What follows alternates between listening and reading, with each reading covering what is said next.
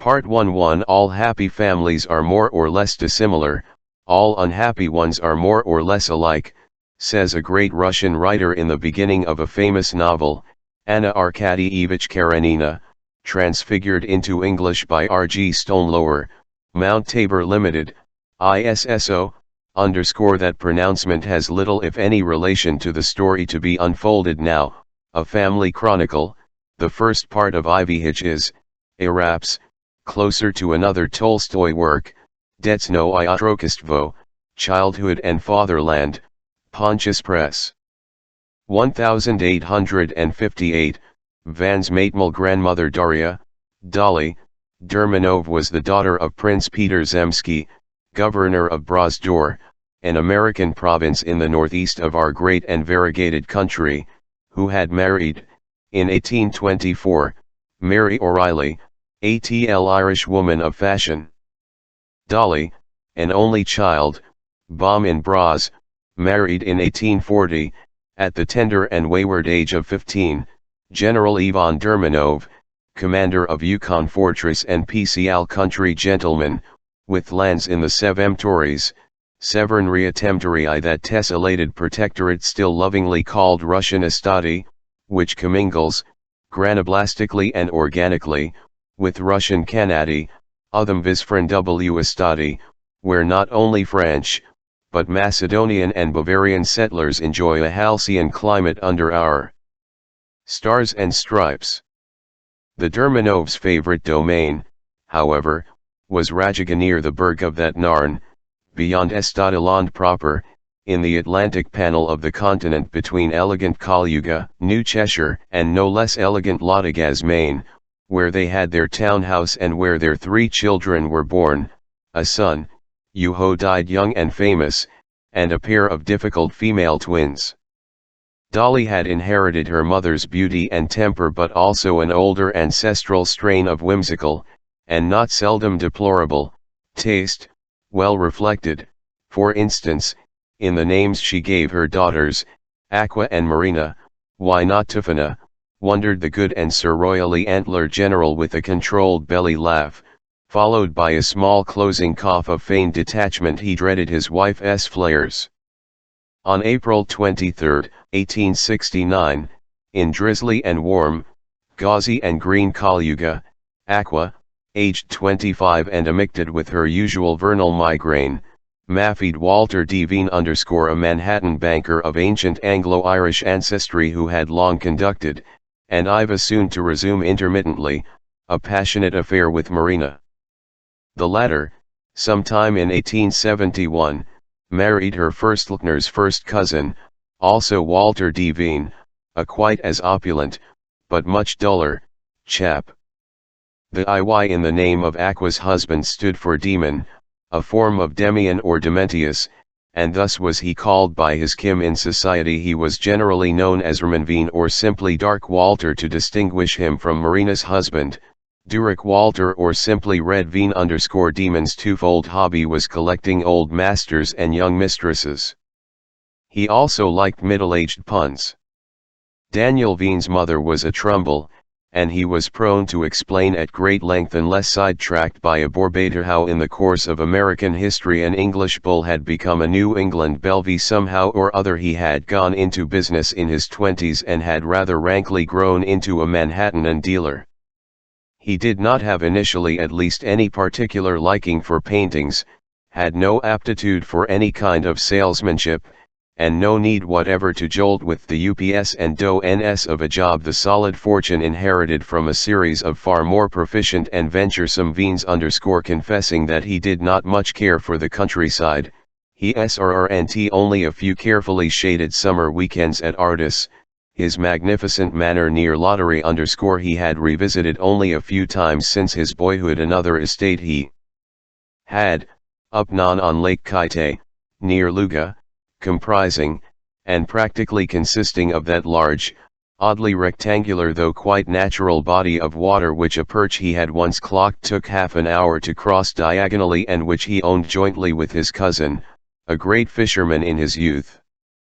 Poor Dan's erotic life was neither complicated nor beautiful, but somehow or other, he soon forgot the exact circumstances as one forgets the measurements and price of a fondly made topcoat worn on and off for at least a couple of seasons.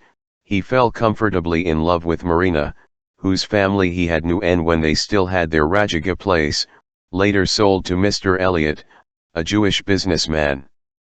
One afternoon in the spring of 1871, he proposed to Marina in the up elevator of Manhattan's first 10-floor building, was indignantly rejected at the 7th stop. Toys came down alone and, to air his feelings, set off in a counterfog direction on a triple trip round the globe, adopting, like an animated parallel, the same itinerary every time. In 1871, as he was in the act of making his even-me plans with the smelly but nice cicerone in a Kviola suit whom he had hired already twice at the same Gen RSE hotel, an aero cable from Marina, forwarded with a whole week's delay via his Manhattan office which had filed it away through a new girl's oversight in a dovehole marked Ria Moore, arrived on a silver salver telling him she would marry him upon his return to America. According to the Sunday supplement of a newspaper that had just begun to feature on its funnies page the now long defunct Goodnight Kids, Nicky and Pimpamela, sweet siblings who shared a narrow bed and that had survived other old papers in the cock loft of Ardis Hall, the Veen-Dermanov wedding took place on St. Adelaida's Day, 1871. 12 years and some 8 months later, 2 naked children, one dark-haired and tanned, the other dark-haired and milk-white, bending in a shaft of hot sunlight that slanted through the dormer window under which the dusty carton stood, happened to collate that date, December 16, 1871, with another, August 16, same year, anachronistically scrawled in Marina's hand across the corner of a professional photograph, in a raspberry plush frame on her husband's knee-hole library table, identical in every detail including the commonplace sweep of a bride's ectoplasmic veil, partly blown by a parvis breeze athwart the groom's trousers to the newspaper reproduction. A girl was born on July 21, 1872, at Ardis, her putative father's seat in Lottery County, and for some obscure mnemonic reason was registered as Adelaida _ another daughter, this time Dan's very own, followed on January 3, 1876. Besides that old illustrated section of the still existing but rather gaga Kalyuga Gazette, our frolicsome Pimpernel and Nicolette found in the same attic a real box contain me what turned out to be, according to Kim, the kitchen boy, as will be understood later, a tremendous stretch of microfilm taken by the Globe-Trotter, with many of its quaint bazaars, painted chems and PLSSMG urchins reappearing 3 times at different points, in different shades of heliocolor. Naturally, at a time one was starting to build a family one could not display very well certain interiors, such as the group scenes in Damascus starring him and the steadily smoking archaeologist from Arkansas with the fascinating scar on his liver side, and the 3 fat whores, and old Archie's premature squidderoo, as the third male member of the party, a real British brick, drolly called it, yet most of the film, accompanied by purely factual notes, not always easy to lead because of the elusive or misleading bookmarks in the several guidebooks scattered around, was run by Dan many times for his bride during their instructive honeymoon in Manhattan. The 2 kids' best find, however, came from another carton in a lower layer of the past. This was a small green album with neatly glued flowers that Marina had picked or otherwise obtained at X, a mountain resort, not far from Brigg, Switzerland, where she had sojourned her marriage, mostly in a rented chalet. The first 20 pages were adorned with a number of little plants collected at random, in August, 1869, on the grassy slopes above the chalet, or in the park of the Hotel Florey, or in the garden of the Sanatorium Need. It, minus house, as poor Aqua dubbed it, or the home, as Marina more demurely identified it in her locality notes. Those introductory pages did not present much botanical or psychological interest, and the 50 last pages or so remained blank, but the middle part, with a conspicuous decrease in number of specimens, proved to be irregular little acted out by the ghosts of dead flowers. The specimens were on one side of the folio, with Marina Dermanoff, sic, s notes en regard. Ancolic Bluey de Alpes, ex envolé, from Englishman in hotel. Alpine Columbine, color of your eyes. A pervier auricule. 25_x_69, x Dr. Lapinus Wald Alpine Garden. Golden ginkgo leaf, fallen out of a book the truth about Telta Ivy Aqua gave me before going back to her home. 14_12.69_ artificial edelweiss brought by my new nurse with a note from Aqua saying it came from a miser no enbiza 1te Christmas tree at the home. 25_12_69_ petal of orchid, one of 99 orchids, if you please, mailed to me yesterday, special delivery, C. Est bien le cas le dire, from Villa Armenez Alpes Maritimes. Have laid aside 10 for Aqua to be taken to her at her home Aix-en-Velay, Switzerland. Snowing in fate's crystal ball, as he used to say. Date erased. Gentiane de Cook, rare, brought by Lapaka Darling Lapiner from his mute Gentiarium, blue ink blot shaped accidentally like a flower, or improved felt pen deletion, complete queria comp/equative aquamarina. EX 15.1.70 fancy flower of paper, found in Aqua's purse. EX 16 11 1870, made by a fellow patient, at the home, which is no longer hers. Gent Iana Verna, Printanure. EX on the lawn of my nurse's cottage. Last day here the two young discoverers of that strange and sickening treasure commented upon it as follows: I deduce, said the boy, 3 main facts, that not yet married Marina and her married sister hibernated in my lutenescence, that Marina had her 01 VN Dr. Krolik, poor in dire, and that the orchids came from Demon who preferred to stay by the sea, his dark blue great-grandmother. I can add, said the girl, that the erdel belongs to the common butterfly orchis, that my mother was even crazier than her sister, and that the paper flower so cavalierly dismissed is a perfectly recognizable reproduction of an early spring sanicle that I saw in profusion on hills in coastal California last February.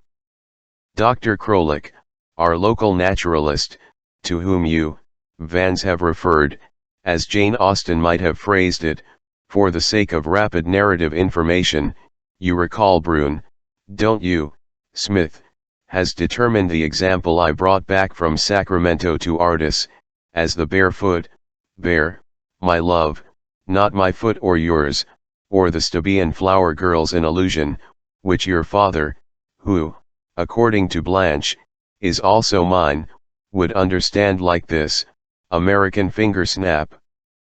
You will be grateful, she continued, embracing him, for my not mentioning its scientific name.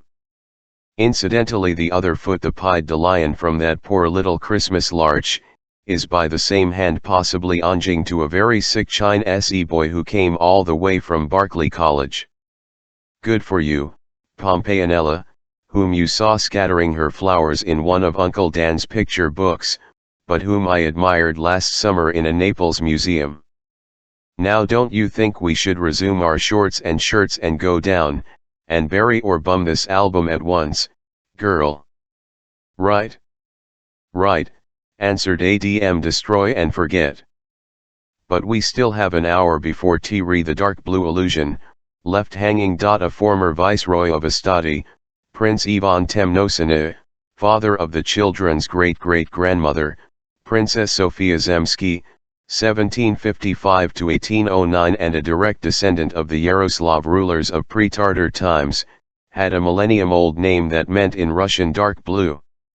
While happening to immune to the sumptuous thrills of genealogic awareness, and indifferent to the fact that oafs attribute both the aloofness and the fervor to snobbishness, Van could not help feeling aesthetically moved by the velvet background he was always able to distinguish as a comforting, omnipresent summer sky through the black foliage of the family tree.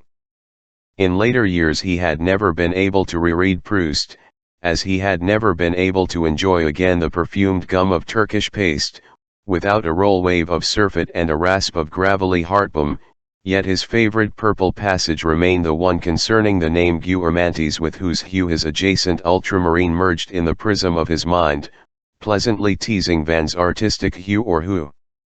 Awkward reword.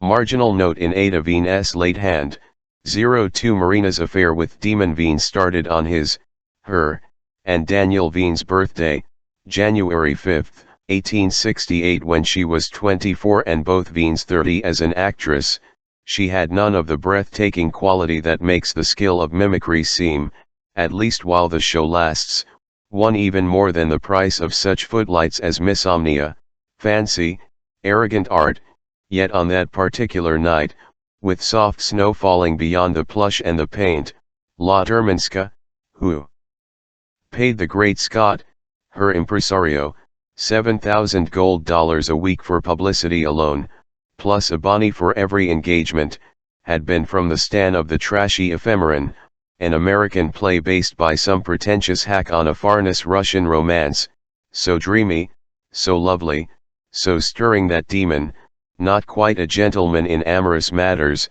made a bet with his orchestra seat neighbor, Prince N, a series of green room attendants, and then, in a cabinet reculé, as a French writer of ATL earlier century might have mysteriously called that little room in which the broken trumpet and poodle hoops of a forgotten clown, besides many dusty pots of colored grease, happened to be stored, proceeded to possess her between two scenes, chapter 3 and 4 of the martyred novel.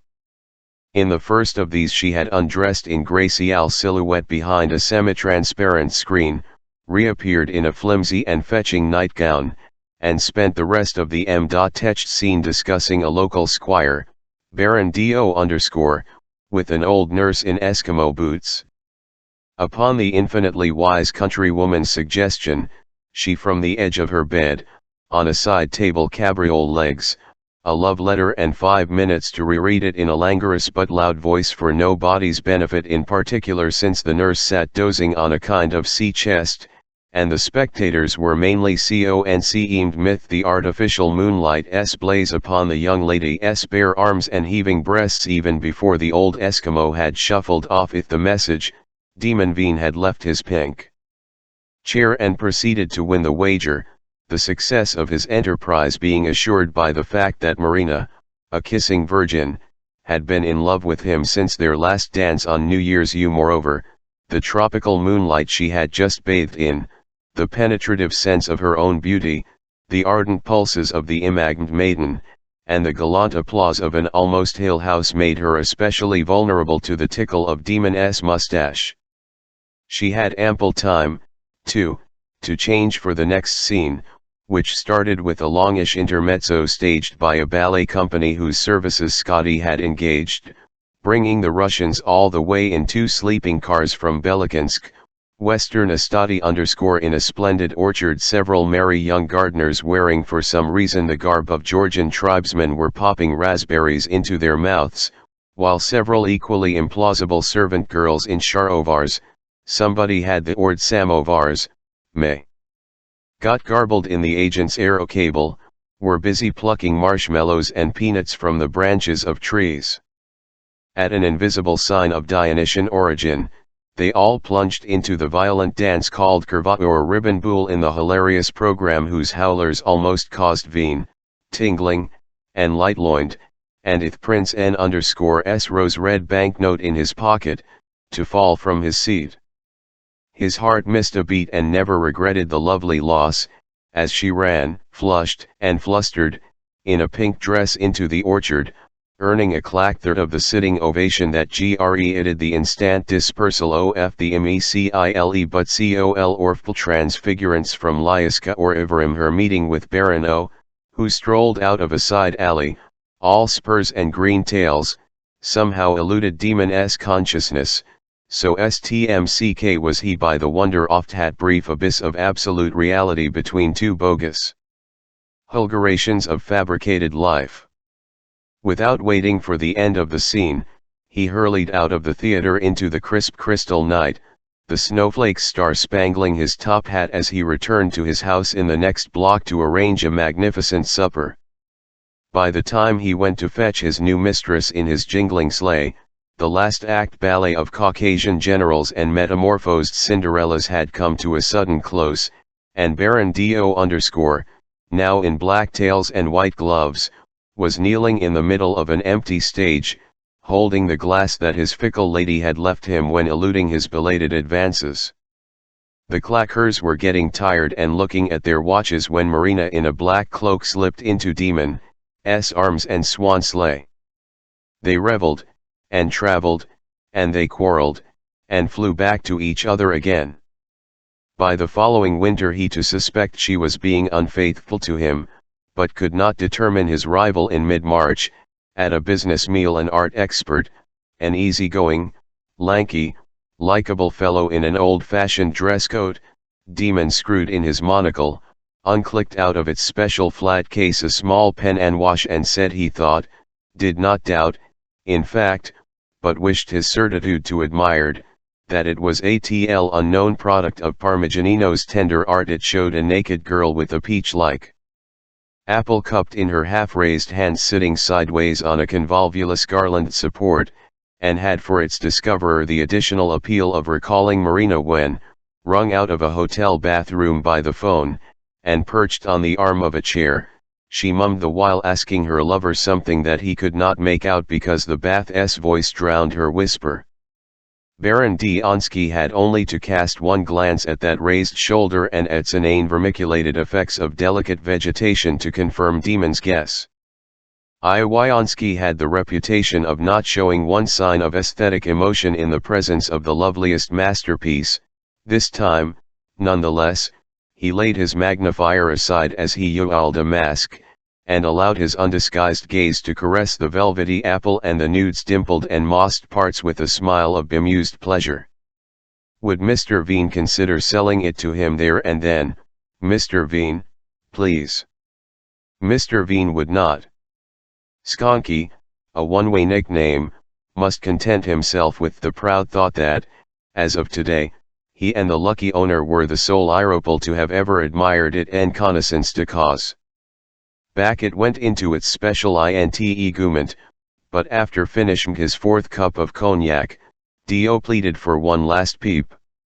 Both men were a little drunk, and Demon secretly wondered if the rather banal resemblance of that Ednic girl to a young actress, whom his visitor had no doubt seen on the stage in Eugene and Lara or Lenore Raven, both painfully panned by a disgustingly incorruptible young critic should be, or you'll be, commented upon.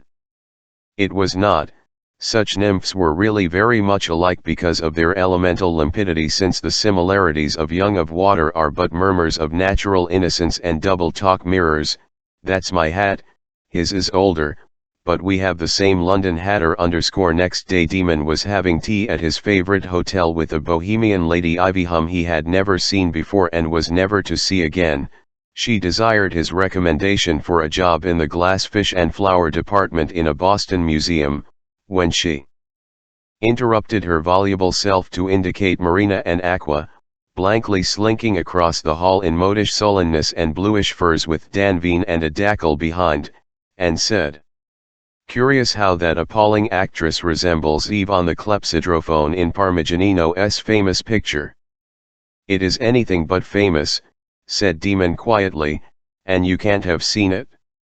"I don't envy you," he added, the naive stranger who realizes that he or she has stepped into the mud of an alien life must experience a pretty sickening feeling. "Did you get that small talk information directly from a fellow named Donsky or through a friend of his?" "Friend of his," replied the hapless bohemian lady upon being questioned in Demon's dungeon. Marina, laughing triflingly, booked me a picturesque tissue of lies, then broke down, and confessed. She swore that all was over, that the Baron, a physical wreck and a spiritual samurai, had gone to Japan for lore. From a more reliable source, Demon learned that the samurai's real destination was smart little Vatican, a Roman spa, whence he was to return to Aardvark, Massa, in a week or so.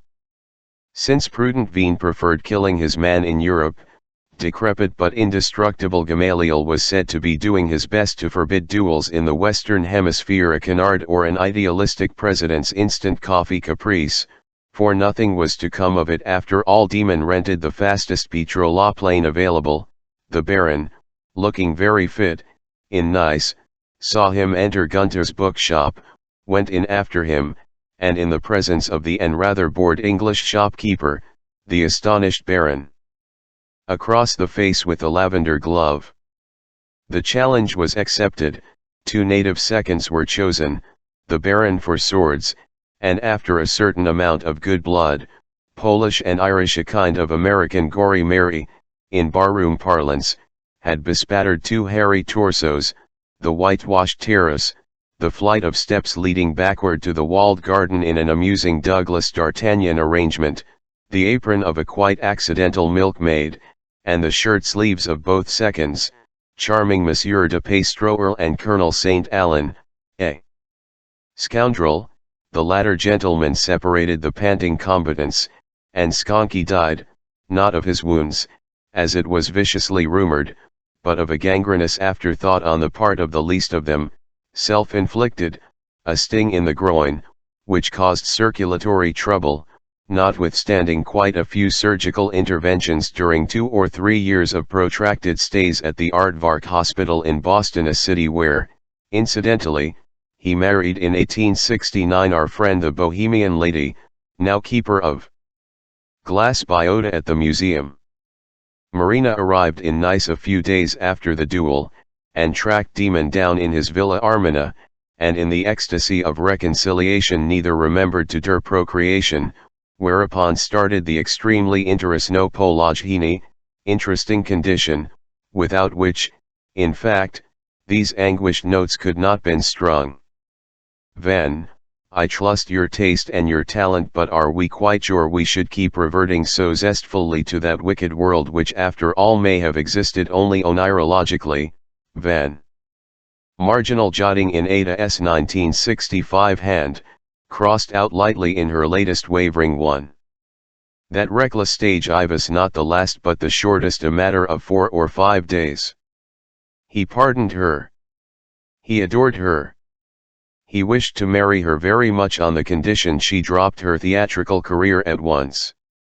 He denounced the mediocrity of her gift and the vulgarity of her entourage, and she yelled he was a brute and a fenkel. By April 10 it was Aqua who was nursing him, while Marina had flown back to her rehearsals of Lucille, yet another execrable drama heading for yet another flop at the Lottery Playhouse. Adieu. Perhaps it is better thus, wrote Demon to Marina in mid-April, 1869, the letter may be either a copy in his calligraphic hand or the unposted original, for whatever bliss might attended our married life, and however long that blissful life might have lasted, one image I shall not forget and will not forgive. Let it sink in, my dear. Let me roll rat it in such terms as a stage can appreciate. You had gone to Boston to see an old anticliché, but the truth for the nonce, and I had gone to my aunt's ranch near Lolita, Texas. Early one February morning, around noon chez vous, I rang you up at your hotel from a roadside booth of pure crystal, still tear-stained after a tremendous thunderstorm, to ask you to fly over at once, because I, Demon, rattling my crumpled wings and cursing the automatic Dorophone, could not live without you, and because I wished you to see, with me holding you, the days of desert flowers that the rain had brought out. Your voice was remote but sweet, you said you were in Eve's state, hold the line, let me put on a pin. Instead, blocking my ear, you spoke, I suppose, to the man with whom you had spent the night, and whom I would have dispatched, had I not been overeager to castrate him. Now that is the sketch made by a young mist in Parma, in the 16th century, for the fresco of our destiny, in a prophetic trance, and coinciding, except for the apple of telltable knowledge, with an image repeated in two men's minds. Your runaway maid, by the way, has been found by the police in a brothel here and will ship to you as soon as she is sufficiently stuffed with mercury. 03 The details of the El disaster, and I do not mean elevated, in the beau milieu of last century, which had the singular effect of both causing and cursing the notion of terror, are well known historically, and too obscene spiritually, to be treated at length in a book addressed to young laymen and lemons and not to grave men or grobmen. Of course, today, after great anti-L years of reactionary delusion have gone by, more or less, and our sleek little machines, Farag KL bless them, hum again after a fashion, as they did in the first half of the 19th century, the mere geographic aspect of the affair possesses its redeeming cotton side, like those pathems of brass marquetry, and bric-a-bracs, and the Ormolu horrors that meant art to our humorless forefathers. For, indeed, none can deny the presence of something highly ludicrous in the very configurations that were solemnly purported to represent a varicolored map of Telta_VED, it is, isn't it, side-splitting to imagine that Russia, instead of being a quaint synonym of a study, the American province extending from the Arctic no longer vicious circle to the United States proper, Ivas on Telta the name of a country, transfe one ted as if by some sleight of land across the haha of a double to the opposite hemisphere where it sprawled over all of today's Tartary, from Kurland to the Karels.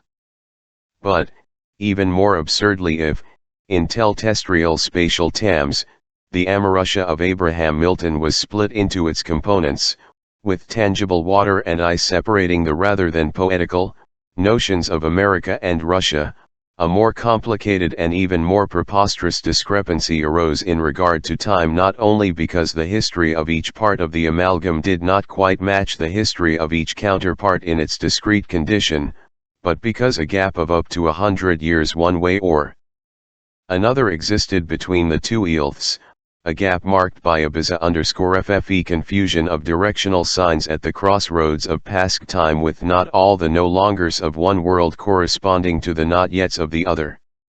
It was owing, among other things, to this scientifically ungraspable concourse of divergences that minds bien rangus, not apt to unhobble hobgoblins, rejected terra as a fad or a phantom, and deranged minds, ready to plunge into any abyss, accepted it in support and token of their own irrationality, as Van Veen himself was to find out, at the time of his passionate research in terrology, then a branch of psychiatry.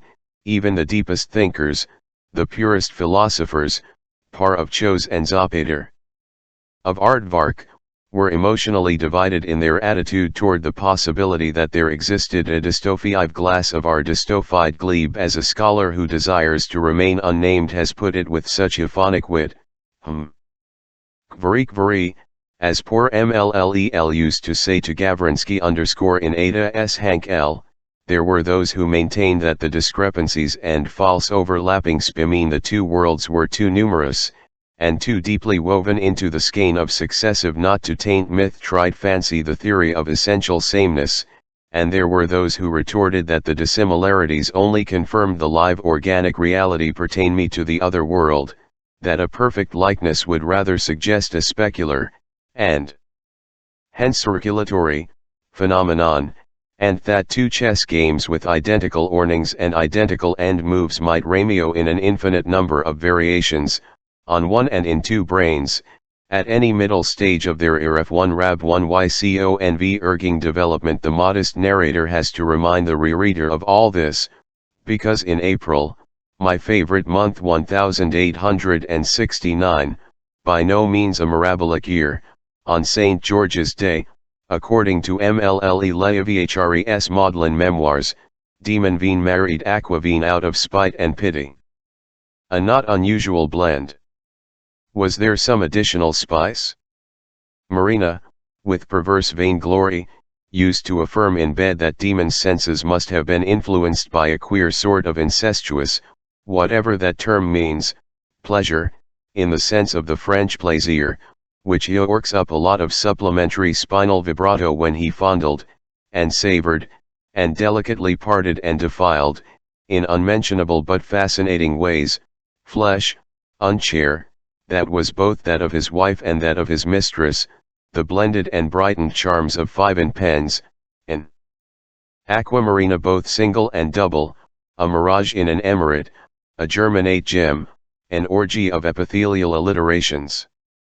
Actually, Aqua was less pretty, and far more dotty, than Marmderm Gerfauni, and years of miserable marriage she spent a broken series of steadily increasing sojums in sanatoriums. A small map of the Ururan part of the British Commonwealth, say, from Scoto-Scandinavia to the Riviera, Altar and Paler Montavia, as well as most of the from Estadi and Canadi to Argentina, might be quite thickly prickled with enameled Red Cross flag pins, marking, in her War of the Worlds, Aqua's bivouacs. She had plans at one time to seek a modicum of health, just a little grayishness, please, instead of the solid black, in such Anglo-American protectorates as the Balkans and Indias, and might even try the two southern continents that thrive under our joint dominium, of course, Tartary, an independent inferno, which at the time spread from the Baltic and Black Seas to the Pacific Ocean, was touristically unavailable, though Yalta and Altintak sounded strangely attractive _____, but her real destination was Terra the Fair, and thither she trusted she would fly on Libellula long wings when she died. Her poor little letters from the homes of madness to her husband were sometimes signed, Madame Shmaishchikzivyukov, heart-rending sounds. After her first battle with insanity at Aix-en-Velay she returned to America, and suffered a bad defeat, in the days when Van was still being suckled by a very young wet nurse, almost a child, Ruby Black, Bomb Black, who was to go mad too, for no sooner did all the fond, all the frail, come into close contact with him, as later Lucette did, to give another example, then they were bound to know anguish and calamity, unless strengthened by a strain of his father's demon. Aqua was not quite 20 when the exaltation of her nature had begun to reveal a morbid trend. Chronologically, the initial stage of her mental illness coincided with the first decade of the Great Revelation, and although she might have found just as easily another theme for her delusion, statistics shows that the great, and to some intolerable, Reinvention caused more insanity in the world than even an over-preoccupation with religion had in medieval times. Revelation can be more perilous than revolutium. Sick minds identified the notion of a Terra planet with that of another world, and this other world got confused not only with the next world but with the real world in us and beyond us. Our enchanters, our demons, are noble iridescent creatures with translucent talons and mightily beating wings, but in the 1860s the new believers urged one to imagine a sphere where our splendid friends had been utterly degraded, had become nothing but vicious monsters, disgusting devils, with the black scrota of carnivora and the fangs of serpents, revilers and tormentors of female souls, while on the opposite side of the cosmic lane a rainbow mist of angelic spirits, inhabitants of sweet Taraz restored all the stalest but still potent myths of old creeds, with rearrangement for of all the cacophonies of all the divinities and divines ever spawned in the marshes of this our sufficient world. Sufficient for your purpose, Van, Ontondens News. Note in the margin, poor Aqua, whose fancies were apt to fall for all the fangles of cranks and Christians, envisaged vividly a minor hymnist's paradise, a pure America of alabaster buildings 100 stories high, resembling a beautiful humature store crammed with tall white-ivished wardrobes and Schoner fridges. She saw giant flying sharks with lateral eyes taking barely one night to carry pilgrims through black ether across an entire continent from dark to shining sea, booming back to Seattle or Wark. She heard magic music boxes talking and singing, drowning the terror of thought, uplifting the lift girl, riding down with the miner, praising beauty and godliness, the Virgin and Venus in the dwellings of the lonely and the poor. The unmentionable magnetic power denounced by evil lawmakers in this our shabby country. Oh, every V here, in Estadi and Kanadi, in German Mark Kennensee, as well as in Swedish Monidabagan, in the workshop of the red-shined Ukonets as well as in the kitchen of the red-kerchiefed Lyaskanka, and in W Estadi, from Brosdor to Lottery and very soon throughout both our Americas, and all over the other stunned continents was used on terra as freely as water and air, as Bibles and brooms. 2 or 3 centuries earlier she might have just another consumable which in her Eltatic student years Aqua had left fashionable Brown Hill College, founded by one of her less reputable ancestors, to participate, as was also fashionable, in some social improvement project or another in the Severnria territory she organized with Milton Abraham's invaluable help a free pharmacy in Belikinsk, and fell grievously in love there a married man, who after one summer of panenu passion to her in his Carnpingford Garçonnière preferred to give her up rather than ton the risk of endangering his Seal's situation in a Philistine town where businessmen played golf on Sundays and belonged to lodges. The dread owl sickness, roughly diagnosed in her case, and in that of other unfortunate Iropal, as an extreme form of mystical mania combined with exist-alienation, otherwise plain madness crept over her by degrees, with intervals of ecstatic peace, skipped areas of precarious sanity, with sudden dreams of eternity certainty, which grew ever rarer and briefer after her death in 1883. Van computed that in the course of 19 years, counting every presumed moment of presence, counting the dismal visits to her various hospitals, as well as her sudden tumultuous appearances in the middle of the night, wrestling with her husband or the frail but agile English governess all the way upstairs, wildly welcomed by the old Appenzeller and finally making the nursery, wigless, slipperless, with bloodied FING emails he had actually seen her, or been near her, all in all, for a length of time hardly exceeding that of human gestation. The rosy remoteness of Terra was veiled for her by direful mists. Her disintegration went down a shaft of phases, every one more racking than the last, for the human brain can the best torture house of all those it has invented, established and used in millions of years, in millions of lands, on millions of howling creatures. She developed a morbid sensitivity to the language of tap water which echoes sometimes, much as the bloodstream does predominatorily, a fragment of human lingering in one's ears while one washes one's hands after cocktails strangers.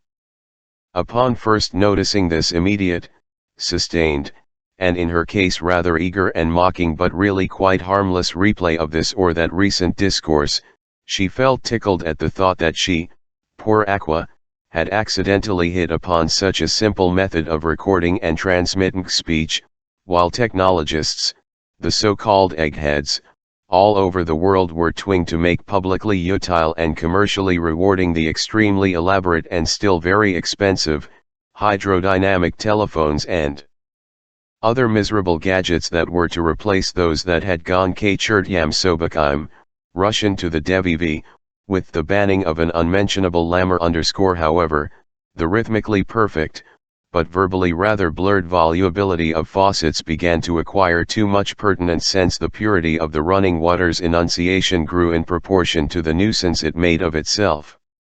It spoke after she had listened, or exposed, to somebody talking not necessarily to her forcibly and expressively, a person a rapid characteristic voice, and very individual or very foreign phrasal intonations, some compulsive narrator's patter at a horrible party, or a liquid soliloquy in a tedious play, or Van's lovely voice, or a bit of poetry heard at a lecture, my lad, my pretty, my love, take pity, but especially the more fluid and fluitalian worse, for instance that ditty recited between knee and palpebra lifting, by a half-Russian, half-dotty old doctor, Doc. Toc, ditty, dotty, belady ta, Diboletta ____ 2, Spigottita, Spigati e Diavoletta ____ de 10 cor dolent, con belati ta va ____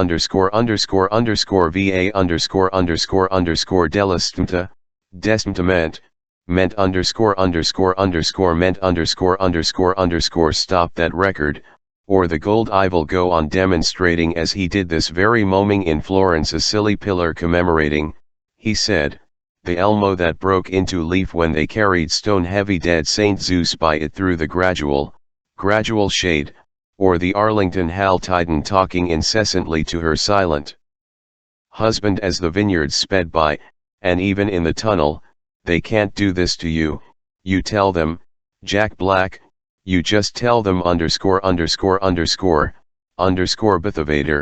or shower, was too much of a Caliban to speak distinctly or perhaps was brutally anxious to emit the hot torrent and get rid of the infernal ardor to bother about small talk, but the burbly flowlets grew more and more ambitious and odious, and when at her first home, she heard one of the most hateful of the visiting doctors, the Cavalcanti, quote her garrulously pour hateful instructions in Russian lapped German into her hateful bidet, she decided to stop tumming on tap water altogether. But that phase elapsed too. Other excruciations replaced her namesake's loquacious quells so completely that when, during a lucid interval, she happened to open with her weak little hand a lavabo for a drink of water, the tepid lymph replied in its own lingo, without a trace of trickery or mimicry, finito. It was now the forming of soft black pits, yamishchi, in her mind, between the dimming sculptures of thought and recollection, that tormented her phenomenally, mental panic and physical pain joined black ruby hands, one making her pray for sanity, the other, plead for death. Man-made objects lost their significance or grew monstrous connotations, clothes hangers were really the shoulders of decapitated Tellurians, the folds of a blanket she had kicked off her bed looked back at her mournfully _ally with a sty on one drooping eyelid and dreary reproof in the limp twist of a livid lip. The effort to comprehend the information conveyed somehow to Roppel of gems by the hands of a timepiece, or piece of time, became as hopeless as trying to make out the sign language of a secret society or the Chinese chant of that young student with a non-Chinese guitar whom she had known at the time she or her sister had given birth to a mauve baby. But her madness, the majesty of her madness, still retained a mad queen's pathetic kitchery. You know, doctor, I think I'll need glasses soon, I don't know. Lofty laugh, I just can't make out what my wristwatch says ____ for heaven's sake, tell me what it says. 4:30 for what? Never mind, never and mind are twins, I have a twin sister and a twin son. I know you want to examine my pudendron, the hairy alpine rose in her album, collected 10 years ago, showing her 10 fingers gleefully, proudly, 10 is 10. Then the anguish increased to unendurable massivity and nightmare dimensions, making her scream and vomit. She wanted, and was allowed, bless the hospital barber, Bob Bean, to have her dark curls shaved to an aquamarine prickle, because they grew into her porous skull and curled inside. Jigsaw pieces of sky or evil came apart, no matter how delicately put together, but a careless jolt or a nurse can disturb so easily those lightweight fragments which became comprehensible blanks of anonymous objects, or the blank backs of Scrabble counters, which she could not turn over sunny side up, because her hands had been tied by a male nurse with demon's black eyes. But presently panic and pain, like a pair of children in a game, emitted one last shriek of laughter and ran away to manipulate each other a bush as in Count Tolstoy's Anna Karenina, and again, for a while, a little while, all was quiet in the house, and their mother had the same first name as hers had.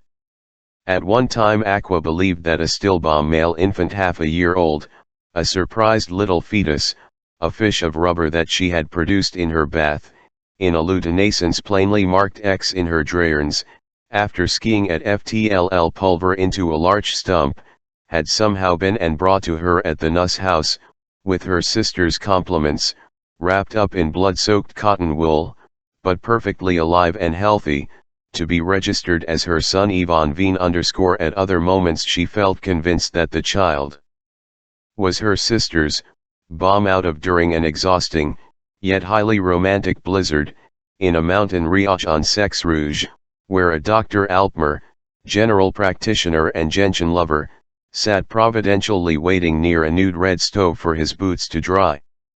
Some conf scion ensued less than 2 years later, September 1871. Her proud brain still retained dozens of dates, when upon escaping from her next refuge and somehow reaching her husband's unforgettable country house, imitate a foreigner, Signor Conductor, Ivant go Lago de Luga, here Geld, she advantage of his being massaged in the solarium, tiptoed into their former and experienced a delicious shock, her talc powder in a half FTLL glass container marked colorfully Quelques fleurs still. On her table, her favorite flame-colored nightgown lay rumpled on the bedrug. To her it meant that only a brief black nightmare had obliterated the radiant fact of her having slept with her husband all along ever since Shakespeare's birthday on a green rainy day, but for most other people, alas, it meant that Marina, after Ga_Vrinsky, the movie man, had left Marina for another long-lashed Christosic as he called all pretty starlets, had est bien le dire, the brilliant idea of having demon divorce mad Aqua and marry Marina, who thought, happily and correctly, she was pregnant. Marina had spent a Rukolaruyashchi month with him at Kaite, but when she smugly divulged her intentions, just before Aqua's arrival, he threw her out of the house.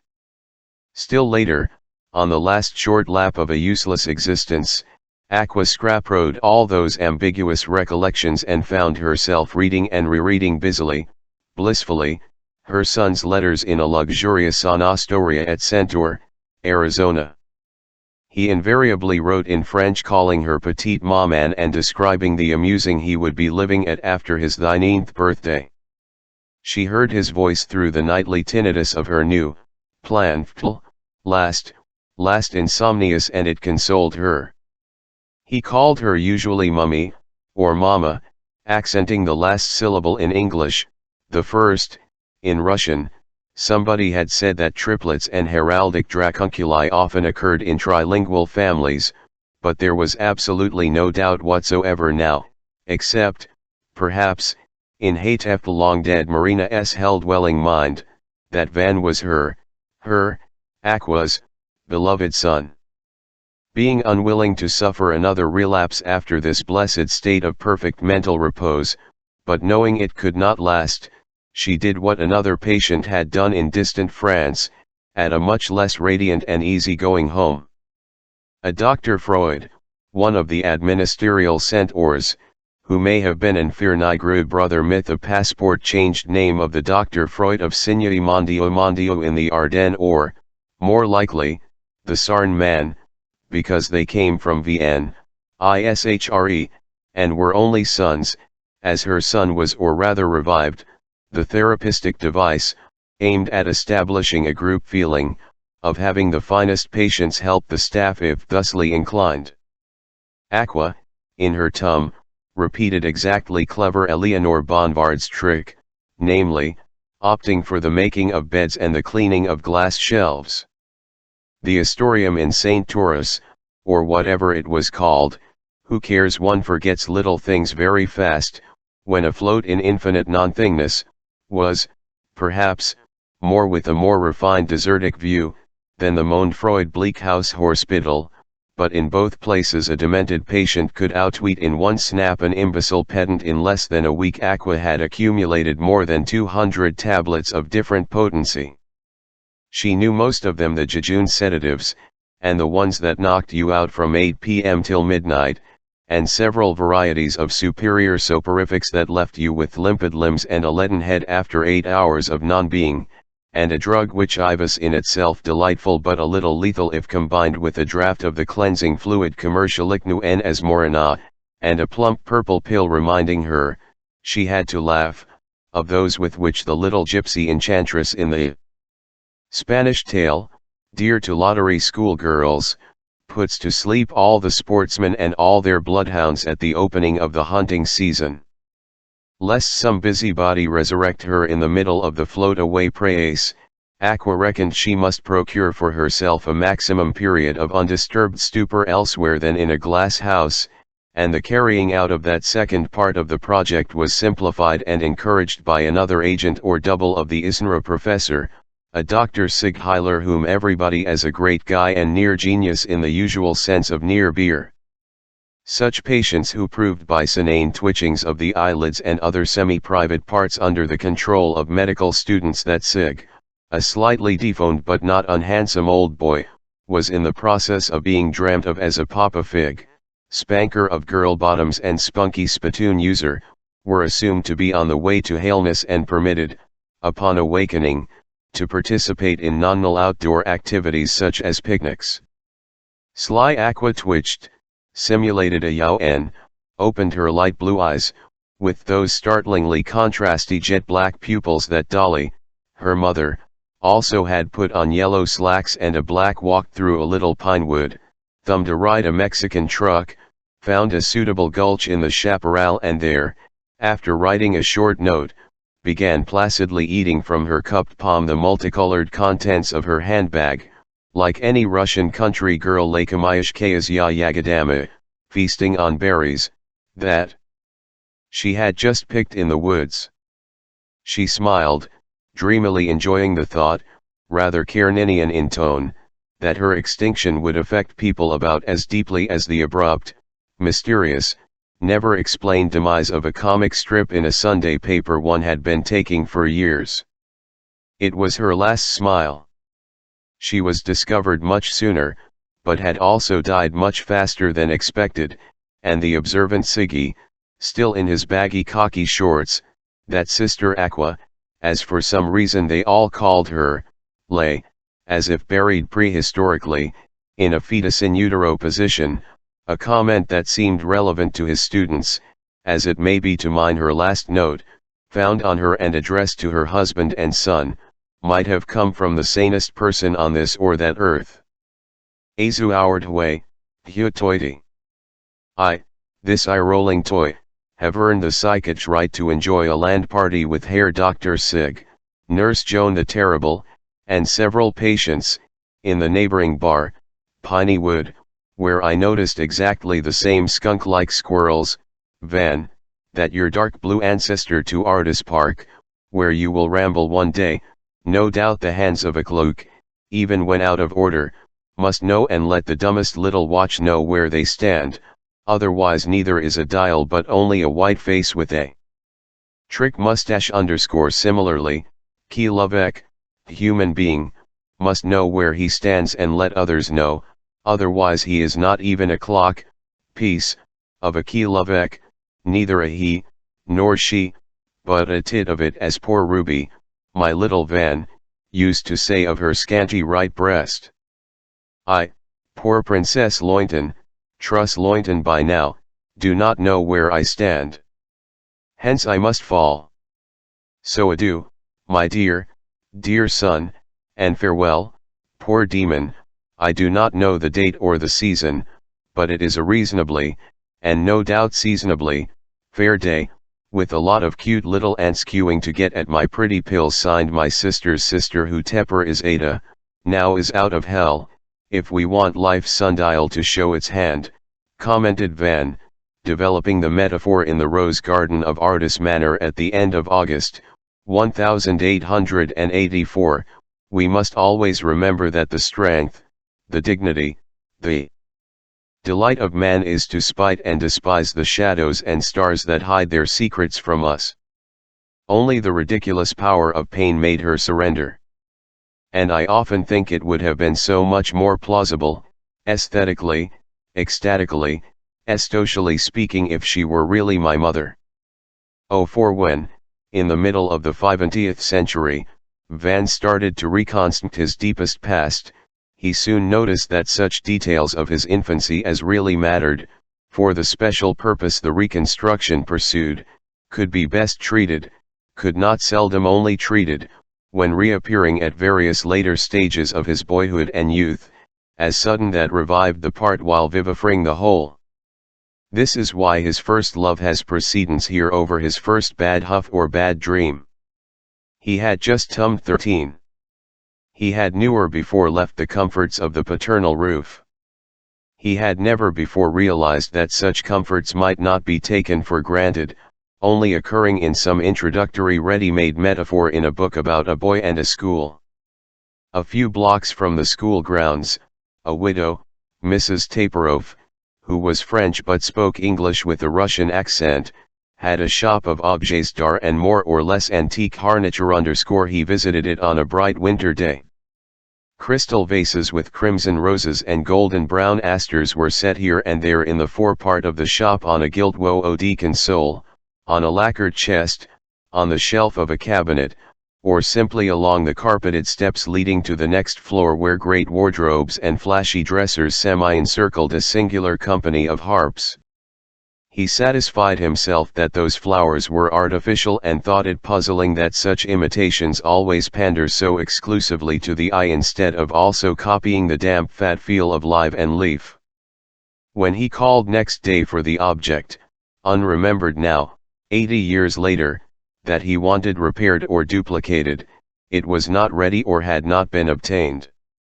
In passing, he touched a half-opened rose and was cheated of the sterile texture his fingertips had expected when life kissed them with pouting lips. "My daughter," said Mrs. Taperoff, who saw his surprise, "always puts a bunch of real ones among the fake poor at Trapper Le client. You drew the joker." As he was leaving she came in, a schoolgirl in a grey coat, brunette shoulder-length ringlets and a pretty face. On another, for a certain part of the thing a frame, perhaps took an infinite time to heal, or else the entire article proved too unobtainable after all. He saw her curled up her school books in an chair, a domestic item among those for sale. He knew her, spoke to her. He loved her madly. It must have lasted at least one term. That was love, normal and mysterious. Less mysterious and considerably more grotesque were the passions which several generations of had failed to eradicate, and which as late as ISS3 still enjoyed an unparalleled vogue at Riverlane. Every dormitory had its catamite. One hysterical lad from UPS, cross-eyed, with almost abnormally awkward limbs, but with a wonderfully tender skin texture and the round creamy charms of Bronzino's Cupid, the big one, whom a delighted satyr in a lady's bower was much prized and tofued by a group of foreign boys, mostly Greek and English, led by Cheshire, the rugby ace, and partly out of bravado, partly out of curiosity, Van surmounted his disgust and coldly watched their rough orgies. Soon, however, he abandoned this surrogate for a more natural though equally heartless divertissement. The aging woman who sold barley sugar and Lucky Louse magazines in the corner shop, which by tradition was not strictly out of bounds, happened to hire a young helper, and Cheshire, the son of a thrifty lord, quickly ascertained that this fat little wench could be had for a Russian green dollar. Van was one of the first to avail himself of her favors. These were granted in semi-darkness, among crates and sacks at the back of the shop after hours. The fact of his having told her he was 16 and alive 9 instead of 14 and a virgin proved a source of embarrassment to our hell-raker when he tried to bluster his inexperience into quick action, but only succeeded in spilling on the welcome mat what she would have gladly hew him to take indoors.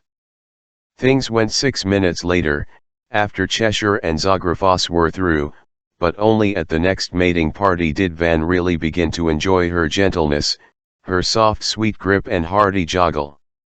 He knew she was nothing but a filbsy pig-pink whorelet and wooed her face away when she attempted to kiss him after he had finished and was checking with one quick hand, as he had seen Cheshire do, if his wallet was still in his hip, but somehow or other, when the last of some 40 convulsions had come and gone in the ordinary course of collapsing time, and his train was bowling past black and green fields to Ardis, he found himself endowing with unsuspected poetry her poor image, the kitchen odor of her arms, the humid eyelashes in the sudden gleam of Cheshire's lighter, and even the creaky steps of old deaf Mrs. Gimber in her upstairs in an elegant first-class compartment, with one's gloved hand in the side loop. One feels very much a man of the world as one surveys the capable landscape capably skimming by.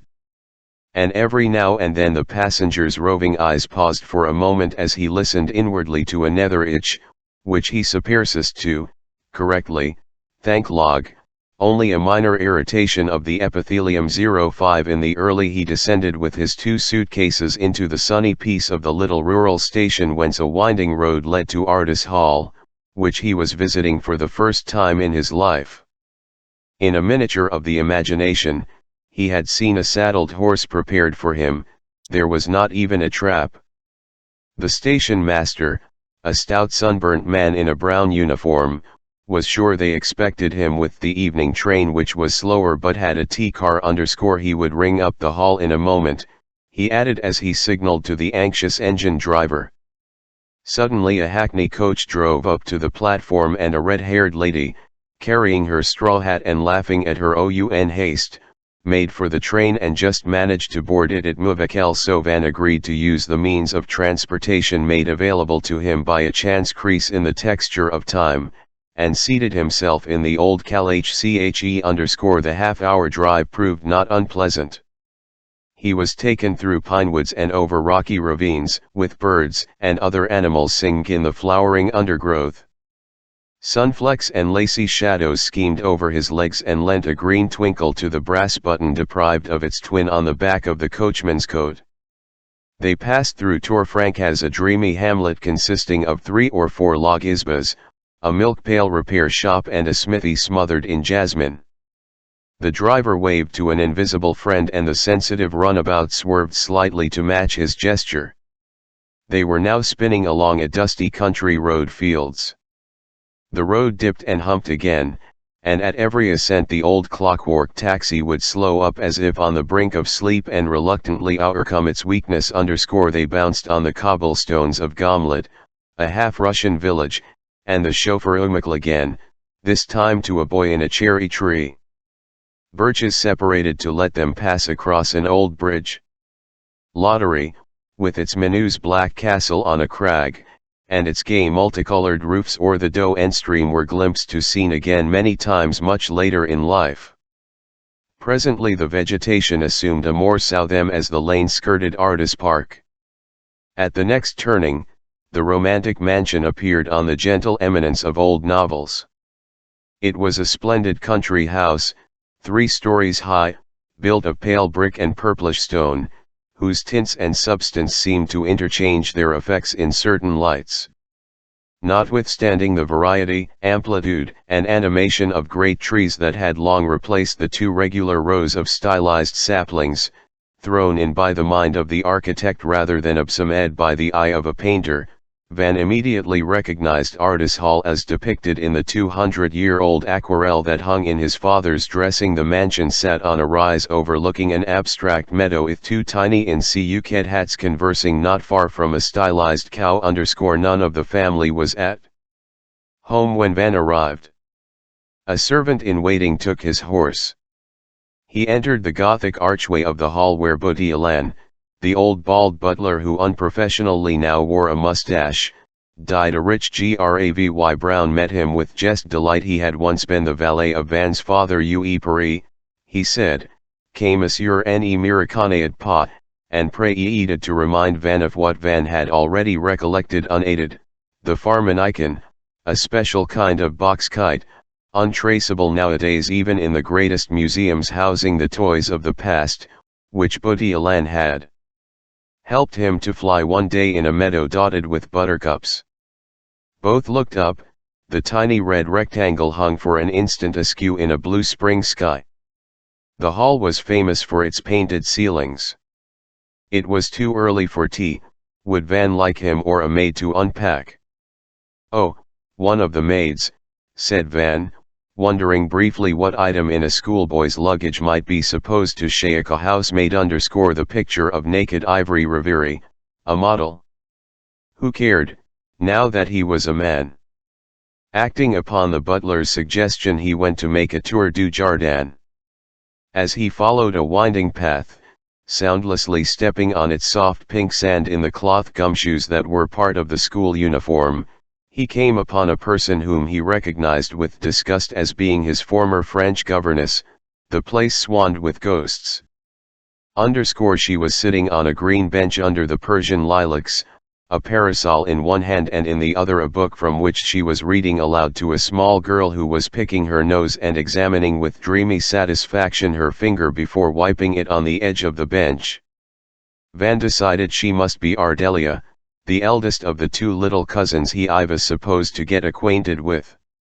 Actually it was Lucette, the younger one, a neutral child of 8, with a fringe of shiny reddish blonde hair and a freckled button for nose. She had had pneumonia in spring and was still veiled by an odd air of remoteness that children, especially impish children, retain for some time after brushing through death. Mlle Leavre suddenly at Van over her green, and he had to cope with another warm welcome.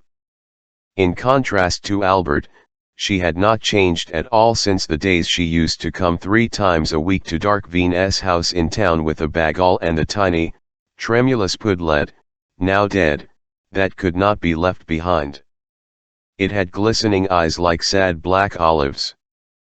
Presently they all strolled back, the governess shaking in reminiscent grief her big-chinned, big-nosed head under the moire fly of her parasol, Lucy gratingly dragging a garden hoe she had found, and young Van in his trim grey suit and flowing tie, with his hands behind his back, looking down at his neatly stepping mute feet, trying to place them in line, for no special reason.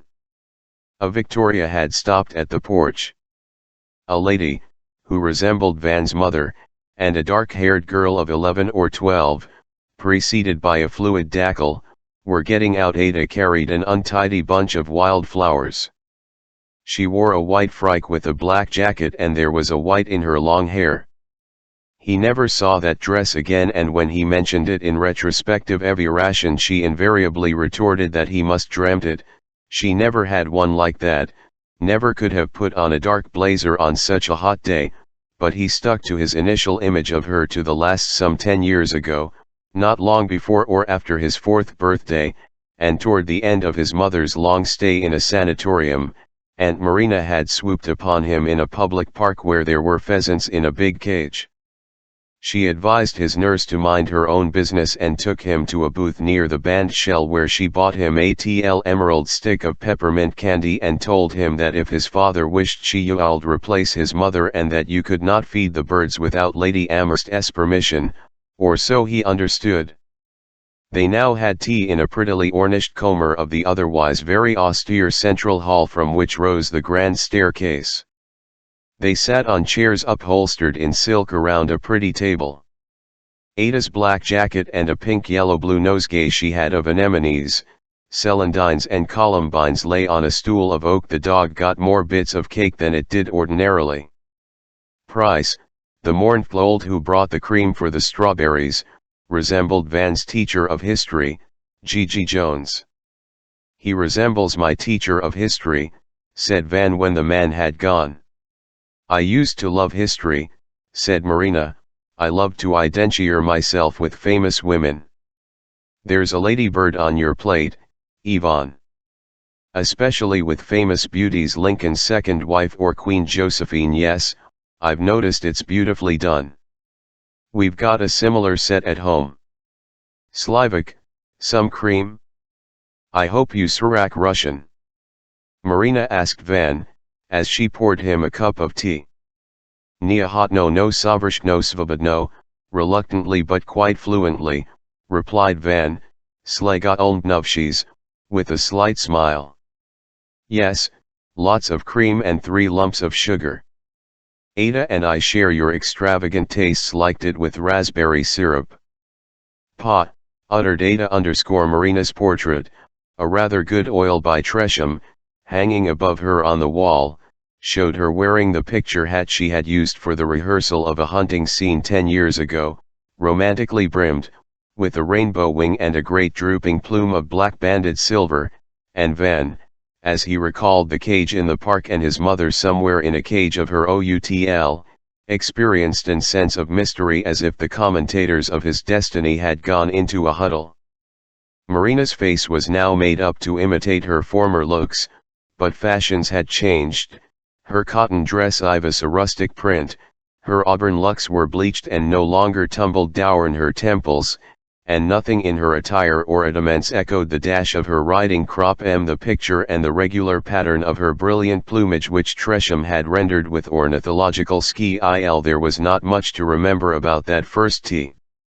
He noticed Ada's trick of hiding her FING emails by fisting her hand or stretching it the palm turned upward when helping herself to a biscuit she was bored and embarrassed by everything her mother said, and when the latter started to talk about the Tam, otherwise the new reservoir, he noted that Ada was no longer sitting next to him but standing a little way off with her back to the tea table at an open casement with the slim-waisted dog on a chair peering over splayed front paws out into the garden too, and she was asking it in a private whisper what it was it had sniffed. "You can see the tarn from the library window," said Marina. "Presently Ada will show you all the rooms in the house." Ada. She pronounced it the Russian way with deep, dark A's, making it sound rather like Ardor_Z. "You Carl catch a glint of it from here too," said Ada turning her head and, Paulus verso, introducing the view to Van, who put his cup down, wiped his mouth with a tiny embroidered napkin, and stuffing it into his trouser pocket, went up to the dark-haired, pale-armed girl as he bent toward her. He was 3 inches taller and the double of that when she married a Greek Catholic, and his shadow held the bridal crown over her from behind. She moved her head to make him move his to the required angle and her hair touched his neck. In his first dreams of her this reenacted contact, so light, so brief, invariably proved to be beyond the dreamer's endurance and like a lifted sword signaled fire and violent release. "Finish your tea, my precious," called Marina. Presently, as Marina had promised, the 2 children went upstairs. Why do stairs creak so desperately, when 2 children go upstairs, she thought, looking up at the balustrade along which 2 left hands progressed strikingly similar flips and glides like siblings taking their first dancing lesson. "After all, we were twin sisters, everybody knows that." The same slow heave, she in front, he behind, them over the last 2 steps, and the staircase was silent again. "Old-fashioned qualms," said Marina. 06 Ada showed her shy guest the great library on the 2nd floor, the pride of artists and her favorite browse, which her mother never entered, having her own set of 1001 best plays in her boudoir, and which read Veen_a sentimentalist and a poltroon, shunned, not caring to mn into the ghost of his father who had died there of a stroke, and also because he found nothing so depressing as the collected works of unrecollected authors, although he did not mind an occasional visitor's admiring the place's tall bookcases and short cabinets, its dark pictures and pale busts, its 10 chairs of carved walnut, and 2 noble tables inlaid with ebony. In a slant of scholarly sunlight a botanical atlas upon a reading desk lay open on a colored plate of orchids. A kind of divan or daybed in black velvet, with 2 yellow cushions, was placed in a recess, below a plate glass window which offered a generous view of the banal park and the man-made lake. A pair of candlesticks, mere phantoms of metal and tallow, stucco or seemed to stand, on the broad window ledge. A coffeter leading off the library would have taken our silent explorers to Mr. and Mrs. Veen's apartments in the West Wing, had they pursued their investigations in that direction. Instead, a semi-secret little staircase spiraled them from behind a rotatory to the upper floor, she, pale-thighed, above him, taking longer strides than he, 3 steep steps behind. The bedchambers and adjacent accommodations were more than modest, and Van could not help regretting he was too young, apparently, to be assigned one of the two guest rooms next to the library. He recalled nostalgically the luxuries of home as he considered the revolting objects that would close upon him in the solitude of summer nights. Everything struck him as being intended for a cringing cretin: the dismal poorhouse bed with a medieval headboard of dingy wood, the self-creaking ivy wardrobe, the squat commode of imitation mahogany with chain-linked knobs, one missing the blanket chest, a sheepish escape from the linen room, and the old bureau whose domed front flap was locked or stuck. He found the knob in one of its useless pigeonholes and handed it to Ada, who threw it out of the window. Van had never encountered a towel horse before, never seen a washstand made slower clolly for the bathless. A round looking glass above it was ornamented with gilt gesso grapes. A satanic snake encircled the porcelain basin, twin of the one in the girls' washroom across the passage.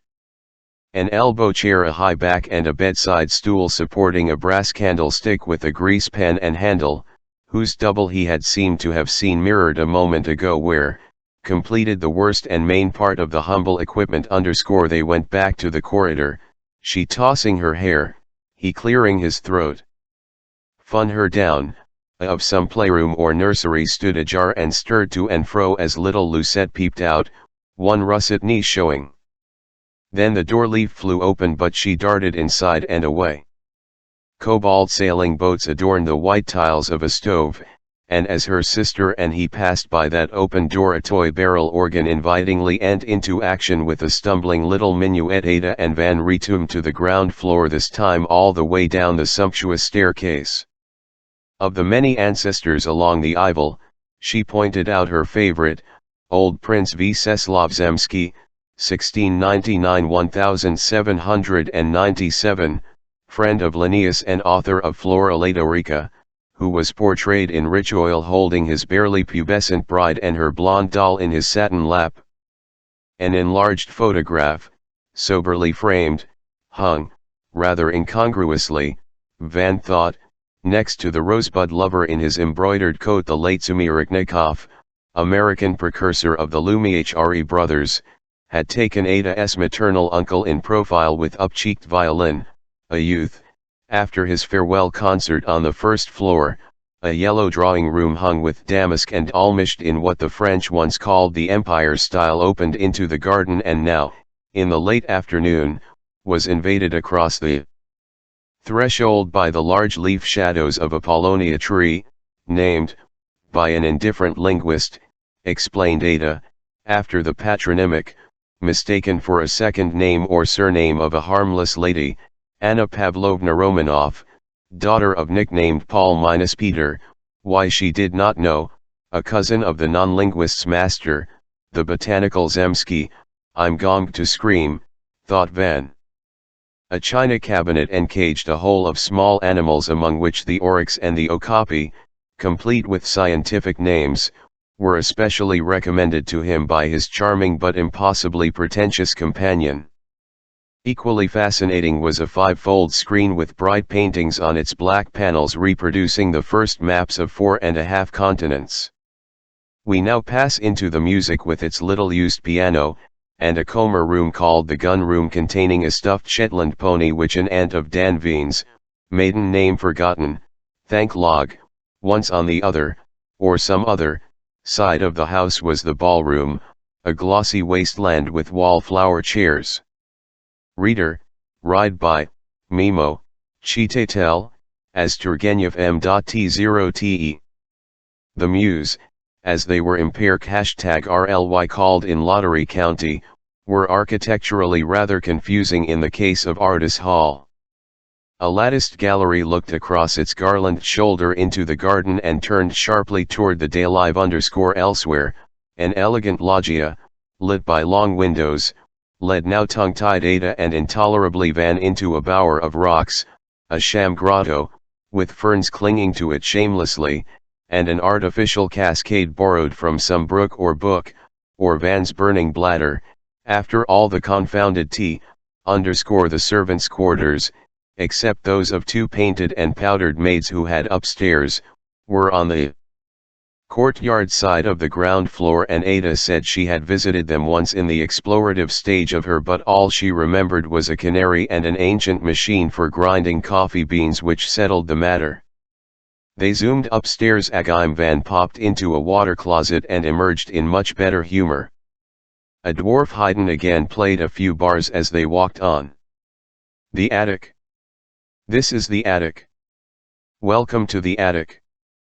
It stored a great number of trunks and cartons, and two brown couches one on top of the other like copulating beetles, and lots of pictures standing in corners or on shelves with their faces against the wall like humiliated children. Rolled up in its case was an old jicker, or skimmer, a blue magic rug with Arabian designs, faded but still enchanting, which Uncle Daniel's father had used in his boyhood and later flew in when drunk because of the many collisions, collapses and other accidents, especially numerous in sunset skies over idyllic fields. Jickers were banned by the Air Patrol, but 4 years later Van, who loved that sport, bribed a Lille mechanic to clean the thing, reload its hawking tubes, and generally bring it back into magic order, and many a summer day would they spend, his Ada and he, hanging over grove and river or gliding at a safe 10-foot altitude above surfaces of roads or roofs. How comic the wobbling, ditch-diving cyclist, how weird the arm-flailing and slipping chimney sweep. Vaguely by the feeling that as long as they were inspecting the house they were, at least, doing something, keeping up a semblance of consecutive action which, despite the brilliant conversational gifts both possessed, would degenerate into a desperate vacuum of self-conscious loafing with no other resource than affected wit followed by silence. Ada did not spare him the basement where a robot throbbed, manfully heating the pipes that meandered to the huge kitchen and to the two drab bathrooms, and did their poor best to keep the castle habitable on festive visits. Winter. You have not seen anything yet, cried Ada. There is still the roof. But that is going to be our last climb today, said Van to himself firmly. Owing to a mixture of overlapping styles and tiles, not easily explainable in non-technical terms to non-roof lovers, as well as to a haphazard continuum, so to speak, of renovations, the roof of Ardor Manor presented an indescribable configuration of angles and of tin green and fin grey surfaces, of scenic ridges and windproof nooks. You could clip and kiss, and survey in between, the reservoir, the groves, the meadows, even the incline of larches that marked the boundary of the nearest estate miles away, and the ugly little shapes of more or less legless cows on a distant hillside. And one could easily hide behind some projection from inquisitive skimmers or picture-taking a gong bronzely boomed on a terrace.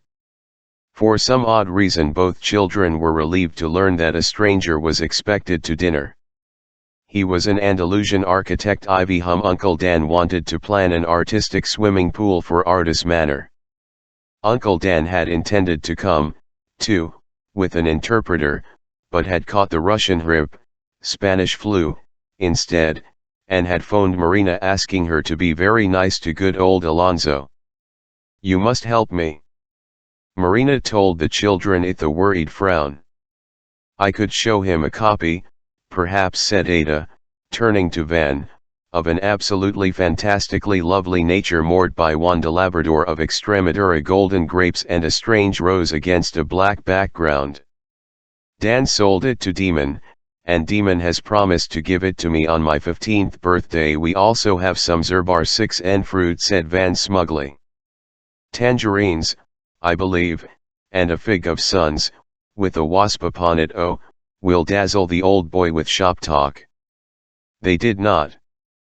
Alonso, a tiny wizened man in a double-breasted tuxedo, spoke only Spanish, while the sum of Spanish words his hosts knew scarcely exceeded half a dozen. Van had canastilla, a little basket, and nubarrones, thunderclouds, which both came from an en regard translation of a lovely Spanish poem in one of his school books.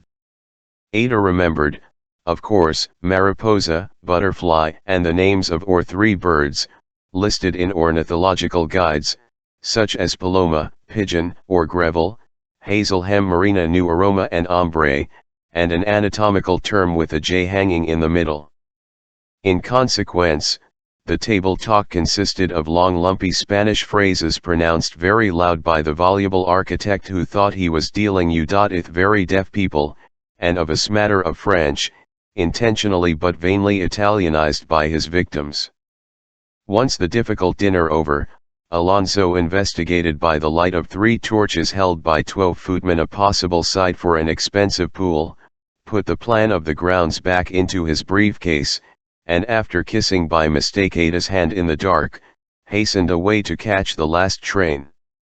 Van had gone to Sant Paperide, soon after evening tea, a practically tea-less summertime meal which came a couple of hours after dinner and the occurrence of which seemed to Marina as natural and inevitable as that of a sunset before night. This routine Russian feast consisted in the artist's household of Prosto, Asha, translated by English governesses as curds and whey, and by Mlle Leovichari as lekalu, curdled milk, whose thin, cream-smooth upper layer little Miss Ada delicately but avidly, Ada, those qualified many actions of yours, schemed off with her special monogrammed silver spoon and licked up, before attacking the more amorphous junkety depths of the stuff.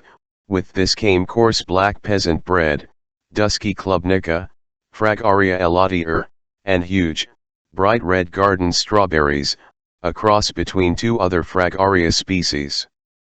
Van had hardly laid his cheek on his cool flat pillow when he was violently aroused by a clamorous caroling, bright warbles, sweet whistles, chirps, trills, twitters, rasping caws and tender choo-choos which he assumed, not without a non-Audubon's apprehension, Ada could, and would, break up into the right voices of the right birds. He slipped into loafers, collected soap, comb and towel, and, contain me his nudity in a terry cloth robe, left his bedroom with the intention of going for a dip in the brook he had observed on the eve. The corridor clock ticked amid an auroral silence broken indoors only by the snore coming from the governess room. After a moment of hesitation he visited the nursery water closet. There, the mad aviary and rich sun got at him through a narrow casement. He was quite well, quite well. As he descended the grand staircase, General Dermanov's father acknowledged Van with grave eyes and passed him on to old Prince Zemsky and other ancestors, all as discreetly attentive as those museum guards who watch the only tourist in a dim old palace. The front door proved to unchained. He tried the glassed and grilled side door of a blue garlanded gallery. It did not yield, being still unaware that under the stairs an inconspicuous recess concealed an assortment of spare keys, some very old and anonymous hanging from brass hooks, and communicated though with the secluded part of the garden. Van wandered through several reception in search of atl obliging eye window _ in a corner room he found, standing at a tall eye window, a young chambermaid whom he had glimpsed, and promised himself to investigate, on the preceding evening. She wore what his father termed with a semi-assumed leer soubrette black and frisonette frill, a tortoise-shell comb in her chestnut hair caught the amber light, the French window was open, and she was holding one hand, starred with a tiny aquamarine, rather high on the jam as she looked at a sparrow that was hopping up the paved path toward the bit of baby toad biscuit she had thrown to him. Her cameo profile, her cute pink nostril, her long, French, lily-white neck, the outline, both full and frail, off her figure. Male lust does not go very far for descriptive felicities, and especially the savage sense of license moved Van so robustly that he could not resist clasping the wrist of her raised tight-sleeved arm. Freeing it, and confirming by the coolness of her demeanor that she had sensed his approach, the girl turned her attractive, though almost eyebrowless, face toward him and asked him if he would like a cup of tea before breakfast. No. What was her name? Blanche, but Mlle Lanvichari called her Cendrille, and her stockings got so easily laddered. See, and because she broke and mislaid things, and confused flowers. His loose attire revealed his desire, this could not escape a girl's notice, even if color blind, and as he drew up still closer, while looking over her head for a suitable couch to take shape some part of this magical manor where any place, as in Casanova's remembrances could be dream changed into a sequestered seraglio, she wiggled out of his reach completely, and a little soliloquy in her soft Lauteran French. Monsieur Aquin's answer: Je crois, et moi, je sais, j'nai dixnazof. Monsieur is a nobleman, I am a poor peat digger's daughter. Monsieur X2, sans doute, defiles de la ville, quant à moi, je suis vierge, ou peux en faute. De plus, were I to fall in love with you, I mean really in love, and I might, alas, if you possessed me rien qu'une petite fois, it you'd be, for me, only grief, and infernal fire, and despair, and even death. Monsieur finalement, I might add that I have the whites and must see le Docteur Chronique, I mean Chronicle, on my next day off. Now we two separate, the sparrow has disappeared, I see, and Monsieur Boutialan has entered the next and can perceive us clearly in that mirror above the sofa. Behind that silk. Forgive me, girl, murmured Van, whom her strange, tragic tone had singularly put off, as if he were taking part in a play in which he was the principal actor, but of which he could only recall that one scene: the butler's hand in the mirror down a decanter from nowhere and was withdrawn. Van, reknotting the cord of his robe, passed through the French window into the green reality of the garden _08 on the same morning, or a couple of days later, on the terrace. Mais va don jouer avec lui, said Mlle Leviachari, Pusham whose young hips disjointedly jerked from the shock. Don't let your cousin se morfondre when the weather is so fine. Take him by the hank, go and show him the white lady in your favorite lane, and the mountain, and the great oak. Ada turned to him with a shrug. The touch of her cold fingers and damp palm, and the self-conscious way she tossed back her hair as they walked down the Mam Avenue of the park made him self-conscious too, and under the pretext of picking up a fir cone he disengaged his hand. He threw the cone at a woman of marble bending over a stamnose, but only managed to frighten a bird that perched on the brim of her broken jar. There is nothing more banal in the world, said Ada, than pitching stones at a half-inch. Sorry, said Van, I did not intend to scare that bird. But then, I'm not a country lad, who knew a cone from a stone.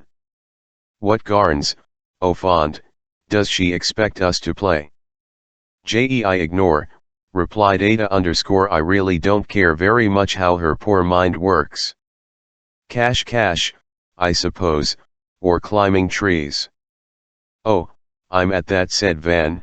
In fact, I can even brachiate. No, she said, we are going to play my garns _ games I have invented all by myself.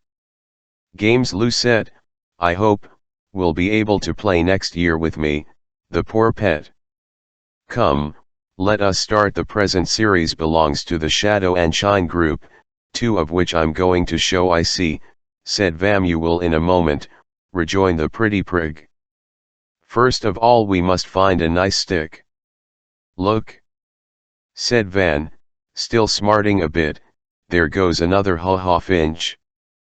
By then they had reached the Rond Point, a small arena encircled by flower beads and jasmine bushes in heavy bloom.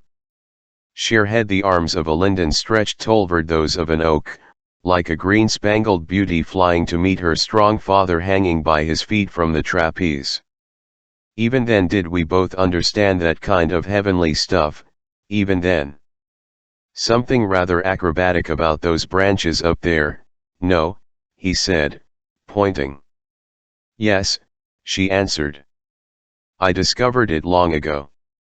The teal is the flying Italian lady, and the old oak aches, the old lover aches, but still catches her every time to reproduce the right intonation while rendering the entire sense after 8 decades. But she did say something extravagant, something quite out of keeping with her tender age as they looked up and then down.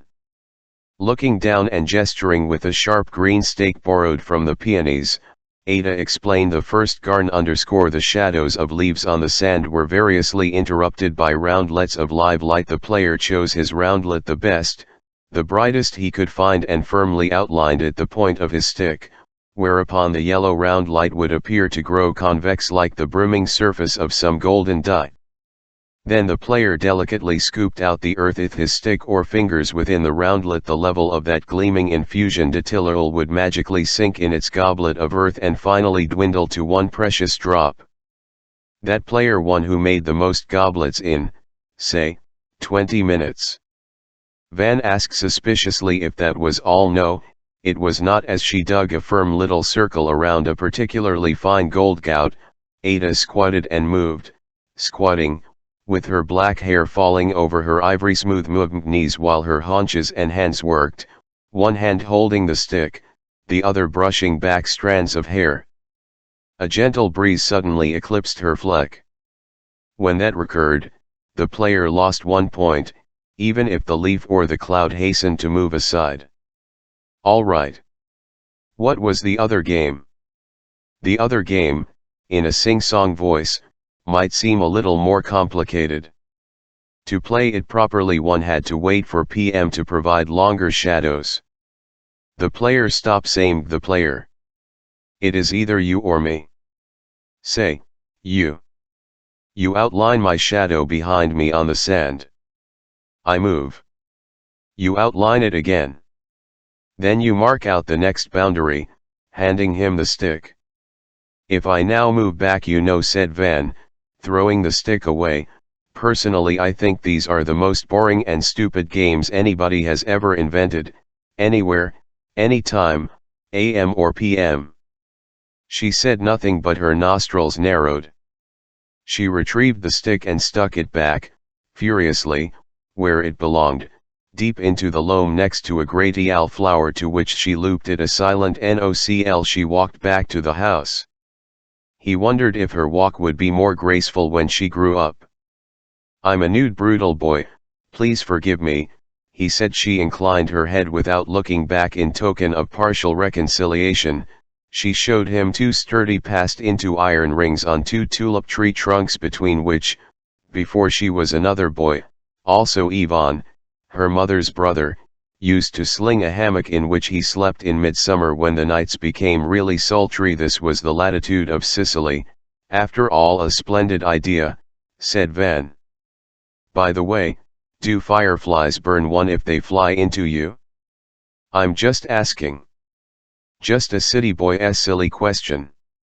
She showed him next where the hammock, a whole set of hammocks, a canvas sack all of strong, soft nets, was stored. This was in the corner of a basement behind the lilacs.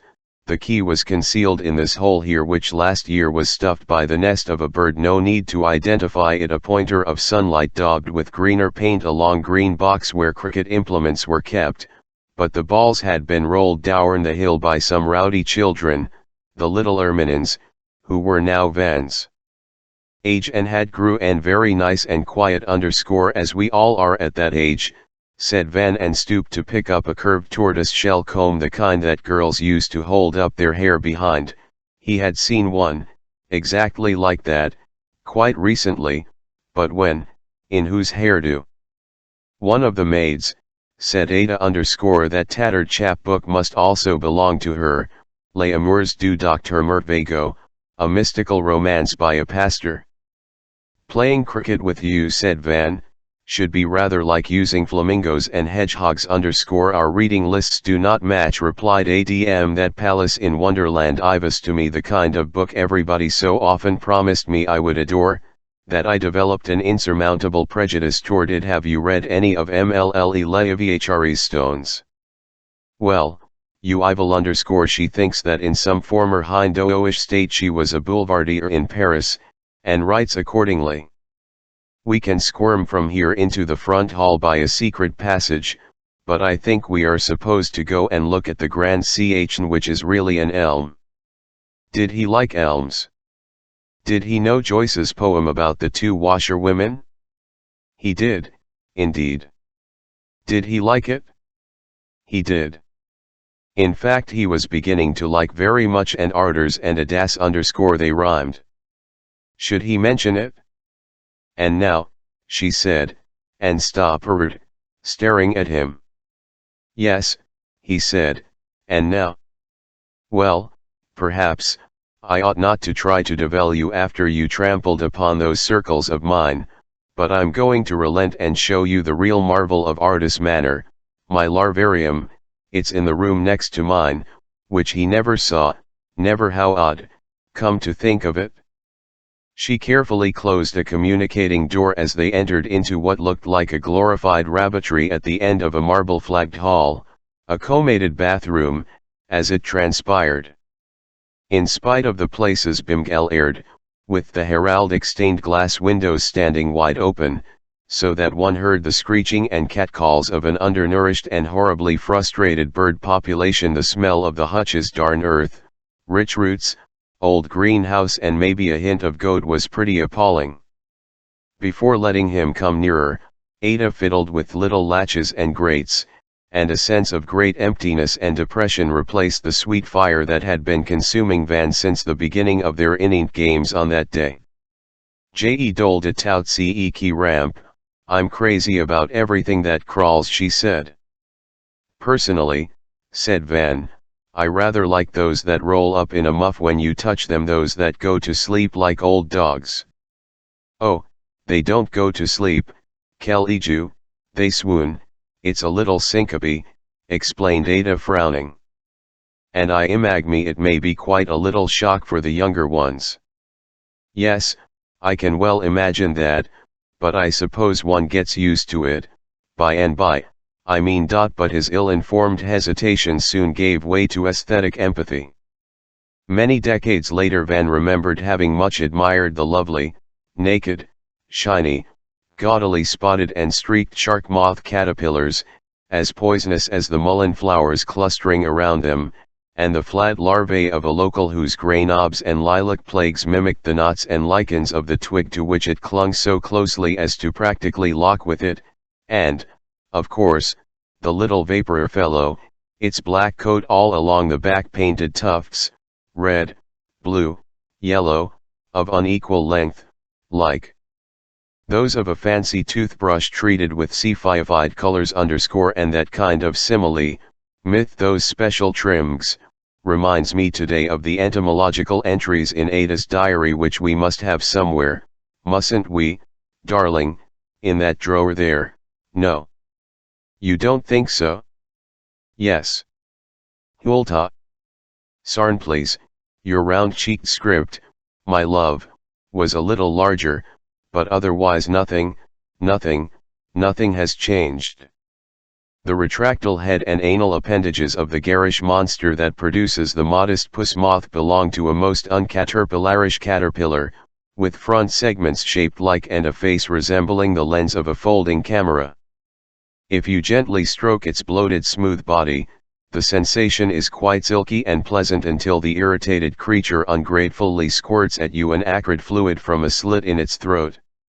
Dr. Krolik from Andalusia and kindly gave me 5 young larvae of the newly very local Canan tortoise shell. They are delightful creatures, of a jade nuance with silvery spikes, and they breed only on a semi-extinct species of high mountain willow, which dear Crawley also obtained for me.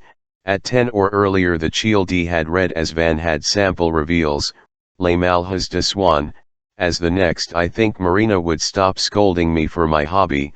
There's something indecent about a little girl's keeping such revolting pets underscore. Nonnal young ladies should loathe snakes and worms, etc.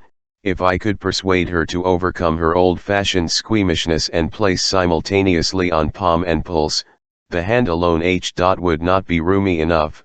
The noble larva of the Cattleya hawk moth, mauve shades of Monsieur Proust, a 7-inch long colossus flesh-colored, with turquoise arabesques, rearing its hyacinth head in a stiff sphinxian attitude. Lovely stuff, said Van, but even I did not quite assimilate it, when I was young.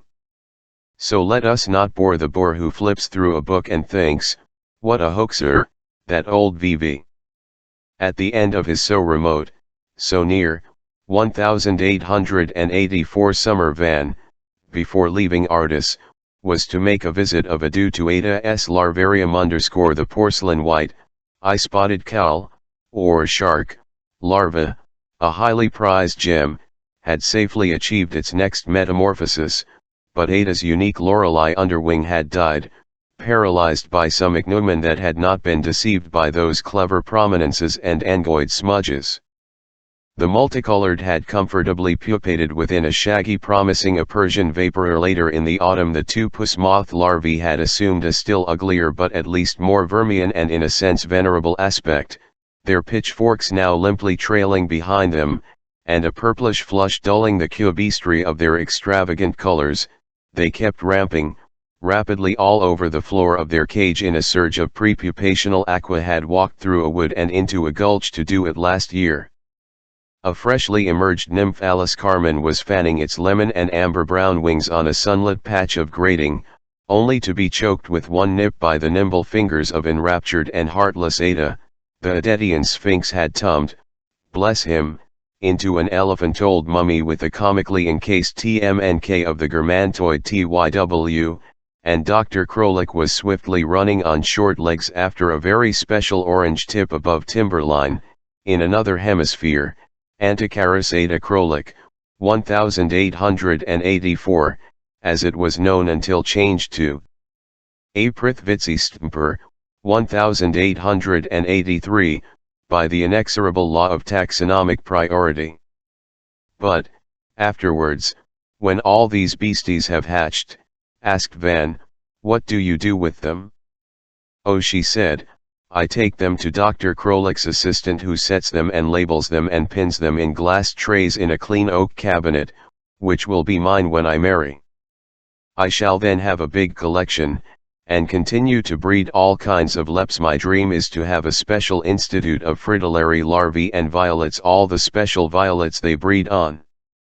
I would have eggs or larvae rushed to me here by plane from all over North America, with their food plants: redwood violets from the west coast, and a pale violet from Montana, and the prairie violet, and Egglestone's violet from Kentucky, and a rare white violet from a secret marsh near an unnamed lake on an Arctic mountain where Chronicle's lesser fritillary flies. Of course, when the things emerge, they are quite easy to mate by hand. You hold them for quite a while, sometimes like this, in folded wing profile, showing them at you, ignoring her poor fingernails, male in your left hand, female in your right, or vice versa, with the tips of their abdomens touching, but they must be quite fresh and soaked in their favorite violet, reek. 09 Was she really pretty, at 12? Did he want, would he you or want to caress her, to really caress her? Her black hair cascaded over one clavicle, and the gesture she made of shaking it back and the dimple on her pale cheek were revelations with an element of immediate recognition about them. Her pallor shone, her blackness blazed. The pleated skins she liked were becomingly short. Even her bare limbs were so free from suntan that one's gaze, stroking her white shins and forearms, could follow upon them the regular slants of fine dark hairs, the silks of her girlhood. The irritable dark bruine of her serious eyes had the enigmatic opacity of an oriental hypnotist's, in a magazine's back page advertisement, and seemed to be placed higher than usual, so that between its lower rim and the moist lower lid a cradle crescent of white remained when she stared straight at you. Her long eyelashes seemed blackened, and in fact were. Her features were saved from elfin prettiness by the thickish shape of her parched lips. Her plain Irish nose Ibis Vans in miniature. Her teeth were fairly white, but not very. Her poor pretty hands, one could not help cooing with pity over them, rosy in comparison to the translucent skin of the arm, rosier even than the elbow that seemed to be blushing for the state of her nails. She bit them so thoroughly that all vestige of free margin was replaced by a groove cutting into the flesh with the tightness of wire and lending an additional spatule of length to her naked fingertips. Later, when he was so fond of kissing her cold hands, she would clench them, allowing his lips nothing but knuckle, but he would fiercely pry her hand open to get at those flat blind little cushions.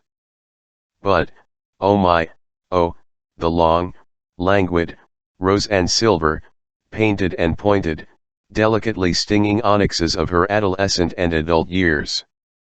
Ivy had Van in those first strange days when she showed him the house and those in it where they were to make love so soon combined elements of ravishment and exasperation. Ravishment because of her pale, voluptuous, impermissible skin, her hair, her legs, her angular movements, her gazelle grass odor, the sudden black stare of her wide-set eyes, the rustic nudity under her dress, exasperation because between him, an awkward schoolboy of genius, and that Preak and us, affected, impenetrable child there extended a void of light and a veil of shade that no force could overcome and pierce. He swore wretchedly in the horrorlessness of his bed as he focused his swollen senses on the glimpse of her he had engulfed when, on their second excursion to the top of the house, she had mounted upon a captain's TMNK to unhasp a sort of illuminator through which one acceded to the roof.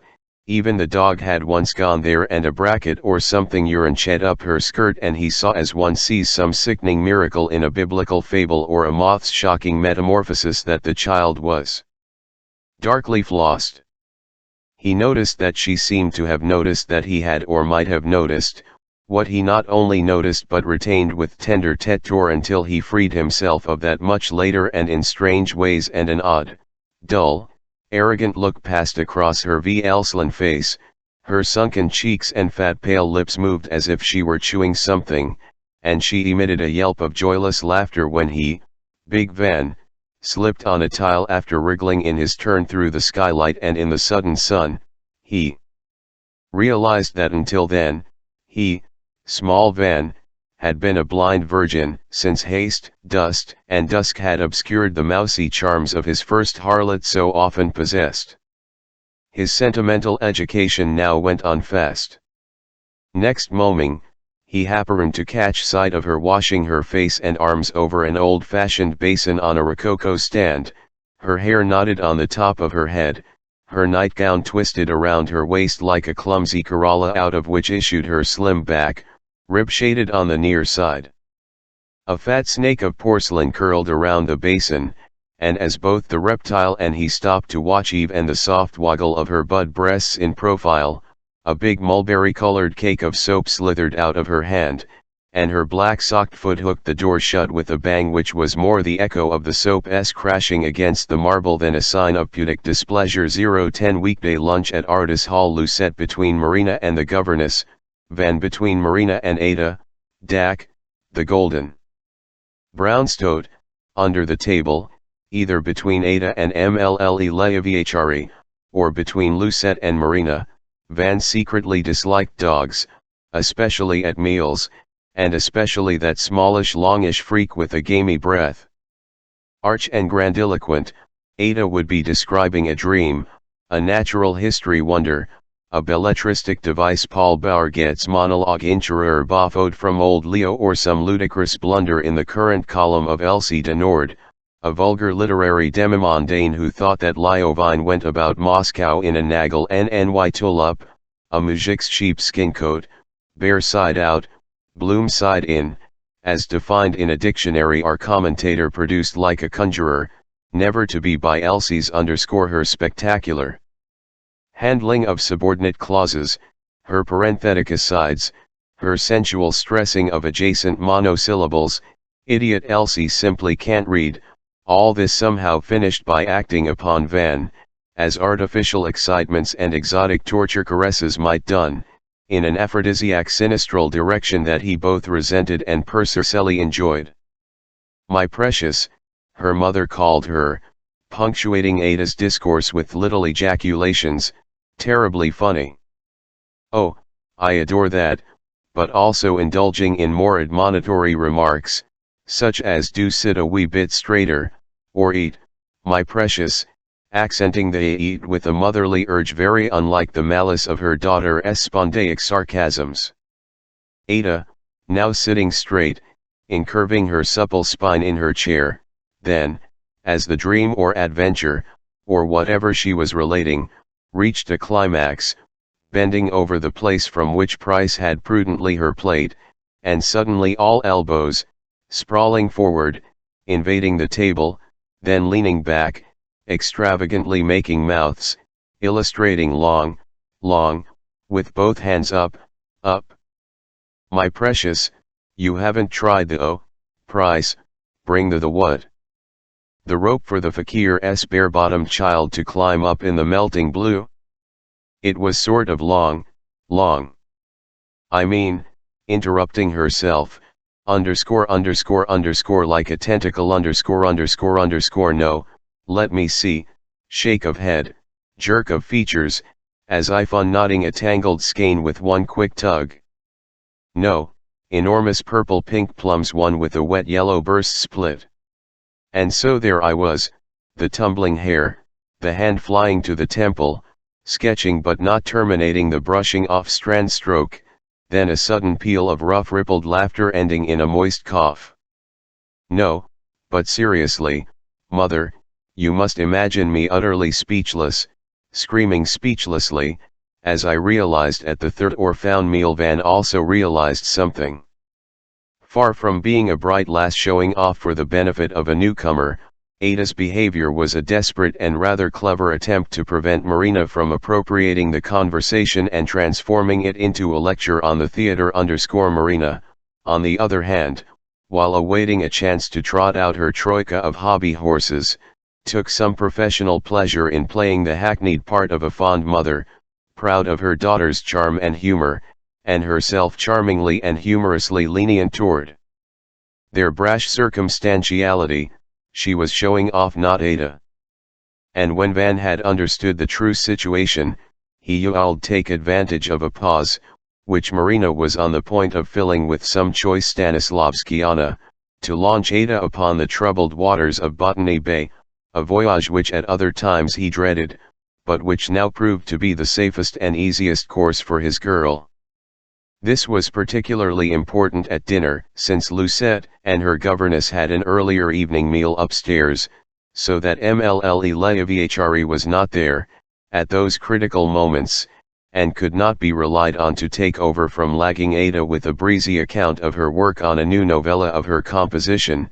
Her famous diamond necklace was in the last polishing stage, or with memories of Van's early boyhood such as those eminently acceptable ones concealing his beloved Russian tutor, who gently courted Mllel, wrote decadent Russian verse in sprung rhythm, and drank, in Russian solitude.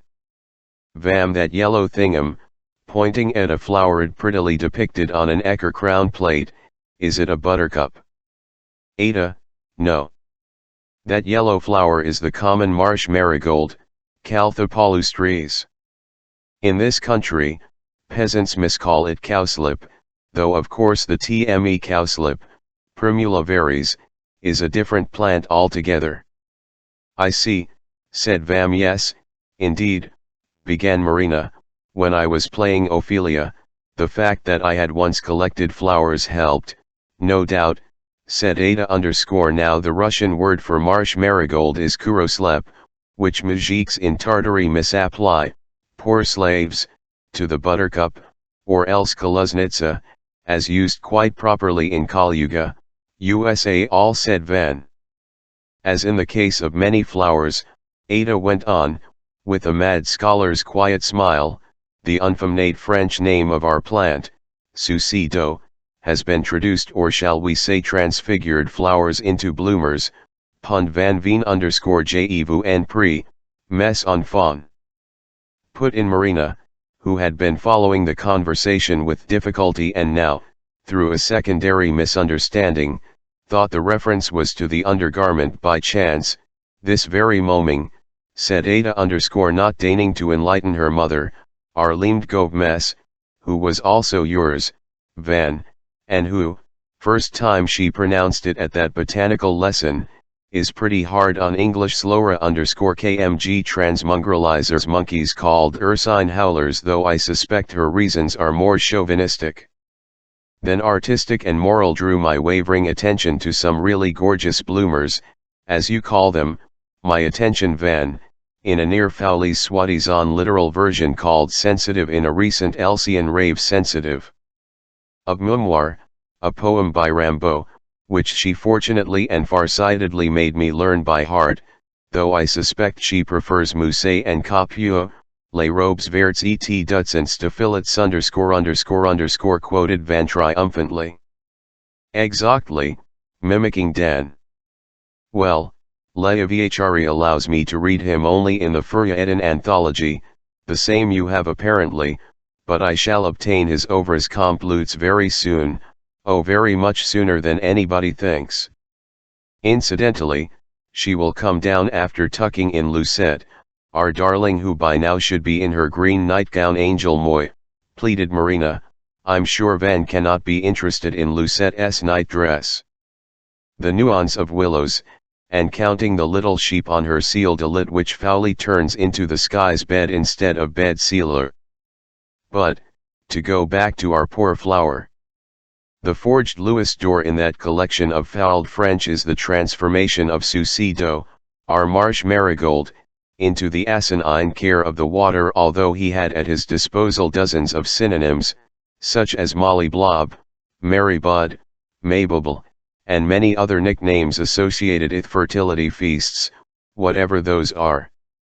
On the other hand, said Van, one can well imagine a similarly bilingual Miss Rivers checking a French version of, say, Marvel's Garden. Oh, cried Ada, I can recite Le Jardin in my own transversion. Let me see. En vain on s amuse a Gagner el oca, la baie du pommier. Underscore to win the palm, the oak, or bays.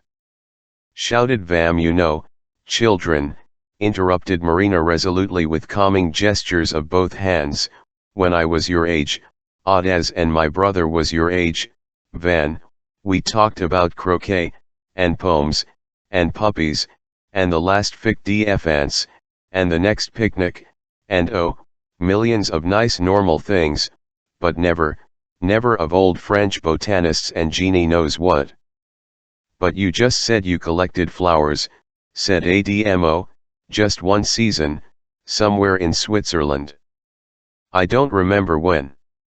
It does not matter now. The reference was to Ivan Dermanov.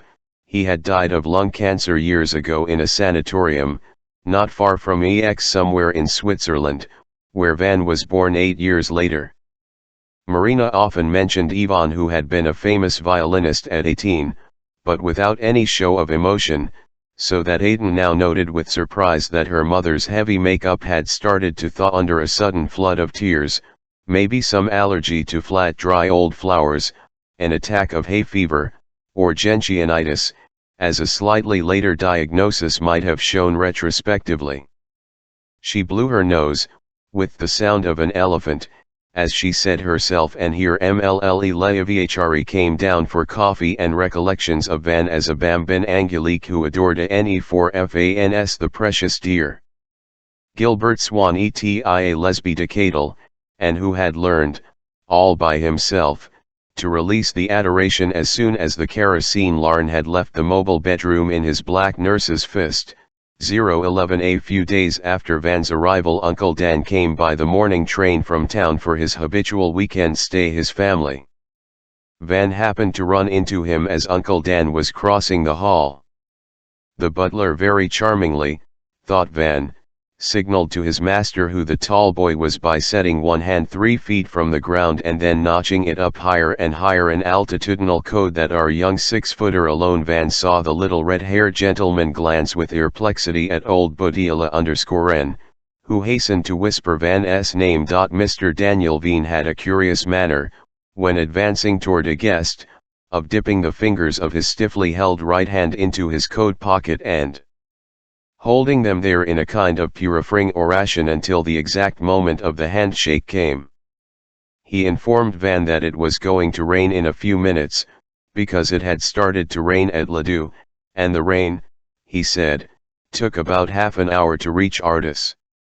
Van thought this was a quip and chuckled politely, but Uncle Dan, perplexed again and, staring at Van with pale fish eyes, inquired if he had familiarized himself with the environs, how many languages he knew, and H. Would he like to buy for a few kopecks a Red Cross lottery ticket? No, thank you, said Van, I have enough of my lotteries, and his uncle stared again, but sort of sideways. Tea was served in the drawing and everybody was rather silent and subdued, and presently Uncle Dan retired to his study, pulling a folded newspaper out of an inner pocket, and no sooner had he left than a window flew open all by itself, and a powerful shower started to drum upon the and imperialist leaves outside, and the conversation general and loud. Not long did the rain last, or rather stay, it continued on its presumable way to Rajaga or Lataga or Kalyuga or Luga _ shedding an uncompleted rainbow over Ardis Hall. Uncle Dan in an chair I was trying to read, the aid of one of the dwarf dictionaries for undemanding tourists which helped him to decipher foreign and catalogues, an article apparently devoted to Oystermg, a Dutch language illustrated paper. Somebody on the train had abandoned him when an abominable tumult started to spread from to room through the whole house. The sportive Dackle, one ear flapping, the other uptrimmed and showing its grey-mottled pink, rapidly moving his comical legs, and skidding on the parquetry as he executed abrupt tums, was in the act of carrying away, to a suitable hiding place where to worry it, a sizable ivicle of blood-soaked cotton wool, snatched somewhere upstairs. Ada, Marina, and two maids were pursuing the merry animal, but he was impossible to corner among all the baroque furniture as he tore through innumerable doorways. Suddenly the whole chase veered past Uncle Dan's armchair and shot out. "Agime, good Lord," he exclaimed, on catching sight of the gory trophy, "somebody must chopped off a thumb." Patting his thighs and high-s chair, he sought and retrieved from under the footstool the vest pocket Ordbook and went back to his paper, but a second later had to look up Groot, which he had groping for when the simplicity of its meaning annoyed him. Through a tl open French door Dak led his pursuers into the garden. There, on the third lawn, Ada him with the flying plunge used in American football, a kind of rugby game cadets played at one time on the Ardor banks of the Goodson River. Simultaneously, Mlle Leivhre rose from the bench. Here she had been paring Lucette's fingernails, and palming her scissors at Blanche, who had mished up with a paper bag. She accused the young slatum of a glaring precedent, namely of having once a hairpin in Lucette's cot, unmac in long come 3 a key filet blesser ir font a la fesse. Marina, however, who had a Russian noblewoman's morbid fear of offending an inferior, declared the incident closed. Niharashaya, Kopashaya Sobeka, crooned Ada with great aspiratory and sibilatory emphasis as she gathered into her arms the now lootless, but completely unabashed bad dog. 012 Hammock and Honey. 80 years later he could still recall with the young pang of the original joy his falling in love with Ada _ memory met imagination half-evenly in the hammock of his boyhood's dawns. At 94 he liked retracing that first amorous summer not as a dream he had just had but as a recapitulation of consciousness to sustain him in the small grey hours between shallow sleep and the first pill of the day. Take over, dear, for a little while. Pill, pillow, billow, billions. Go on from here, Akla, please. She. Billions of boys. Take one fairly decent decade. A billion of bills, gifted, tender and passionate, not only spiritually but physically well-meaning billions, have bared the Jillians of their no less tender and brilliant Jills during that decade, at stations and under conditions that have to be controlled and specified by the worker, lest the entire report be choked up by the weeds of statistics and waist-high generalizations. No point would there be, if we left out, for example, the little matter of prodigious individual awareness and young gems, which makes, in some cases, of this or that particular gasp an unprecedented and unrepeatable event in the continuum of life, or at least a thematic anthemia of such events in a work of an, or a denouncer's anacle _ the details that shine through or shade through, the leaf through the hyaline skin, the green sun in the brown humid eye, tout ceci, vicio ito, intit, and toto, must be taken into account. Now prepare to take over. No, Ada, go on, Yazaslashes/Sya, I'm all enchantment and ears if we wish to convey the fact that among those billions of brilliant couples in one cross-section of what you will allow me to call space-time, for the of reasoning one couple is a unique super-imperial couple, Sverimperatorskaya Cheetah, in consequence of which, to inquired into, to be painted, to be denounced, to be put to music, or to the question and death, if the decade has a scorpion tail after all the particularities of their love-making influence in a special unique way, 2 long lives and a few readers, those pensive reeds, and their pens and mental paintbrushes. Natural history indeed. Unnatural history, because that precision of senses and sense must seem unpleasantly peculiar to, and because the detail is all, the song of a Tuscan firecrest or a Sitka kinglet in a cemetery cypress, a minty whiff of summer savory or yerba buena on a coastal slope, the dancing flitter of a holly blue or an echo azure combined with other birds, flowers and butterflies, that has to be heard, smelled and seen through the transparency of death and ardent beauty. And the most difficult, beauty itself as perceived through the there and them, the males of the firefly. Now it's really your turn, Van. The males of the firefly, a small luminous beetle, more like a wandering star than a winged insect, appeared on the first black nights of Ardis, one by one, here and there, then in a ghostly multitude, dwindling again to a few individuals as their quest came to its natural end. Van watched them with the same pleasurable awe he had experienced as a child, when, lost in the purple crepuscule of an Italian hotel garden, in an alley of cypresses, he supposed they were golden ghouls or the passing fancies of the garden. Now as they softly flew, apparently straight, crossing and recrossing the darkness around him, each flashed his pale lemon light every 5 seconds or so, signaling in his own specific rhythm, quite different from that of an allied species, flying with Fat Enus Latorensis, according to Ada, at Lugano and Luga, to his grass-domiciled female pulsating in photic response after taking a couple of moments to vary the exact type of light code he used. The presence of those magnificent little animals, delicately illuminating, as they passed, the fragrant night, filled Van with a subtle exhilaration that Ada's entomology seldom evoked in him, maybe in result of the abstract scholar's envy which a naturalist's immediate knowledge sometimes provokes.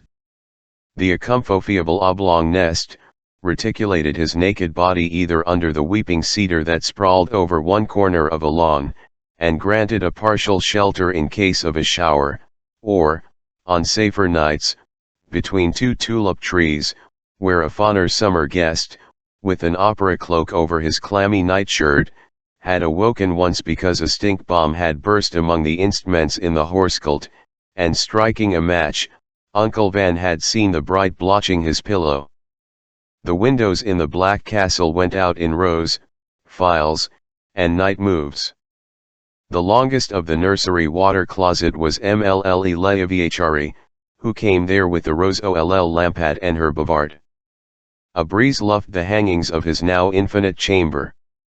Venus rose in the sky, Venus set in his flesh. All that was a little the seasonal invasion of a certain interestingly primitive mosquito, whose virulence the Russian contingent of our region attributed to the diet of the French wine growers and bogberry eaters of lottery, but so the fascinating fireflies, and the still more eerie pale cosmos coming through the dark foliage, balanced with new discomforts the nocturnal ordeal, the harassments of sweat and sperm associated with his stufo room.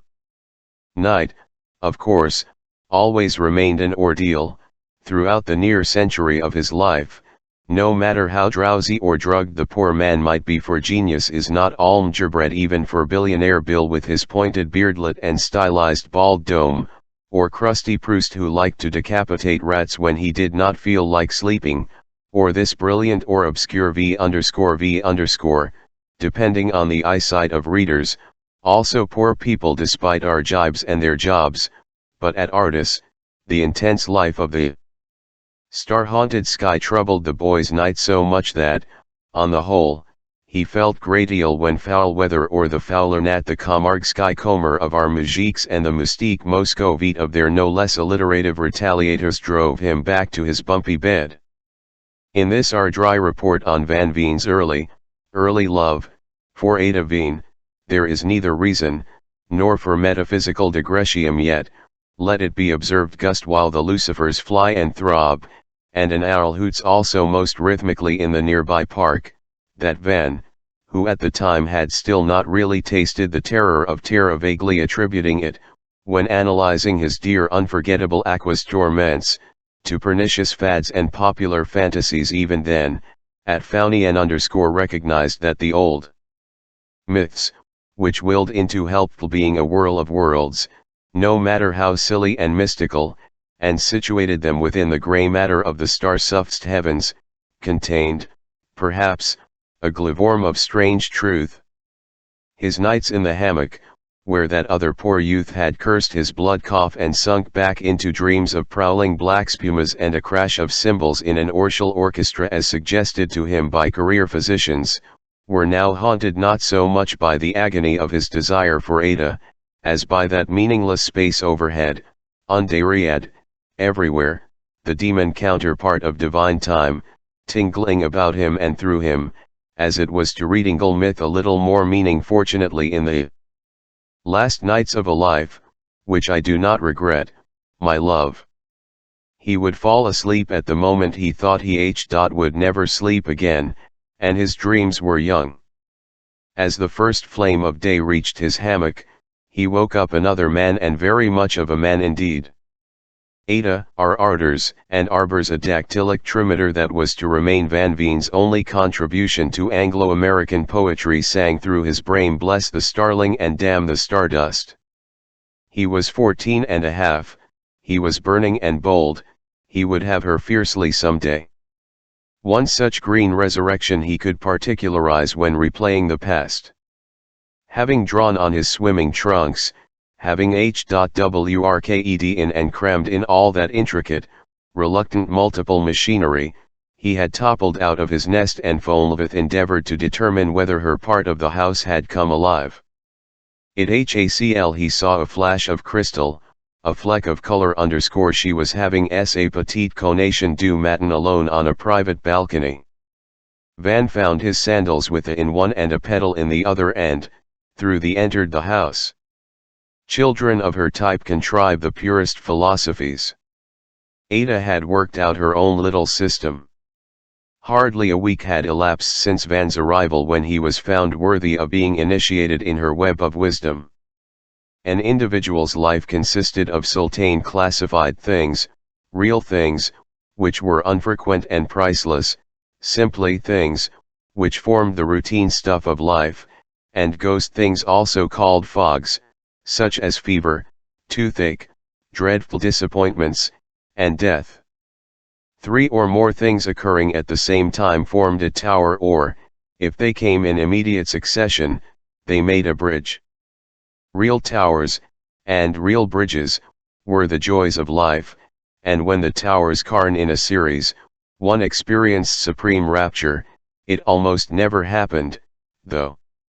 In some circumstances, in a certain light, a neutral thing, might or even actually become real or else, conversely, it might coagulate into a fetid fog.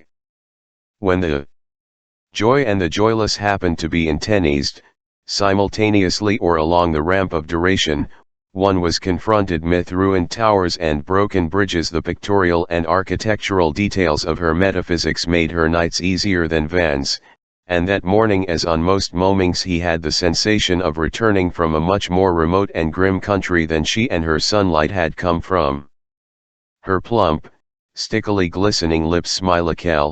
"You hen I kiss you here," he said to her years later, "I always that blue morning on the balcony when you were eating a tarting au meal, so much better in French." The classical beauty of clover honey, smooth, pale, translucent, freely flowing from the spoon and soaking my love's bread and butter in liquid brass. The crumb steered in nectar. Real thing? He asked. Tower, she answered, and the wasp. The wasp was investigating her plate. Its body was throbbing. We shall try to eat one later, she observed, but it must be gorged to taste good. Of course, it can't stmg your tongue. No animal will touch a person's tongue. When a lion has finished a traveler, bones and all, he always leaves the man's tongue lying like that in the basin, making a negligent gesture. I doubt it. It's a well-known mystery. Her hair was well brushed that day and sheen darkly in contrast with the lusterless pallor of her neck and arms. She wore the T-shirt which in his lone fantasies he especially liked to peel off her twisting torso. The oilcloth was divided into blue and white squares. A smear of honey stained what remained of the butter in its cool crock. All right, and the third real thing. She considered him. A fiery droplet in the wick of her mouth considered him.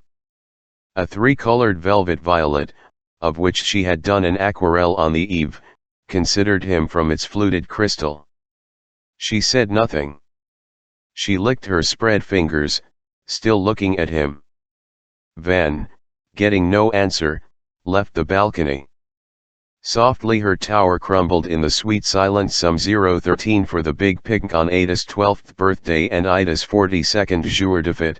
The child was permitted to wear her Iolita, thus after the little Andalusian gypsy of that name in Osbergsnl, and pronounced, incidentally, with a spamsh, not a thick English one, a rather long, but very airy and ample, black skin, red or peonies, deficient in reality, as she grandly expressed it, not yet knowing that reality and natural science are synonymous in the terms of this, and only this, dream. Nor did you, wise Vam, her note.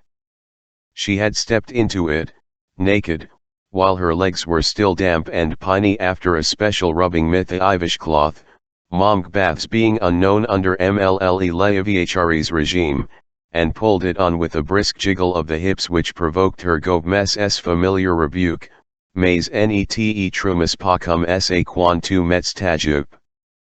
Un petite fille de bonne maison, etc. Per contra, the omission of panties was ignored by Ida Leviachari, a bosomy woman of great and repulsive beauty, in nothing but corset and gartered at the moment, who was not above making secret concessions to the heat of the dog days herself, but in tender Ada's case the practice had deprecable effects.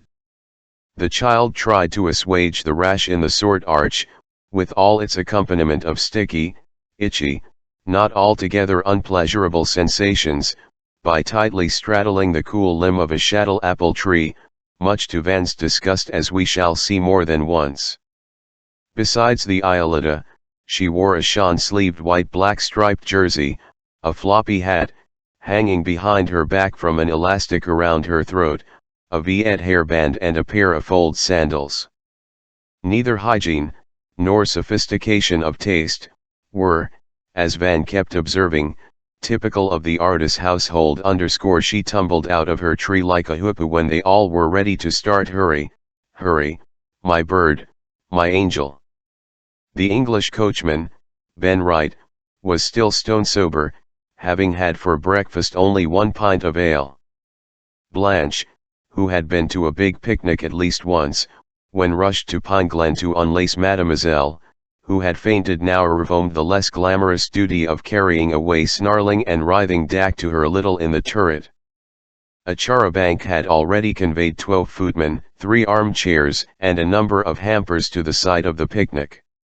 The novelist, wearing a white satin dress, made by Vass of Manhattan for Marina, who had lately lost 10 with Ada sitting her, and Lucette, Truss and Butu in a white sailor blouse, perched next to Solon Wright, drove there in the calicha.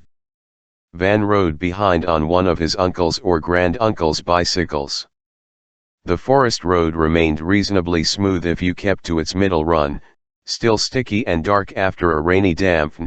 The sky blue ruts, speckled with the reflections of the same birch leaves whose shadows sped over the taut nakfin silk of M1111Hres open sunshade and the wide brim of Ada's rather rakishly donned white hat. Now and then Lucette from beside blue-coated Ben looked back at Van and made slacken speed little signals with the flat of one hand as she had seen her mother do to Ada when fearing she would crash with her pony or bicycle into the back of the carriage. Marina came in a red motorcar of an early Rare UT type, operated by the butler very warily as if it were some fancy variety of corkscrew.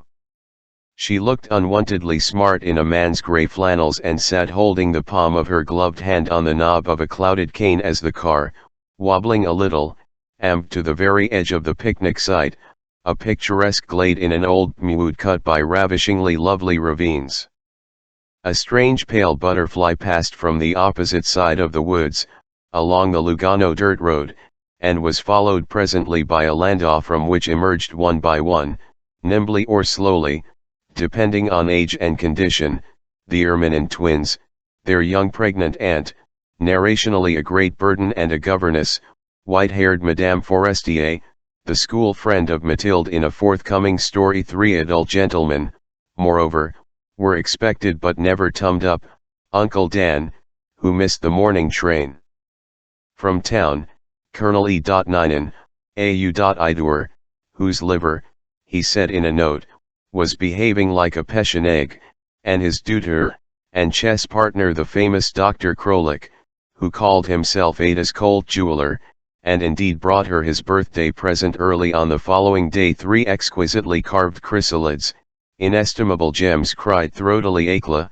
tensing her brows, all of which were to yield before long, specimens of a disappointing ignominy instead oft Kibo fritillary, a recently discovered rarity.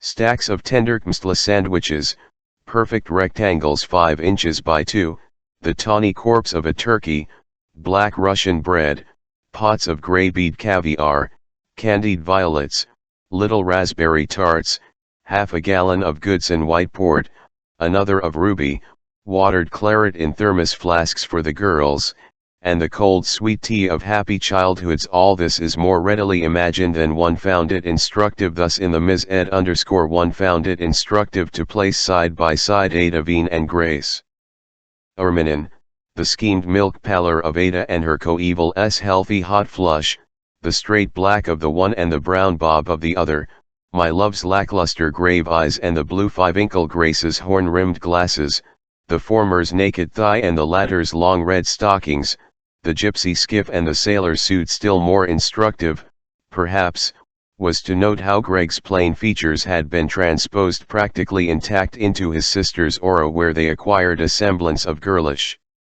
good looks without impairing the close resemblance between sailor boy and maiden. The mince of the turkey, the port wine which only the governesses had touched, and a broken Havre's plate were quickly removed by the servants. A cat appeared from under a bush, stared in a shake of intense surprise, and, despite accums of kitty kitty, vanished.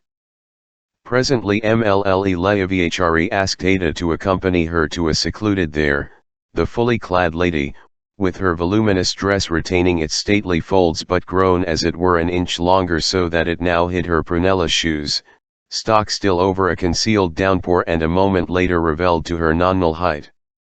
On their way back, the well-meaning pedagogue explained to Ada that a girl's 12th birthday was a suitable occasion to discuss and foresee a thing which, she said, was going to make a grande fille of Ada any day now.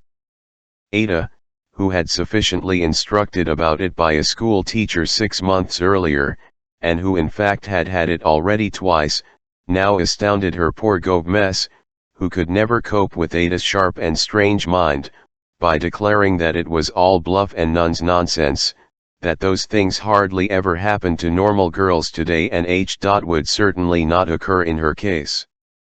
Mlle Leavhre, Yuho was a remarkably stupid person, in spite or perhaps of her propensity for novelizing, mentally passed in review her OUTL experience and wondered for a few dreadful minutes if perhaps, while she indulged in the arts, the progress of science had not changed that of nature. The early sun found new places to brighten and old places to toast.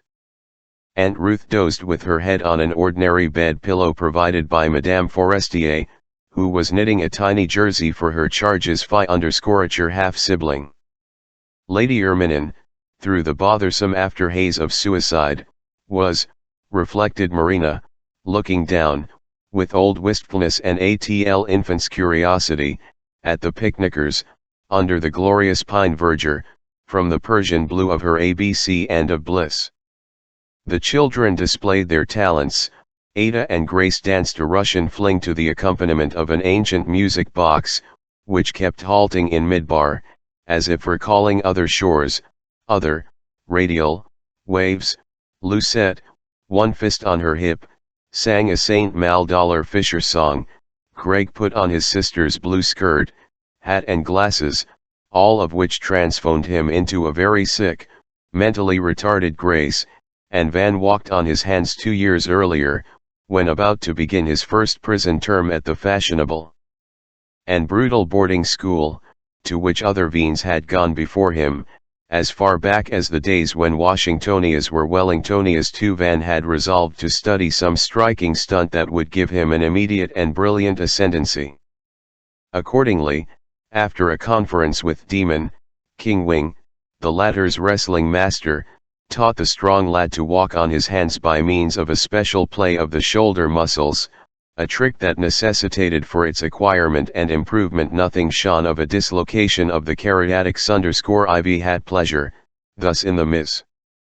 The pleasure of suddenly discovering the right knack of topsy-turvy was rather like learning to man, after many a painful and ignominious fall, those delightful gliders called Magi carpets, or jiggers, that were given a boy on his 12th birthday in the adventurous days before the Great Reaction. And then what a breathtaking long neural caress when one became airborne for the first time and managed to skim over a haystack, a tree, a bum's a barn, while Grandfather Daedalus Veen, running with upturned face, flourished a flag and fell into the horsepond. Van peeled off his polo shirt and took off his slurs and Sykes_. The slenderness of his torso, matching in tint if not in texture, the tan of his tight shoulders, contrasted with the handsome boy's abnormally developed deltoids and sinadd.y forearms.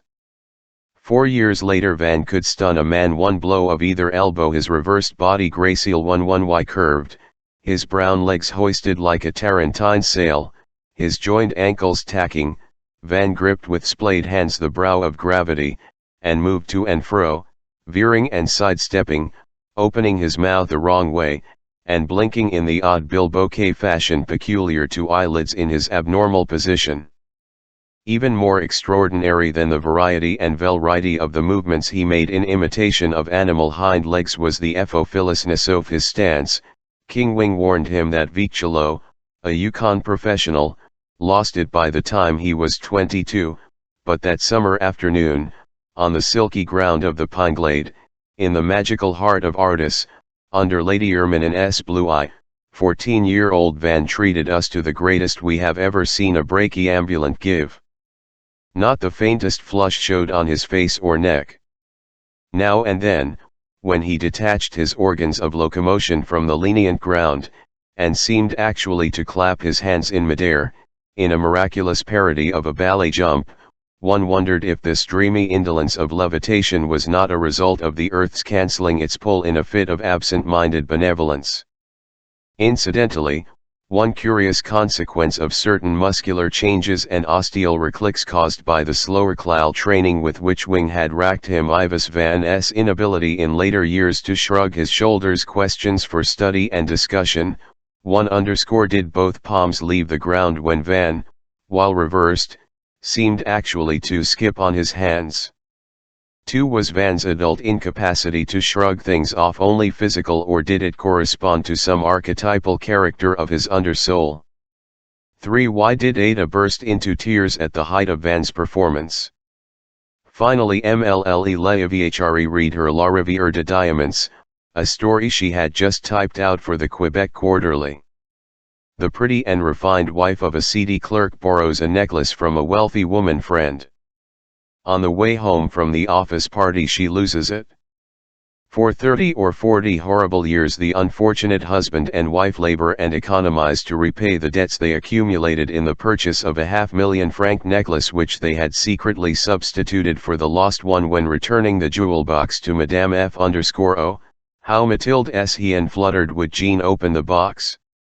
She did not decrepit but victorious, he, half paralyzed by a half-century of copy in their mansarde, she, unrecognizably coarsened by the washing of floors a grand O, they confess everything to a white-haired but still young-looking Madame F. The latter tells them, in the last phrase of the tale, but, my poor Mathilde, the necklace was false, it cost only 100 francs.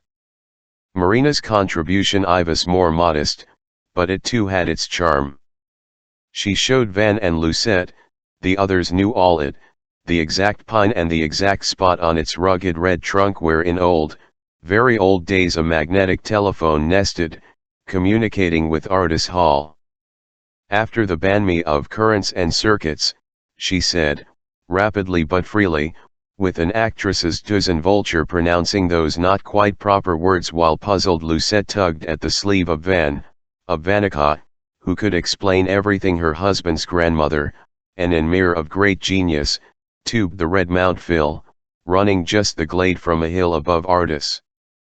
She made it carry vibrational vibers, prismatic pulsations, through a system of platinum segments. These produced, of course, only one-way messages, and the installation and upkeep of the drums, cylinders, cost, she said, a Jew's eye, so that the idea was dropped, tempting the possibility of informing a picnicking Veen that his house was on fire. As if to confirm many people's discontent with national and intimational policies, old Gamaliel was by now pretty gaga. The little red car came chugging back from Ardis Hall and the butler jumped out with a message. Monsieur had just altibbed with a birthday present for Mademoiselle Ada, but nobody could figure out how the complicated object worked, and Madarn must help. The butler had brought a letter which he now placed on a pocket tray and presented to Marina.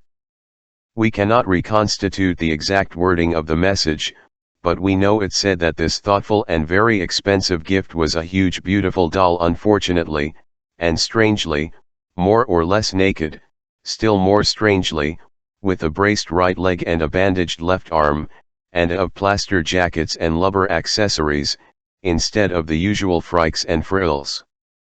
Directions in Russian or Bulgarian made no sense. They were not in the Roman, but in the old Cyrillica, a nightmare alphabet which Dan had never been able to master. Could Marina come over at once to have suitable doll clothes cut out of some MCE silk discards her maid had collected in a drawer he had discovered and wrap the again in fresh tissue paper? Ada, who had been reading the note over her mother's shoulder, shuddered and said, "You tell him to take a pair of tongs and carry the whole business to the surgical dump." Bednyakuk. Poor little man, exclaimed Marina, her eyes brimming with pity. Of course 1 foot 11 inches come. Your cruelty, Akla, is sometimes, I don't know, satanic. Briskly walking her long carrel, her face twitching with nervous resolution, Marina marched toward the vehicle, which presently moved, turning and knocking over an empty half-gallon as its fender leaped through an angry bumbery bush in order to avoid the parked caliche. But what your wrath there hung in the air, it soon subsided. Ada asked her governess for pencils and paper lying on his stomach, leaning his cheek on his hand.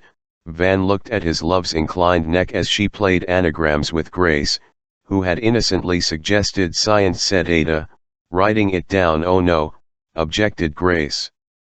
Oh yes. I'm sure it exists.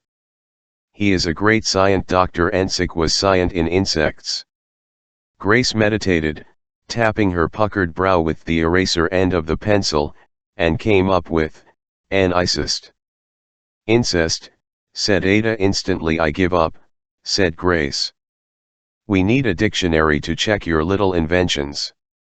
But the glow of the afternoon had entered its most oppressive phase, and the first bad mosquito of the season was resonantly slain on Ada's shin by Alan Lucette. The charabanc had already left Myth the armchairs, the hampers and the munching Essex, Middlesex and Somerset, and now MLLE Leivhre and Madame Forestier were exchanging melodious adieus. Hands waved, and the Fivens with their ancient Gove-mess and sleepy young aunt were carried away in the landau. A pale diaphanous butterfly with a very black body followed them, and Ada cried and explained it was closely related to a Japanese Parnassian. MLLE Leivhre said suddenly she you'll use a pseudonym when publishing the story. She led her two pretty charges toward the Calhche and poked Sans Fa 30 NS in his fat red neck with the of her parasol. Ben Wright, grossly asleep in the back under the low-hanging festoons of foliage. Ada tossed her hat into Ida's lap and ran back to where Van, being unfamiliar with the itinerary of sun and shade in the clearing, he had left his bicycle to endure the blazing beams for at least 3 hours. Ada mounted it, uttered a yelp of pain, almost fell off, recovered, and the rear tire burst a comic bang. The discomfitured machine was abandoned under a shrub to be fetched later by Boutielin Jr., yet another household character. Lucette refused to give up her perch, accepting with a bland little the advice of her drunken box fellow, who was seen to touch her bare knees with a denatured paw, and there being no strapontin, Ada had to content herself with Van's hard lap. It was the children's first contact and both were embarrassed. She settled down with her back to Van, resettled as the carriage jerked, and wriggled some more, arranging her ample me-smelling skirt, which seemed to envelop him airily, for all the world like a barber's sheet. In a trance of awkward delight he held her by the hips. Hot gouts of sun fast across her zebrastrurs and the backs of her bare arms, and seemed to continue their journey through the tunnel of his outl frame. "Why did you cry?" he asked, inhaling her hair and the heat of her ear. She turned her head and for a moment looked at him closely, in cryptic silence. "Did I? I don't know, it upset me somehow. I can't explain it, but I felt there was something dreadful, brutal, dark, and, yes, dreadful, about the whole thing." A later note. "I'm sorry," he said as she away, "I'll never do it again in your presence. By the way, that for all the world, I detest the phrase." Another note in Ada's late hand. With his entire being, the boiling and brimming lad relished her weight as he felt it responding to every bump of the road by softly parting in two and crushing beneath it the core of the longing which he knew he had to control lest a possible seeper he would have yielded and melted in animal laxity had not the Gervais governess saved the situation by addressing him. Poor Van shifted Ada's bottom to his right knee, blunting what used to termed in the jargon of the torture house the angle of agony. In the mumful dullness of unconsummated desire he watched a row of isbas straggle by as the calicha drove through Gomlet, a hamlet I can never get used, my fair, said Mlle Laperoure, to the contrast between the opulence of nature and the squalor of human life. "See that old Mujik Dutchernu with that rent in his shin, see his miserable cabinet. And see that agile Sualau. How happy, nature, how unhappy, man. Neither of you told me how you liked my new story?" Van. "It's a good fairy tale," said Van. "It's a fairy tale," said careful Ada _Alons Don. Cried Mlle Leivhre, "On the contrary, every detail is realistic. We have here the drama of the petty bourgeois, all his class cares and class dreams and class pride. True, that might been the intent apart from the point assassin, but the story lacked realism within its own terms, since a punctilious, penny-counting employee would have found out, first of all, no matter how, quid a tout dire à la veuve, what exactly the lost necklace had cost. That was the fatal flaw in the Leivhre pathos piece, but at the time young Van and younger Ada could not quite grope for that point, although they felt instinctively the falsity of the whole affair. A slight commotion place on the box. Lucette turned around and spoke to Ada _ I want to sit with you. Mne tut nudobno, iot nago nehe rashopaknet, I'm uncomfortable here, and he does not smell gukl, _ will be there in a moment retondakla, paterpi, have a little patience. S the matter, asked Mlle Leavhri _ nothing, 11 pug. Oh dear. I doubt strongly he ever was in that Raja's service. 014 next day, or the day after the next, the entire family was having high tea in the garden. Ada, on the grass, kept trying to make an anadem of marguerites for the dog while Lucette munching a crumpet. Marina remained for almost a minute wordlessly stretching across the table, her husband's straw hat in his direction. Finally he shook his head, glared at the sun that glared back, and retired with his cup and the Toulouse Inquirer to a rustic seat on the other side of the lawn under an immense elm. I ask myself who can that be, murmured Mlle Leavhri from the samovar, which expressed fragments of its surroundings in demented fantasies of a primitive genre, as she slitted her eyes at a part of the drive visible the pilasters of an open work gallery. Van, lying prone behind Ada, lifted his eyes from Ada's copy of Attila. A tall rosy-faced youngster in smart riding breeches dismounted from a black pony. It's Greg's new pony, said ADM Greg, a well-bred boy's easy apologies, had brought Marina's platinum lighter which his aunt had discovered in her own bag. Goodness, I've not even had time to RMSS it. How is Ruth?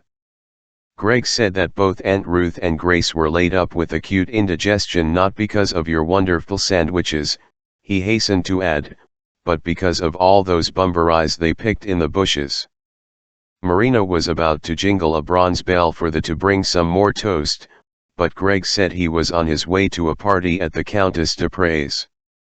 Rather soon, Scorovato, she consoled herself, remarked Marina, alluding to the death of the Count killed in a pistol duel on Boston Common a couple of years ago. She's a very jolly and handsome woman, said Greg. And 10 years older than me, said Marina. Now Lucette demanded her mother's attention. Had our Jews, she asked. Dissident Christians, answered Marina. Is Greg a Jew, asked Lucette _YY, said Marina, because his parents are Jews and his grandparents? His are grandparents? I really wouldn't know, my dear. Were your ancestors Jews, Greg? Well, I'm not sure, said Greg. Hebrews, yes, but not Jews in quotes, I mean, not comic characters or Christian businessmen. They came from Tartary to England 5 centuries ago. My mother's grandfather, though, was a French marquis who, I know, belonged to the Roman faith and was crazy about banks and jewels, so I imagine people may have called him unjuif. It's not a very old religion, anyway, as religions go, is it? Said Marina, turning to Van and vaguely planning to steer the chat to India, where she had been a dancing girl long before Moses or anybody was born in the lotus swamp, who cares, said Van. And Belle, Locine's name for her governess, is she also a dizzy Christian? Who cares, cried Van, who cares about all those stale myths? What does it matter, Jove or Jehovah, spire or cupola, mosques in Moscow, or bronzes and bonzes, and clerics and relics and deserts with bleached camel ribs? They are merely the dust and mirages of the communal mind. How did this idiotic conversation start in the first place? Ada wished to be told, cocking her head at the partly ornamented dactyl or taxic mea culpa.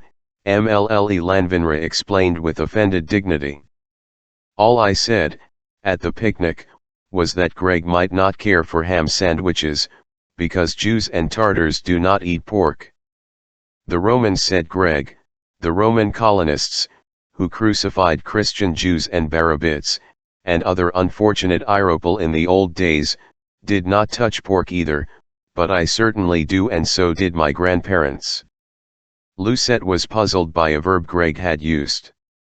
To illustrate it for her, Van joined his ankles, spread both his arms horizontally, and rolled up his eyes. Ilman, I was a little girl, said Marina crossly. Mesopotamian history was taught practically in the nursery. Not all little girls can learn what they are taught. _Are we Mesopotamians? Asked Lucette. We are Hippopotamians, said Van. Come, he added, we have not yet plowed today. A day or two before, Lucette had demanded that she be taught to hand walk. Van gripped her by her ankles while she slowly progressed on her little red palms, sometimes falling with a grunt on her face or pausing to nibble a daisy. Dak barked in strident protest. Et pourtant, said the sound-sensitive Gomez, wincing, I read to her twice Sigur's adaptation in fable form of Shakespeare's play about the wicked usurer. She also knows my revised monologue Office Mad King said it spo Jarden Feurit en my, maze en hiver Jamais, Jamais, Jamais, Jamais, Jamais en est verd, en est verd, en est verd, en est verd, en est verd.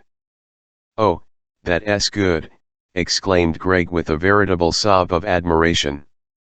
Not so energischno, children, cried Marina in Van and Lucette's direction. El Daviant pourpris, she is getting crimson, commented the governess. I sustain that these indecent gymnastics are no good for her. Van, his eyes smiling, his angel-strong hands holding the child's cold carrot soup legs just above the insteps, was plowing around with Lucette acting the solo. Her bright hair hung over her face, her panties showed from under the hem of her skin, yet she still urged the pluff boy on. Budet, but, that'll do, said Marina to the plow team. Van gently let her legs down and straightened her dress. She lay for a moment, panting. I mean, I would love lending him to you for a ride any time. For any amount of time. Will you? Besides, another black. But she shook her head, her bent head, while still twisting and twining her daisies. Well, he said, getting up, I must be going. Goodbye, everybody. Go in, yeah, ADM. I guess it's your father under that oak, isn't it? No, it's an elm, said ADM. Van looked across the lawn and said, as if musing, perhaps with just a faint touch of boyish show-off, I'd like to see that two-lice sheet when Uncle is through with it. I was supposed to play for my in yesterday's cricket game. Been sick, unable to bat, Riverlane humbled. 0:15 one afternoon they were climbing the chattel tree at the bottom of the garden. Mlle Leaviachari and little Lucette, screened by a caprice of the coppice but just earshot, were playing grace hoops. One glimpsed now and then, up near or through the foliage, the skimming hoop pask from one unseen sending stick to another. The first cicada of the season kept trying out its instrument. A silver and sable skybab squirrel sat sampling a cone on the back of a van, in blue gym suit, having worked his way up to a fork just under his agile playmate, who naturally was better acquainted with the tree's intricate map, but not being able to see her face, Beto canned mute communication by taking her ankle finger and thumb as she would have a closed butterfly. Her bare foot slipped, and the two panting youngsters tangled ignominiously among the branches, in a shower of droops and leaves, clutching at each other, and the next moment, as they regained a semblance of balance, his expressionless face and cropped head were her legs, and a last fruit fell with a thud, the drop dot of an inverted exclamation point. She was wearing his wristwatch and a cotton, remember? Yes, of course, I remember, you kissed me here, on the inside, and you started to strangle me with those devilish knees of yours. I was seeking some sort of support, that might have been TME, but according to a later, considerably later, version they were still in the tree, and still glowing, when Van removed a silk thread of ENA web from his lip and remarked that such negligence of attire was a form of hysteria. Well, answered Ada, straddling her favorite limb, as we all know by now, MLLE la Riviere de Laments has nothing against a hysterical little girl's not wearing pantalettes during Ardor de la Canicule. I refuse to share the ardor of your little canicule with an apple tree. It is really the tree of knowledge. The specimen was imported last summer wrapped up in brocade from the Eden National Park, where Dr. Krolik's son is a ranger and breeder. Let him range and breed by all means, said Van. Her natural history had long begun to get on his nerves, but I swear no apple trees grow in Iraq, right? But that's not a TME apple tree. Right, and Tong, commented Ada, again much later, we did discuss the matter, but you could not have permitted yourself such vulgar reparouts then. At a time when the chastest of chances allowed you to snatch, as they say, a first shy kiss. Oh, for shame. And there was no national park in Iraq 80 years ago. True, said Van. And no caterpillars bred on that tree in our orchard. True, my lovely, and Larsless natural history was past history by that time. Both kept diaries. After that foretaste of knowledge, an amusing thing happened. She was on her way to Krolik's house with a boxfy_al of hatched and chloroformed butterflies, and had just passed through the orchard when she suddenly stopped and swore, "Chort!" At the same moment Van, who had set out the opposite direction for a bit of shooting practice in a nearby pavilion, where there was a bowling alley and other recreational facilities, once much used by other Veens, also came to an abrupt standstill. Then, by a nice coincidence, both went tearing back to the house to hide their diaries, which both thought they had left lying open in their respective. Ada, who feared the curiosity of Lucette and Blanche, the Gomez presented no threat. Being pathologically unobservant, found out she was Tong. She had put away the album, its latest entry. Van, who knew that Ada was a little snoopy, discovered Blanche in his room feigning to make the maid bed, the unlooked diary lying on the stool beside it. He slapped her lightly on the behind and removed the shagreen bound to a safer place. Then Van and Ada met in the passage, and would have kissed at some earlier stage of the evolution in the history of literature. It might been a neat little sequel to the Chattel Tree incident. Instead, both resumed their separate ways, and Blanche, I suppose, went to weep in her bower. 016 Their first free and frantic caresses had been preceded by a brief of strange craftiness, of cringing stealth. The masked offender was Van, but her passive acceptance of the poor boy seemed tacitly to acknowledge its disreputable and even monstrous nature.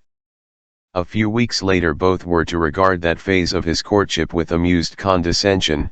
At the time, however, its implicit cowardice puzzled her and distressed him. Mainly he was keenly conscious of her being puzzled. Although Van had never had the occasion to witness anything close to virginal revolt on the part of Aden, not an easily frightened or little girl, je dole de tout ce qui ramp, he could rely on 2 or 3 dreadful dreams to imagine her, in real, or at least responsible, life, recoiling with a wild as she left his lust in the lurch to summon her governess or mother, or a gigantic footman, not existing in the house but killable in the dream, punchable with sharp-ringed knuckles, puncturable like a bladder of blood, after which he knew he would be expelled from Ardis. In Ada's hand, I vehemently object to that. Not over fastidious _ it is unfair in fact, and fuzzy in fancy. Van's marginal note, sorry, puss, that must stay. But even if he were to will himself to mock that image so as to blast it out of all consciousness, he could not feel proud of his conduct, in those actual undercover dealings of his with Audas, by doing what he did and the way he did it, with that unpublished relish. He seemed to himself to be either taking advantage of her innings or else inducing her to conceal from him, the concealer, her awareness of what he concealed. After the first contact, so light, so mute, between his soft lips and her softer skin had been established high up in that dappled tree, with only that stray ardilla daintily leaves drop. Nothing seemed changed in one sense, all was lost in another. Such contacts evolve their outl texture, a tactile sensation is a blind we touch in silhouette. Henceforth, at certain moments of their otherwise indolent days, in certain recurrent circumstances of controlled madness, a secret sign was erected, a drawn between him and her, Ada. They are now practically extinct at Ardis. Vamo, I see, not to be removed until he got rid of what the necessity of dissimulation kept degrading to the of a Urichtich. Och, Van. He could not say afterwards, when discussing with her that rather pathetic nastiness, whether he really feared that his Avournine, as Blanche Ivas to refer later, in her bastard French, to Ada, might react with an outburst of real or well-feigned resentment to a stark display of desire, or whether a glum, conmy approach was dictated to him by considerations of pity and decency. You are a chaste child, Ivanhoe's charm was too compelling not to be tasted in secret and too sacred to be openly violated, but something went wrong, that much was clear. The vague commonplaces of vague modesty so dread oily in vogue 80 years ago, the unsufferable banalities of shy wooing buoyed in old romances as arch as Arcady, those moods, those lurked no doubt behind the hush of his ambuscades, and that of her toleration. No record has remained of the exact summer day when his worry and coddlings began, but simultaneously with her sensing that at inane moments he stood indecently close behind her, his burning breath and gliding lips, she was aware that those silent, exotic approximations must have started long ago in some indefinite and infinite past, and could no longer be stoppered by her, without her acknowledging a tacit acceptance of their routine repetition in that past on those relentlessly hot July afternoons. Ada liked to sit on a cool piano stool of ivoried wood at a white oilcloth table in the sunny music room, her favorite botanical atlas open her, and copy out color on creamy paper some singular flower. She might choose, for instance, an insect-mimicking orchid which she would proceed to enlarge with remarkable skill. Or else she combined one species with another, unrecorded but possible, introducing little changes and twists that seemed almost morbid in so young a girl, so nakedly dressed. The long beam slanting in from the French eye window glowed in the faceted tumbler, in the tinted iveder, and on the tin of the paint box, and while she delicately painted an eye spot or the lobes of a lip, rapturous concentration caused the tip of her tongue to curl at the corner of her mouth, and as the sun looked on, the fantastic, black blue-brown haired child seemed in her turn to mimic the mirror of Venus blossom. Her flimsy frock happened to be so deeply cut out that whenever she concaved her back, while moving her prominent scapulae to and fro and tilting her head as with air one zeized brush she surveyed her damp achievement, or the outside of her left wrist wiped a strand of hair off her temple, Van, who had drawn up to her seat as close as he dared, could see down her sleek and cellure as far as her coccyx and inhale the ivanth of her entire body. His hean thumping, one miserable hand deep in his trouser where he kept a purse with half a dozen $10 gold pieces to disguise his state, he bent over her. As she bent over her work very lightly, he let his parched lips travel down her warm hair and hot nape. It was the sweetest, the strongest, the most mysterious sensation that the boy had ever experienced. Nothing in his sordid venery of the past winter could duplicate that downy tenderness, that despair of desire. He would hail lingered forever on the little middle knob of rounded delight on the back of her neck, had she kept it inclined forever, and had the unfortunate fellow been able to endure much longer the ecstasy of its touch under his Ivax's still mouth without rubbing against her with mad abandon. The vivid crimsoning of an exposed ear and the gradual torpor invading her paintbrush were the only signs, fearful signs, of her feeling the increased pressure of his caress.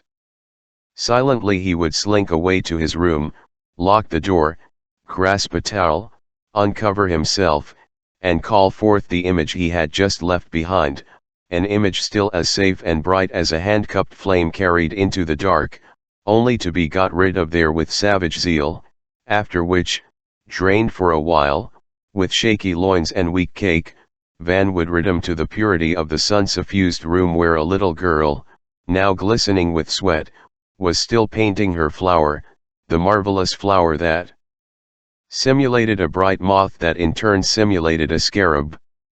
If the relief, any relief, of a lad's ardor had been Van's sole concern, if, in other words, no love had been involved, our young friend might have put up for one casual summer if the nastiness and ambiguity of his behavior but since Van loved Ada, that complicated release could not be an end in itself, or, rather, it was only a dead end, because unshared, because horribly hidden, because not liable to melt into any subsequent phase of incomparably greater rapture which, like a misty summit beyond the fierce mountain pass, promised to be the pinnacle of his relationship with Adm during that midsummer week or fortnight, notwithstanding those daily butterfly kisses on that hair, on that neck.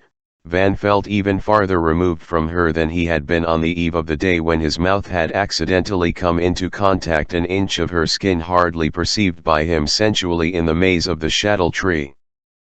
But nature is motion and growth. One afternoon he came up behind her in the music room more noiselessly than ever because he happened to barefooted and, turning her head, little Ada shut her eyes and pressed her lips to his in a fresh rose kiss that entranced and baffled Vam. "Now run along," she said, "quick, quick, I'm busy," and as he lagged like an idiot she anointed his flushed forehead with her paintbrush in the semblance of an ancient Estotien sign of the cross. "IHME to finish this," she added, pointing with her violet-purple soaked thin brush at a blend of Ophrys Scalopax and Ophrys Vini, "and in a minute we must dress up. Marina wants Kim to take our picture holding hands and grinning, and then turning back to her hideous flower." 017 The hugest dictionary in the library said underlip, either of a pair of fleshy folds surrounding an orifice. Miley She Emile, as Ada called Monsieur Littreux, spoke thus: party extérieur et charne qui forme le contour de la bouche. Les deux bords d'une plaie simple, we simply with our wounds procreate, si est le membre qui luche. Dearest Emile.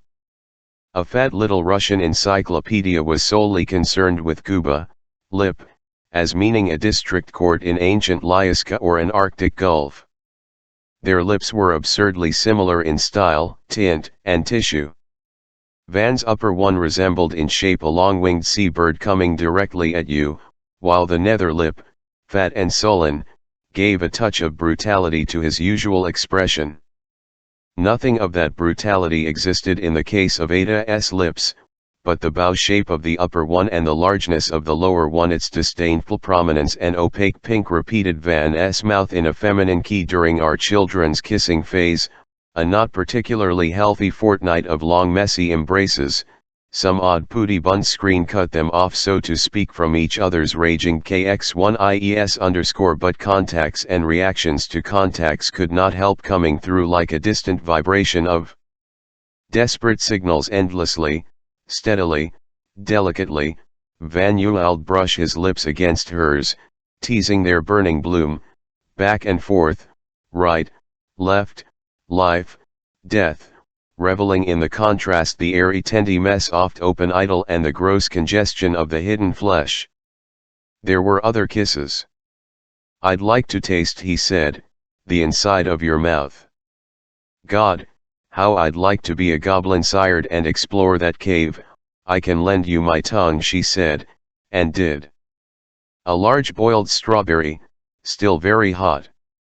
He sucked it in as far as it would go.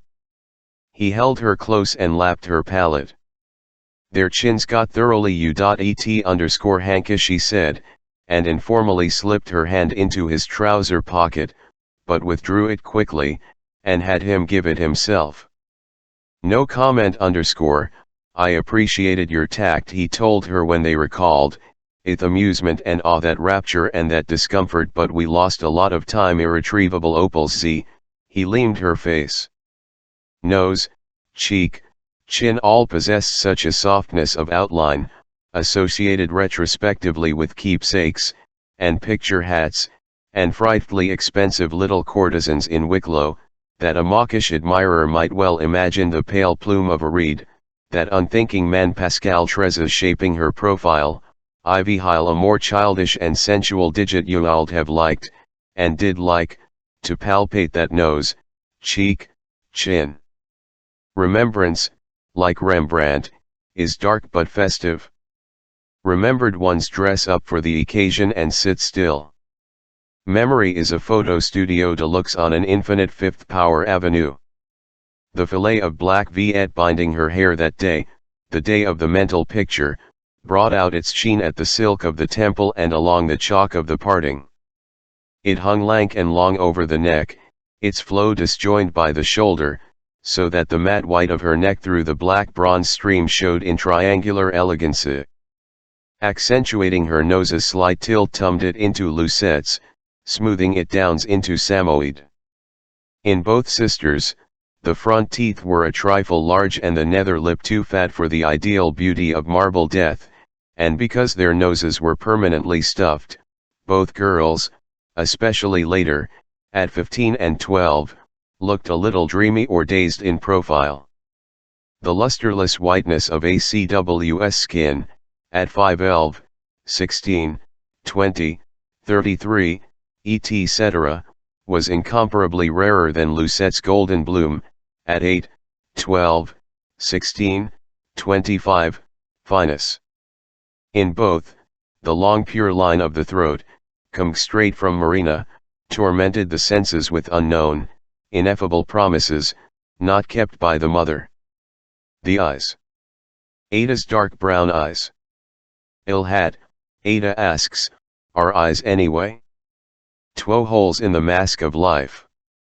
What, she asks, would they mean to a creature from another corpuscle or milk bubble whose organ of sight was, say, an internal parasite resembling the written word deified?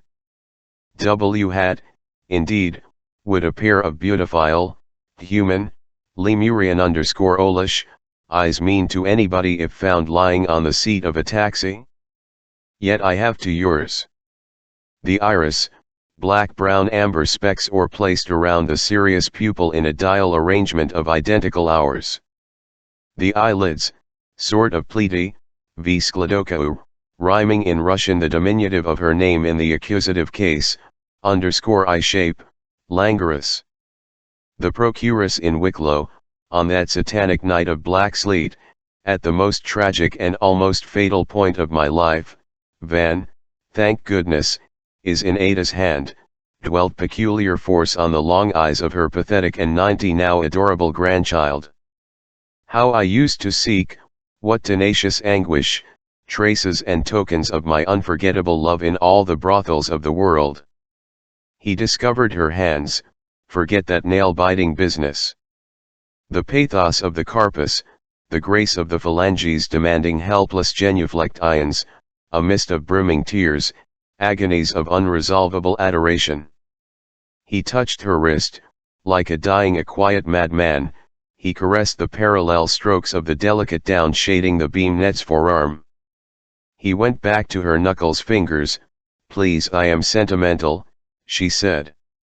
I could dissect a koala but not its baby. I like the words damosel, eglantine, elegant. I love when you kiss my elongated white hand. She had on the back of her left hand the same small brown spot that marked his right one.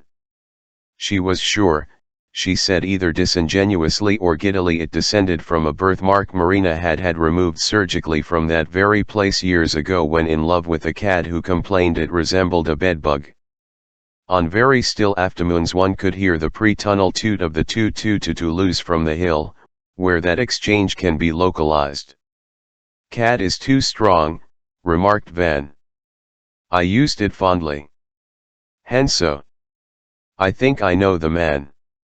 He has less heart than wit, that's a fact.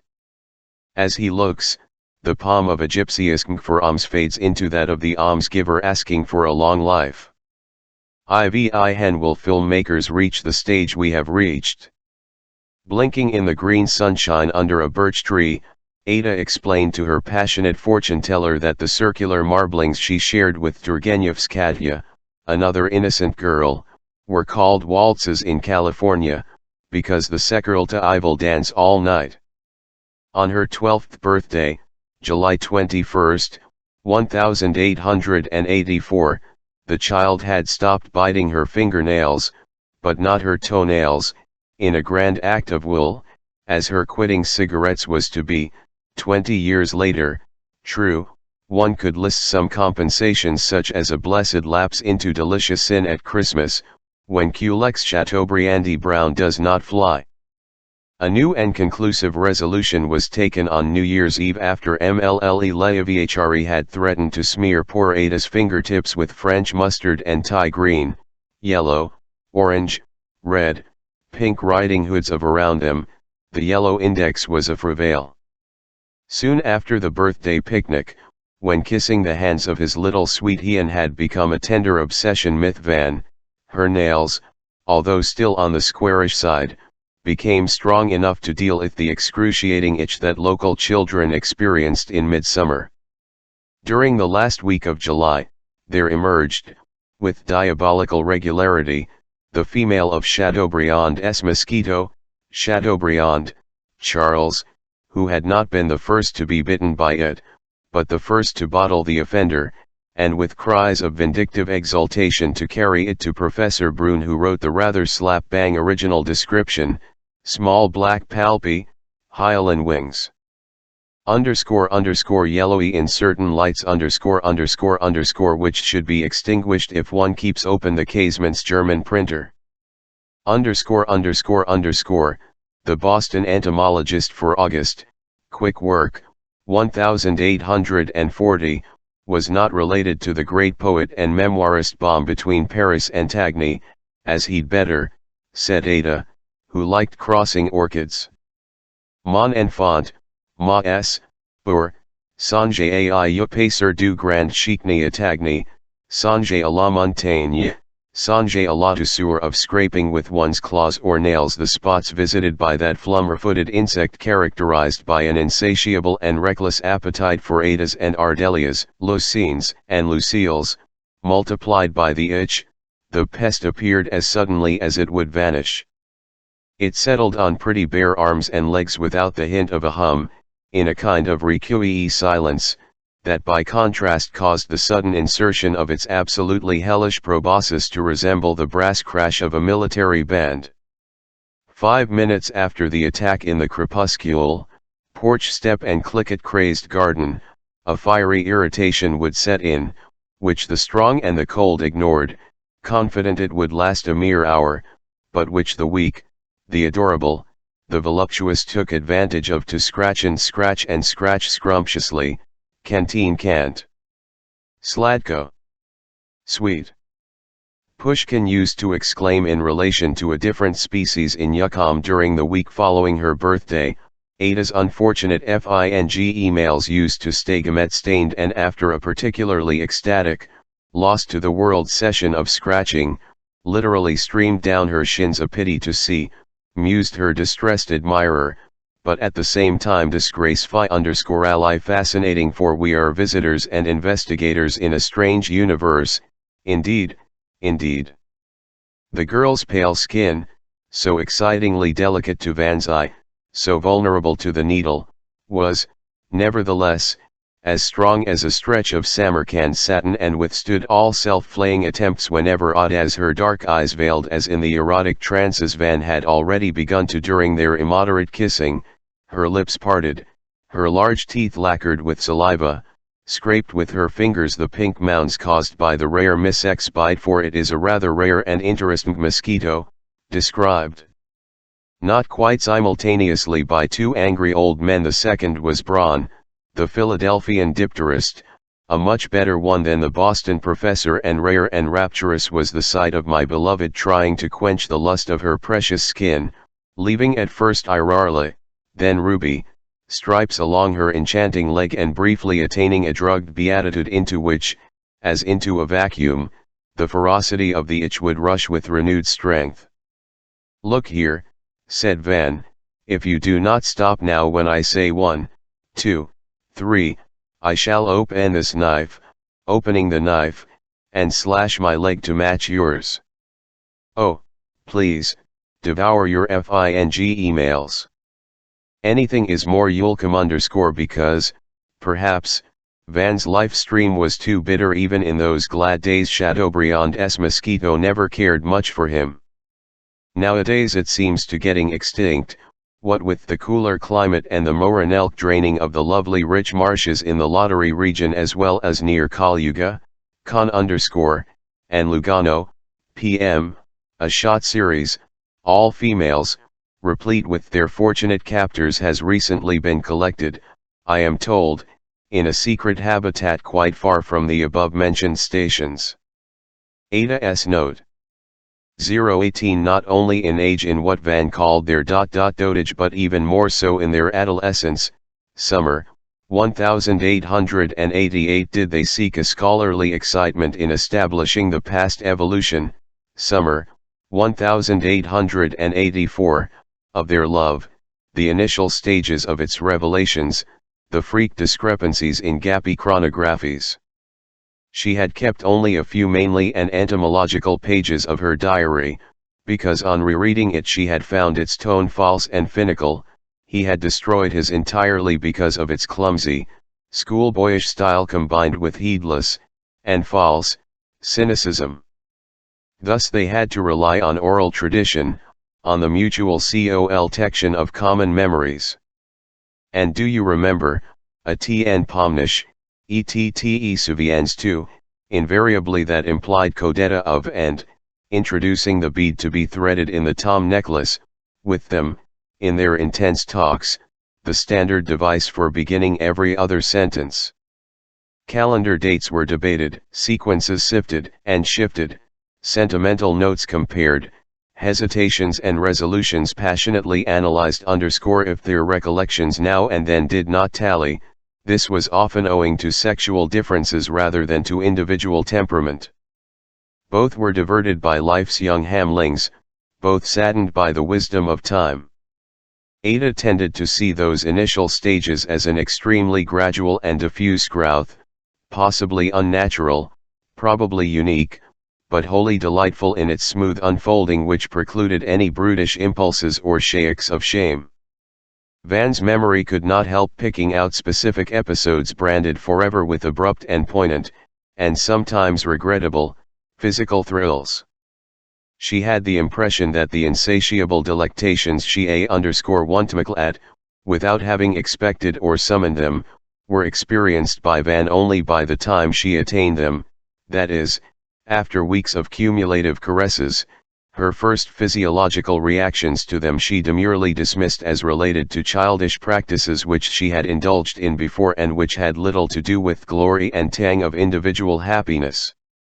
Van, on the contrary, not only could tabulate every informal spasm he had hidden from her before they became but stressed philosophic and moral distinctions between the shattering force of self-abuse and the overwhelming softness of avowed and shared low-ivy hen we remember our fonder selves, there is always that little figure with its long shadow stopping like an uncertain visitor on a lighted threshold at the far end of an impeccably narrowing corridor.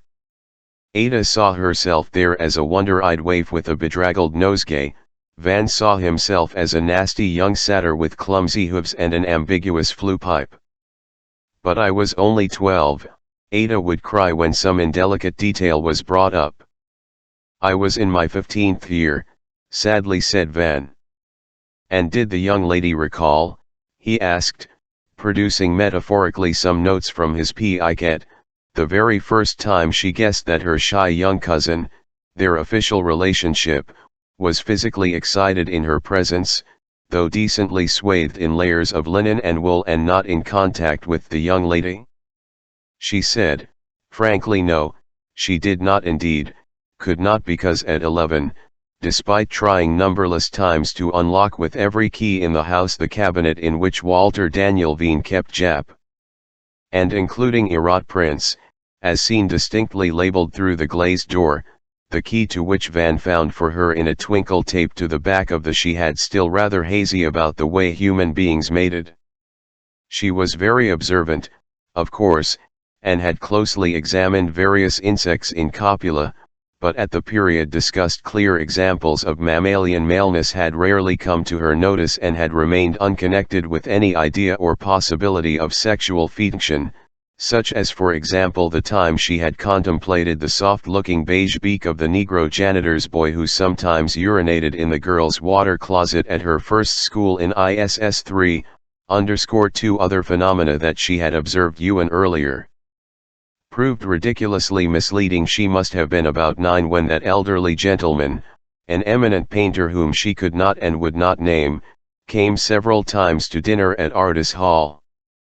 Her drawing teacher, Miss Wintergreen, respected him greatly, though actually her nature's morts were considered, in 1888 and again 1958, incomparably superior to the works of the celebrated old rascal who drew his nudes invariably from behind fig-picking, peach-buttocked nymphets straining upward, or else rock-climbing Girl Scouts in bursting shorts. I know exactly, interrupted Van angrily, whom you mean, and H. would like to place on record that even if his delicious talent is in disfavor today, Paul J. Gigment had every right to paint schoolgirls and pool girls from any side he pleased.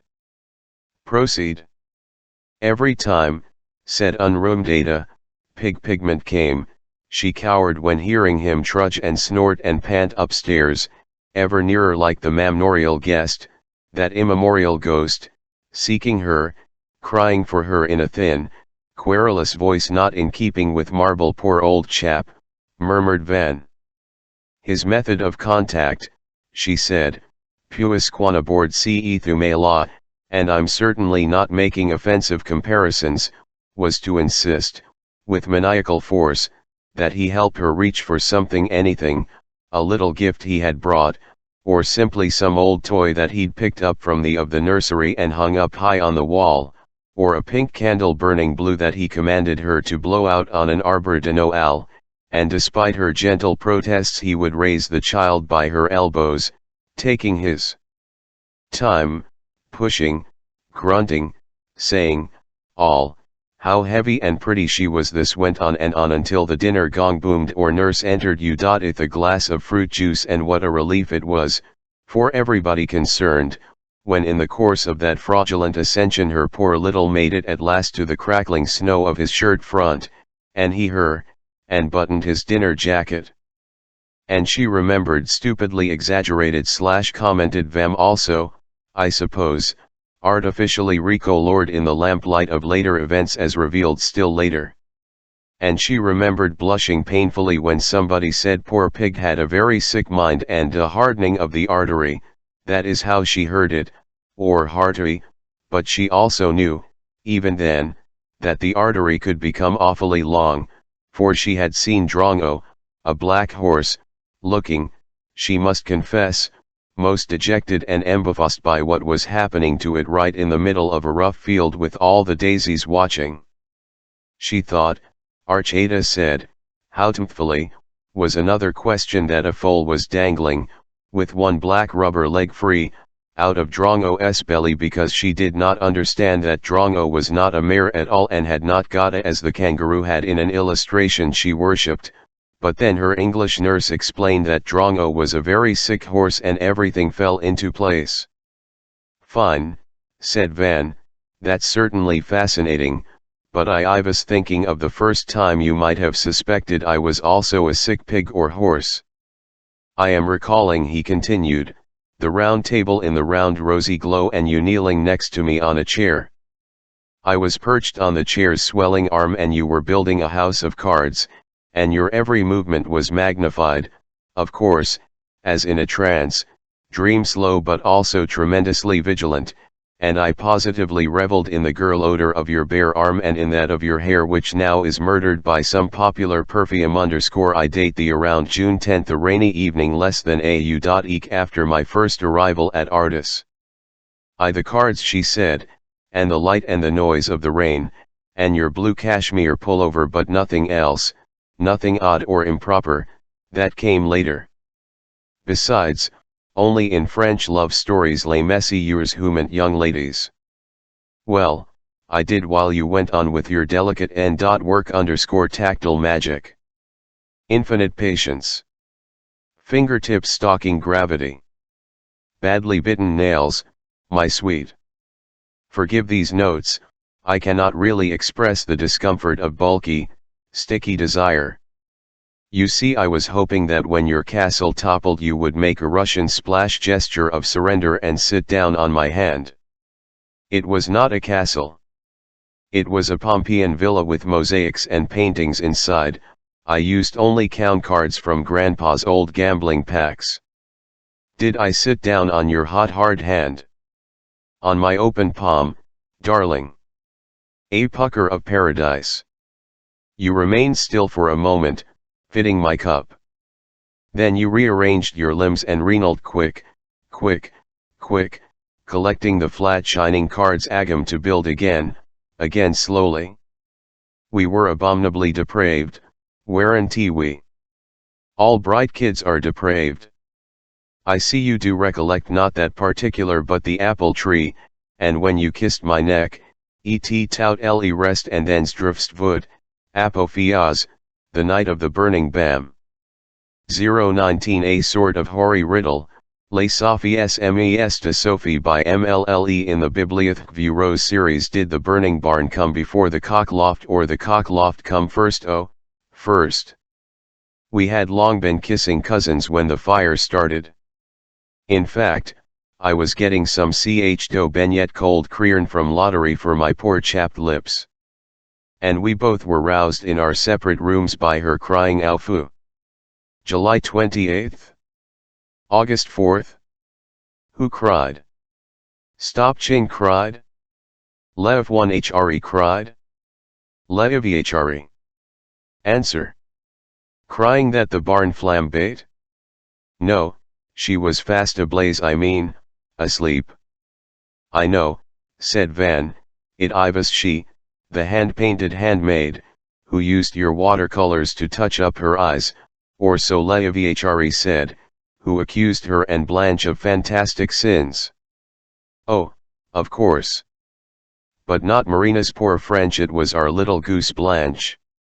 Yes, she rushed down the corridor and lost a miniver-trimmed slipper on the grand staircase, like Achette in the English Vergium. And do you, Van, how warm the night was. Eschia bn. As if I did not. Underscore that night because of the blink, that night because of the bothersome blink of remote sheet lightning through the black hearts of his sleeping Ardor. Van had abandoned his 2 tulip trees and gone to in his room.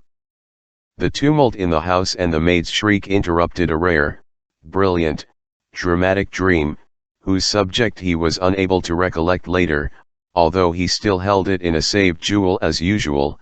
He slept naked, and now pulling on a pair of shawls, or draping himself in his tartan lap robe. He chose the second course, rattled a matchbox, lit his bedside candle, and swept out of his room, ready to save Ada and all her larvae. The corridor was dark, somewhere the dachshund was barking ecstatically.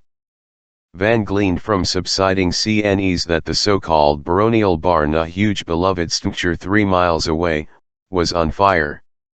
50 cows would have without hay, and Levihre without her midday coffee cream had it later in the season. Van felt slighted. They've all gone and left me behind, as old Fierce mumbles at the end of the cherry orchard. Marina was an adequate Madame Rainovsky, underscore with the tartan toga around him. He accompanied his black double down the accessory spiral stairs leading to the library. Placing a bare knee on the shaggy divan under the window, Van drew back the heavy red curtains. Uncle Dan, a cigar in his teeth, and kerchiefed Marina with Dak in her clutch deriding the watchdogs, were in the process of setting out between raised arms and swinging lanterns in the runabout as red as a fire engine. Only to be overtaken at the crunching curve of the by 3 English footmen on horseback with 3 French maids en croupe. The entire domestic staff seemed to be taking off to enjoy the fire, an infrequent event in our damp windless region, using every contraption available or imaginable, telegas, teleseats, road boats, tandem bicycles, and even the luggage carts which the station master supplied the family memory over Asmus Veen, their inventor.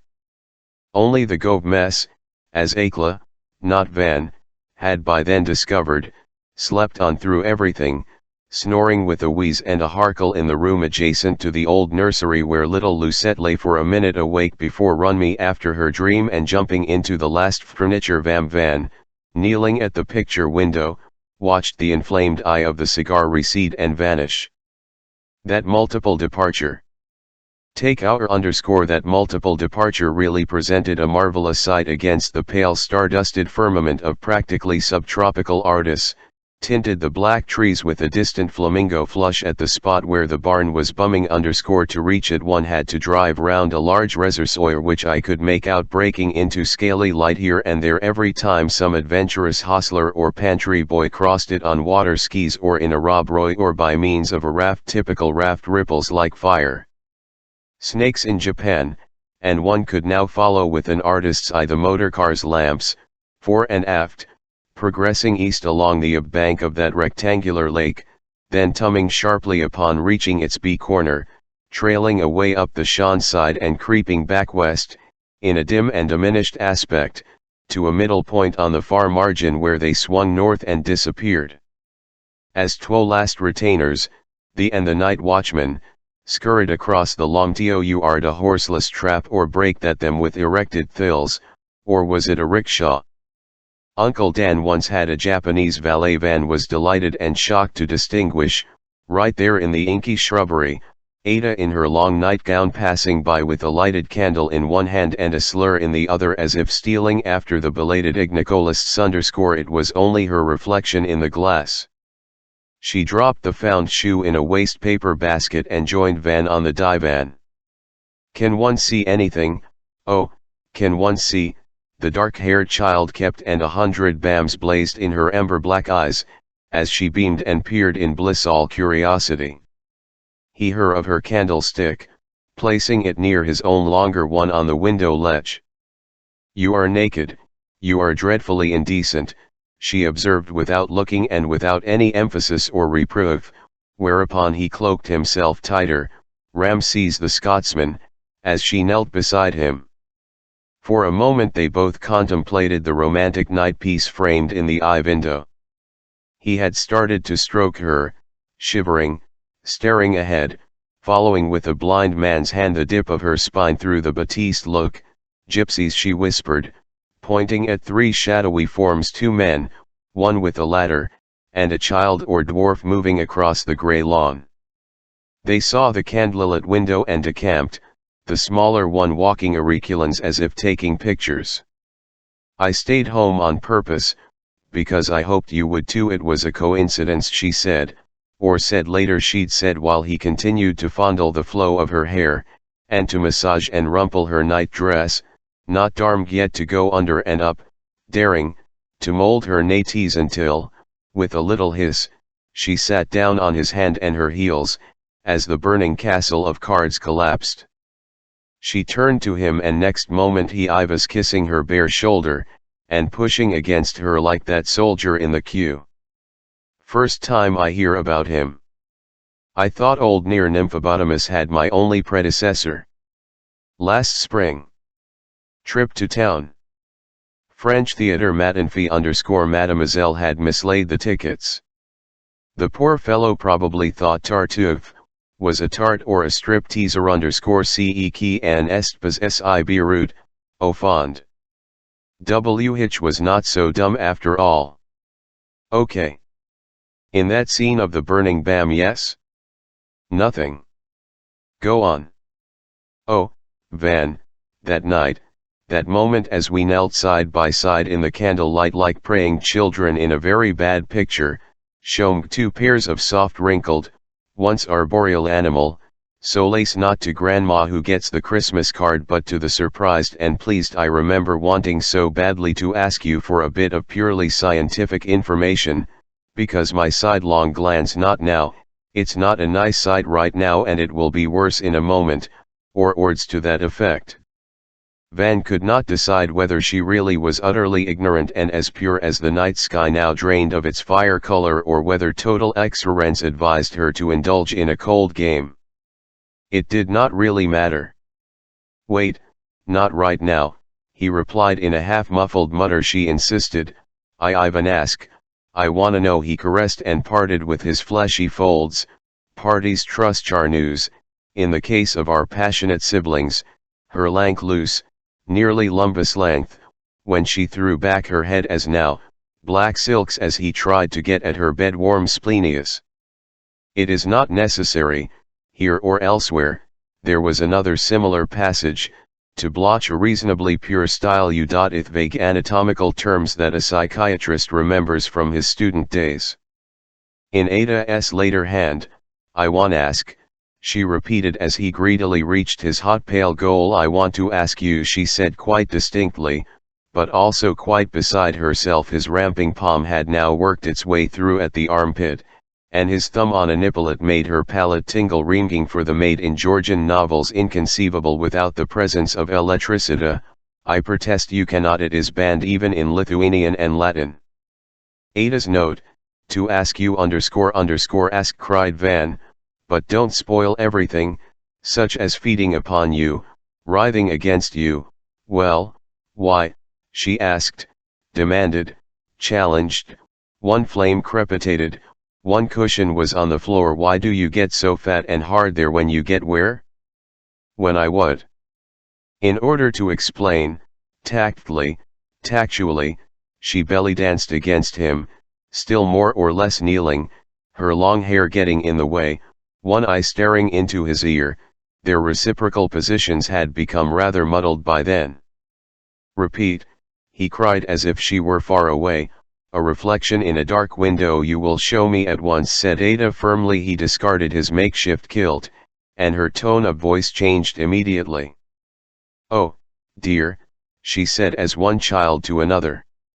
It's all skinned and raw. Does it hurt? Does it hurt horribly?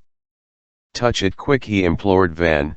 Poor Van, she went on in the narrow .73 ice the sweet girl used when speaking to cats, caterpillars, pupating puppies.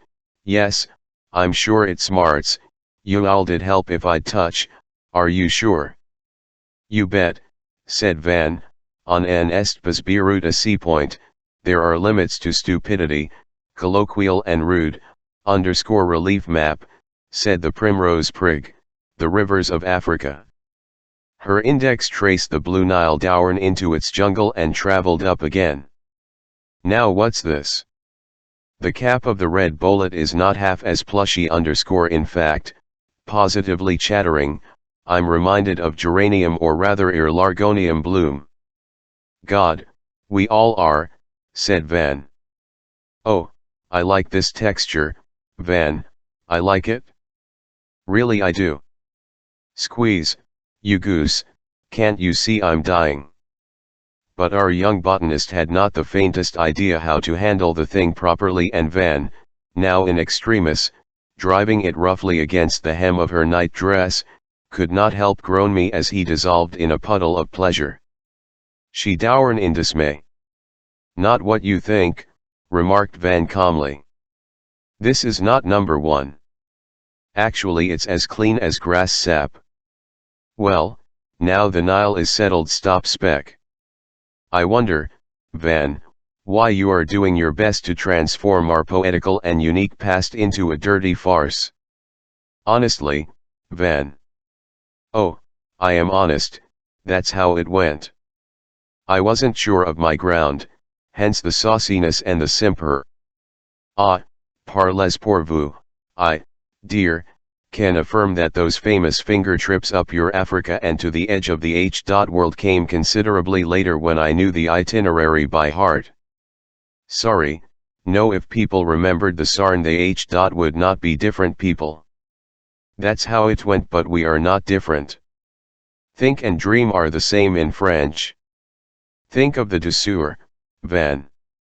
Oh, I am thinking of it, of course, I am. It was all douceur, My child, my rhyme. That's better, said Ada _, please, take over. Van stretched himself naked in the now motionless candlelight. Let us sleep here, he said. They won't be back before dawn, relights Uncle's cigar. My nightie is trempuk, she whispered. Take it off, this plaid sleeps too.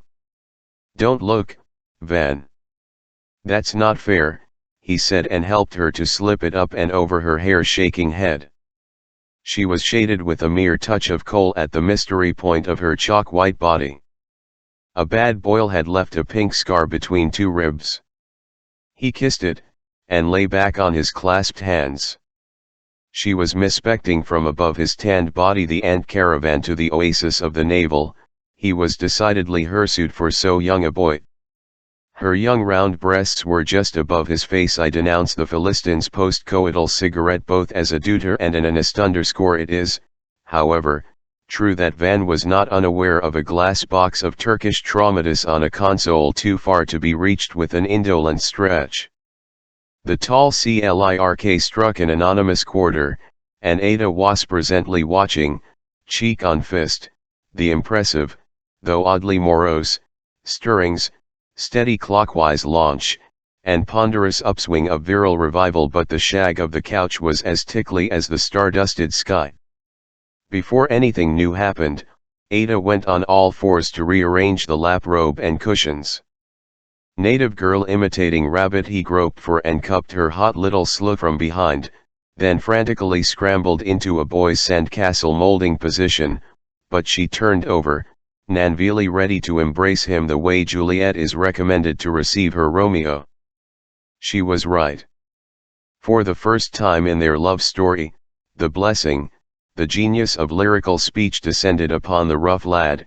He murmured and moaned, kissing her face with voluble tenderness, crying out in three languages, the three greatest in all the world, words upon which a dictionary of secret diminutives was to be based and go through many revisions till the definitive edition of 1967, when he grew too loud.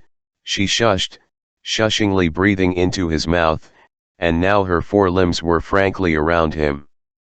As if she had been love-making for years in all our dreams, but impatient young passion, brimming like Van's overflowing bath while he is reworking this, a crotchety grey old wordman on the edge of a hotel bed, did not survive the first few blind THMSTS, it burst at the lip of the orchid, and a bluebird uttered a warning warble, and the lights were now stealing back under a rugged dawn, the firefly signals were circumscribing the reservoir, the dots of the carriage lamps became stars, wheels rasped on the gravel. All the dogs returned well pleased with the night treat.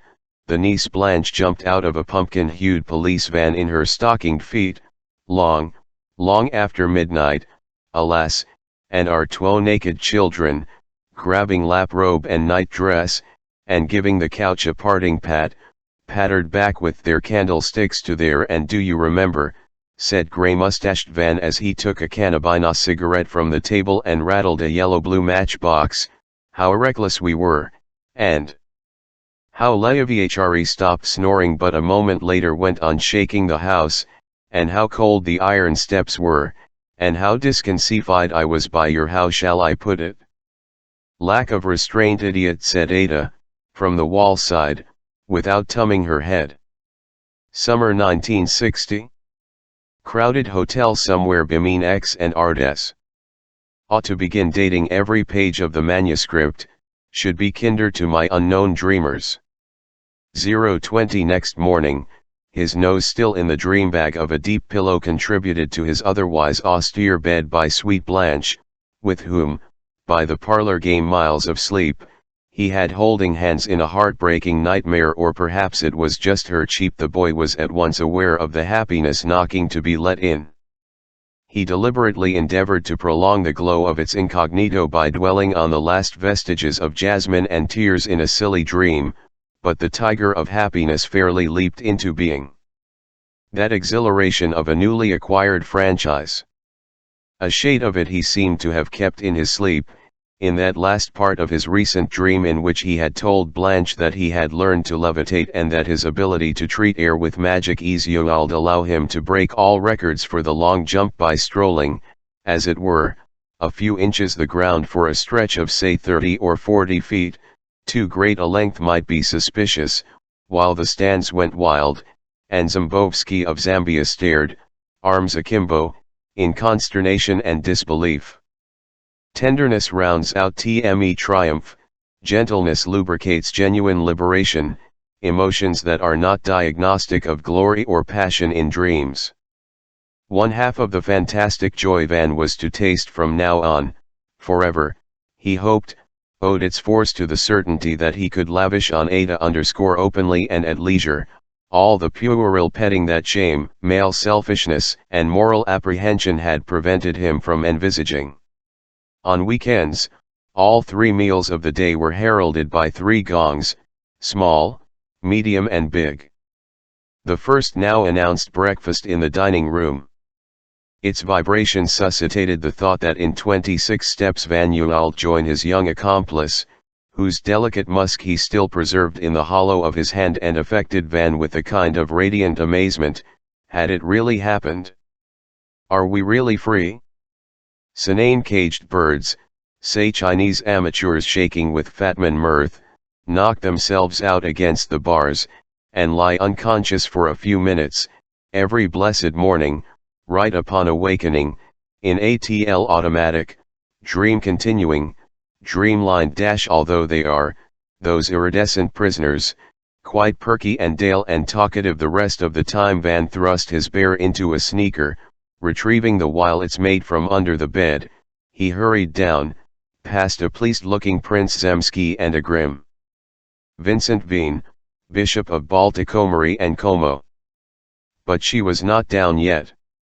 In the bright dining room, frill of yellow flowers in drooping clusters of sunshine, Uncle Dan was feeding.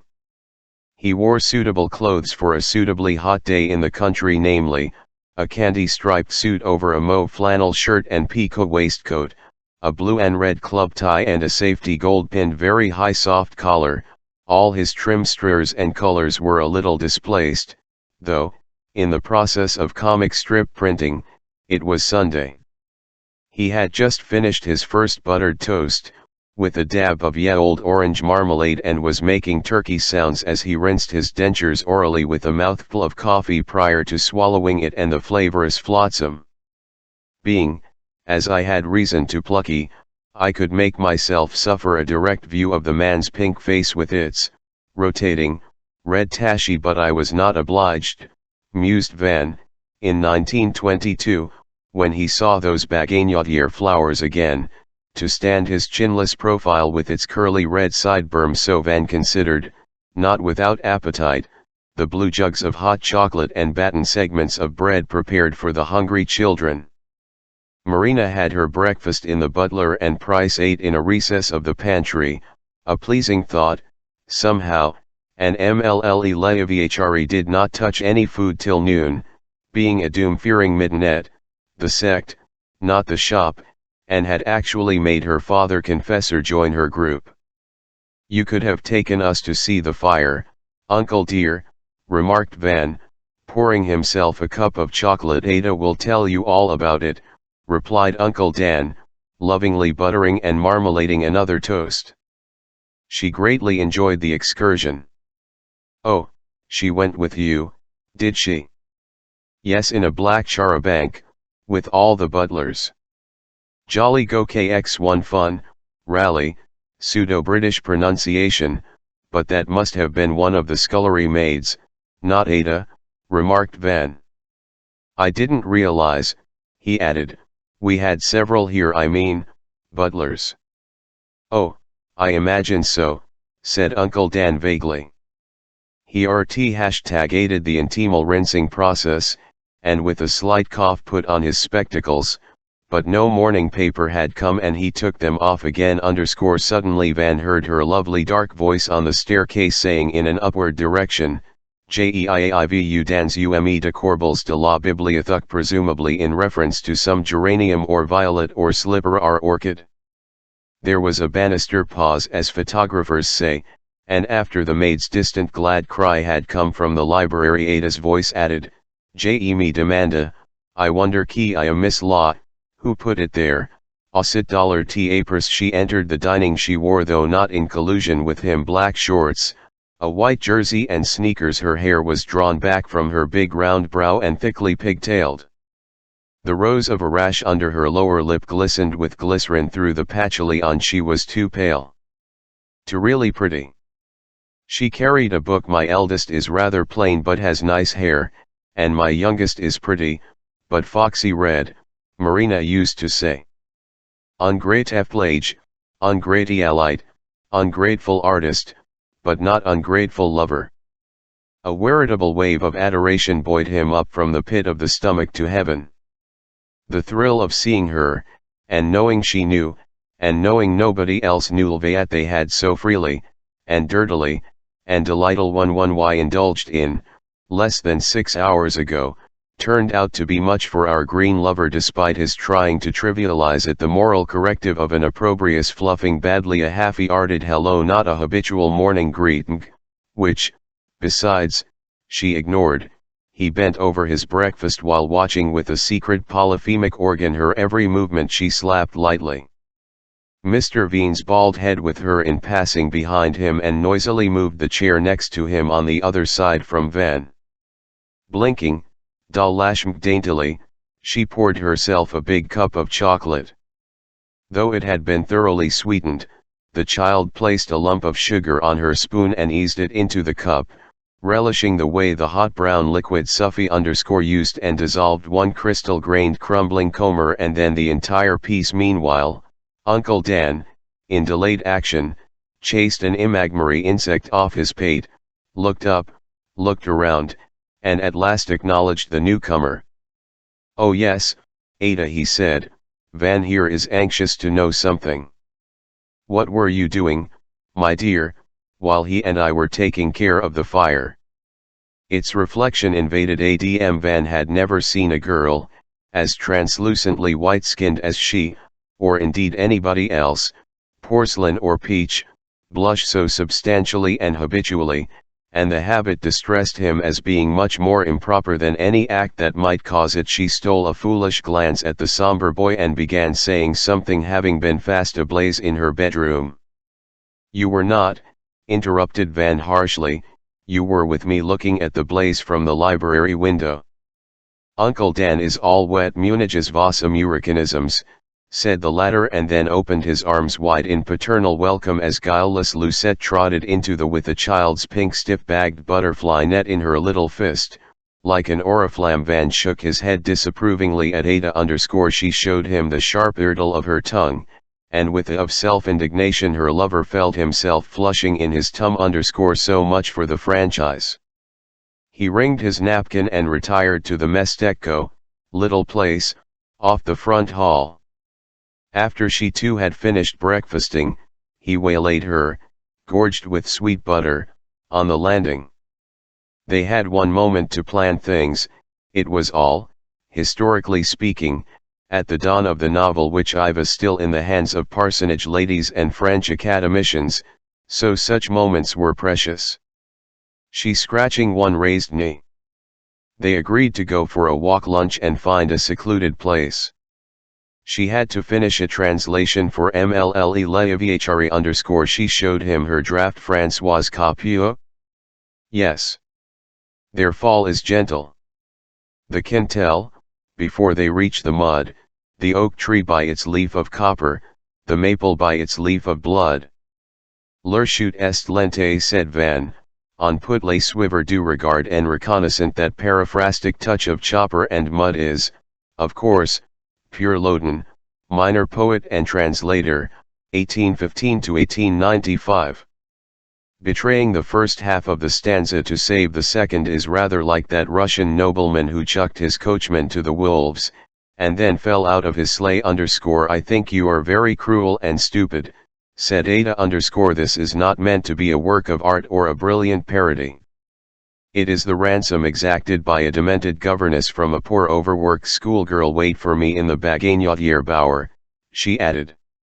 I'll be down in exactly 63 minutes. Her hands were cold, her neck was hot, the postman's boy had rung the doorbell, Bout, a young footman, the butler's bastard, crossed the resonant flags of the hall. On Sunday mornings the mail came late, because of the voluminous Sunday supplements of the papers from Balticomary, and Coluga, and Luga, which Robin Sherwood, the old postman, in his bright green uniform, distributed on horseback throughout the somnolent countryside. As Van, humming his school song, the only tune he could ever carry, skipped down the Telta steps, he saw Robin on his old bay holding the livelier black stallion of his Sunday helper, a handsome English lad whom, it was marred behind the rose hedges, the old man loved more vigorously than his office required. Van reached the third lawn, and the bower, and carefully inspected the stage prepared for the scene, like a provincial come an hour too early to the opera after jogging all day along harvest roads with poppies and bluets catching and twinkle twinme in the wheels of his buggy, Floberg's Ursula. Blue butterflies nearly the size of small 4/heights, and likewise of Aurora_n origin, were flitting swiftly around the shrubs and settling on the drooping clusters of yellow flowers. In less complex circumstances, 40 years hence, our lovers were to see again, with wonder and joy, the same insect and the same bladdersenna along a forest trail near Suston in the Valais. At the present moment he was looking forward to collecting what he would recollect later, and I watched the big bold blues as he sprawled on the turf, bumming with the evoked vision of Ada's pale limbs in the variegated light of the bower, and then coldly telling himself that fact could never quite match fancy. When he returned from a swim in the broad and deep brook beyond the bosquet with wet hair and tingling skin, Van got the rare treat of finding his foreglimpse of live ivory accurately reproduced, except that she had loosened her hair and changed into the kirtle frike of sun-bright cotton that he was so fond of and had so ardently yearned to soil in the so recent past. He had to deal first of all with her legs, which he felt he had not faded enough the previous night, to sheathe them in kisses from the A of arched instep to the V of velvet, and this Van accomplished as soon as Ada and he got sufficiently deep in the larkwood which closed the park on the steep side of the rocky rise between Ardis and Lottery. Neither could establish in retrospect, nor, indeed, persisted in trying to do so, how, when, and where he actually deflowered her. A vulgarism Ada in Wonderland had happened to find glossed in Friday's encyclopedia as to break a virgin's vaginal membrane by manly or mechanical means. With the example, the sweetness of his soul was deflowered. Jeremy Taylor. Was it that night on the Laprobe? Or that day in the Larchwood? Or later in the shooting gallery, or in the attic, or on the roof, or on a secluded balcony, or in the bathroom, or, not very comfortably, on the magic carpet? We do not know and do not care.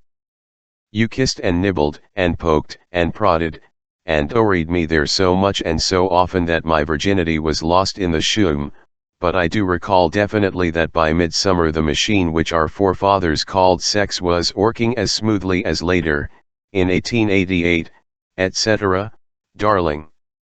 Marginal note in red ink, 021 Ada was denied the free use of the library.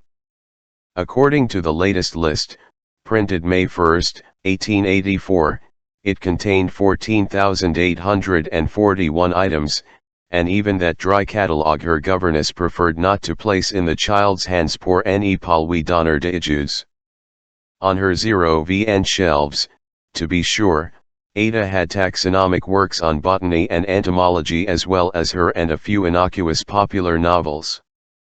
But not only was she not supposed to browse the library, but every book she took out to read in bed or bower had to be checked by her mentor and charged and lecture with name and stamp date in the index card files kept in a careful mess by MLLE Leavhre and in a kind of desperate order, with the insertion of queries, calls of distress, and even imprecations, on bits of pink, red, or purple paper, by a cousin of hers, Monsieur Philippe Verger, a diminutive old bachelor, morbidly silent and shy, who moused in, every other week, for a few hours of quiet work, so quiet, in fact, that one afternoon when a tallish library ladder suddenly went into an eerie backward slow motion with him high up on it embracing a windmill of volumes, he reached the floor, supine, with his ladder and books, in such a hush that guilty Adazho had thought she was alone, pulling out and scanning the utterly unrewarding Arabian Nights, mistook his fall for the shadow of a door being stealthily opened by some soft-fleshed eunuch. Her intimacy with her cher, trop cher Renu, as she sometimes called Van in gentle jest, changed the reading situation entirely. Whatever decrees still remained pinned up in mid-air. Upon his altival at Ardis, Van warned his former governess, who had reasons to believe in his threats, that if he were not permitted to remove from the library at any time, for any length of time, and without any trace of an lecture, any volume, collected works, boxed pamphlets or incunabulum that he might fancy, he would have Miss Vertograd, his father's librarian, a completely servile and infinitely accommodative spinster of Verger's format and presumable date of publication, post to Ardis. Hall Trunktals of 18th-century Leibnines, German sexologists, and a whole circus of Shastras and Nefsamvis in literal translation with a pueriful addenda. Puzzled Mlle Leavichari would have consulted the master of Ardis, but she never discussed him anything serious since the day, in January, 1876, when he had made an unexpected, and rather half-hearted, really let us be fair, pass at her. As to dear Marina, she only remarked, when consulted, that at Van's age she would poison her governess with anti-roach borax if forbidden to read, for example, Turgenev's smoke. Thereafter, anything Ada wanted or might have invented to want was placed by Van at her disposal in various safe nooks, and the only visible consequence of Verger's perplexities and despair was an increase in the scatter of a curious snow-white dust that he always left here and there, on the dark carpet, in this or that spot of plodding occupation. Such a cruel curse on such a neat little man.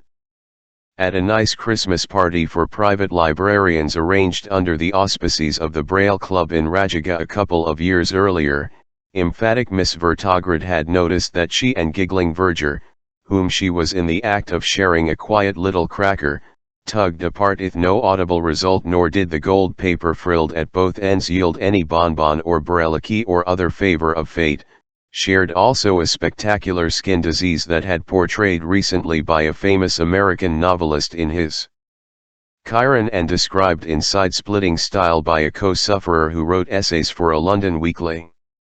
Very delicately, Miss Vertograd would transmit through Van library slips to the rather unresponsive Frenchman this or that concise suggestion, Mercury, or H4 Henson A works Anders _ Mademoiselle, who was in the know, too, looked up psoriasis in a one-volume medical encyclopedia, which her late mother had left her and which had not only helped her and her charges on various minor but had suggested suitable illnesses for the characters in the stories she contributed to the Quebec Quarterly.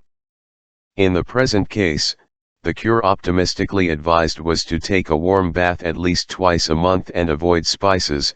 This she typed out and passed on to her cousin in a get-well envelope. Finally, Ada showed Van a letter from Dr. Krolik on the Sarn subject.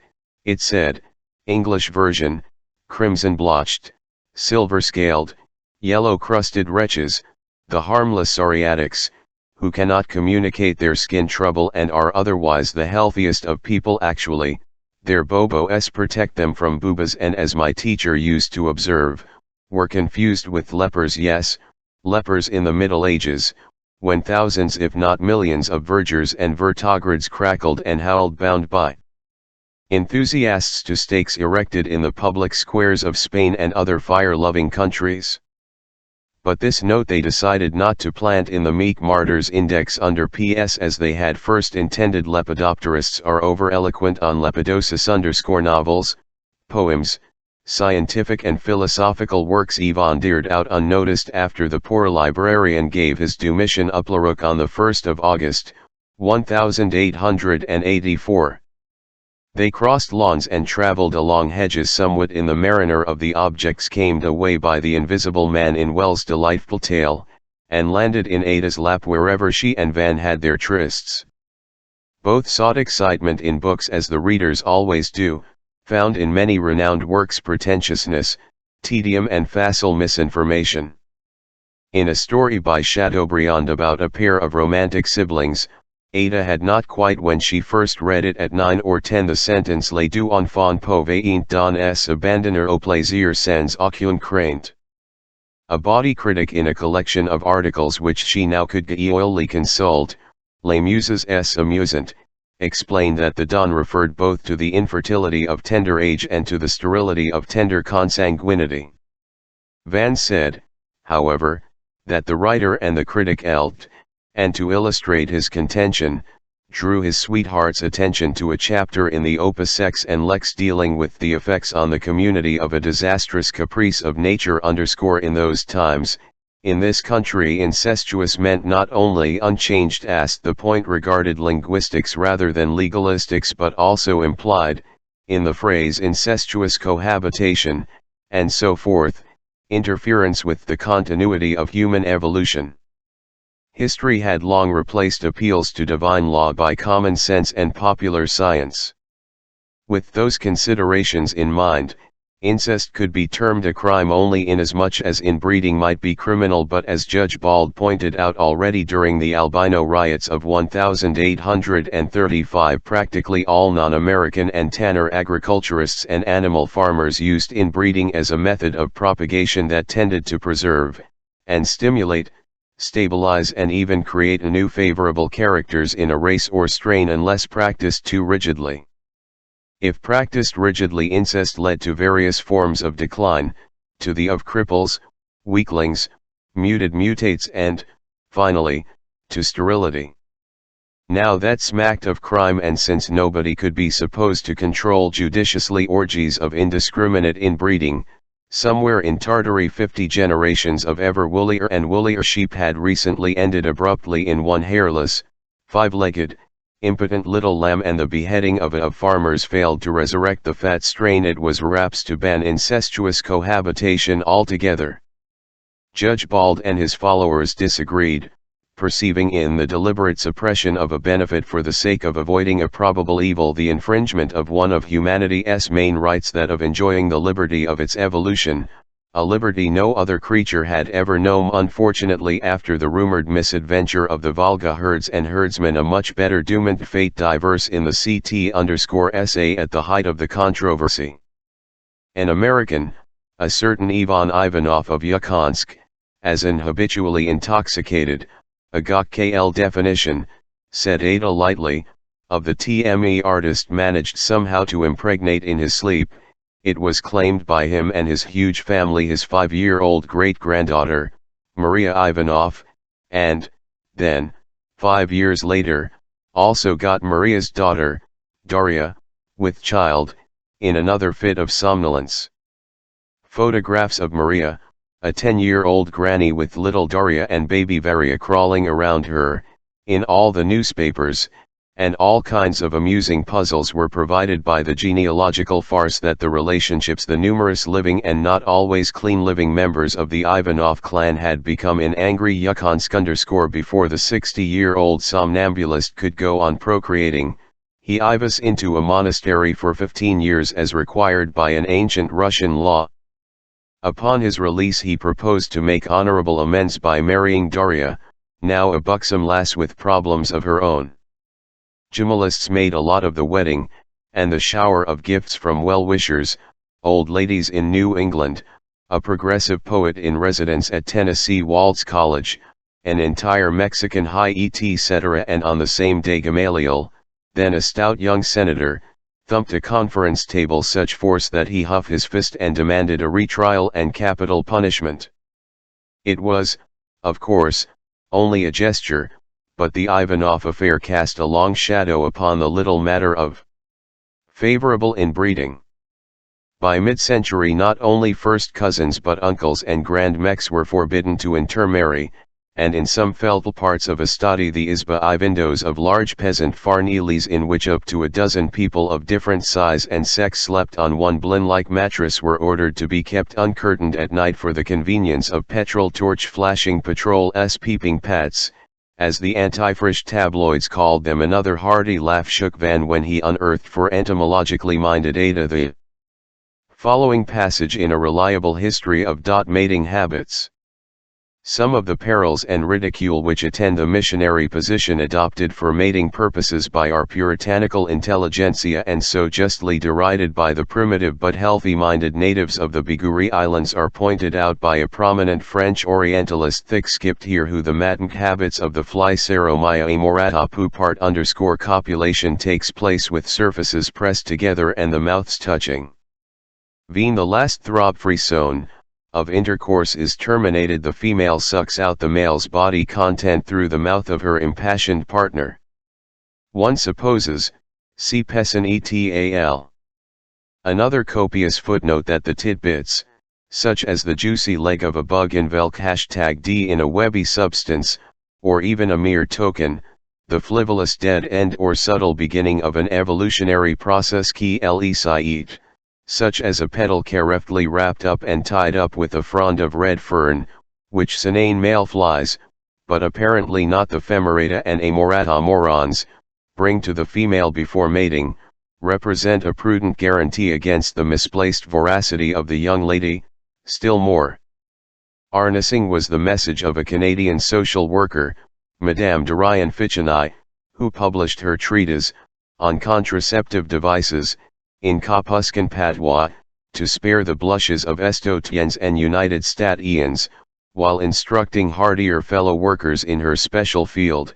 Sol sura medita, she wrote, por desvernatura, est por strong guy de continuo jusque le plaisir brims, et lors, a l'ultima instanta, svitura ai ultra gropa groove, ma perquoi on affame ardor ander. Ponderosa nese retorna hic la transita e facilitata perpositio torovago, and that term an appended glossary explained in blunt English as the posture generally adopted in rural communities by all classes, beginning by the country gentry and ending with the lowliest fan animals throughout the United Americas from Patagonia to Gasp. Ergo, concluded Van, our missionary goes up in smoke. Your vulgarity knows no bounds, said ADC. Well, I prefer to bum than to be slurped up alive by the Cherami or whatever you call her and have my widow lay a lot of tiny green eggs on top of it.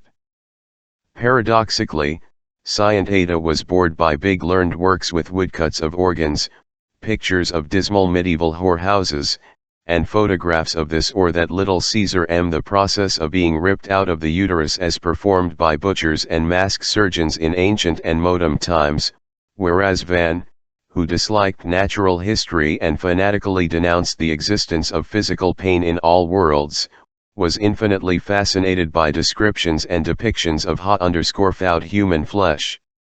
Otherwise, in more flowery fields, their tastes and titters proved to be much the same. They liked and Casanova, they loathed Lec Ursata and Herr Mazoch and Heinrich Müller_Ingshire and French pomographic poetry, though now and then witty and instructive, sickened them in the long run, and its tendency, especially in France the invasion, of having monks and nuns perform sexual feats seemed to them as incomprehensible as it was depressing. The collection of Uncle Dan's Oriental erotica prints turned out to be artistically second-rate and inept calisthenically in the most hilarious, and expensive, picture. A Mongolian woman with an inane oval face surmounted by a hideous hairdo was shown communicating sexually with 6 rather plump, blank-faced gymnasts in what looked like a display window. Jammed screens, potted plants, silks, paper fans, and crockery.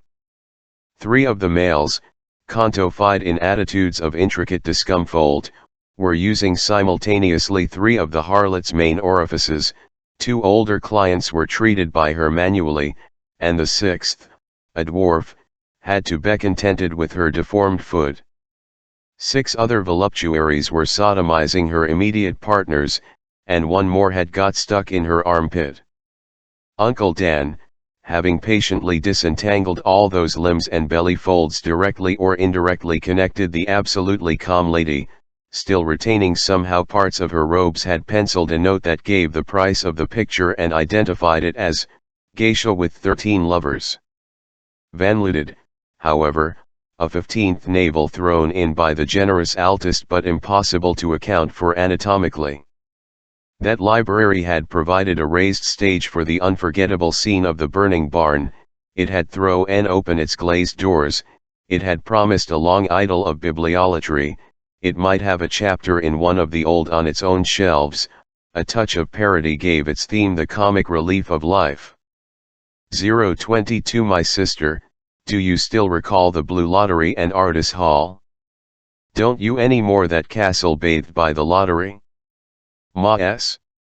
Or, tc so we and il encore du ch8 toque ben 8 lottery. My sister, do you still recall the lottery ivished old castle wall? Sestra moya, tn pomnish goru, I dub vinsaki, I lotteru. My sister, you remember still the spreading oak tree and my hill? Oh. Ki mi rondra monaline etle grand ch niti makaline? Oh, who will give me back my Jill and the big oak tree and my hill? Oh. Ki mi rondra, mon atul, et ma montagne et I hirondelle. Oh. Ki mi rondra ma lucille, la dori et I hirondelle agile? Oh, who will render in our tongue the tender things he loved and sung?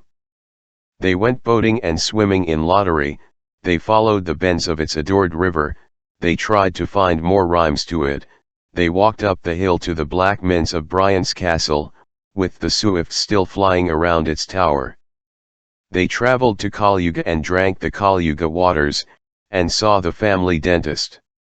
Van, flipping through a magazine, heard Ada scream and say "Chord, devil," in the next room, which he had never heard her do before. They had tea at a neighbor's, Countess de Prey, who tried to sell them, unsuccessful, a lame horse. They visited the fair at Ardisville, where they especially admired the Chinese tumblers, a German clown, and a sword-swallowing hefty Circassian princess who started with a fruit knife, went on to a dagger and finally engulfed, string and all, a tremendous salami sausage. They made love mostly in glens and gullies. To the average physiologist, the energy of those two youngsters might have seemed abnormal. Their craving for each other grew if within a few hours it was not satisfied several times, sun or shade, on roof, or in cellar, anywhere. Despite uncommon resources of ardor, young Van could hardly keep pace with his pale little amourette, local French slang. Their immoderate exploitation of physical joy amounted to madness and would have curtailed their young lives had not summer, which had appeared in prospect as a flow of green glory and freedom, begun to hint lazily at possible failings and fadings, at the fatigue of its the last raison of nature, felicitous alliterations, when flowers and flies mime one another the coming of a first pause in late August, a first silence in early September. The orchards and vineyards were particularly picturesque that year, and Ben Wright Ivas fired after letting winds go free while driving Marina and Mlle Leavhre home from the Vendange Festival at Brant Lane near Lottery_Ivh reminds us. Catalogued in the Ardis Library under Exot Libre was a sumptuous tome, known to Van through Miss Vertograd's kind offices, entitled Forbidden Masterpieces, 100 paintings representing a private part of Nat Gallen, SPSCT_ printed for H.R.M. King Victor. This was, beautifully photographed in color, the kind of voluptuous and tender stuff that Italian masters allowed themselves to produce in between many pious resurrections during a long and lusty Renaissance. The volume itself had been either lost or stolen or lay concealed in the attic among Uncle Ivan's effects, some of them pretty bizarre. Van could not recollect whose picture it was that he had in mind, but thought it might have attributed to Michelangelo de Caravaggio in his youth. It was an oil on unframed canvas depicting two misbehaving nudes, boy and girl, in an ivied or vined grotto or near a small waterfall overhung bronze-tinted and dark emerald leaves, and great bunches of translucent grapes, the shadows and limpid reflections of finite and foliage blending magically with veined flesh. Anyway, this may be purely a stylistic transition. He felt himself transferred into that forbidden masterpiece, one afternoon, when everybody had gone to Brant Lane, and Ada and he were sunbathing on the brink of the cascade in the larch plantation of Ardor Park, and his nymphette had bent over him and his detailed desire. Her long straight hair that seemed of a uniform bluish-black in the shade now revealed, in the gem-like sun, strains of deep auburn alternating with dark amber in lanky strands which clothed her hollowed cheek or were gracefully cleft by her raised ivory shoulder. The texture, gloss and odor of those brown silks had once inflamed his senses at the very beginning of that fatal summer, and continued to act upon him, strongly and poignantly, long after his young excitement had found in her other sources of incurable bliss. At 90, Van remembered his first fall from a horse with scarcely less breathlessness of thought than that first time she had over him and he had possessed her hair. It tickled his legs, it crept into his crotch, it spread all over his palpitating belly. Through it the student of art could see the summit of the Trompe l'Œil school, monumental, multicolored, jutting out of a dark background, molded in profile by a concentration of Caravaggesque light. She fondled him, she enfivined him, thus a tendril climber coils round a column, swatting it tighter and tighter, biting into its neck ever sweeter, then dissolving strength in deep crimson softness. There was a crescent eaten out of a vine leaf by a sphingid larvae. There was a well-known microlepidopterist who, having run out of Latin and Greek names, created such nomenclatorial items as marachisma, audachism, ochisma. She did. Brush was it now? A titilant Titian? A drunken Palma Vecchio? No, she was anything but a Venetian blonde Dasso Dossi, perhaps. Faun exhausted by nymph? Swooning satyr? Doesn't that new-filled molar hurt your tongue? It bruised me. I'm joking, my circus. I am. A moment later the Dutch took over, girl stepping into a pool under the little cascade to wash her tresses, and accompanying the immemorial gesture of wringing them out by making wringing out mouths immemorial too. My sister, do you recollect that turret, of the Moor Yclept? My sister, do you still recall the castle, the lottery, and all? 023. All went well until Mlle Lanvinra decided to stay in bed for 5 days. She had sprained her back on a merry-go-round at the Vintage Fair, which, besides, she needed as the setting for a story she had begun, about a town mayor's strangling a small girl called Roquette, and knew by experience that nothing kept up the itch of inspiration so well as Aïcha la Doulit. During that period, the second upstairs maid, French, whose moods and did not match the sweet and limpid grace of Blanche, was too after Lucette, and Lucette did her to avoid the lazy servant's surveillance in favor of her cousins and sisters' company. The ominous words, "Well, if Master Van lets you come, or yes, I'm sure Miss Ada won't mind your mushroom picking with her," became something of a knell in regard to love's freedom. Ivy High 1E. The comfortably resting lady was describing the bank of a brook where little Roquette liked to frolic. Ada sat reading on a similar bank, Whistle 11Y glancing from time to time at an inviting clump of evergreens, that had frequently sheltered our lovers, and at brown-torsoed, barefooted Van, in turned-up dungarees, who was searching for his wristwatch that he thought he had dropped among the forget-me-nots, but which Ada, he forgot, was wearing.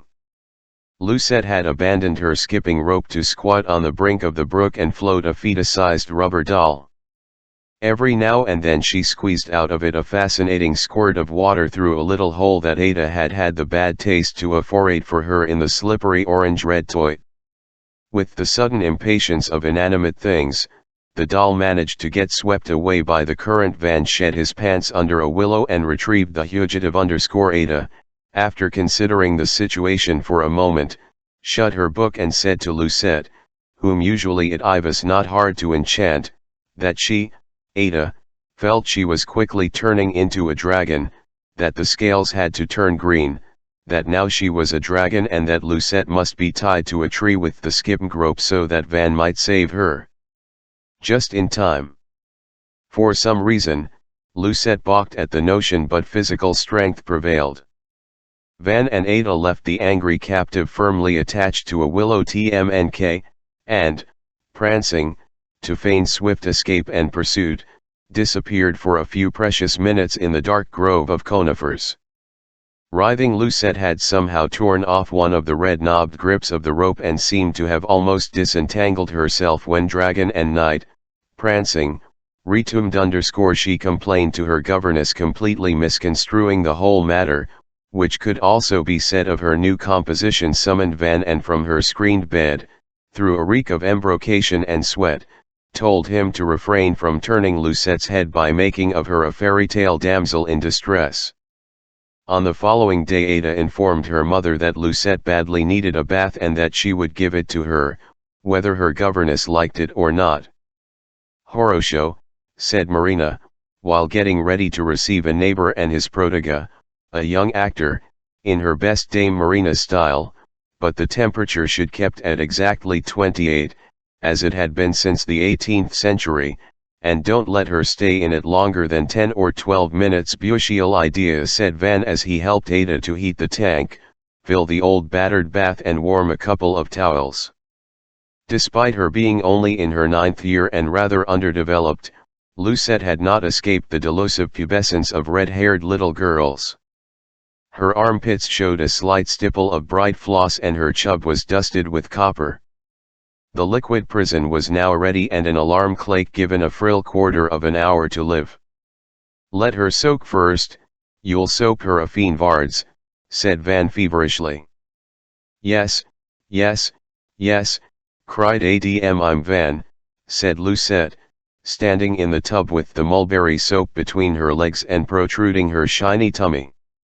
"You'll turn into a boy if I do that," said Ada sternly, "and that won't be very arnissing." Warily, the little girl stalled to sink her buttocks in the water. "Too hot," she said, "much too horribly hot." "It'll cool," said Akla, "plop down and relax." "Here's your doll, come on, Akla, for Gokuina's sake, let her soak," repeated Vam. "And remember," said Ada, "don't you dare get out of this nice warm water until the bell rings or you'll die. Because that's what Krolik said. I'll be back to lather you, but don't call me, we have to count the linen and sun out Van's hankies." The 2 elder children, having laked the door of the L-shaped from the inside, now retired to the seclusion of its lateral part, in a corner between a chest of drawers and an old unused mangle, which the sea-green eye of the bathroom looking glass could not reach. But barely had they finished their violent and uncomfortable exertions in that hidden nook, with an empty medicine bottle idiotically beating time on a shelf, when Lucette was already calling resonantly from the tub and the maid knocking on the door. "Mlle Leavhre wanted some hot water too." They tried all sons of other tricks once, for example, when Lucette had made of herself a particular nuisance, her nose running, her hand clutching at Van's all the time, her whimperng attachment to his company turning into a veritable obsession.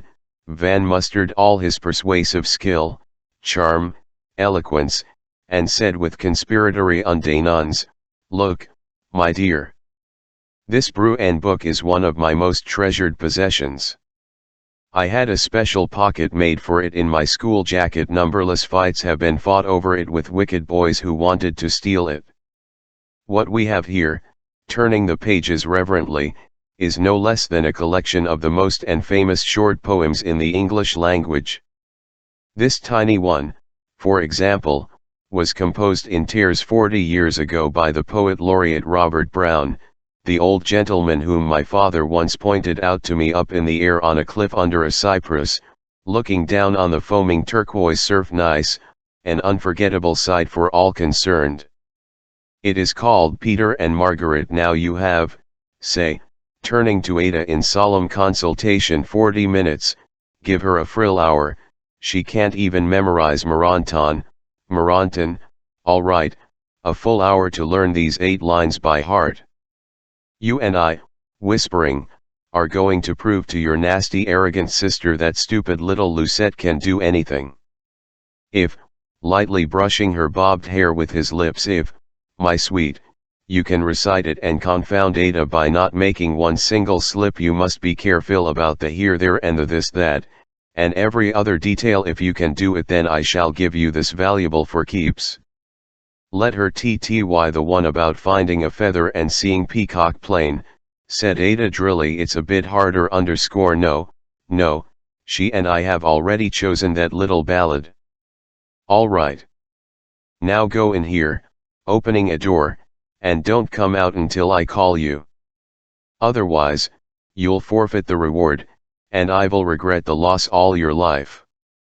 Oh, Van, how lovely of you, said Lucette, slowly entering her room, with her bemused eyes scanning the fascinating flyleaf, his narn on it, his bold flourish, and his outl wonderful drawings in ink. A black aster, evolved from a blot, a Doric column, disguising a more ribald design, a delicate leafless tree, as seen from a classroom window, and several profiles of boys, Cheshire Cat, Zogdog, Fancy Tart, and Ada like Van himself.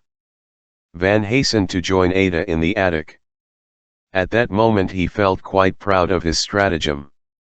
He was to recall it with a fatidic shiver 17 years later, when Lucette, in her last note to him, mailed from Paris to his Kingston address on June 2, 1901, just in case, wrote, I kept for years, it must, in my artist's nursery, the anthology you once gave me, and the little piece you wanted me to lean by Hien is still word perfect in a safe place of my jumbled mind, with the packers trampling on my things, and upsetting crates, and voices calling, time to go, time to go. Find it in brown and praise me again for my 8-year-old intelligence, as you and happy Ada did that distant day, that day somewhere tinkling on its shelf like an empty little. Now read on. Here, said the guide, was the field. There, he said, Ibis, the this is where Peter kneeled, that s where the princess stood. No, the visitor said, you are the ghost, old guide. Oates and Oaks may be dead, but she is by my side. 024 Van regretted that because Letrialamity, Van Vitelli's old joke, was banned all over the world, its very name having become a dirty word among upper class families, in the British and Brazilian sense, to which the Veens and Dermanovs happened to belong, and had replaced by elaborate surrogates only in those very utilities, telephones, motors, IV hat else. Well, a number of gadgets for which plain folks hanker with lolling tongues, breathing faster than gun dogs, for it's quite a long sentence. Such trifles as tape recorders, the favorite toys of his and Ada's grandsires, Prince Zemski had one for every bed of his harem of schoolgirls, were not manufactured anymore, except in Tartary, where they had mini rekia, talking minarets, of a secret make. Had Erudite lovers been allowed by common propriety and common law to knock into working order the mysterious box they had once discovered in their magic attic, they tmght have recorded, so as to replay, 8 decades later, Giorgio Vanvitelli's Aureus as well as Van Veen's conversations with his sweetheart. Here, for example, is Ivy Hat they might have heard today with amusement, embarrassment, sorrow, wonder, narrator on that summer day soon after they had entered the kissing phase of their much too premature and in many ways fatal romance. Van and Ada were on their way to the gun pavilion alias shooting gallery, where they had located, on its upper stage, a tiny, Oriental-style room with bleary glass cases that had once lodged pistols and daggers judged by the shape of dark imprints on the faded velvet. A pretty and melancholy recess, rather musty, a cushioned window seat and a stuffed Parlugian owl on a side shelf, next to an empty beer bottle left by some dead old gardener, the year of the obsolete brand being 1842. "Don't jingle them," she said, "we are ivached by Lucette, whom I'll strangle some day." They walked through a grove and past a grotto. Ada said, "Officially we are maternal cousins, and cousins can marry by special decree, if they promise to sterilize their first children. But, moreover, the father-in-law of my mother was the brother of Fio, your grandfather, right?" "That's what I'm told," said Van serenely. "Not sufficiently distant," she mused, "or is it?" "Far enough, fair enough. Funny, I saw that verse in small violet letters before you put it into orange ones just 1 second before you spoke." "Spoke, smoke. Like the puff preceding distant cannon shot physically," she continued, "we are more like twins than cousins, and twins or even siblings can't marry, of course, or will be jailed and altered if they persevere." "Unless," said Van, "they are decreed cousins." Van was already unlocking the green door against which they were to bang so often with boneless fists in their later separate dreams. Another time, on a bicycle ride, with several pauses, along trails and country roads, soon after the night of the bumming barn, but before they had come across the herbarium in the attic, and found confirmation of something both had forefelt in an obscure, amusing, bodily rather than moral way, Van casually mentioned he was in Civitzerland and had a broad Fivis in his boyhood. She had been once, she said.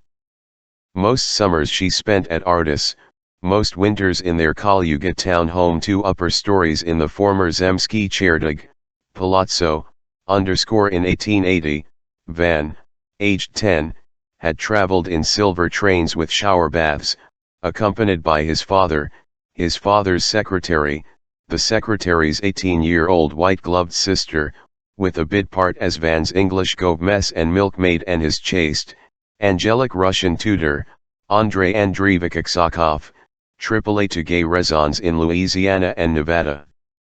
AAA explained, he remembered, to a Negro lad myth whom Van had scrapped, that Pushkin and Dumas had African blood, upon which the lad showed AAA his tongue, a new interesting trick which Van emulated at the earliest and was slapped by the younger of the Mrs. Fortune. "Put it back in your face, sir," she said. He also recalled hearing a cummerbund Dutchman in the hotel hall telling another that Van's father, who had just passed whistling one of his 3 tunes, was a famous camel drmer shamos, having been imported recently. No, gambler, before his boarding school days started. His father's pretty house, in Florentine style, between vacant lots, 5 Park Lane in Manhattan, had been Van's winter home. 2 giant guards were soon to rise on both sides of it, ready to frog march it away unless they journeyed abroad. Summers in Radugalet, the other artists, were so much colder and duller than those here in this, Ada's, Ardor. Once he even spent both winter and summer there, it must have been in 1878. Of course, because that was the first time, Ada recalled, she had glimpsed him. In his little white sailor suit and blue sailor cap. "Unregulier Angelo Czech," commented Van in the Rajiga jargon. He was 8, she was 6. Uncle Dan had unexpectedly expressed the desire to revisit the old estate. At the last moment Marina had said she'd come too, despite Dan's protests, and had lifted little Ada, Hopla, her hoop, into the Kalmj they took, she imagined, the train from Ladiga to Rajiga, for she remembered the way the station man with the whistle around his neck went along the platform, past the coaches of the stopped local, banging shut after door, all 6 of every carriage, each of which consisted of 6 one-window carrosses of pumpkin origin, fused together. It was, Van suggested, a tower in the mist, as she called any good recollection, and then a conductor iviced on the running board of every coach with the train also run me, and opened doors all over Agam to give, punch, collect tickets, and lick his thumb, and change money, a hell of a job, but another Mame tower. Did they hire a motor landalet to Radugalet? 10 miles, she guessed. 10 versts, said Vam. She stood corrected. He was out, he imagined, N.A. Proguk, promenading, in the gloomy Fimvud with Aksakov, his tutor, and Bagrov's grandson, a neighbor's boy, whom he teased and pinched and made H01 to Aln of, a nice quiet little fellow who quietly massacred moles and anything else with FTR on, probably pathological. However, when it became instantly clear that Demon had not expected ladies. He was on the terrace drinking gold wine, sweet whiskey, with an orphan he had adopted, he said, a lovely Irish wild rose in whom Marina at once recognized an impudent scullery maid who had briefly worked at Ardis Hall, and had been ravished by an unknown gentleman who was now well known. In those days Uncle Dan wore a monocle in gay dog copy of his cousin, and this he screwed into view Rose, whom perhaps he had also been promised. Here Van interrupted his interlocutor, telling her to mind her vocabulary. The party was a disaster. The orphan languidly offered her pearl earrings for Marina's appraisal. Grandpa Bagrove hobbled in from a nap in the boudoir and mistook Marina for a grande cocotte, as the enraged lady conjectured later when she had a chance to get at poor Dan. Instead of staying for the night, Marina stalked off and called Ada, who, having been told to play in the garden, was mumbling and numbering in raw flesh red the white trunks of a row of young birches with roses purloined lipstick in the preamble to a game she now could not remember. What a pity, said Van when her mother swept her back straight to Ardis in the same taxi, leaving Dan to his devices and vices, inserted Van, and arriving home at sunrise. But, added Ada, just before being whisked away and deprived of her crayon, tossed out by Marina K. Chertyam Sobakheim, to hell vs hounds, and it did remind one of Rose's terrier that had kept trying to hug Dan's leg. The charming glimpse was granted her of tiny Van, myth another sweet boy, and blonde-bearded, white-bloused Aksakov, walking up to the house, and, oh yes, she had forgotten her hoop. No, it was still in the taxi. But, personally, Van had not the slightest recollection of that visit, or indeed of that particular summer, because his father's life, anyway, was a rose garden all the time, and he had been caressed by ungloved lovely hands more than once himself, which did not interest ADM now. What about 1881, when the girls, aged 8, 9 and respectively, had been taken to the Riviera, to Switzerland, to the Italian lakes, with Marina's friend, the theatrical big shot, Grandee Dumont? The D also stood for Duke, his mother's maiden name, de Hobro Irlande, qua, traveling discreetly on the next Mediterranean Express or next Simplon or next Orient, or whatever other train de luxe carried the 3 Veens, an English governess, a Russian nurse and 2 maids, while a semi-divorced Dan went to some place in equatorial Africa to photograph tigers, which he was surprised not to see, and other notorious wild animals, trained to cross the motorist's path, as well as some plump black girls in a traveling agent's gracious home in the Ivolts of Mozambique. She could recollect, of course, when she and her sister played note comparing, much better than Lucette, such things as itineraries, spectacular flora, fashions, the covered galleries with all sons of shops, a handsome suntanned man with a black mustache who kept staring at her from his corner in the restaurant of Geneva's Manhattan Palace. But Lucette, though so much younger, remembered heaps of bagatelles, little turrets, and little barrels. Berry Yulki Proshligo.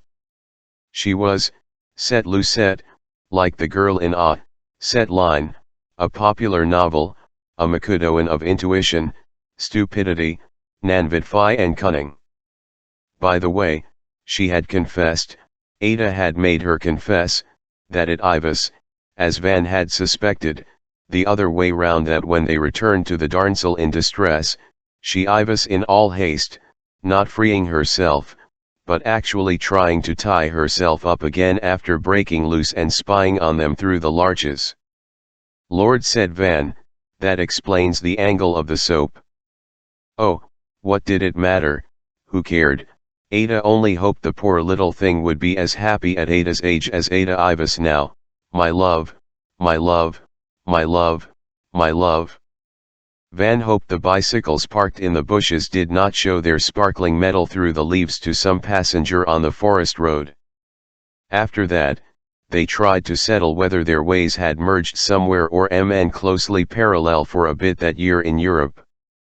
In the spring of 1881, Van, aged, spent a few months with his Russian tutor and English valet at his grandmother's villa near Nice, while Demon Ivas, having a much better time in Cuba than Dan was at Mayuba_ in June, Van was taken to Florence, and Rome, and Capri, where his father tummed up for a brief spell.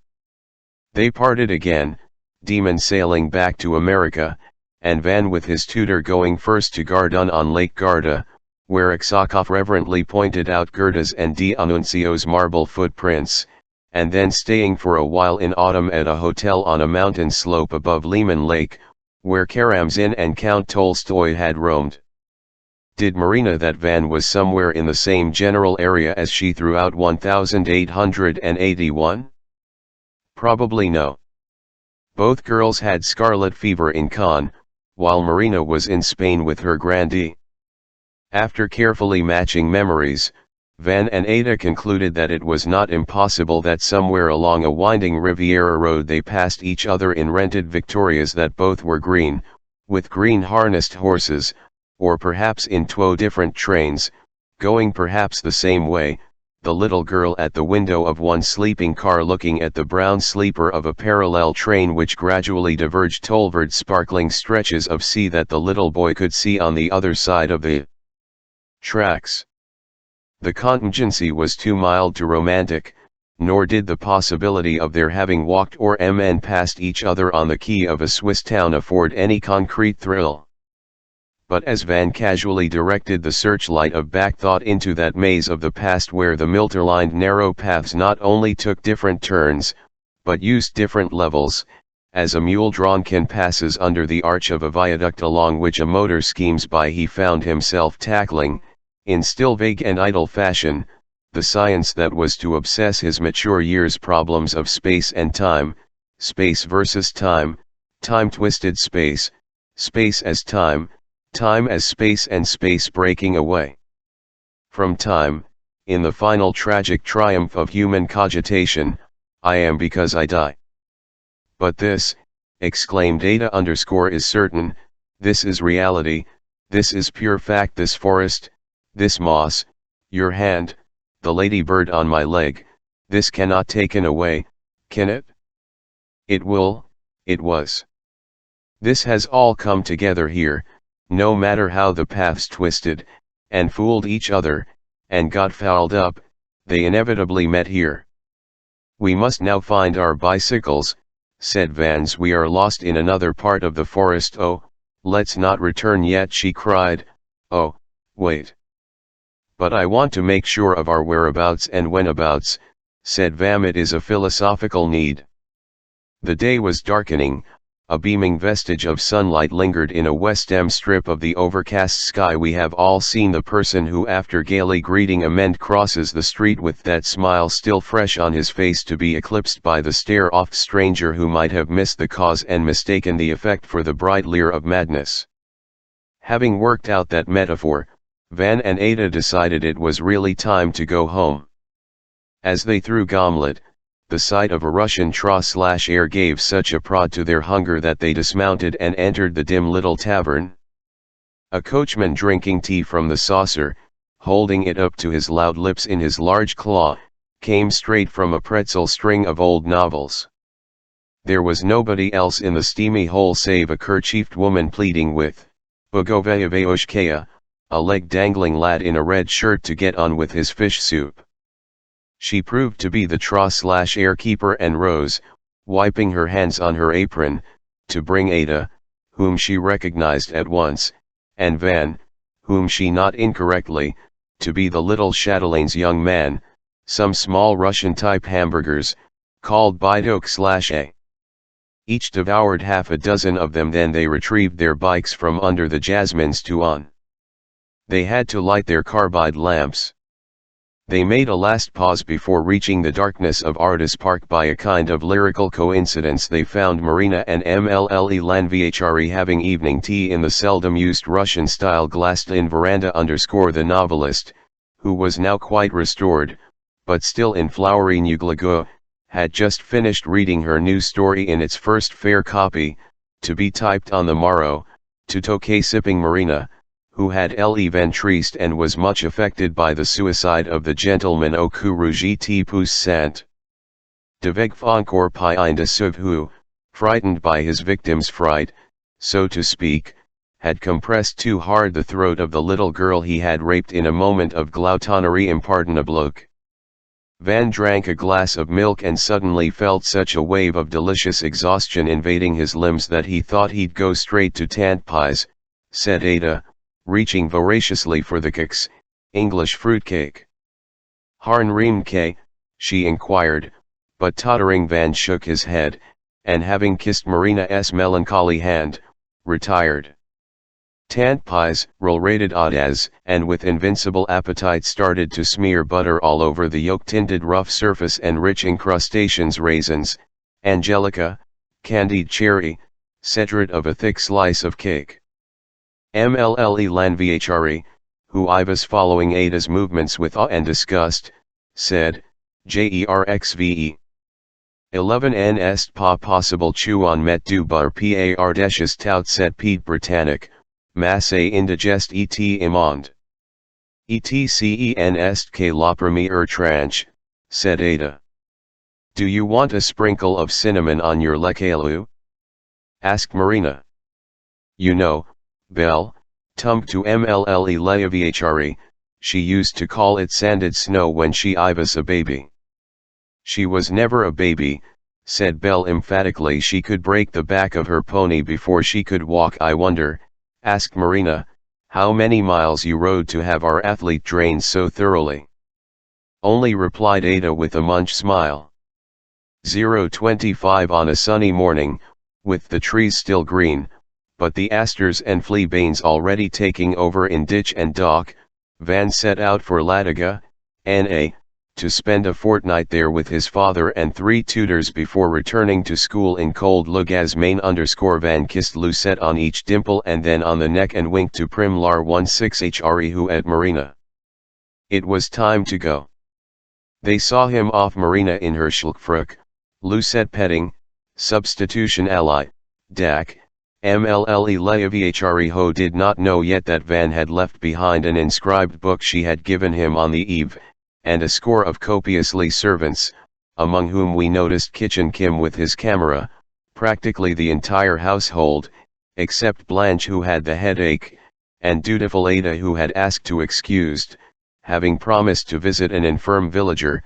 She had a heart of gold, that child, really, as Marina so willingly, so wisely used to observe Van's black trunk and black suitcase, and black king-sized dumbbells, were heaved into the back of the family motorcar.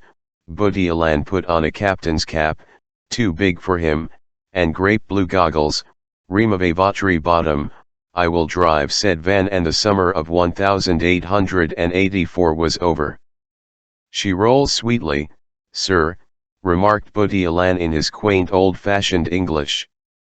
Tous les news sont nous.fs, but, alas, there are many stones on the way, and youth drives fast. Monsieur should be prudent, the winds of the wilderness are indiscreet. Tel un le savage confiant au dessert. Quite the old comedy retainer, aren't you? Remarked Van Drilly _non, Monsieur, answered Boudielan, holding on to his cap. Non tout simplement j'aime bien monsieur et sa demoiselle. If said Van, you're thinking of little Blanche, then you'd better quote de Lille not to me, but to your son, who 11 knock her up any day now. The old Frenchman glanced at Van askance, Poj hevel gubamai, chewed his lips, but said nothing.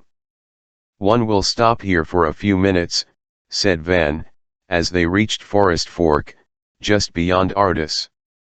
I intend to pick some bolides for father, to whom I shall certainly, Butialan having sketched a courteous gesture, transmit your salute. This handbrake must have been damn it mus before Louis XVI migrated to England. It needs to be greased, said Butialan and consulted his watch. Yes, we have ample time to catch the 9-04. Van plunged into the dense undergrowth. He wore a silk shirt, a velvet jacket, black breeches, riding with star spurs, and this attire was hardly for making klvzdba of no wk asterisk gm.zxmdqghva voa gwttpvqvvj71 m8 in a natural bower of aspens, sli si mu Isaac Mel, after which she said yes so as not to forget. Here's the formula for our correspondence. Learn this by heart and then eat it up like a gawky little spy. Post restant both ways, and I want at least 3 letters a week. My white lo, it was the first time he had seen her in that luminous frnk nearly as flimsy as a nightgown. She had braided her hair, and he said she resembled the young soprano Maria Kuznetsova in the letter scene in Tchaikovsky's opera Onegin and Olga Ada, doing her feminine best to restrain and devel her sobs by transforming them into emotional exclamations, pointed out some accursed insect that had settled on an aspen tmnk. Accursed. Accursed. It was the newly described, fantastically rare Vainschion, Nymphalastinus nab, orange-brown, with black and white foretips, mimicking, as its discoverer Professor of Babylon College, Nebraska, realized, not the monarch butterfly directly, but the monarch through the viceroy, one of the monarch's best-known imitators. In Ada's angry hand. Tomorrow you'll come here with your green net, said Van bitterly, my butterfly. She kissed him all over the face, she kissed his hands, then again his lips, his eyelids, his soft black hair. He kissed her ankles, her knees, her soft black hair. When, my love, when again? In Luga? Kalyuga? Latiga? Where, when? That's not the point, cri ed Van, the point, the is ain't, the point is will you be faithful, will you be faithful _al to me? You spit, love, said one smiling Ada, wiping off the P's and the F's _ I don't know. I adore you. I shall never love anybody in my life as I adore you, never and nowhere, neither in Etemity, nor in Taranite, neither in lottery, nor on Telta, where they say our souls go. But, my love, my Van, I'm physical, horribly physical, I don't know, I'm frank, chui poos je. Oh dear, don't ask me, there's a girl in my school who is in love with me, I don't know what I'm, the girls don't matter, said Van, it's the fellows I'll kill if they come near you. Last night I tried to make a poem about it for you, but I can't tite worse, it only begins, Ada, are ardors and arbors, but the rest is all fog, to fancy the rest. They embraced one last time, and without looking back he fled. Stumbling on melons, fiercely beheading the tall arrogant fennels with his riding crop, Van returned to the Forest Fork Morio, his favorite black horse, waiting for him, held by young Moore. He thanked the groom with the handle of Stellus and gallarode off, his gloves wet with tears _026 for their correspondence in the first period of separation. Van and Ada had invented a code which they kept perfecting during the next 15 months after Van left Ardis. The entire period of that separation was to span almost 4 years. Our black rainbow, Ada termed it from September, ISS 4 to June, is, with 2 brief interludes of intolerable bliss, in August, 1885 and June, 1886, and a couple of chance meetings, through a grill of rain. Codes are a bore to describe, yet a few basic details must be, reluctantly, given. 1-letter words remained undisguised. In any longer word each letter was replaced by the one succeeding it in the alphabet at such an ordinal point second, third, found, and so phone which corresponded to the number of letters in that word. Thus love, a 4-letter word, became bz, being the 4th letter after 1 in the alphabetic series, s the 4th after o, etc., whilst, say lovely, in which the longer stretch made it necessary, in 2 instances, to resume the alphabet after exhausting it, became rubkte, where the letters overflowing into the new alphabetic series were capitalized, b, for instance, standing for V, whose substitute had to be the 6th letter. Lovely consists of 6 letters, coming after it, WXYZAB, and Y going still deeper into that next series, ZABCDE. There is an awful moment in popular on cosmic theories, that breezily begin with plain straightforward chatty paragraphs, when there suddenly start to sprout mathematical formulas, which immediately blind one's brain. We do not go as far as that here. If the description of our lovers, the R, may constitute a source of irritation in its 01VN right, but never mind, a little more attention and a little less antipathy, the simplest-minded reader will, one trusts, understand that overflowing into the next ABC business. Unfortunately, complications arose. Ada suggested certain improvements, such as beginning every message in ciphered French, then, switching to ciphered English after the first 2-letter word, switching back to French after the first 3-letter word, and reshuffling the shuttle with additional variations. Owing to these improvements, the messages became even harder to read than to write, especially as both correspondents, in the exasperation of tender passion, inserted afterthoughts, deleted phrases, rephrased insertions and reinstated deletions, misspellings and miscodings, owing as much to their struggle with inexpressible distress as to their overcomplicating its cryptogram. In the second period of separation, beginning in 1886, the code was radically altered. Both Van and Ada still knew by heart the 72 lines of Marvel's The Garden, and the 40 lines of Rimbaud's Moire _. It was from those 2 texts that they chose the letters of the words they needed. For example, 12.11. 12.8 meant love myth L and the number following it denoting the line in the Marvel poem, and the next number giving the of the letter in that line, 12.11, meaning 11th letter in second line. I hold this to be pretty clear, and when, for the sake of misleading variety, the Rimbaud poem was used, the letter denoting the line would simply be capitalized. Again, this is a nuisance to explain, and the explanation is to read only for the purpose, thwarted, I am afraid, of looking for errors in the examples. Anyway, it soon proved to defects even more serious than those of the first code. Security demanded they should not possess the poems in print or script for consultation, and however marvelous their power of retention was, errors were bound to increase. They wrote to each other in the course of 1886 as often as before, never less than a letter per week, but, curiously enough, in their third period of separation, from January, 1887, to June, 1888, after a very long distance call and a very brief meeting, their letters grew scarcer, dwindling to a mere 20 in Ada's case, with only 2 or 3 in the spring of 1888, and about twice as many coming from Van.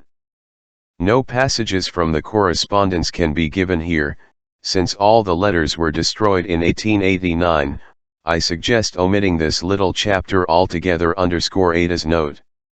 Marina gives me a glowing account of you and says Ujhichovstvuitsia Osin TV / Hitch is very Russian. Your grandmother would regularly that already is to be felt autumn remark every year, at the same time, even on the hottest day of the season at Villa A1 Mina, Marina never realized it was an anagram of the sea, not of her. You look splendid, Tinok Moy, but I can well imagine how fed up you must be with her two little girls. Therefore, I have a suggestion. Oh, I like them enormously, purred Van. Really dear little Lucette _ my suggestion is, come me to a cocktail party today. It is given by the excellent widow of an obscure Major Dupre obscurely related to our late neighbor, a fine shot but the light was bad on the common, and a meddlesome garbage collector hollered at the wrong moment. Well, that excellent and influential lady who wishes to help a friend of mine, clearing his throat, has, I'm told, a daughter of 15 summers, called Cordula, who is sure to recompense you for playing blind man's buff all summer with the babes of Ardis Wood. We played mostly Scrabble and Snap, said Van. Is the needy friend also in my age group? She's a budding douze, replied Demon austerely, and the party is strictly a prof push. You'll stick to Cordula Dupre, to Cordelia O'Leary. Accord, said Vam. Cordula's mother, an overripe, overdressed, overpraised comedy actress, introduced Van to a Turkish acrobat with tawny hairs on his beautiful orangutan hands and the fiery eyes of a charlatan, which he was not, being a great artist in his circular field. Van was so taken up by his talk, by the train-me tips he lavished on the eager boy, and by envy, ambition, respect and other youthful emotions, that he had little time for Cordula, round-faced, small, dumpy, in a tulle-neck sweater of dark red wool, or even for the stunning young lady on whose bare back the paternal hand kept resting lightly as Demon steered her toward this or that useful guest. But that very same evening Van ran into Cordula in a bookshop and she said, by the way, Van, I can call you that, can't I? Your cousin Ada is my schoolmate. Oh, yes. Now, explain, please, what did you do to our difficult Ada? In her very first letter from Ardis, she positively gushed. Our Ada gushed about how sweet, clever, unusual, irresistible silly girl /hen was that. In June, I imagine. She wrote Agam later, but her reply, because I was quite jealous of you, really I was. And had fired back lots of questions. Well, her reply was evasive, and practically void of Van. He looked her over more closely than he had done before. He had read somewhere, we might recall the precise title if we tried, not Tiltle, that's in Bluebeard, that a man can recognize a lesbian, young and alone, because a tailored old pair can fool no one by a combination of three characteristics: slightly trembling hands, a cold in the head voice, and that skidding in panic of the eyes if you to scan with obvious appraisal such charms as the occasion might force her to show, lovely shoulders, for instance. Nothing whatever of all that. Yes, en fiddleun, petite isle, by Lwsp ear, seemed to apply to Cordula's, who wore a garbotosh, belted mackintosh, over her terribly unsmart tuffle and held both hands deep in her as she challenged his stare. Her bobbed hair was of a neutral shade, dry straw and damp. Her light blue iris could be matched by millions of similar eyes in pigment poor families of Francestati _ her mouth was doll pretty when consciously closed in a mannered pout so as to bring out what portraitists call the two sickle folds, which, at their are oblong dimples and, at their worst, the creases down the well-chilled cheeks of felt apple cart girls. When her lips parted, as they did now, they revealed braced teeth, which, however, she quickly remembered to shudder. My cousin Ardor, said Van, is a little girl of 11 or 12, and much young to fall in love with anybody, except people in yes, I too found her sweet a trifle on the blue stocking side, perhaps, and, at the same time, impudent and capricious but, yes, sweet I wonder, murmured Cordelia, with such a nice nuance of pensive tone that Van could not tell whether she meant to close the subject, or leave it ajar, or open a new one. How could I get in touch with you? He asked. Would you come to River Lane? Are you a virgin? I don't date hoodlums, she replied calmly, but you can always contact me through Ada. We are not in the same class, in more ways than one, laughing. She's a little genius, I'm a plain American ambivert, but we are enrolled in the same advanced French group, and the advanced French group is assigned the same dormitory so that a dozen blondes, 3 beamnettes, and 1 redhead, La Rouse, can whisper French in their sleep, laughing alone. What? Okay, thanks. The even number means bunks, I guess. Well, I'll seeing you, as the say underscore in his next coded letter to Ada. Van inquired if Cordelia might not be the lesbianica mentioned by Ada with such unnecessary guilt. I would as be jealous of your own little hand. Ada replied, what rot, leave what's her name out of it. But even though Van did not yet know how fiercely untruthful Ada could be when shielding an accomplice, Van remained unconvinced.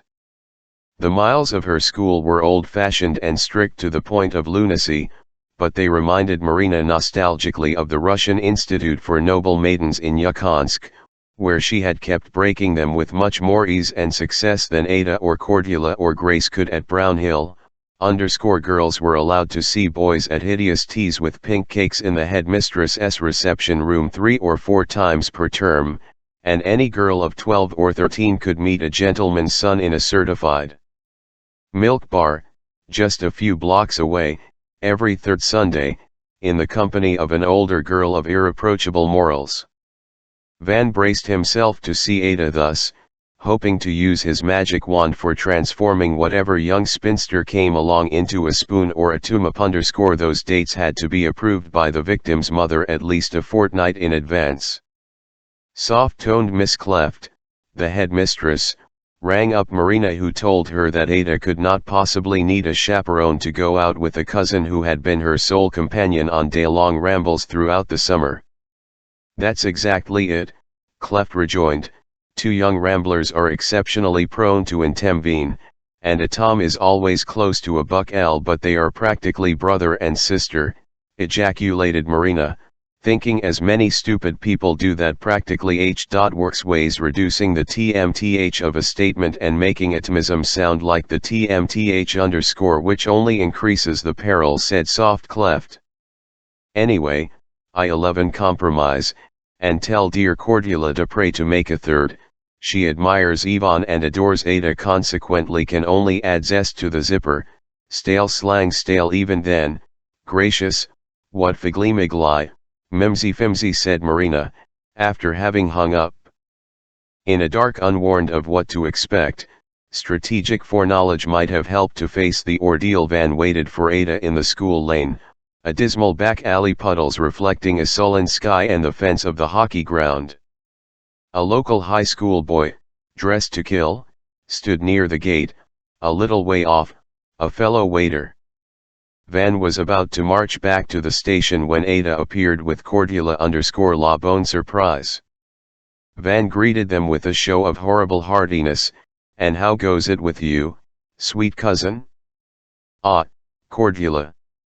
Who's the chaperone, you, or Miss Veen? Underscore the sweet cousin sported a shiny black raincoat and a down-brimmed oilcloth hat, as if somebody was to salvaged from the of life or Sam. A tiny round patch did not quite hide a pimple on one side of her chin. Her breath smelled of ether. Her mood was even blacker than his. He cheerily guessed it would rain. It did hard. Cordelia remarked that his trench coat was chic. She did not think it worthwhile to go back for umbrellas, their delicious goal was just round the corner. Van said comers were never round, a tolerable quip. Cordula laughed. Ada did not. There were no survivors, apparently. The milk bar proved to be so crowded that they decided to walk under the arcades toward the railway station. He knew, but could do nothing about it, that all night he would regret having deliberately overlooked the main, agonizing fact that he had not seen his Ada for close to 3 months, and that in her last note such passion had bummed that the cryptogram's bubble had burst in her poor little message of promise and hope, bearing a defiant, divine line of lols. They were behaving now as if they had never met before, as if this was but a blind date arranged by their chaperone. Strange, malevolent thoughts revolved in his Manel. Exactly, not that it mattered, but one's pride and curiosity were at stake. What exactly had they been up to, those two ill-groomed girls, last term, this term, last night, every night, in their pajama tops, amid the murmurs and moans of their abnormal dormitory? Should he ask? Could he find the right words, not to huff Ada, while making her bed? Philly know he despised her for kindling a child, so dark-haired and pale, coal and coral, leggy and limp, whimpering at the melting peak. A moment ago when he had seen them advancing together, plain Ada, seasick but doing her duty, and Cordula, apple-cankered but brave, like two shackled prisoners being led into the conqueror's presence, Van had promised himself to revenge deceit by relating in polite but minute detail the latest homosexual, or rather pseudo-homosexual, row at his, an upper form boy, Cordula's cousin, had been caught with a lass disguised as a lad in the rooms of an eclectic prefect. He would watch the girls flinch, he would demand some story from them to match his. That urge had waned. He still hoped to get rid for a moment of dull Cordula and find something cruel to make dull Ada dissolve in bright tears. But that was prompted by his amour propre, not by their sale amour. He you'll die with an old pun on his lips. And why dirty? Did he feel any Proustian pangs? None. On the contrary, a private picture of their fondling each other kept pricking him perverse gratification. Before his inner eye Ada was duplicated and enriched, twinned by entwinement, giving what he gave, taking what he took. Corrida, adulmat stmck him that the dumpy little countess resembled his first Horelet, and that sharpened the itch. They talked about their studies and teachers, and Van said, "I would like your opinion, Ada, and yours, Cordula, on the following literary problem. Our professor of French literature maintains that there is a grave philosophical, and hence mystic, flaw in the entire treatment of the Marcel and affair. It makes sense if the reader knows that the narrator is a pansy, and that the good fat cheeks of Albertine are the good fat buttocks of Alban. It makes none if the reader cannot be supposed, and should not required, to know anything about this or any other author's sexual habits in order to enjoy to the last drop a work of an. My teacher contends that if the reader knows nothing about Proust's perversion, the detailed description of a heterosexual male jealously watchful of a homosexual female is preposterous, because a non-null man would be only amused, tickled pink in fact, by his girl's frolics with a female partner. The professor concludes that a novel which can be appreciated only by quelque petit blanchisius who has examined the author's dirty linen is, artistically, a failure. Ada, what on earth is he talking about? Some Italian film he has seen? Van, said Ada in a tired voice, you do not realize that the advanced French group at my school has advanced no farther than to Racan and Racine. Forget it, said Vam, but you've had too much Marcel, muttered Ada. The railway station had a semi-private tea room supervised by the station master's wife under the school's idiotic auspices. It was empty, save for a slender lady in black viet, wearing a beautiful black velvet picture hat, who sat with her back to them at a tonic bar and never once tummed her head, but the thought brushed him that she was a cot from Toulouse. Ardor trio found a nice corner table and with sighs of banal relief undid their raincoats. He hoped Ada H. would discard her heavy seas hat, but she did not, because she had cut her hair of dreadful migraines, because she did not want him to see her in the role of a moribund Romeo. On fate's grand choice after doing one's Petit Proust. In Ada's lovely hand, but read on, it is pure VV note that lady. In Van's bed Bavard scrawl. As Ada reached for the cream, he caught and inspected her dead shamming hand. We remember the Camberwell beauty that lay tightly closed for an instant upon our palm, and suddenly our hand was empty. He saw, with satisfaction, that her fingernails were now long and sharp, not too sharp. Are they, my dear? He asked for the benefit of Dura Cordula, who should have gone to the powder room of Earlham Hope. Why, no, said Adm, you don't, he went on, unable to stop, you don't scratch little people when you stroke little people. Look at your little girlfriend's hand, taking it, look at those dainty short nails, cold innate, dull little paw. Underscore she could not catch them in the fanciest satin. Oh, no, could you, Ursula? I mean, Cordula. Both girls giggled, and Cordula kissed Ada's cheek. Van hardly knew what reaction he had expected, but found that simple kiss disarming and disappointing. The sound of the rain was lost in a growing lumble of wheels. He glanced at his watch, glanced up at the on the Ival underscore. He said I was sorry that was his train. Not at all, wrote Ada, paraphrased here, in reply to his abject apologies, we just thought you were DMNK, but I'll never invite you to Brownhill again, my love.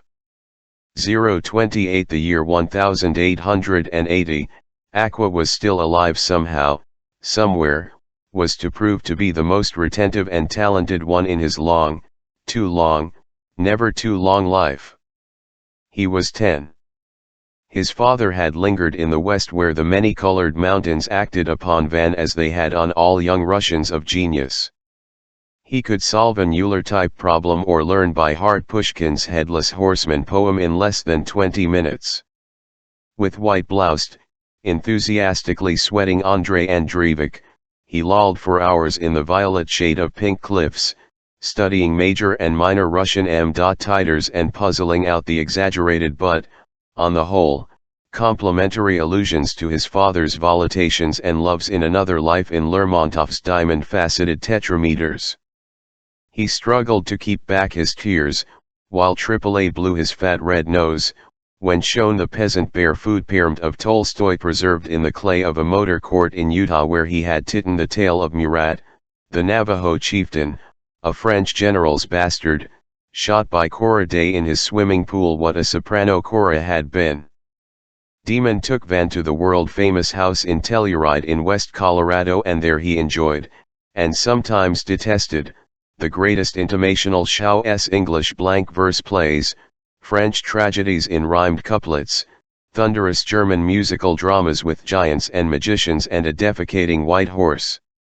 He passed through various little passions: parlor magic, chess, fluff-bait boxing matches at fairs, stunt riding, and of course those unforgettable, much too early initiations when his lovely young English governess expertly petted him between milkshake and bed, she, air-decoded, petite, half-dressed for some party with her sister, and Demon's casino touring companion, bodyguard and guardian angel, monitor and advisor, Mr. Plunkett, a reformed card sharper Mr. Plunkett had been.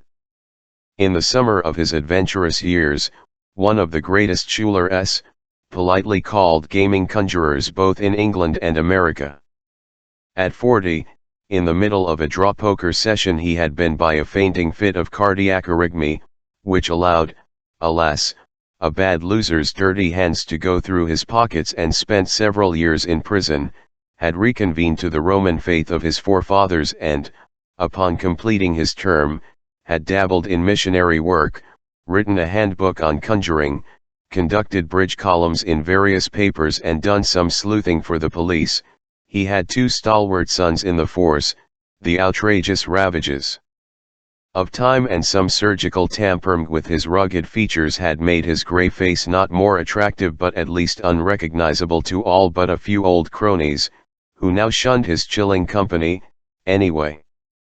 To Van he was even more fascinating than King Wing. Gruff but kindly Mr. Plunkett could not resist exploiting that fascination.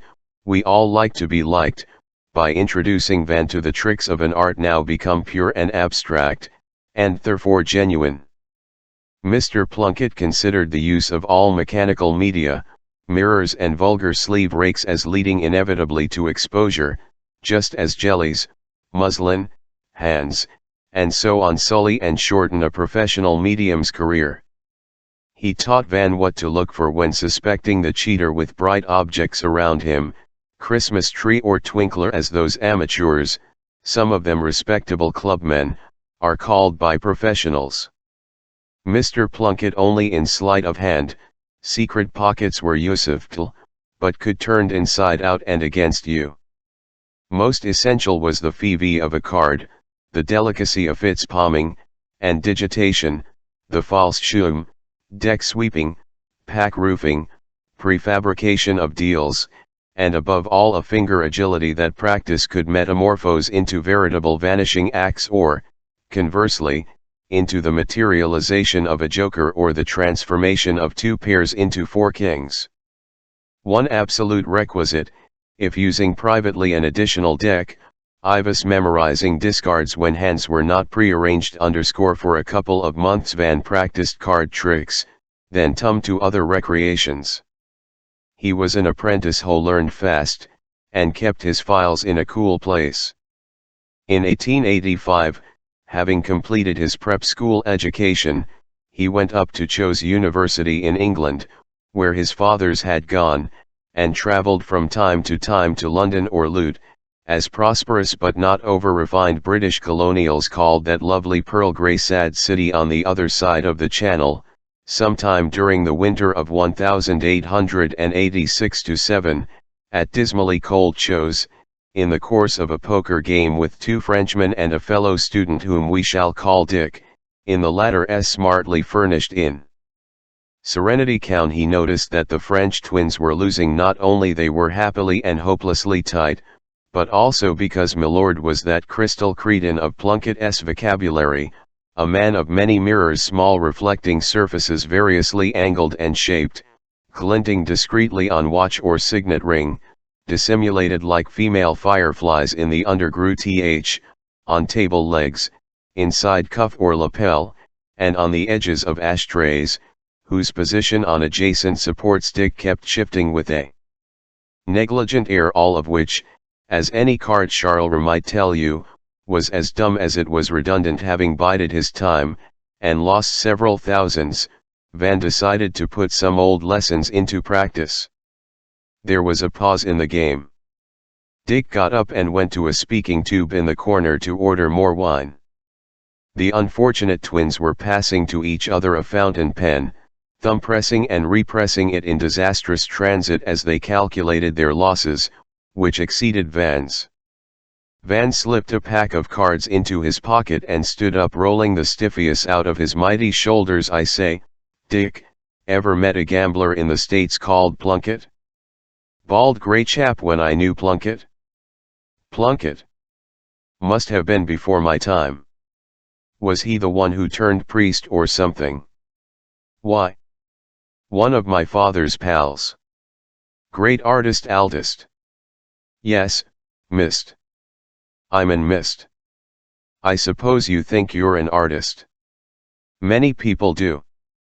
Hat on earth is an artist. An underground observatory, replied Van promptly. That's out of some modem novel, said Dick, discarding his cigarette after a few avid inhales. That's out of Van Veen, said Van Veen. Dick strolled back to the table. His man came in with the wine.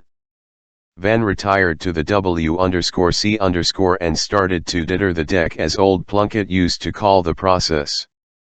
He remembered that the last time he had made card magic was when showing some tricks to Demon, who disapproved of their poker slant. Oh, yes, and when putting at ease the mad conjurer at the Ivard whose pet obsession was that gravity had something to do with the blood circulation of a supreme being. Van felt pretty sure of his skill and of Milord's stupidity, but doubted he could keep it up for any length of time. He was sorry for Dick, who, apart from being an amateur rogue, was an amiable indolent fellow, with a pasty face and a flabby body. You could knock him down a feather, and he frankly admitted that if his people kept reasum to pay his huge, and tried, debt, he would have to move to Australia to make new ones there and forge a few checks on the way. He now constatate avec plaisir, as he told his victims, that only a few £100 separated him from the shoreline of the minimal sum he needed to appease his most ruthless creditor. Whereupon he went on fleecing poor Jean and Jacques with reckless haste, and then found himself with 3 honest aces, dealt to him lovingly by Van, against Van's nimbly mustered 4 nines. This was followed by a good bluff against a better one, and with Van's generously slipping the desperately flashing and twinkling young Lord good but not GK'd enough hands, the latter's martyrdom came to a sudden end, London tailors wringing their hands in the fog, and a money lender, the famous Saint Priest of Chose, asking for an appointment. Dick's father. After the heaviest betting Van had yet seen, Jacques showed a forlorn couleur, as he called it in a dying man's whisper, and Dick surrendered with a straight flush to his tormentor's royal one. Van, who up to then had had no trouble whatever in concealing his delicate manners from Dick's silly lens, now had the pleasure of seeing him glimpse the second joker palmed in his, Van's, hand as he swept up and clasped to his bosom the rainbow plunket was frill of poetry. The Fivens put on their ties and coats and said they had to quit. Same here, Dick, said Van. Pity you had to rely on your crystal balls. I have often wondered why the Russian for it. I think we have a Russian ancestor. Common is the same as the German for schoolboy minus the umlaut. And while prattling thus, Van refunded a rapidly written check the ecstatically astonished Frenchman. Then he collected a handful of cards and chips and hurled them into Dick's face. The missiles were still in flight when he regretted that cruel and commonplace beogist, for the wretched fellow could not respond in any conceivable fashion, and just sat there covering one eye and examining his damaged spectacles with the other. It was also bleeding a little, while the French twins were pressing upon him 2 handkerchiefs which he kept good-naturedly pushing away. Rosy Aurora was shivering in green Serenity Court. Laborious old Chose, there should be a sign denoting applause. Ada's note. Van framed and fretted the rest of the moming, and after a long soak in a hot bath, the best adviser and prompter and inspirer in the world, except, of course, the WC seat, decided to pen is the order note of apology to the cheated cheater. As he was dressing, a messenger brought him a note from Lord C. He Ivis, a cousin of one of Van's Riverlane schoolmates, in which generous Dick proposed to substitute for his debt an introduction to the Venus Villa Club to which his whole clan belonged. Such a bounty no boy of 18 could hope to obtain. It was a ticket to paradise. Van tussled with his slightly overweight conscience, both grinning like old pals in their old gymnasium, and accepted Dick's offer. I think, Van, you should make it clearer why you, Van, the proudest and cleanest of men, I'm not speaking of abject physicalities, we are all organized that way, but why you, pure Van, could accept the offer of a rogue who no doubt continued to flash and twinkle, after that fiasco.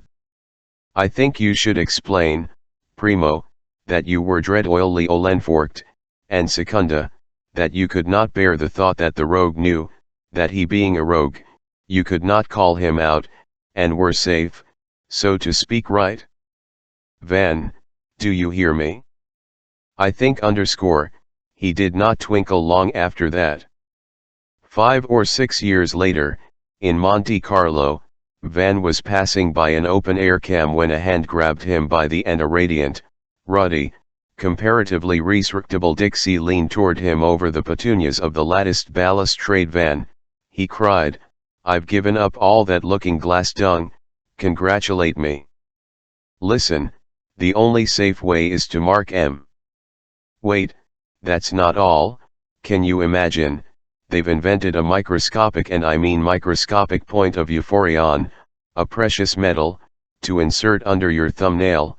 You can't see it the naked eye, but one minuscule section of your monocle is made to magnify the mark you make with it, like killing a flea, on one card after another, as they come along in the game. That's the beauty of it, no preparations, no props, nothing. Mark M. Mark M.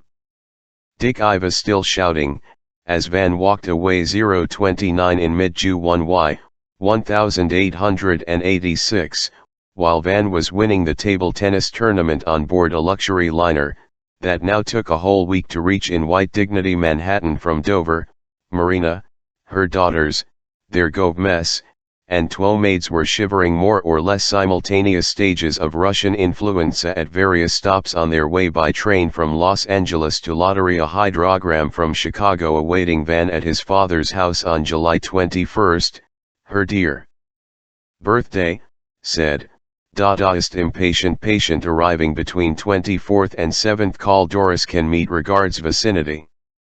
Which reminds me painfully of the Gallia Bianchi, Petit's Blues, Aqua used to send me, remarked Demon with a sigh, having mechanically opened the message. Is tender vicinity some girl I know?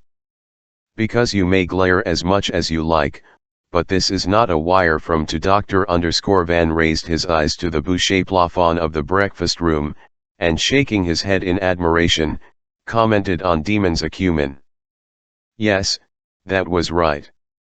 He had to travel incontinently to Ardor's, anagram of regards, c, to a hamlet the opposite way from Letham, c, to see a mad girlinist called Doris or Audrey's who drew only GG's and sugar daddies. Van rented it under a false name, Boucher, at the only inn of Malahar, a miserable village on Lottery River, some 20 miles from Ardis. He the night fighting the celebrated mosquito, or its cousin, that liked him more than the Ardis beast had. The toilet on the landing was a black hole, with the traces of a fecal explosion, a squatter's 2 giant soles. At 7 a_m_ on July 25 he called Ardis Hall from the Malahar post office and got connected with Bout, who Iva's connected with Blanche and Van's voice for the butler's. Damn it, pause, he said into his Dorophone, I'm busy. I want Blanche, you idiot, growled Van. Oh, pardon, cried Bout, un moment, monsieur.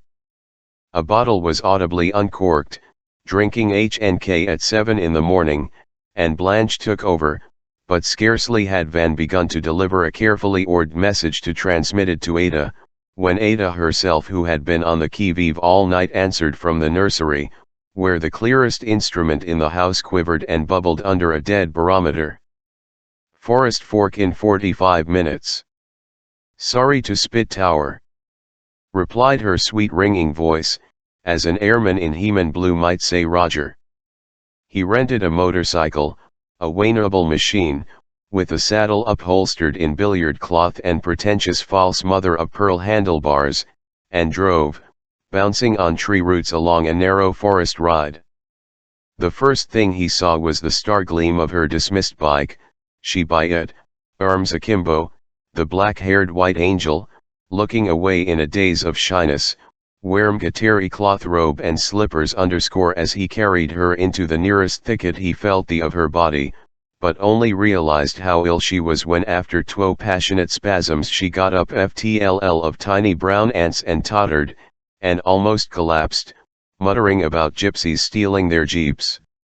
It was a beastly, but beautiful, tryst. He could not remember, that's right, I can't either. Adi, one word they said, one question, one answer. He rushed her back as close to the house as he dared, having kicked her bike into the bracken, and that evening when he rang up Blanche, she dramatically whispered that Mademoiselle had une belle mnemonic, mon pauvre monsieur. Ada was much 3 days later, but he had to redeem to man to catch the same boat back to England and join a circus tour which involved people he could not let down. His father saw him off. Demon had dyed his hair a blacker black. He wore a diamond RMG blazing like a Caucasian ridge. His long, black, blue ocellated wings trailed and quivered in the breeze. Liudi Ogliadenvalis, people tum to look. A temporary Tamara, all coal, Casbec Rouge and Flamingo Boa, could not decide what would please her Damon lover more, just moaning and ignoring his handsome son or acknowledging Bluebeard's virility as reflected in morose Van, who could not stand her Caucasian Purim, Granial Mazza, $7 a bottle. You know, that's my favorite chapter up to now, Van, I don't know why, but I love it. And you can keep your Blanche in her young man's embrace, even that not matter. In Ada's fondest hand. 030 on February 5, 1887, an unsigned editorial in the Ranter, the usually so sarcastic and capped East Joe's Weekly, described Vasco da Gama's performance as the most imaginative and singular stunt ever offered to a jaded music hall public. It was repeated at the Ranter River Club several times, but nothing in the program or in publicity notices beyond the definition foreign eccentric gave any indication either of the exact nature of the stunt, or of the performer's identity. Rumors, carefully and cleverly circulated by Muskugama's friends, diverted speculations toward a mysterious visitor from beyond the Golden Cultain, particularly since at least half a dozen members of a large goodwill circus company that had come from Tartary just then, i.e., on the eve of the Crimean War, 3 dancing girls, a sick old clown with his old speaking goat, and one of the dancers' husbands, a make-up man, no doubt, a multiple agent, had already defected between France and England, somewhere in the newly constructed Channel. Vasco da Gama's spectacular success in a theatrical club that habitually limited itself to Elizabethan plays, with queens and fairies played by pretty boys, made first of all a great impact on deans, local politicians, national statesmen, and of course the current Miler of the Golden Horde were pictured as Vasco da Gama's by topical humorists _ a grotesque imitator, who was really Vasco da Gama himself in an over-sophisticated parody of his own act, was booed at Oxford, a women's college nearby, by leal rowdies. A shrewd reporter, who had heard him curse a crease in the stage, commented in print on his Yankee twang. Dear Mr. Vasco da Gama received an invitation to Windsor Castle from its opener, a bilateral descendant of Van's own ancestors, but he declined it, suspecting, incorrectly, as it later transpired, the misprint to suggest that his incognito had divulged by one of the detectives at chose the same, perhaps, who had recently saved the psychiatrist Potemkin from the dagger of Prince Potemkin, a mixed-up kid from Sebastopol, LD. During his first summer vacation, Vanya worked under Tiomkin, at the Cho's famous clinic, on an ambitious dissertation he never completed, Terra, Eremitic Reality or Collective Dream. He interviewed numerous neurotics, among whom there were variety artists and literary men, and at least 3 intellectually lucid, but spiritually lost, cosmologists who either were in telepathic collusion, they had never met and did not even know of one another's existence, or had none knew how or where, by means, maybe, of forbidden angelas, of some kind, a green world rotating space and spiraling in time, which in terms of matter and mind was like ours, and which they described in the same specific details as 3 people watching from 3 separate windows would a carnival show in the Sarn Street. He spent his free time in gross dissipation. Sometime in August he was offered a contract for a series of matinees and nights in a famous London theatre during the Christmas vacation and on weekends throughout the winter season. He accepted gladly, being badly in need of a strict distraction from his perilous studies. The special sort of obsession under which Tiomkin's patients labored had something about it that made it liable to infect its younger investigators. Makoto Gama's fame reached inevitably the backwoods of America. A photograph of him, masked, it is TME, but unable to mislead a fond relative or faithful retainer, was reproduced by the Lottery, Latiga, Lugano, and Luga papers in the first week of 1888. But the accompanying reportage was not the work of a poet, and only a poet, Hercule of the Black Belfry group, as some wit said, could have adequately described a certain macabre quiver that marked Van's extraordinary act. The stage would be empty when the curtain went up. Then, after 5 heartbeats of theatrical suspense, something swept out of the wings, enormous and black, to the accompaniment of dervish drums. The shock of his powerful and precipitous entry affected so deeply the children in the audience that for a long time later, in the dark of sobbing insomnias, in the glare of violent nightmares, nervous little boys and girls relived, with private accretions, something similar to the primordial quama's shapeless nastiness, the swoosh of nameless wings, the unendurable dilation of fever which came in a cave draft from the uncanny stage. Into the harsh light of its gaudily carpeted space a masked giant, fully 8 feet tall, erupted, running strongly in the kind of soft WOM by Cossack dancers. A voluminous, black shaggy cloak of the burqa enveloped his silhouette. Inquietant, according to a female Sorbonne correspondent, kept all those cuttings, from neck to knee, or what appeared to be those sections of his body. A caracal cap surmounted his top. A black mask covered the upper part of his heavily face. The unpleasant colossus kept strutting up and down the stage for a while, then the STMT changed to the restless walk of a caged madman, then he whirled, and to a clash of cymbals in the orchestra and a cry of Tel Tor, perhaps faked, in the gallery, Makoto Gama tumbled over in the air and stood on his head.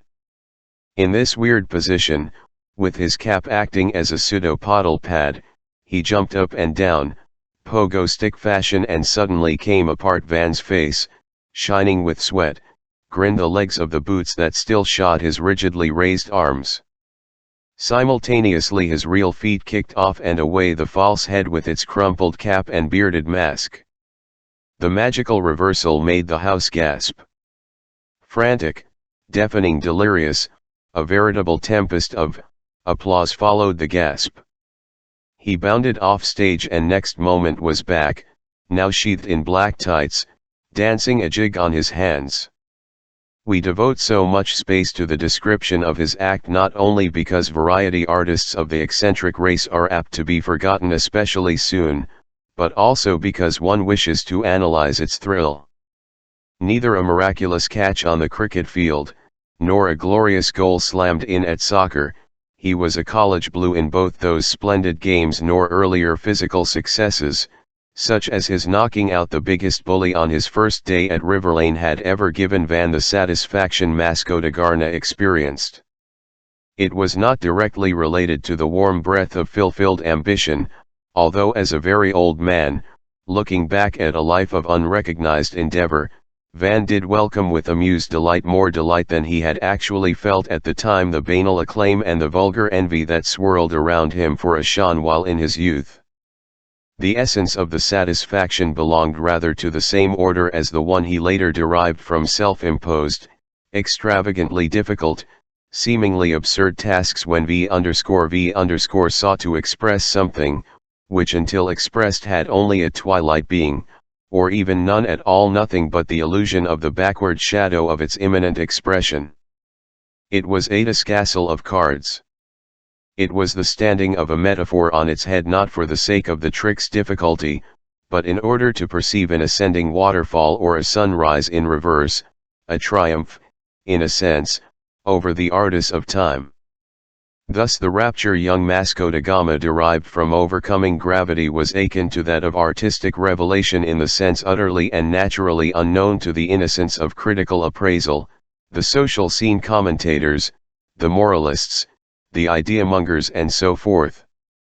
Van on the stage was performing organically, had his figures of speech were to perform later in life acrobatic wonders that had never been expected from them and which frightened children. Neither was the sheer physical pleasure of manionbulation a negligible factor, and the peacock blotches with which the carpet stained the palms of his hands during his gloveless dance routine seemed to be the reflections of a richly colored nether world that he had been the first to discover. For the tango, which completed his number on his last tour, he was given a partner, a Crimean cabaret dancer in a very scintillating frock cut very low on the back. She sang the tango tune in Russian, Pod Nwan Nubum Argentachenen, Pod Str5 Stnny over Mondolin neath sultry sky of Argentina, to the hot hum of Mandolina Fragile, red-haired Rita. He never learned her real name, a pretty carite from Chufutcale, where, she nostalgically said, the Crimean cornel, /Aza/ bloomed yellow among the arid rocks, bore in resemblance to Lucette as she was to look 10 years later. During their dance, all Van saw of her were her silver slippers tumming and marching nimbly in rhythm with the solace of his hands. He recouped himself at rehearsals, and one night asked her for an assignation. She indignantly refused, saying she adored her husband, the make-up fellow, and loathed England. Shows had long been as famous for the dignity of its regulations, as for the brilliancy of its pranksters. Vasco da Gama's identity could not escape the interest and then the knowledge of the authorities.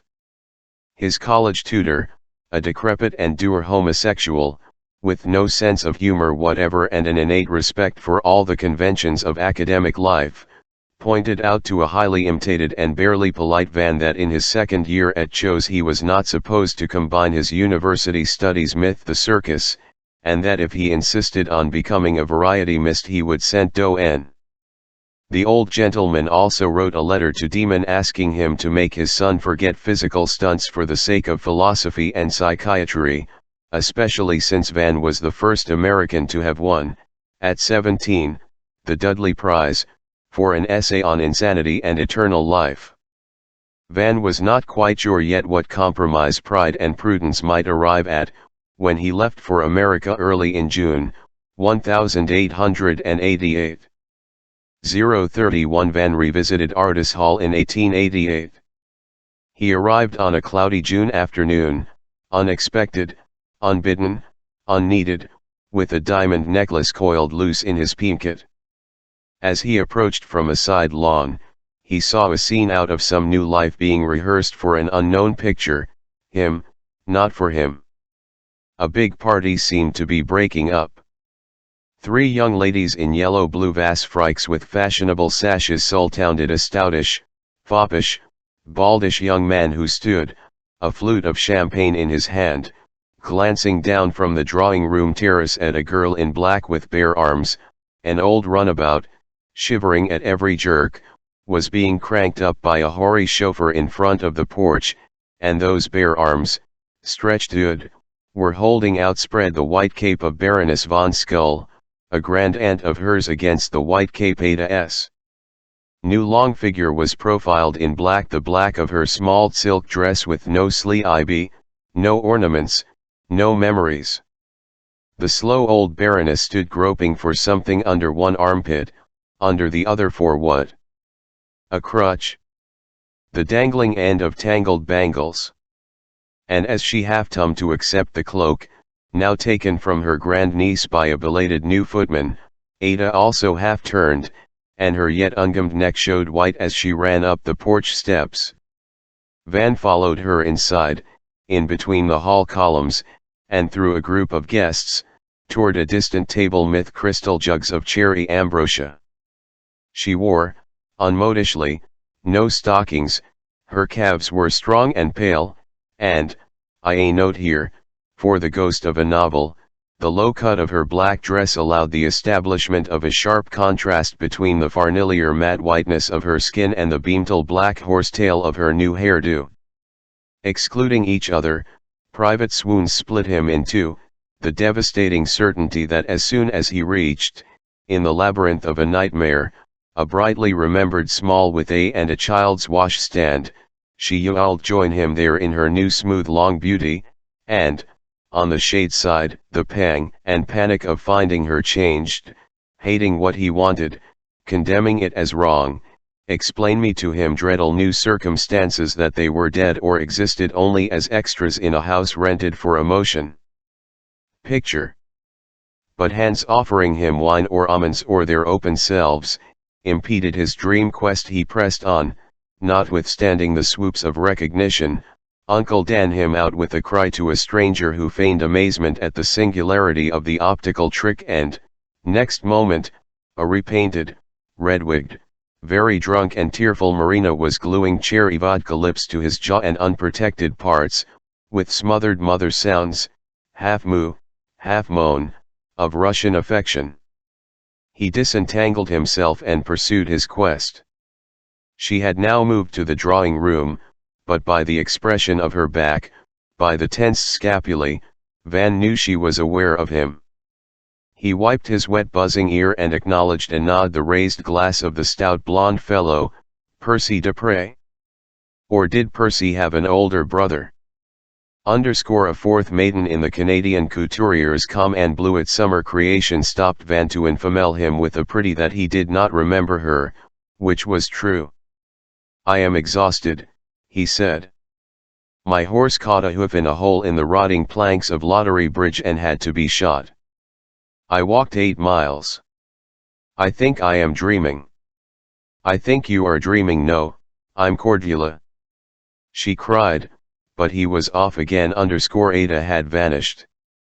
He discarded the caviar sandwich that he found himself carrying like a ticket and, tumbling into the pantry, told Bout's brother, a new valet, to take him to his old room and get him one of those rubber tubs he had used as a child 4 years ago.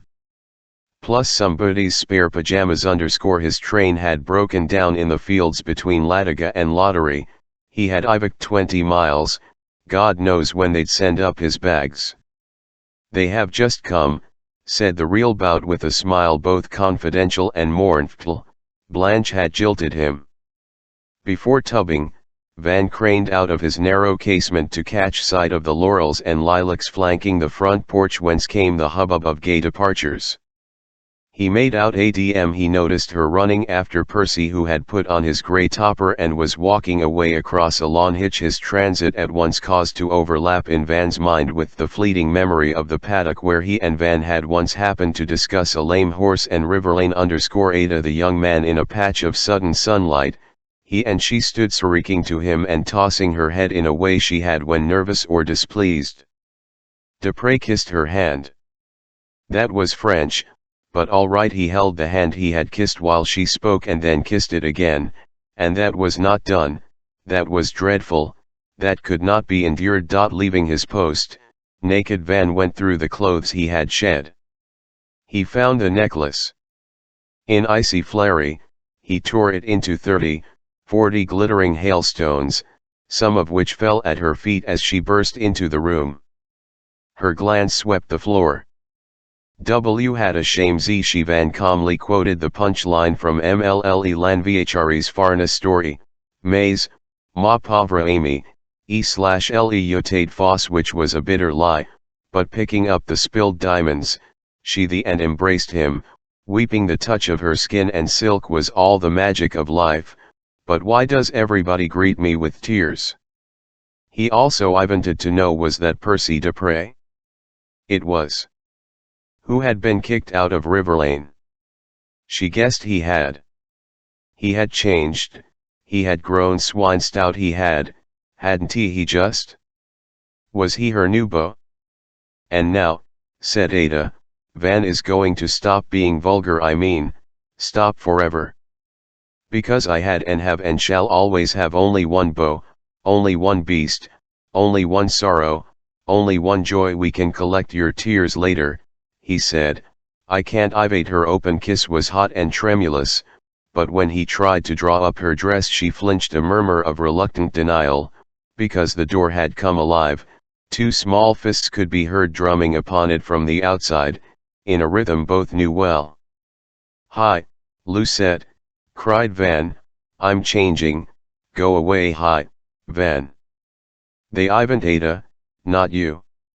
They want you downstairs. Ardor, one of Ada's gestures used when she had to express in a muted flash all the facets of her predicament. See, I was right, that's how it is. Nichigo ne padilace, consisted of rounding by means of both hands an invisible bowl from rim to base, accompanied by a sad "this is what she did now" before leaving the room.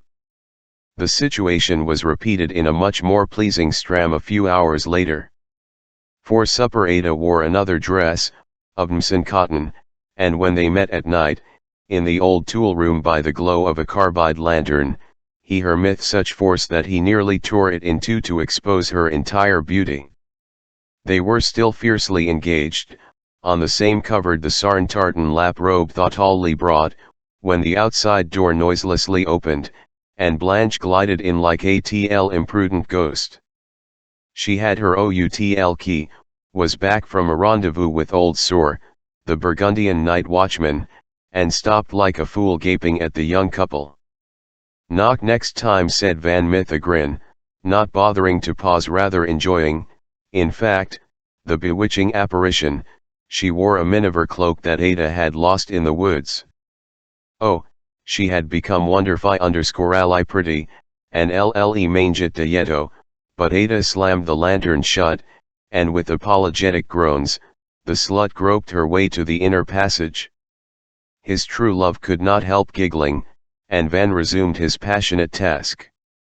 They stayed on and on, quite unable to part, knowing any explanation would do if anybody wondered why their rooms had remained empty till dawn, the first ray of the morning. A toolbox with fresh green paint, when, at last renickled by hunger, they got up and quietly repaired to the pantry. Do, Veenspalzia, Von, well, slept your fill, Van?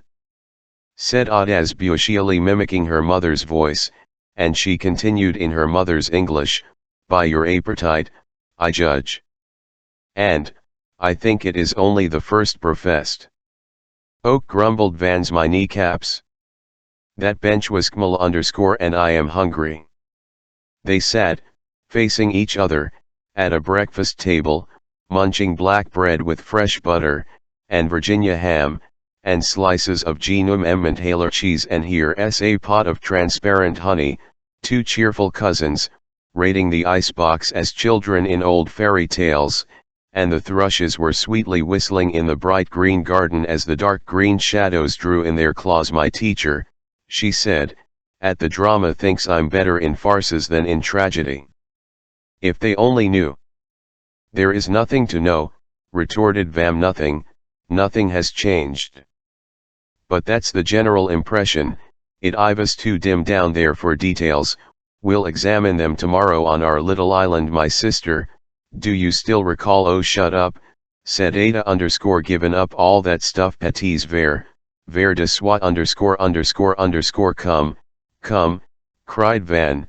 Some oft rhymes were magnificent acrobatics on the part of the child's mind. Oh, qui me rendra, ma Lucille, etle grand ch and z big hill.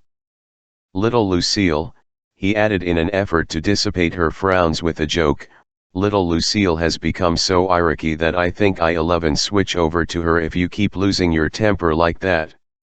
I remember the first time you got cross with me was when I chucked a stone at a statue and frightened a finch. That's memory. She was on bad terms with memory. She thought the servants would be up soon now, and then one could have something hot. That fridge was all Aldga, really. Why, suddenly sad. Yes, she was sad, she replied, she was in dreadful trouble. Her quandary might her insane if she did not know that her heart was pure. She could explain it best by a parable. She was like the girl in a film he would see who is in the triple throes of a tragedy which she must conceal lest she lose her only tme, the head of the arrow, the of the pain. In secret, she is simultaneously struggling with three torments: trying to get rid of a dreary dragging affair with a married man, whom she pities, trying to nip in the bud in the sticky red bud a crazy adventure with an attractive young fool, whom she pities even more, and trying to keep intact the love of the only man who is all her life and who is pity, above the poverty of her feminine pity, because as the script says, his ego is richer and prouder than anything those two poor worms could imagine. Ivy had she actually done with the poor worms, after Krolik's untimely end? Oh, set them free, big vague gesture, tummed them out, put them back onto suitable plants, buried them in the pupal state, told them to none along, while the birds were not looking or alas, feigning not to looking. Well, to mop up that parable, because you have the knack of interrupting and diverting my thoughts, I'm in a sense also Tom between three private tortures, the main torture being ambition, of course. I know I shall never be a biologist, my passion for creeping creatures is great, but not all-consuming. I know I shall always adore orchids and violets, and you will still see me going out alone, to wander alone in the enridum alone with a little lone lily, but flowers, no matter how irresistible, must be given up, too, as soon as I have the strength. Remains the great ambition and the greatest terror, the dream of the bluest, remotest, hardest dramatic climbs, probably ending as one of 100 old spider spinsters, teaching drama students, knowing, that, as you insist, sinister insister, we can't marry, and having always before me the awful example of pathetic, second-rate, brave Marina. Well, that bit about spinsters is rot, said Van, we'll pull it off somehow, we'll become more and more distant relations in artistically forged papers and finally dwindle to mere namesakes, or at the worst we shall live quietly, you as my housekeeper, I as your epileptic, and then, as in your Chekhov, we shall see the ivy-hole sky swarm with dire nonce. Did you find them all, Uncle Van? She inquired, sighing, laying her dolent head on his shoulder. She had told him everything. More or less, he replied, not realism she had anyway. I made the best study of the dustiest floor ever accomplished by a romantic character. One bright little bugger rolled under the where there grows a virgin forest of fluff and angie _ I11 have them reassembled in lottery when I motor there one of these days.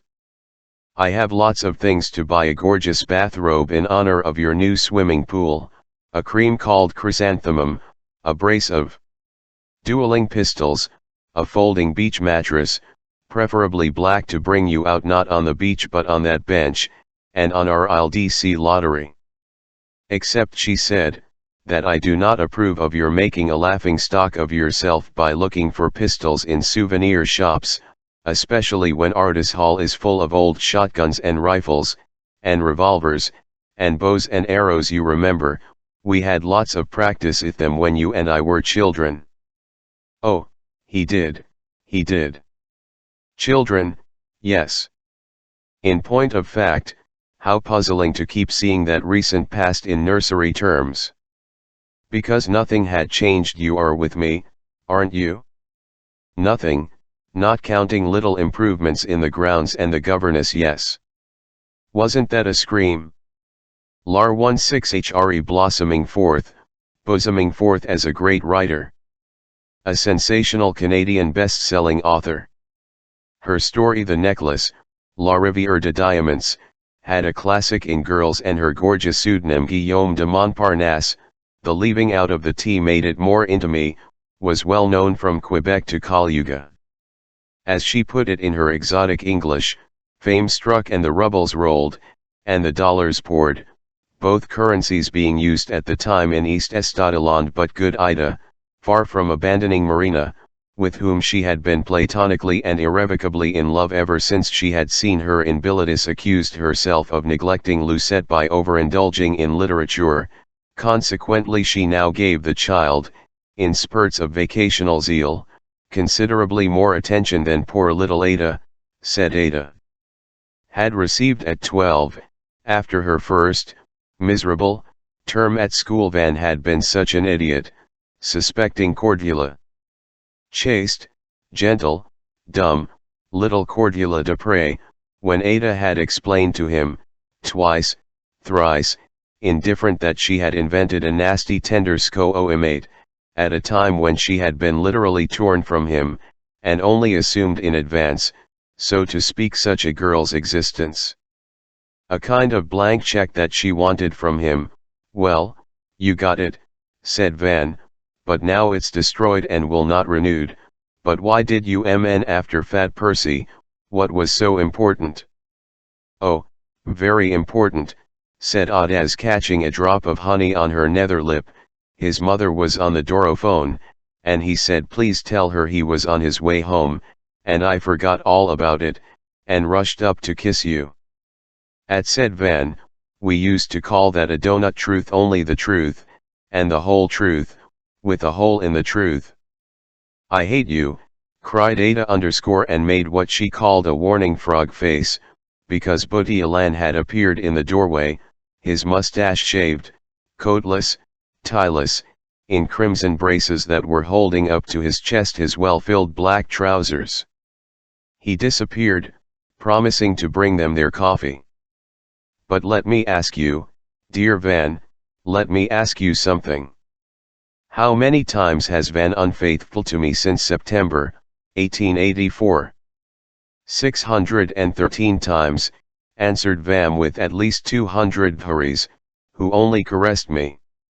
I've remained absolutely true to you because those were only manipulations, sham, insignificant strokings by unremembered cold hands.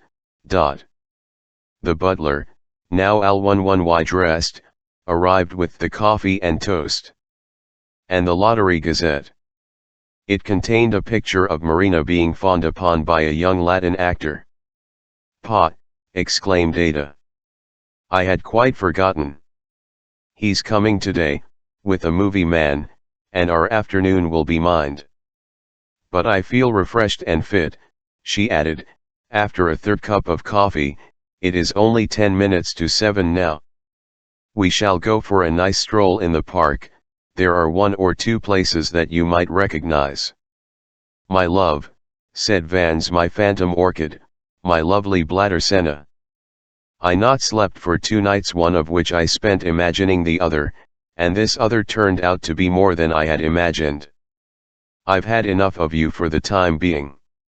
Not a very fine compliment, said Akla, and rang resonantly for more toast. I've paid you 8 compliments, as a certain Venetian. I'm not interested in vulgar Venetians. You have become so coarse, dear Van, so strange.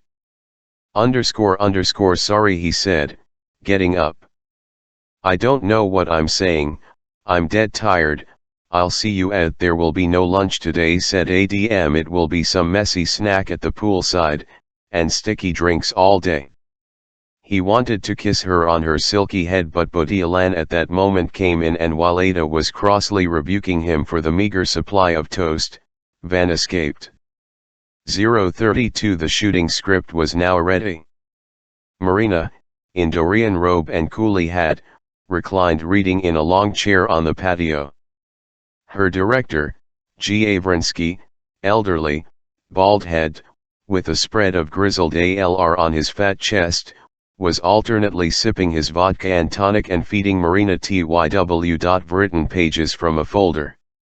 On her other side, cross-legged on a mat, sat Pedro, surname unknown, stage name forgotten, a repulsively handsome, practically naked young actor, with satyr ears, slanty eyes, and lynx nostrils, whom she had brought from Mexico and was keeping at a hotel in Lottery_Ada, lying on the edge of the swimming, was doing her best to make the shy Dactyl face the camera in a reasonably upright and decent position, while Philip Rack, an insignificant but on the whole likable young musician who in his baggy trunks looked even more dejected and awkward than in the green velvet suit he thought fit to wear for the piano lessons he gave Lucette, was trying to take a picture of the recalcitrant chop-licking animal and of the Gervais pained breasts which her half-prone position helped to disclose in the opening of her bathing suit. If one dollied now to another group standing a few paces away under the purple garlands of the patio arch,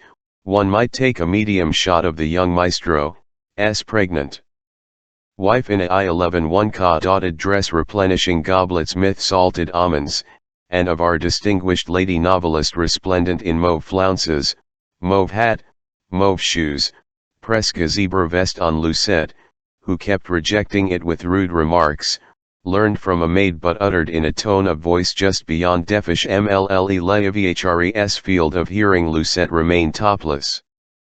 Her tight smooth skin ibis the color of thick peach syrup, her little crupper in willow green shorts rolled drolly, the sun lay sleek on her russet and plumpish torso, it showed but a faint circumlocation of femininity, and Van, in a scowling mood, recalled with mixed feelings how much more developed her sister had been at not quite 20 years of age. He had slrnt most of the day fast asleep in his, and a long, rambling, dreary dream had repeated, in a kind of pointless parody, his strenuous Casanovantic night with Ada and that somehow ominous mom talk with her. Now that I am writing this, after so many hollows and heights of time, I find it not easy to separate our conversation, as set down in an inevitably stylized form, and the drone of complaints, turning on sordid betrayals that obsessed young Van in his dull nightmare. Or was he dreamed now that he had been dreaming? Had a grotesque governess really Titana entitled Les Enfants Maudits? To be filmed by frivolous dummies, now discussing its adaptation? To be made even triter than the original book of the fortnight, and its gurgling blurbs? Did he detest Ada as he had in his dreams? He did. Now, at 15, she was an irritating and hopeless beauty, a rather unkempt one. Only 20 hours ago, in the dim tool room he had whispered a riddle in her ear, what begins with a D and rhymes more or less with a Silesian river ant. She was eccentric in habits and clothing. She cared nothing for sunbathing, and not a tinge of the tan that had califormized Lucette could be traced on the shameless white of Ada's long limbs and scrawny shoulder blades. A remote cousin, no longer Renou's sister, not even his half-sister, so lyrically anathematized by Montparnasse, she stepped over him as over a log and retuned the emble-tasked dog to Marina. The actor, who quite likely would nun into somebody's fist in a forthcoming scene, made a filthy remark in broken French. Du soilst nicht so Huron, murmured Ada to German Dak before putting him back in Marina's lap under the accursed children. On ne parle pas comme ça devant un chien, added Ada, not deigning to glance at Pedro, who nevertheless got up, reconstructed his crotch, and hurried to the pool with a Nurginski leap. Was she really beautiful? Was she at least what they call attractive? She was exasperation, she was torture. The silly girl had heaped her hair under a umber cap, and this gave an unfamiliar, vaguely clinical to her neck, with its odd dark wisps and strags, as if she had obtained a nurse's job and would never dance again. Her faded, bluish gay, one-piece swimsuit had of grease and a hole above one hip nibbled through, one might conjecture, by a tallow-starved larva, and seemed much too shone for careless comfort.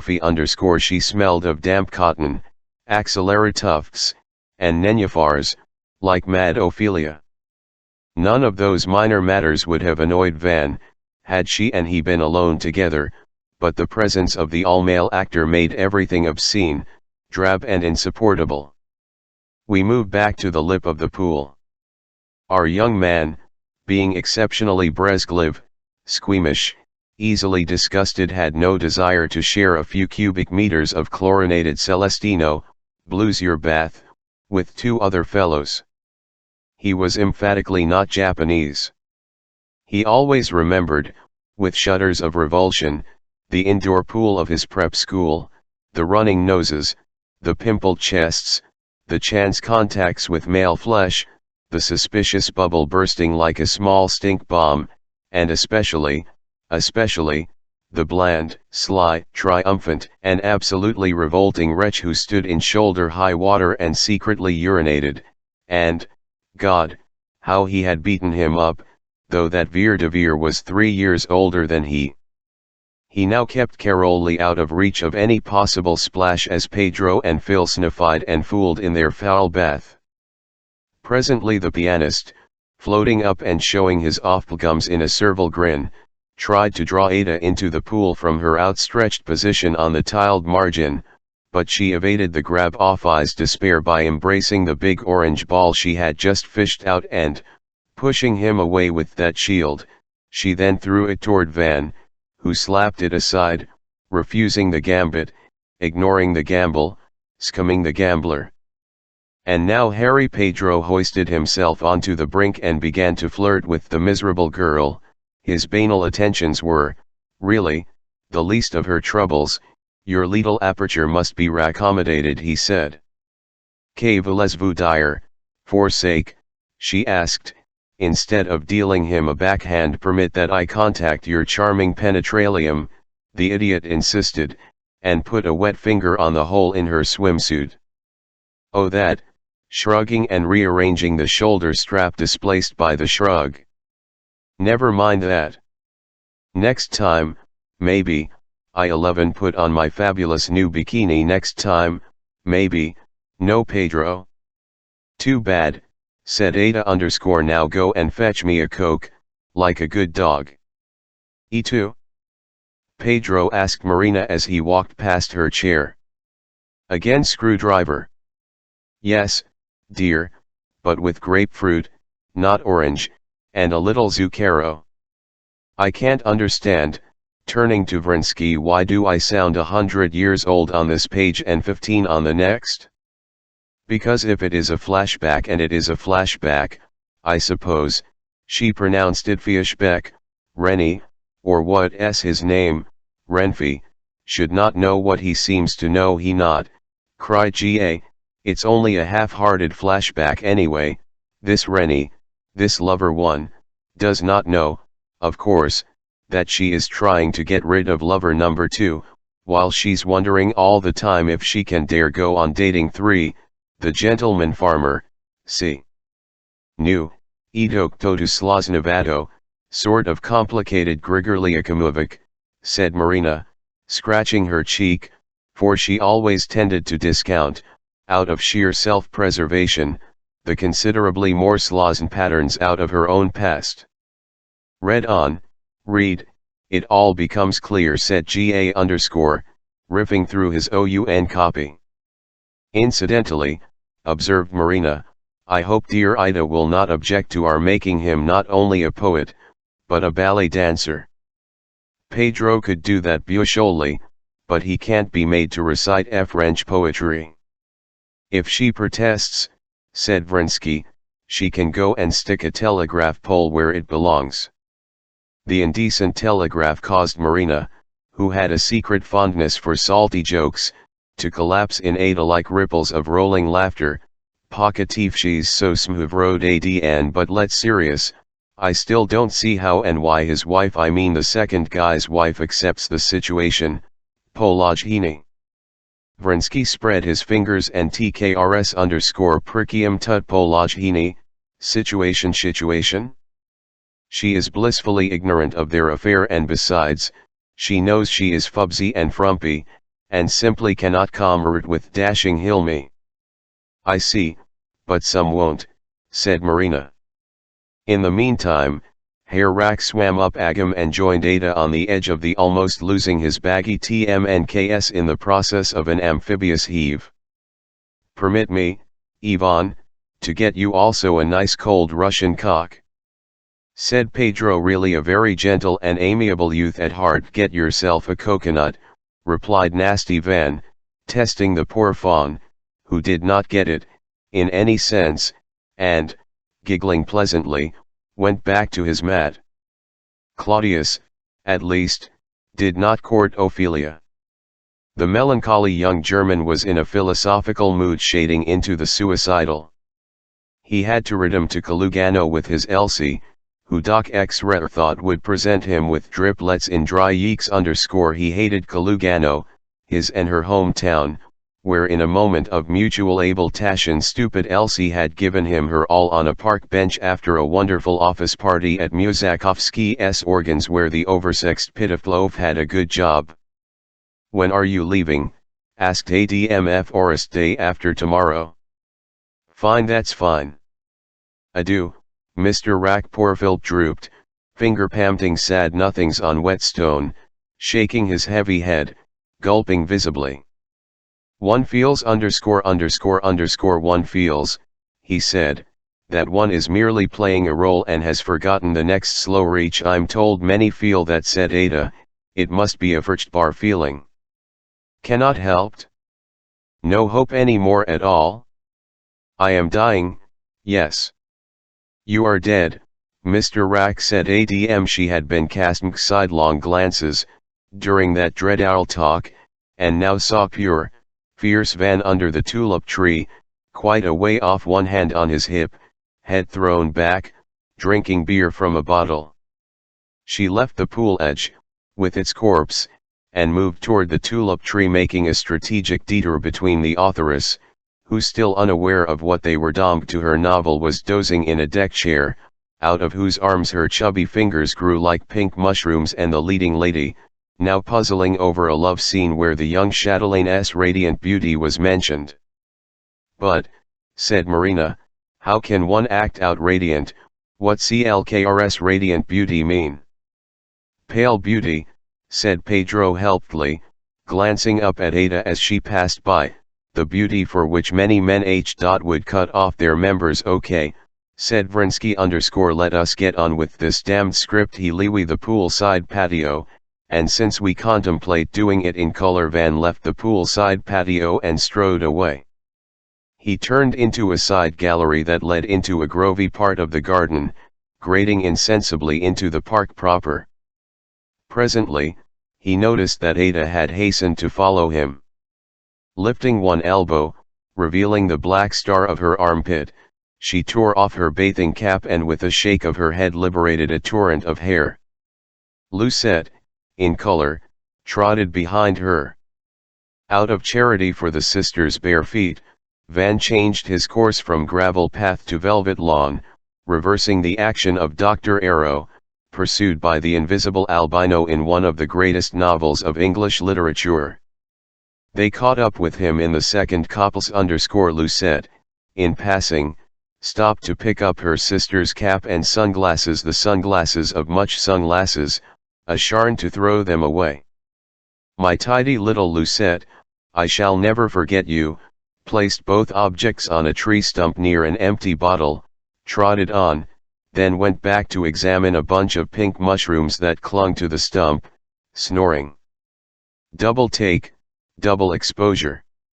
Are you all rious?" "Because Z," began Ada upon overtaking him. She had prepared a sentence about her having to be polite after all to a piano tuner, practically a servant, with an obscure heart ailment and a vulgar pathetic wife, but Van interrupted her. "I object," he said, "it like a rocket, to things. A brunette, even a sloppy brunette, should shave her groin before exposing it, and a ill-bred girl drs not allow a beastly lecher to poke her in the ribs even if she must wear a moth-eaten, smelly rag much too shone for her charms. ACH, he added, why the hell did I return to Ardis? I promise to be more careful from now on and not let lousy Pedro come near," she said with happy rigorous nods and an exhalation of glorious relief, the cause of which was to torture Van only much later. "Oh, wait for me," yelped Lucette _ "torture, my poor love. Tofuer. Yes. But it's all sunk and dead." Ada's late note. The three of them formed a pretty Arcadian combination as they dropped on the turf under the great weeping cedar, whose aberrant limbs extended an oriental canopy, propped up here and there by crutches made of its own flesh like this book, above two black and one golden redhead as they had above you and me on dark warm nights when we were reckless, happy children. Van, sprawling supine, sick with memories, put his hands behind his nape and slit his eyes at the Lebanese blue of the sky between the fascicles of the foliage. Lucette fondly admired his long lashes while pitying his tender skin for the inflamed blotches and prickles between neck and jaw where shaving caused the most trouble. Ada, her keepsake profile inclined, her mournful Magdalene hair hanging down, in sympathy with the weeping shadows, along her pale arm, sat examining abstractly the yellow throat of a waxy white helleborine she had picked. She hated him, she adored him. He was brutal, she was defenseless. Lucette, always playing her part of the clinging, affectionately fussy lassée, placed both palms on Van's hairy chest and wanted to know why he was cross. "I'm not cross with you," replied Van at last. Lucette kissed his hand, then attacked him. "Cut it out," he said, as she wriggled against his bare thorax. "Child it's not TME, I'm hot," she retorted. "Cold as halves of a canned peach. Now, roll off, please." "Why to?" "Why? You're unpleasantly cold." "Yes, why?" growled Ada with a shiver of pleasure, and, leaning over, kissed him on the mouth. He struggled to rise. The two girls were now kissing him alternatively, then kissing each other, then getting busy upon him again. Ada in perilous silence, Lucette with soft squeals of delight. I do not remember what l'enfant maudits did or said in Montparnasse's novelette. They lived in Bryant Sch. I think, and it began with bats flying one by one out of a turret, into the sunset, but these children, whom the novelettist did not really know a delicious point, might also have been filmed rather entertainingly had Snoopy Kim, the kitchen photo fiend, possessed the necessary apparatus.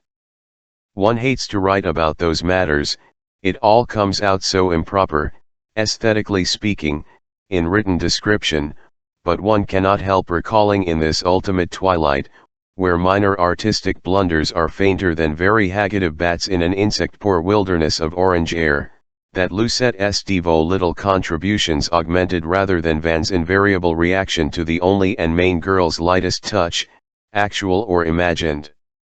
Ada, her silky mane sweeping over his nipples and navel, seemed to enjoy doing everything to jolt my present pencil and make, in that ridiculously remote past, her innocent little sister notice and register what Van could not control. The crushed floor was now being merrily crammed under the tubber belt of his black trunks by 20 tickly fingers. As an ornament it had not much value, as a game it was inept and dangerous. He shook off his pretty tonnanters, and walked away on his hands, a black mask over his comeval nose. Just then, the Gove-mess, panting and shouting, arrived on the scene. "Mais tu sais chu il a fait, ton cousin?" she kept anxiously asking, as Lucette, shedding the same completely unwarranted tears that Ada had once shed, rushed into the mauve-winged 033. The following day began with a drizzle, but cleared up after lunch. Lucette had her last piano lesson with gloomy Hefrak. The tinkle-thump-tinkle reached Van and Ada during a reconnaissance in a second-floor passage. Mlle Leaviachari was in the garden, Marina had fluttered away to lottery, and Van suggested they take advantage of Lucette's being audibly absent by taking refuge in an upstairs dressing room. Locine's first tricycle stood there in a comber. A shelf, a cretonne-covered divan held some of the child's old untouchable treasures, among which was the battered anthology he had given her 4 years ago. The door could not be, but Van was impatient, and the music would surely endure, as fin as a vil, for at least another 20 minutes. He had buried his mouth in Ada's nook, when she stiffened and raised a warning finger. Heavy slow steps were coming up the grand staircase. "Send him away," she muttered. "Chort, hell," swore Van, adjusting his clothes, and went out on the landing. Philip Rack was trudging up, Adam's apple bobbing, ill-shaven, livid, gums one hand on his chest, the other clutching a roll of PMK paper while the music continued to play on its own as if by some mechanical device. "There's one downstairs in the hall," said Van, assuming, or feigning to assume, that the unfamiliar fellow had stomach cramps or nausea.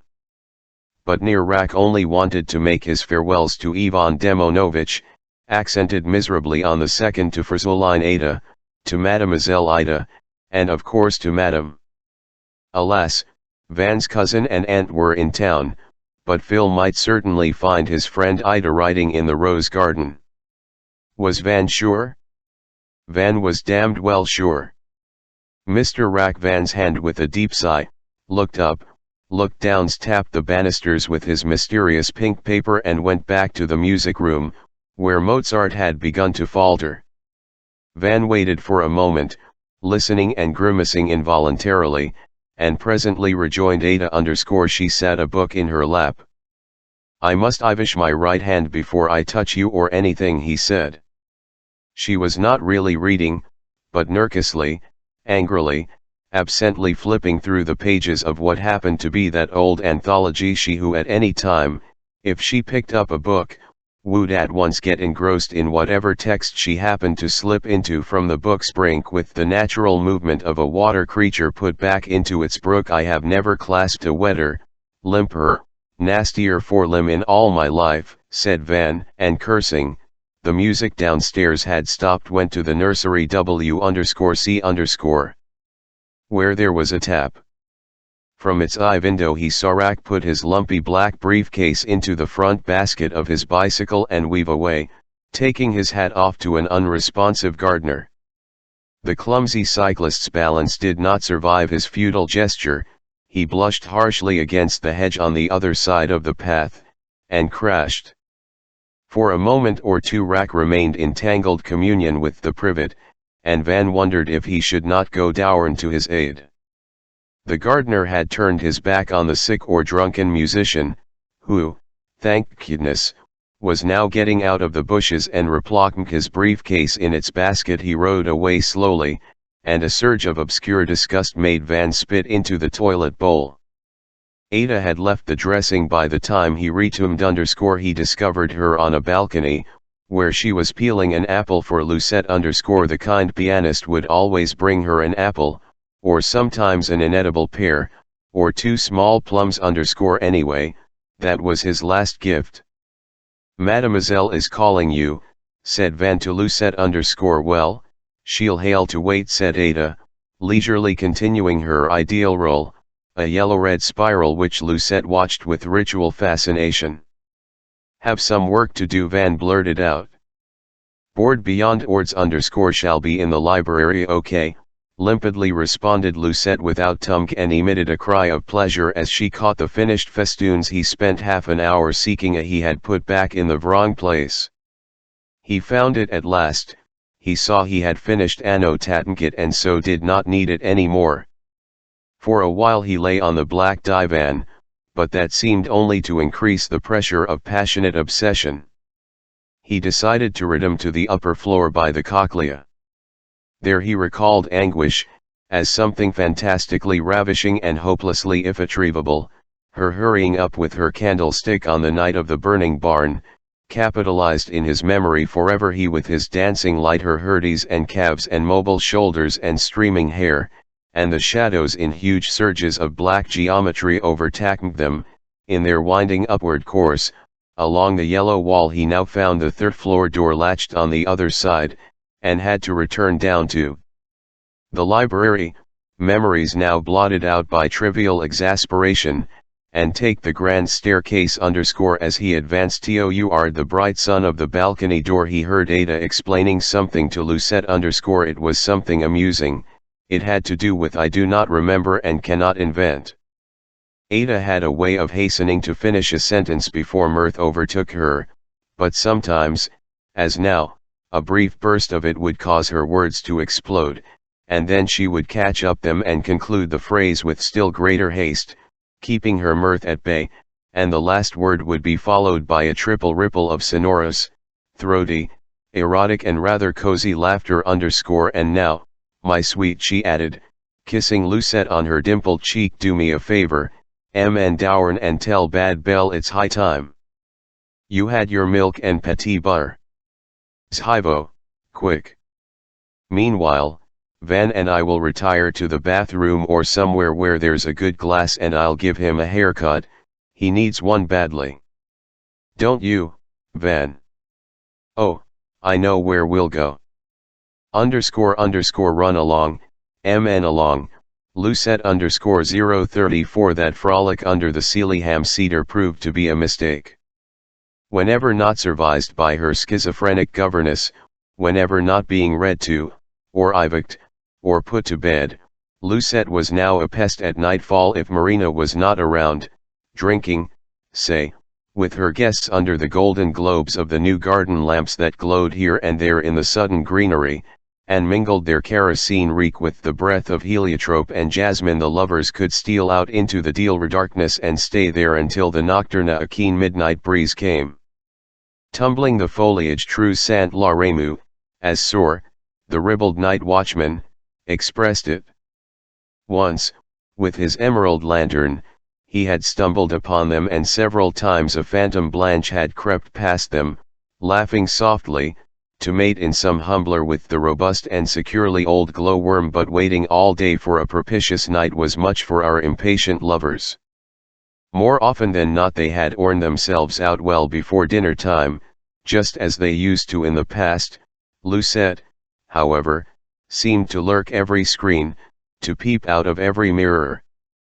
They tried the attic, but noticed, just in time, a rent in its floor through which one glimpsed a comber of the mangle room where French, the second maid, could be seen in her corset and petticoat, passing to and fro. They looked around and could not understand how they had ever been able to make tender love among splintered boxes and projecting nails, or wriggle through the skylight onto the roof, which any green imp with coppery limbs could easily keep under surveillance from a fork of the giant elm. There still was the shooting gallery, with its orientally draped recess under the sloping roof. But it crawled now with bedbugs, reeked of stale beer, and was so grimy and greasy that one could not dream of undressing or using the little divan. All Van saw there of his new Ada were her ivorine thighs and haunches, and the very first time she bade him, in the midst of his vigorous joy, to glance across her shoulder over the window ledge, which her hands were still clutching in the ebbing throbs of her hour in response, and note that Lucette Ibis approaching skipping rope, along a path in the shrubbery.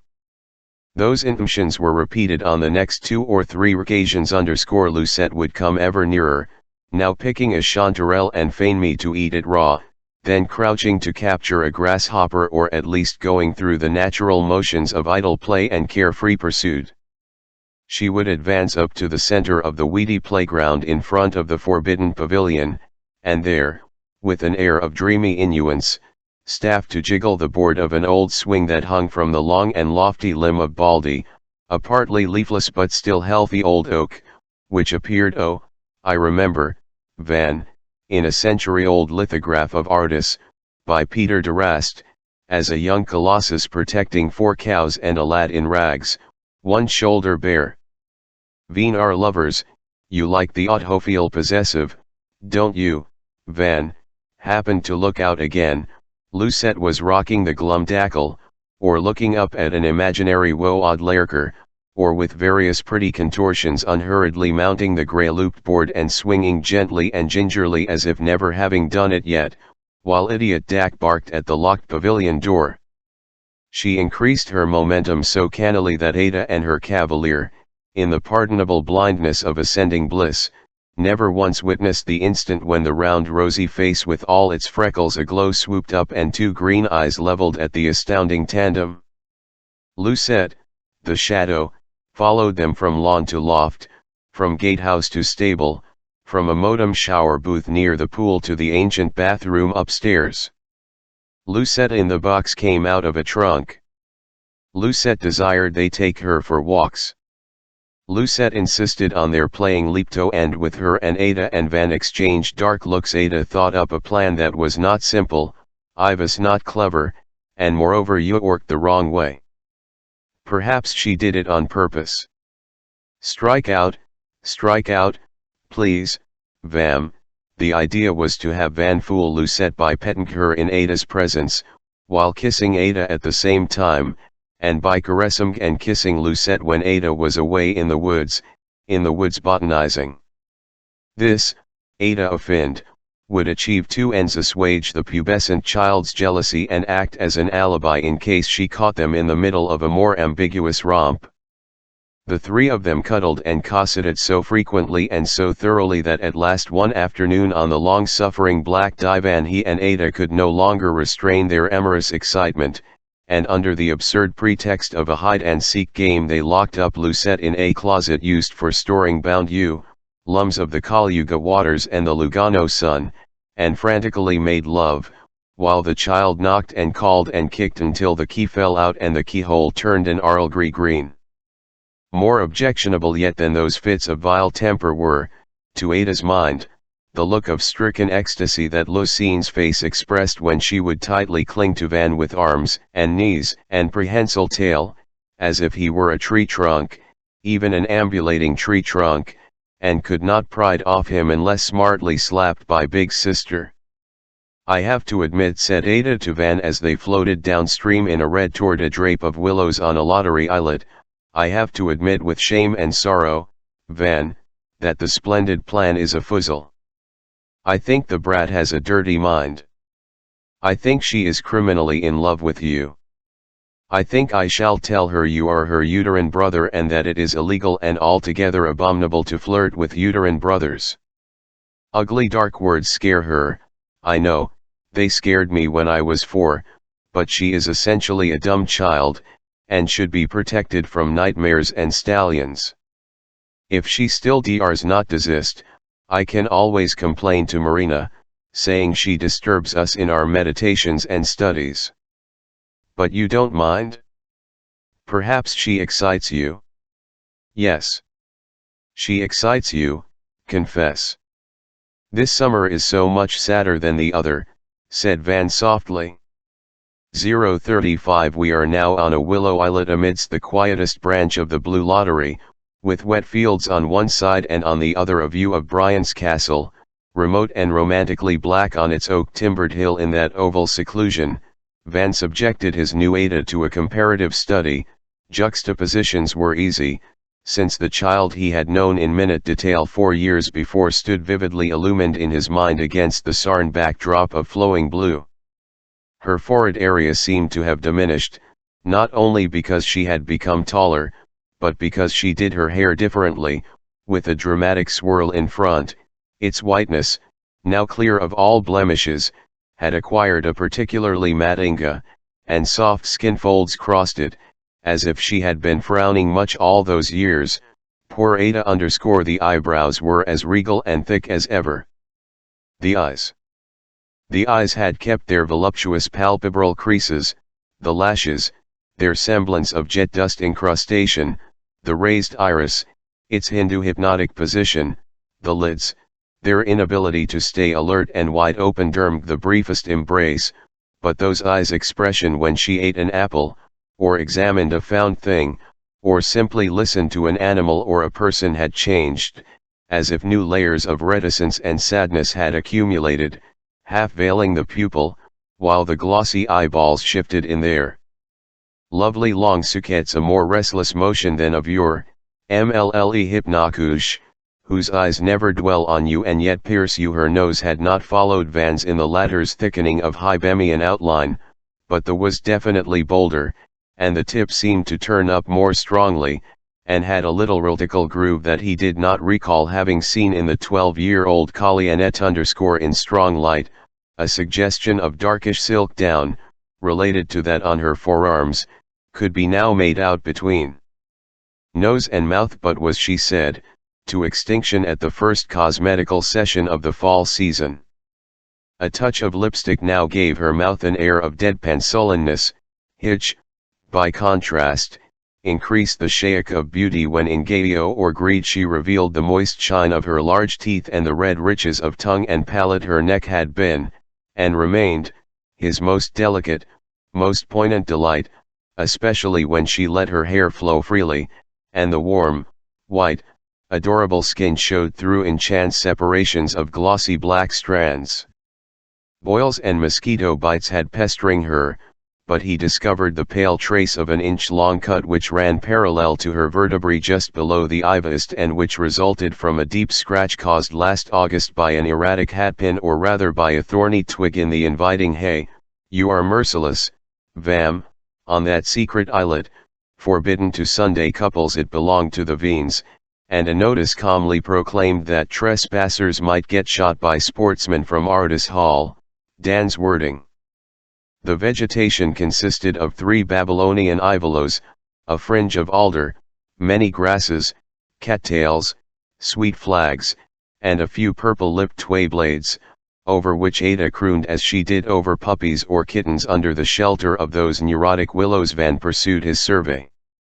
Her shoulders were intolerably gracile. "I would never permit my wife to wear strapless corns with such shoulders, but how could she be my wife?" Rennie says to Nell in the English version of Montparnasse's rather comic tale, "The infamous shadow of our unnatural affair will follow us into the low depths of the inferno which our Father who is in the sky shows to us his superb digit." For some odd reason the worst translations are not from the Chinese, but from plain French. Her nipples, now pert and red, were encircled by fine black hairs which would go, being, she said, unchicklich. Had she picked up, he wondered, that hideous word? Her breasts were pretty, pale and plump, but somehow he had preferred the little soft swellings of the earlier girl with their formless dull buds. He recognized the familiar, individual, beautiful intake of her flat young abdomen, its wonderful play, the frank and eager expression of the oblique muscles, and the smile of her navel, to borrow from the vocabulary of the belly dancer Essen. One day he brought his shaving kit along and her to get rid of all 3 patches of body hair. "Now I'm sure," he said, "and you are his Ada, and that's your green prayer carpet." Their visits to that islet remained engraved in the memory of that summer with entwinements that no longer could be untangled. They saw themselves standing there, embraced, clothed only in mobile leaferchadois, and watching the red rowboat with its mobile inlay of reflected ripples carry them off, waving their handkerchiefs, and that mystery of mixed sequences was enhanced by such things as the boat's floating back to them while it still receded, the oars crippled by refraction, the sunflecks now rippling the other way like the effect of spokes counterwheeling as the pageant rolls by. Time tricked them, made one of them ask a remembered question, caused the other to give a forgotten answer, and once in a small alder thicket, duplicated in black by the blue stream, they found a garter which was certainly hers. She could not deny it, but which Van was positive she had never worn on her stockingless summer trips to the magic islet. Her lovely strong legs had, maybe, grown longer, but they still preserved the sleek pallor and suppleness of her nymphette years. She could still suck her big toe. The right instep and the back of her left hand the same small, not over-conspicuous but indelible and sacred birthmark, with which nature had signed his right hand and left foot. She attempted to code her FING emails with Scheherazada's lacquer, a very grotesque fad of the 80s, but she was untidy and forgetful_al in matters of grooming. The varnish flaked off leaving unseemly blotches, and he requested her to revert to her lackluster state. In compensation, he bought her in the town of Lottery, that rather small little resort, an ankle chain of gold, but she lost it in the course of their strenuous UYSTS and unexpectedly broke into tears when he said never mind, another lover some day would it for her. Her brilliance, her genius. Of course, she had changed in 4 years, but he had changed, by concurrent stages, so that their brains and senses stayed attuned and were to stay thus always, through all separations. Neither had remained the brash wunderkind of 1884, but in bookish knowledge both surpassed their coevals to an even more absurd extent than in and informal terms. Ada, born on July 21, 1872, had already completed her private school course while Van, her senior by 2 years and a half, hoped to get his master's degree at the end of 1889. Her conversation might lost some of its sportive glitter, and the first faint shadows of what she would later term my Karpo's destiny, Pustosvetnost, could made at least in back view, but the quality of her innate wit had deepened, strange out metempiricavi, as Van called them, undercurrents seemed to double inte mali, and thus enrich the simplest expression of her simplest thoughts.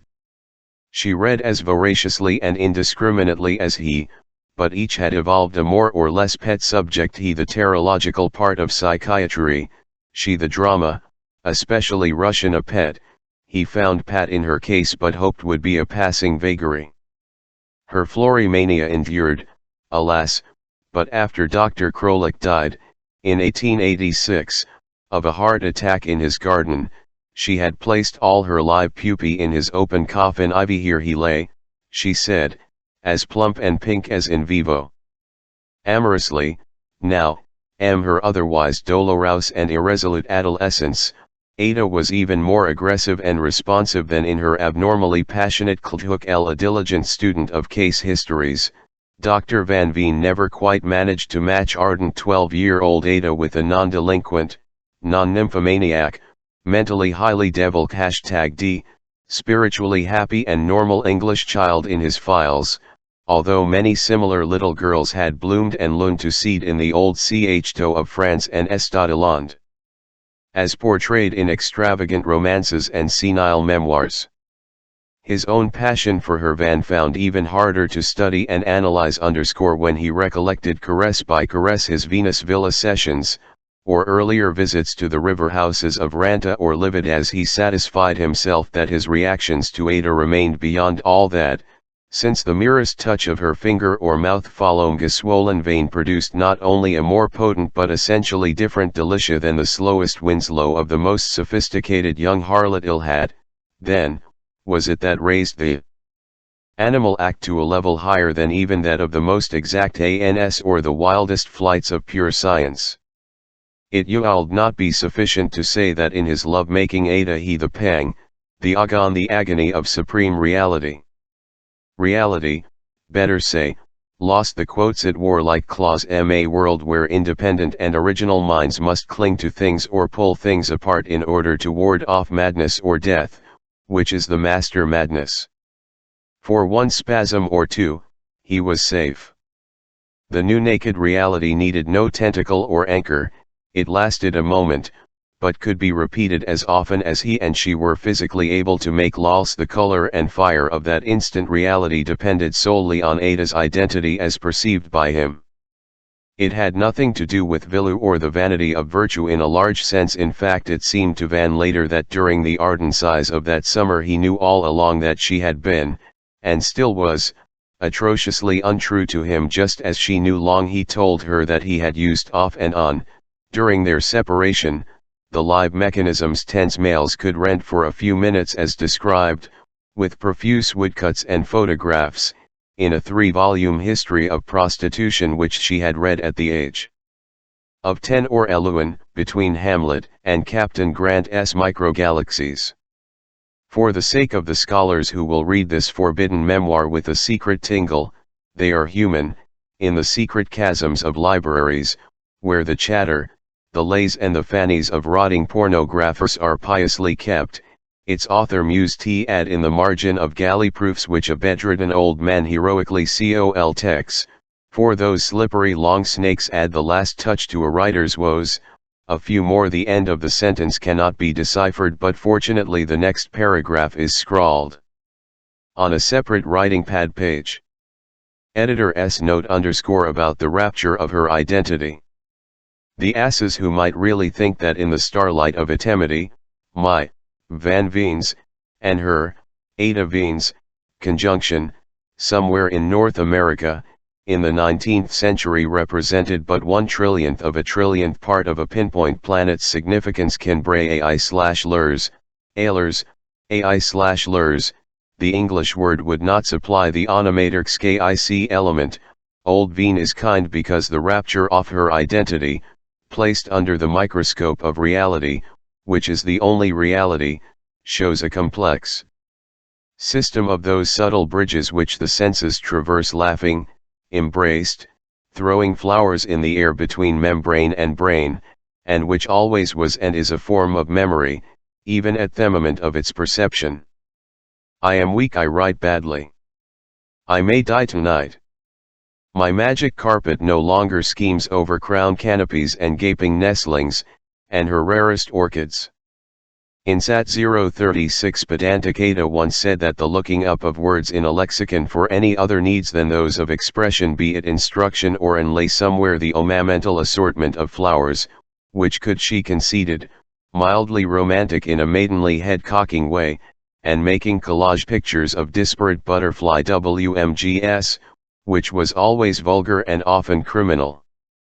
Per contra, she suggested to Van that verbal circuses, performing words poodle and so forth, might be redeemable by the quality of the brain work required for the creation of a great logograph or inspired pun, and should not preclude the help of a dictionary, gruff or complacent. That was why she admitted Flavita _ the name came from alphabet, an old Russian game of chance and skill, based on the scrambling and unscrambling of alphabetic letters.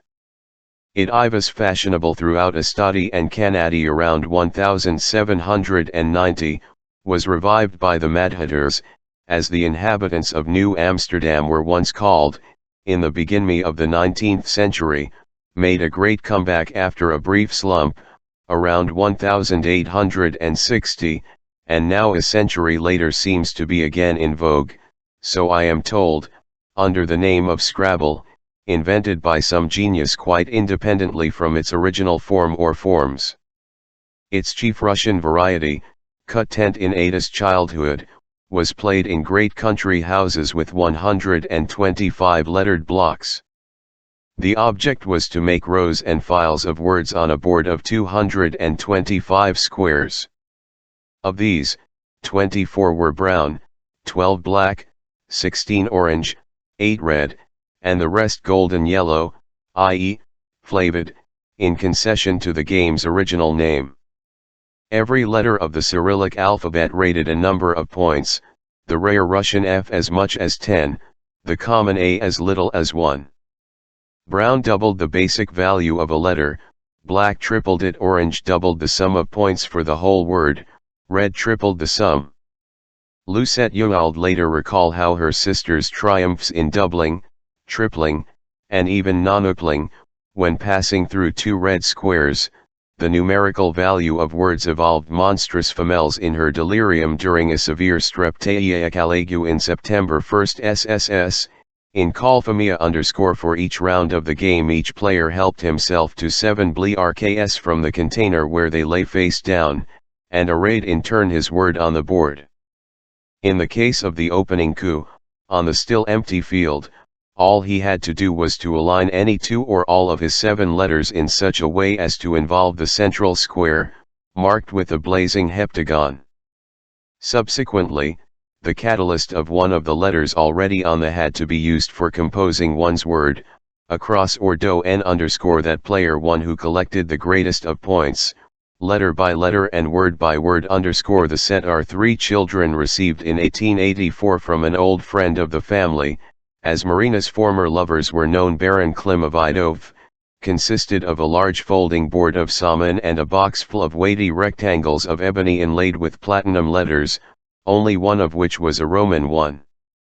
Namely the letter J on the 2 Joker Blakes, as thrilling to get as a blank check signed by Jupiter or Jurgen, _ it was, incidentally, the same kindly but touchy Avidov, mentioned in many racy memoirs of the time, who once catapulted and uppercut an unfamiliar English tourist into the porter's lodge for his jokingly remarking how clever it was to drop the first letter of one's name in order to use it as a particule.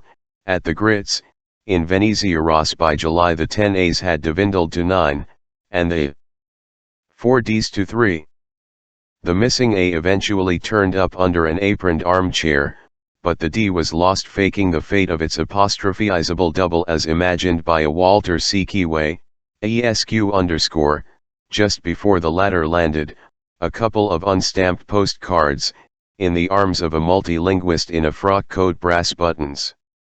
The wit of the Veens, says Ada in a marginal note, knows no Van, a first-rate chess player. He was to win in 1887 a match at Chose when he beat the Minsk bomb Patrician, champion of Underhill and Wilson, N.C. Had puzzled by Ada's inability of raising the standard of her, so to speak, damsel-errant game above that of a young lady in an old novel or in one of those anti-dandruff color photo ads that show a model, made for other games than chess, staring at the shoulder of her otherwise impeccably groomed antagonist across a preposterous traffic jam of white and scarlet, elaborately and unrecognizably carved, Lalarook chessmen, Ivy Hitch. Not even cretins would Ivan to play with, even if royally paid. For the degradation of the simplest thought under the itchiest scalp. Ada did manage, now and then, to conjure up a combinational sacrifice, offering, say, her with a subtle win after 2 or 3 moves if the piece were taken, but she saw only queen one side of the question, preferring to ignore, in the queer lassitude of clogged cogitation, the obvious counter-combination that would lead inevitably to her defeat if the grand sacrifice were not accepted. On the Scrabble board, however, this same idled and weak Ada was transformed into a sort of graceful computing machine, endowed, moreover, with phenomenal luck, and would greatly surpass baffled Van in acumen, foresight and exploitation of chance, when shaping appetizing long words from the most unpromising scraps and collops. He found the game rather fatiguing, and toward the end played hurriedly and carelessly, not deigning to check rare, or obsolete but quite acceptable possibilities provided by a loyal dictionary. As to ambitious, incompetent, and temperamental Lucette, she had to be, even at Tweehee, discreetly advised by Van, who did so chiefly because it time and brought a little closer the blessed moment when she could be bundled off to the nursery, leaving Ada available for the 3rd or 4th little flourish of the sweet summer day. Especially boring were the girls' squabbles over the legitimacy of this or that word. Proper names and place names were but their accuted borderline cases, causing no end of heartbreak, and it was pitiful to see Lucette cling to her last letters, with none left in the box, forming the Buchol artist which her governess had told her meant the point of atl alto but only in Greek, alas.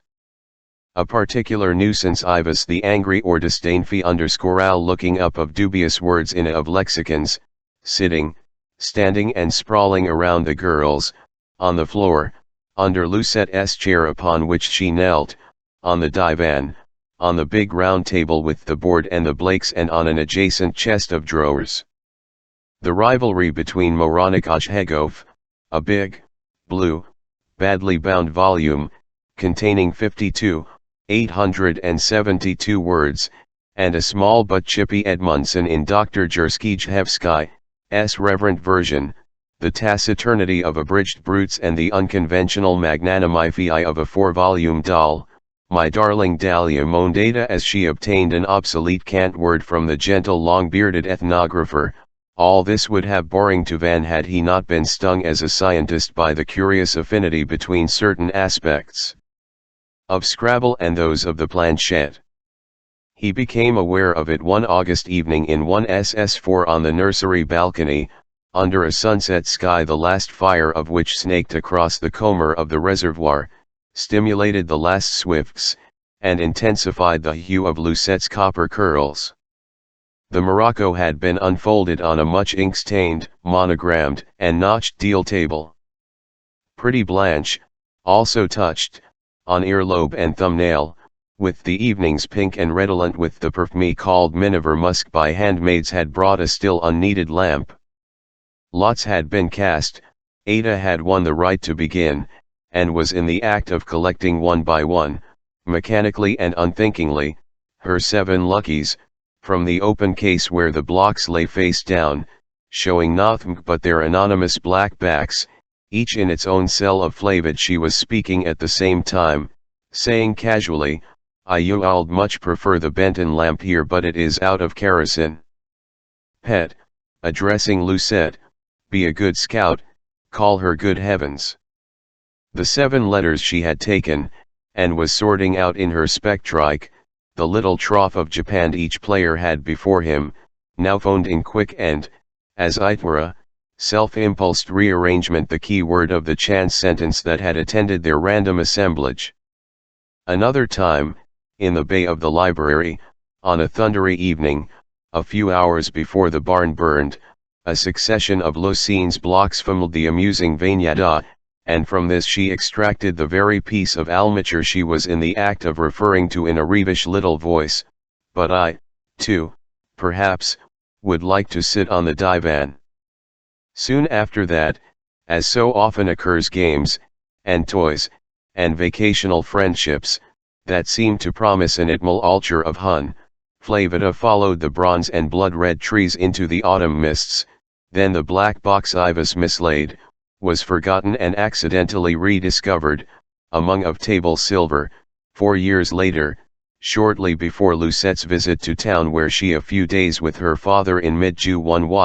It so happened that this was to be the last game of Flavida that the 3 young Veens were ever to play together. Either it happened to end in a memorable record for Ada, or because Van took some notes in the hope not quite unfulfilled of catching sight of the lining of time, which, as he was later to write, is the best infamous definition of portents and prophecies. But the last round of that particular game remained vividly clear in his mink ljene perrine fair, wailed Lucette, mais reen with my idiotic book staben, remnulk, linkrenel look, whispered Van, cs tout simple, shift those 2 syllables and you get a fortress in ancient Muscovy. Oh, no, said Ada wagging her finger at the height of her temple in a way she had. Oh, no. That pretty word does not exist in Russian. A Frenchman invented it. There is no second syllable Ruth for a little child, interpst Vam ruthless, cried Ada well, said Van, you can always make a little creme, or even better there skre.neli, which means Yukon prisons. Go through her or Hydia through her silly orchid, said Lucette and now, said Akla, Ada is going to do something even sillier.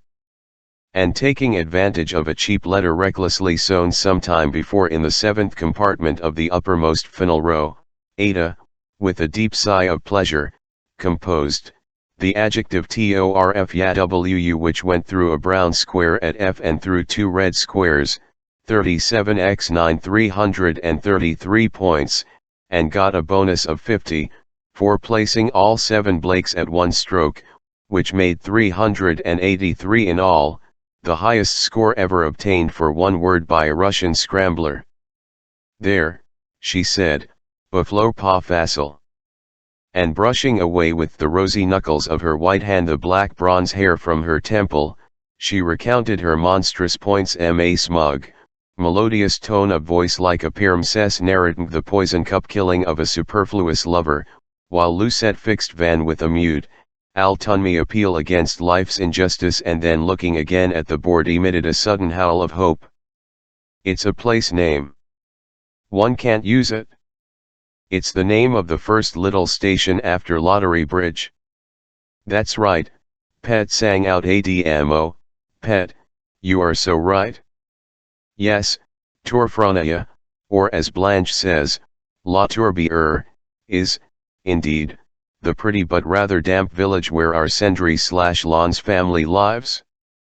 But, mon petit, in our mother's tongue Kdisje, in the tongue of a maternal grandmother, we all share a rich Buchial tongue which my pet should not neglect for the sake of a Canadian brand of French. This quite ordinary adjective means petit feminine gender, accusative case. Yes, that one coup has earned me nearly 400. Too bad Enidotinula didn't quite make it. Enidotinula. Lucette complained to Van, her nostrils flaring, her shoulders shaking with indignation. He tilted her chair to make her slide off and go. The PCOR child's final score for the 15 rounds or so of the game was less than half of her sister's last masterstroke, and Van had hardly fared better, but who cared? The bloom streaking Ada's arm, the pale blue of the veins in its hollow, the odor of her hair shining brownly next to the lampshade's parchment, a translucent lakescape with Japanese dragons scored infinitely more points than those tensed fingers bunched on the pencil stub could ever add up in the past, present or future. Underscore the loser will go straight to bed, said Van merrily, and stay there, and we shall go down and fetch her in exactly 10 minutes. A big cup, the dark blue cup, of sweet, dark, skinless Cadbury cocoa. Underscore I'm not going anywhere, said Lucette, folding her arms. First, because it is only 8:30, and, second, because I know perfectly well why you want to get rid of me. Van, said Ada, after a slight pause, IV-11 you please summon Mademoiselle, she's working with mother over a script which cannot be more stupid than this nasty child is. I would like to know, said Van, the meaning of her interesting observation. Ask her, Ada. She thinks we are going to play Scrabble without her, said Ada, or, go through those oriental gymnastics which, you remember, Van, you teaching me, as you remember. Oh, I remember.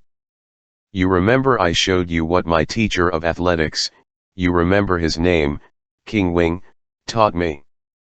You remember a lot, ha, said Lucette, standing in front of them in her green pajamas, suntanned chest bare, legs parted, arms akimbo.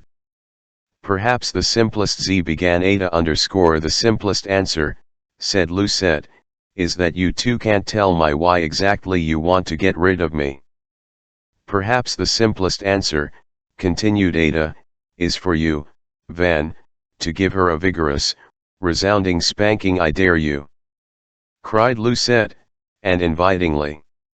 Very gently Van stroked the silky top of her head and kissed her behind the ear, and, bursting into a hideous storm of sobs, Lucette rushed out of the Ada locked the door after her.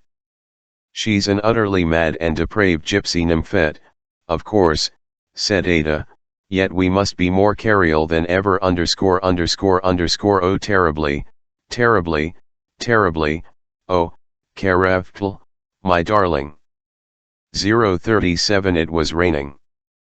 The lawns looked greener, and the reservoir grayer, in the dull prospect before the library bay window. Clad in a black training suit, with 2 yellow cushions propped under his head, Van lay reading Ratner on Terra, a difficult and depressing work. Every now and then he glanced at the autumnally talking tall clock above the bald pate of tan Tartary as represented on a large old globe in the fading light of an afternoon that would have suited early October better than July.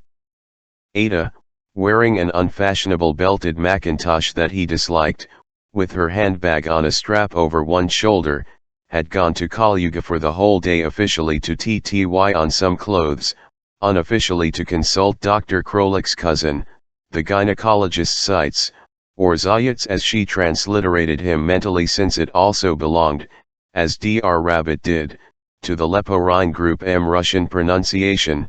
Van was positive that not once during a month of love-making had he failed to take all necessary precautions, sometimes rather bizarre, but incontestably trustworthy, and had lately acquired the sheath-like contraceptive device that in Lottery County only shops, for some odd but ancient reason, were allowed to sell. Still he felt anxious and was cross with his anxiety and Ratner, who half-heartedly denied any objective existence to the sibling planet in his text, but grudgingly accepted it in obscure notes, inconveniently placed between chapters, seemed as dull as the rain that could be dischemed. Slanting in parallel pencil lines against the darker background of a larch plantation, borrowed, Ada contended, from Mansfield Park at 10 minutes to bout, quietly came in with a lighted kerosene lamp and an invitation from Marina for a chat in her room. As Bout passed by the globe he touched it and looked with disapproval at his smudged finger. "The world is dusty," he said. "Blanche should be sent back to her native village. El est fal/eet mauvaise, cetaphil." "Okay, okay," muttered Van, going back to his book.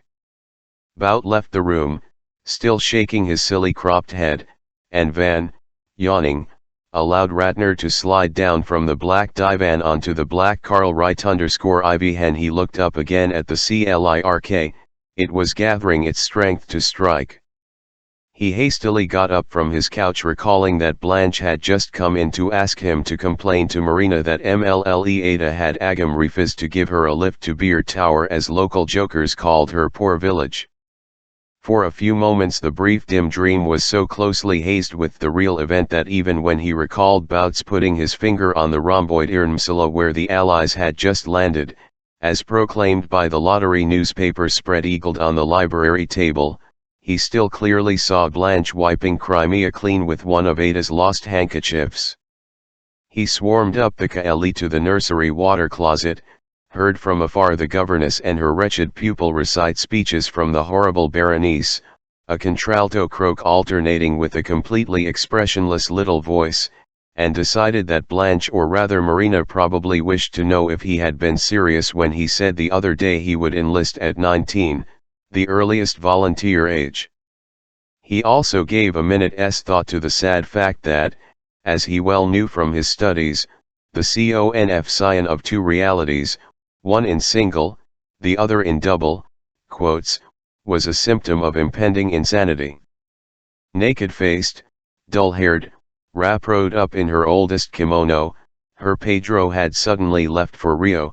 Marina reclined on her mahogany bed under a golden yellow quilt, drinking tea with Mare's milk. One of her fads: sit down, have a spot of chaku, she said.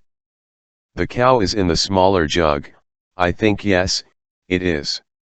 And when Van, having kissed her freckled hand, lowered himself on the Ivanilish, a kind of sighing old hassock upholstered in leather, "Van, dear, I wish to say something to you. I know I shall never have to it." Agim Bell, with her usual flair for the right phrase, has cited to me the Kucinich dangerous voisinage adage. I always fluffed that word and complained chew on sm brassa dans tous les coins. Is that true? Van's mind flashed in advance of his speech. It was, Marina, a fantastic exaggeration. The crazy governess had observed it once when he carried Ada across and kissed her. She had hurt her toe. I'm the well-known beggar in the saddest of all stories. Arunda, nonsense, said Van. She once saw me carrying Ada across the brook and misconstrued our stumbling huddle. Spotnkioshchizayasliani. I do not mean odd as silly, said Marina with a slight snort, as she fussed over the teapot. Azov, a Russian humorist, Diri I B Arumda from the Genin here Undida, which is neither here nor there. Ada is a big girl, and big girls, alas, have their outl wolties _mlle leavhre meant Lucette, of course. Van, those soft games must stop. Lucette is 12, and naive, and I know it's all clean fun, yet, Odniko, one can never behave delicate in regard to a budding little woman. A propos de coins, in Goroti Uma, how stupid to be so. A play in verse, written, I think, in Pushkin's time, the hero reminds Sophie of their childhood games, and says, how oft we sat together in a corner and what harm might there be in that, but in Russian it is a little ambiguous, another spot, Van. His head, simultaneously lifting his hand, like his father. You see, no, there is none left anyway. The second line, I koch hitsyuktovi tom, Karl be also construed as and in that one, me seems, pointing with his finger at a corner of the Imagine when I was rehearsing that scene with Kokolov at the Seagull Theatre, in Yukon ** Stanislavski, Konstantin Sergeyevich, actually wanted him to make that cozy little gesture, Uyutnan ki jest.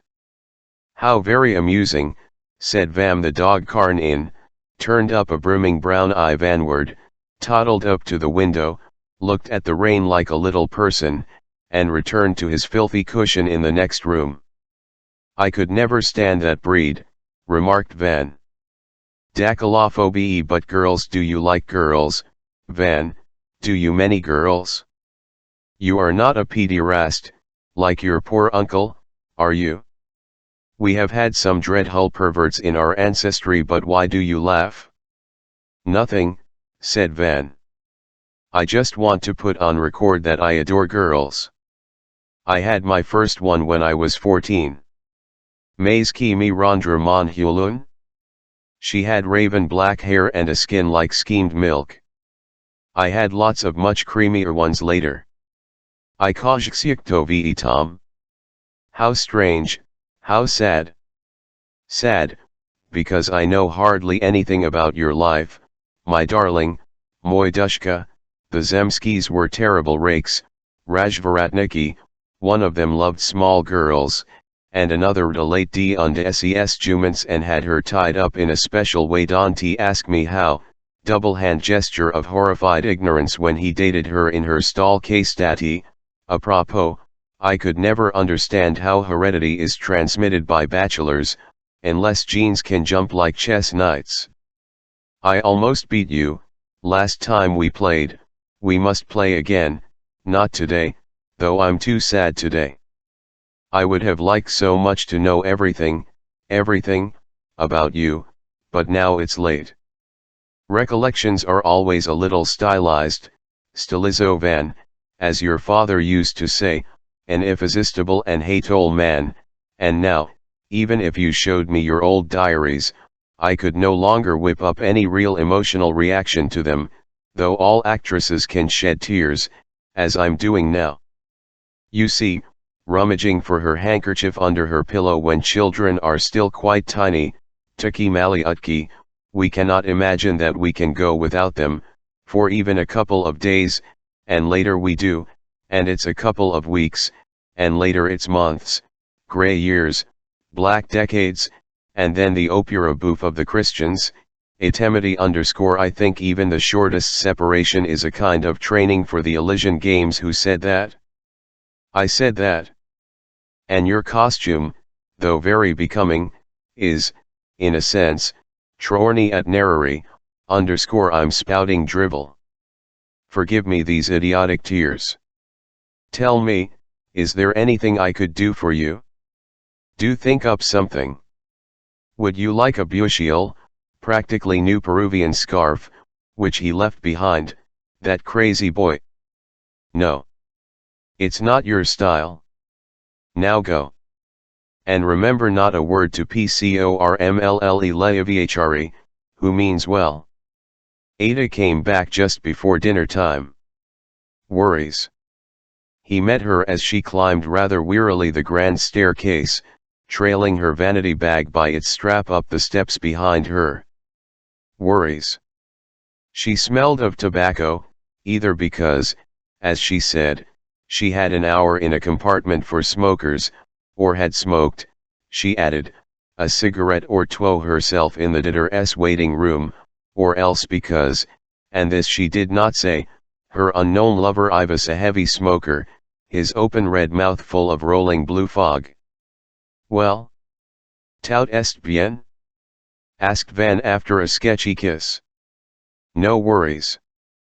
She glared, or feigned to glare, at him. Van, you should not have rung up sights? He not even know my name. Promised. Pause. I did not, answered Van quietly. You tant mieux, said Ada in the same false voice, as he helped her out of her coat in the corridor. Qui, tout est bien. Will you stop sniffing me over, dear Van? In fact, the blessed thing started on the way home. Let me pass, please. Worries of her own? Of her mother's automatic making? A casual banality? We all have our troubles. Ada. He cried.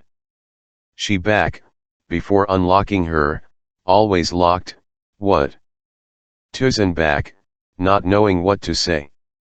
I have not had coffee today. Tell them to make me some. Quickly walks away. Very amny, said Ada, and locked herself up in her 038 in mid-July. Uncle Dan took Lucette to Coluga where she was to stay, with Belle and French, for 5 days. The Lyascan Ballet and a German circus were in town, and no child would want to miss the schoolgirls and swimming matches which old Dan, a child at heart, attended religiously at that time of the year. Moreover, she had to undergo a series of tests at the Terrace Hospital to settle what caused her weight and to fluctuate so abnormally despite her eating so heartily and feeling so well on the Friday afternoon when her father planned to redeem her. He also expected to bring a Coluga lavier to Ardor where Demon was to come, an unusual occurrence. The business to be discussed was the sale of some blue, peat bog, land which belonged to both cousins and which both, for different reasons, were anxious to get rid of. As usually happened, Dan's most carefully worked out plans, something misfired. The lawyer could not promise to come till late in the evening, and just before Demon arrived, his cousin aerogrammed a message asking Marina to dine Demon without waiting for Dan and Miller. That contretemps, Marina's humorous ten for a not necessarily nasty surprise, greatly pleased Van. He had seen little of his father that year.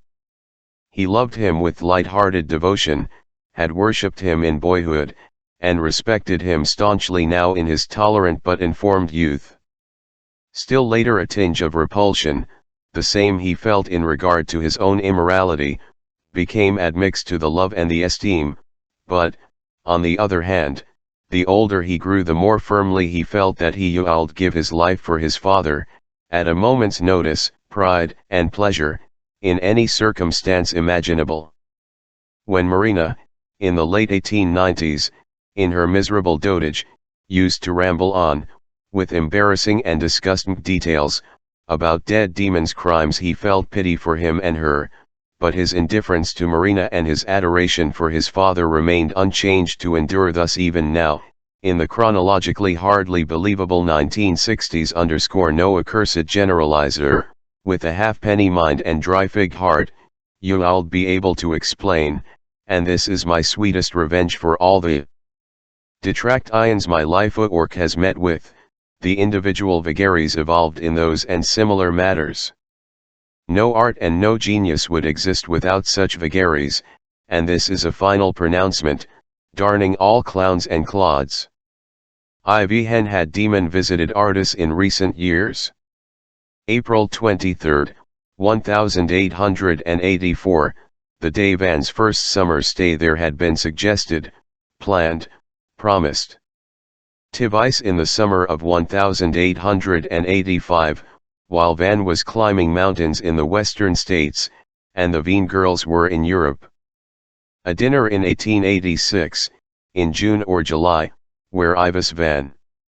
In 1887 for a few days in May, Ada was botanizing a German woman in Estotia or California. Van was whoring in shows. Taking advantage of Leivhrs and Lucine's absence, Van had long dallied with Ada in the comfortable nursery, and was now hanging from the tongue window, which did not give a clear view of the drive. He heard the rich purr of his father's motor car. He dashed down and stairs, the speed of his descent causing the heat of the banisters to bum the palm of his hand in a merry way, remind flow of similar occasions in his boyhood. There was nobody in the hall. Demon had entered the house from a side gallery and was now settled in the sun-dusted music room, wiping his monocle with a special zamshinka, chamois, as he eyed his prebrandial brandy, an ancient quip. His hair was dyed a raven black, his teeth were hound white.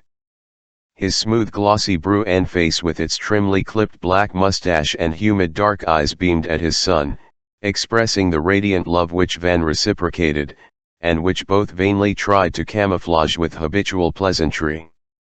"Hello, Dad." "Oh, hello, Van. Truss a hurricane." Schoolyard, there he slams the car, there he comes through the snow. Always gloves, no overcoat ever. Want to go to the bathroom, father? My land, sweet die, you want to go to the bathroom?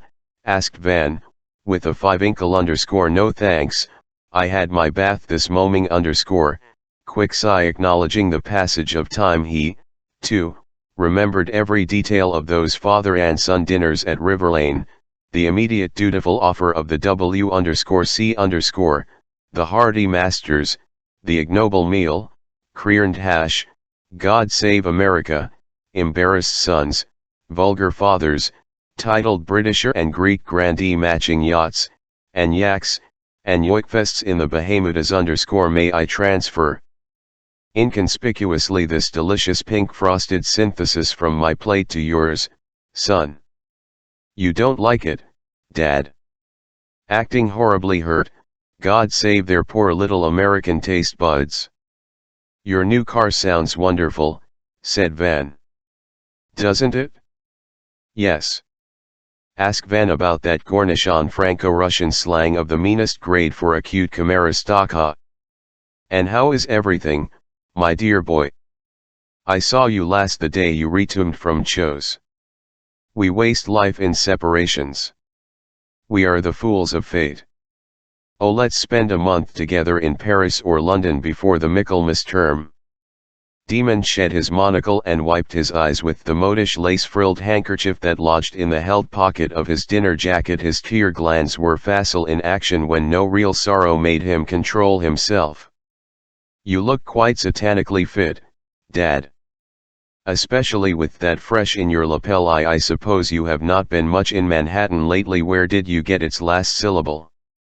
Homespun pun in the Venetian vein. I offered myself an effort a trip to Acapulco, answered Demon, needlessly and unwillingly recollecting, with that special concussion of instant detail that also plagued his children, a violet and black striped fish in a bowl, a similarly striped couch, the subtropical sun bringing out the vems of an onyx ashtray on the stone floor, a batch of old, orange juice-stained Popsa, Playboy, magazines, the jewels he had brought, the phonograph singing in a dreamy girl's voice Petit Nuger, O Champ qui fleuron, and the admirable abdomen of a very expensive, and very faithless and altogether adorable young Creole _ did what s her name go with you. Well, my boy, frankly, the nomenclature is getting more and more confused every let us speak of plainer things. Where are the drinks? They were promised me by a passing angel _ passing angel. Van pulled a green which sent a melodious message pantry vard and caused the old-fashioned, bronze-framed little aquarium, with its lone convict cichlid, to bubble antiphonally in a corner of the music room, an eerie, perhaps self-aerating reaction, which only Kim Boheme, the kitchen boy, understood, should he ring her up after dinner, wondered Demon. What time would it be there? Not much use, bad for the heart. I don't know if you know, said Van, resuming his perch on the fat arm of his father's chair. Uncle Dan will be here with the lawyer and Lucette only after dinner. Capital / said Demon. Marina and Ada should be down a minute ce sera un doner a cotter. Capital / he repeated. You look splendid, my dear fellow, and I don't have to exaggerate compliments as some do in regard to an aging man with hair. Your dinner jacket is very nice, or, rather it's very nice recognizing one's old tailor in one's son's clothes, like catching oneself an ancestral mannerism. For example, this, wagging his left forefinger 3 times at the height of his temple, which my mother did in casual, pacific denial, that Jean missed you, but I've seen it in my hairdresser's looking glass when refusing to have him put CRKM1 in on my bald spot, and you know who had it too? My Aunt Kitty, who married the banker Bolensky. After divorcing that dreadful old wench Lyovka Tolstoy, the Ivy writer _ Demon preferred Walter Scott to Dickens, and did not think highly of Russian novelists. As usual, Van considered it fit to make a corrective comment, a fantastically artistic writer, Dad. You are a fantastically charming boy, said Demons, shedding another sweet water tear. He pressed to his cheek Van's strong shapely hank. Van kissed his father's hairy fist, which was already holding a not yet visible glass of liquor. Despite the manly impact of their Irishness, all Veens who had Russian blood revealed much tenderness in ritual overflows of affection, Ivyhile remaining somewhat inept in its verbal expression. I say, exclaimed Demon, what's happened? Your shaftment is that of a carnters _ show me your other hand. Gracious, muttering. Hump of Venus disfigured, line of life scarred but monstrously long. Switching to a gypsy chant. You'll live to reach Taraz and come back a wiser and merrier man, reverting to his ordinary voice. What puzzles me as a palmist is the strange condition of the sister of your life. And the roughness. Masco da Gama, whispered Van, raising his eyebrows. Ah, of course, how blunt, dumb, of me. Now tell me you like Ardis Hall. I adore it, said Van. It's for me the Chateau que Benate la Dore. I would gladly spend all my scarred and strange life here. But that's a hopeless fancy, hopeless. I wonder. I know Dan wants to leave it to Lucille, but Dan is greedy, and my affairs are such that I can satisfy great greed. When I was your age I thought that the sweetest word in the language rhymes with billiard, and now I know I was right. If you're really keen, son, on having this property, I might try to buy it. I can exert a certain pressure upon my Marina. She sighs like a hassock when you sit upon her, so to speak. Damn it, the servants here are not Mercuries. Pull that cord again. Yes, maybe Dan could be made to sell.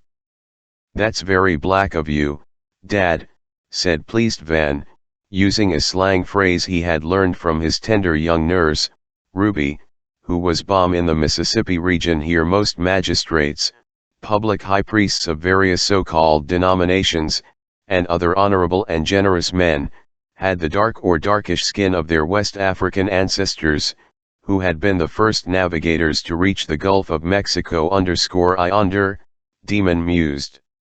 It would cost hardly more than a couple of millions minus what cousin Dan owes me, minus also the lottery pastures, which are utterly mucked up and should got rid of gradually, if local squires don't blow up that new kerosene distillery, the St&D Isram, shame, of our county. I am not particularly fond of Ardis, but I have nothing against it, though I detest its environs. Lottery Town has become very honky-tonky, and the gardening is not what it used to be. You have all sorts of rather odd neighbors _ poor Lord Erminen is practically missane _ at the races. The other day, I was talking to a woman I preyed upon years ago. O long Moses de Vere cuckolded at her husband in my absence and shot him dead in my presence, an epigram you've heard before, no doubt from these very lips. The next thing will patmal repetitiousness too, but a good son should put up with a little patmal repetitiousness. Her boy and Ada see a lot of each other, etc. Is that true? Well, she tells me. Not really, said Vam. They meet now and then at the usual parties. Both like horses, and races, but that's all there is. No etc. That's out of the question. Good. Ah, the portentous footfall is approaching, I hear. Prascovie Dupre has the worst fault of a snob, overstatement. Bonsoir, Booty Alan _ you look as ruddy as your native vine, but we are not getting any younger, as the Amerlocks say, and that pretty messenger of mine must have been waylaid by some younger and more fortunate suitor? Proshu, Papaka, please, Dad, murmured Van, who always feared that his father's recondite jests might offend a menial while sinning himself by being sometimes too curt. But to use a hoary narrational term, the old Frenchman knew his former master well to be bothered by gentlemanly humor. His hands still tingled nicely from slapping Blanche's compact young bottom for having garbled Mr. Veen's simple request and broken a flower vase. After placing his tray on a low table, he retreated a few steps, his fingers remaining curved in the tray carom position, and only then acknowledged Demon's welcome with a fond bow. Was Monsieur's health always? Indeed it was. I'll want, said Demon, a bottle of your Ch. Latour d'Estoc for dinner, and when the butler, having removed en passant a crumpled little handkerchief from the piano top, had left the room with another salute, how do you get along, Itheta? She's what, almost 16 now? Very musical and romantic. We are close friends, said Van, who had carefully prepared his answer to a question he had expected to come in one female or another. And we have really more things in common than, for instance, ordinary lovers or cousins or siblings. I mean, we are really inseparable. We read a lot.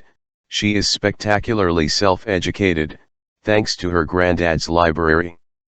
She knows the names of all the flowers and finches in the neighborhood. She is altogether a very amusing girl. Van began Demon, but stopped as he had begun and stopped a number of times in the course of the last years. Some day it would have to be said, but this was not the right moment. He inserted his manual and examined the by the way, son, do you crave any of these aperitifs? My father allowed me Lilitovka and that Illinois brat Bilge, and Tranusvati, as Marina would say. I suspect your uncle has a cache behind the Solenders in his study and keeps there a finer whiskey than this Usque ad Ruscum. Well, let us have the cognac, as planned, unless you are a Filius Acqui. No pun intended, but one gets caffeed away and goofs. Oh, I prefer claret. I'll concentrate, Naliago, on the Latour later on. No, I'm certainly no teetotaler, and besides the artist tap water is not recommended. I must warn Marina, said Demon after a gum rinse and a slow swallow, that her husband should stop swilling tittery, and stick to French and Cali French wines after that little stroke he had. I met him in town recently, near Mad Kenyu, saw him walking toward me quite normally, but then as he caught sight of me, a block away, the clockwork began slowing down and he stopped, helplessly, before he reached me. That's hardly normal. Okay.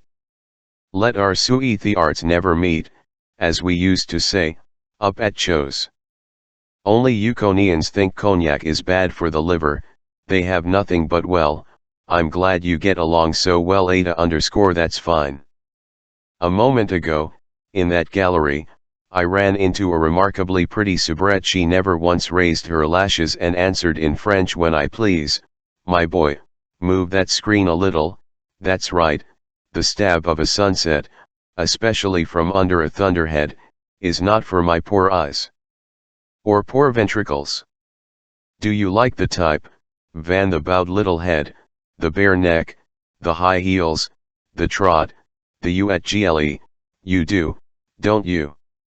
Well, sir, tell him I'm the youngest Venetian. Does he show the sign? Better not. Invent, well, I'm resting after my torrid affair, in London, with my tango partner whom you saw me dance with when you flew over for that last show, remember? Indeed, I do. Curious, you calling it that? I think, sir, you've had enough brandy. Sure, said Demon, wrestling with a subtle question which only the ineptitude of a kindred conjecture had crowded out of Marina's mind. Granted, it could have entered by some back door, for ineptitude is always synonymous with multitude, and nothing is fuller than an empty mind naturally, continued Demon. There is a good deal to be said for a restful summer in the country. Open air life and all that, said Vam. It is incredible that a young boy should control his father's liquor intake, remarked Demon, pouring himself a fourth shallow. On the other hand, he went on, nursing the thin-stemmed, gold-rimmed cup. Open-air life may be pretty bleak as summer romance, and not many decent girls haunt the neighborhood, I agree. There was that lovely Erminin girl, un petite juctrus aristocratique, but I understand she's engaged. By the way, the Dupre woman tells me her son has enlisted and will soon be taking part in that deplorable business abroad which our country should have ignored. I wonder if he leaves any rivals behind. Goodness no, replied honest Vameda is a serious young lady, she has no except me, sava sense ders. Now who, Dad, who said that for sans dire? Oh. King Wing. I wanted to know how he liked his French wife. Well, that's fine news about Ada _ she likes horses, you say. She likes, said Van, Lvat all our bells like balls, orchids, and the cherry orchard. Here Ada herself came running into the room. Yes, here I come. Beaming.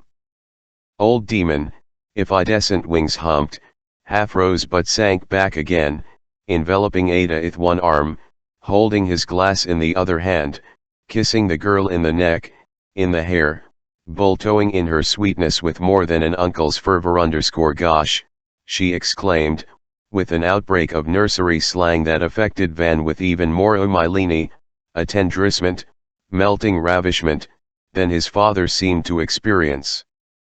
How lovely to see you! Clawing your way through the clouds. Swooping down on Tamara's castle. Lermontov paraphrased by Loden.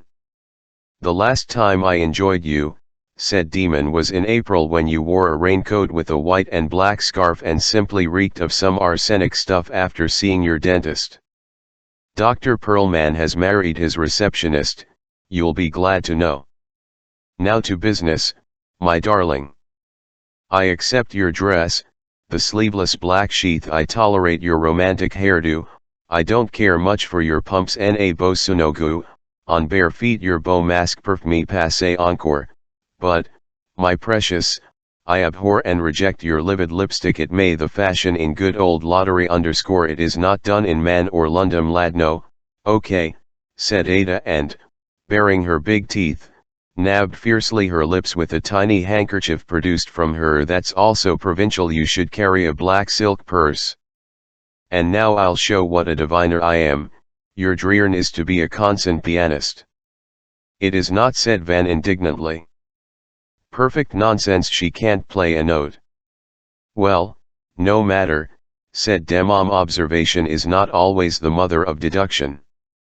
However, there is nothing improper about a hanky dumped on a Beckstein _ you don't have, my love, to blush so warmly. Let me quote for comic relief: Lorsque son fian que fut parti pour la guerre ir une de grande fige, la pauvre et noble enfant ferme son piano. Vendit son olupant, the gobble enfant is genuine, but the elephant is mine. You don't say so, laughed Ada _ our great copieux, said Van, is awful, of course, yet he has one very fetching little piece which Ada de Grandfieve here has twisted into English several times, more or less successfully. Oh, Van, interjected Ada with unusual archness, and up a handle of salted almonds _ let's hear it, cried Demon as he borrowed a nut from her cupboard hand. The neat interplay of harmonious motions, the candid gaiety of family reunions, the never entangling marionette strings, all this is easier described than imagined. Old storytelling devices, said Van, may be parroted only by very great and inhuman mists, but only close relatives can be forgiven for paraphrasing illustrious poems. Let me preface the effort of a cousin, anybody's cousin, by a snatch of Pushkin, for the sake of rhyme, for the snake of rhyme, cried Ada _ a paraphrase, even my paraphrase, is like the corruption of into snaggerel, all that remains of a delicate little birth word. Which is amply sufficient, said Demon, for my little needs, and those of my little friends. So here goes, continued Van, ignoring what he felt was an indecent illusion, since the unfamnate plant used to be considered by the ancient inhabitants of the lottery region not so much as a remedy for the bite of a reptile, as the token of a very young woman's easy delivery, but no matter. By chance preserved has been the poem. In fact, I have it here, it is, Lerchut est lente and one can know m. _o, I know m, interrupted Demon, Lerchut est lente.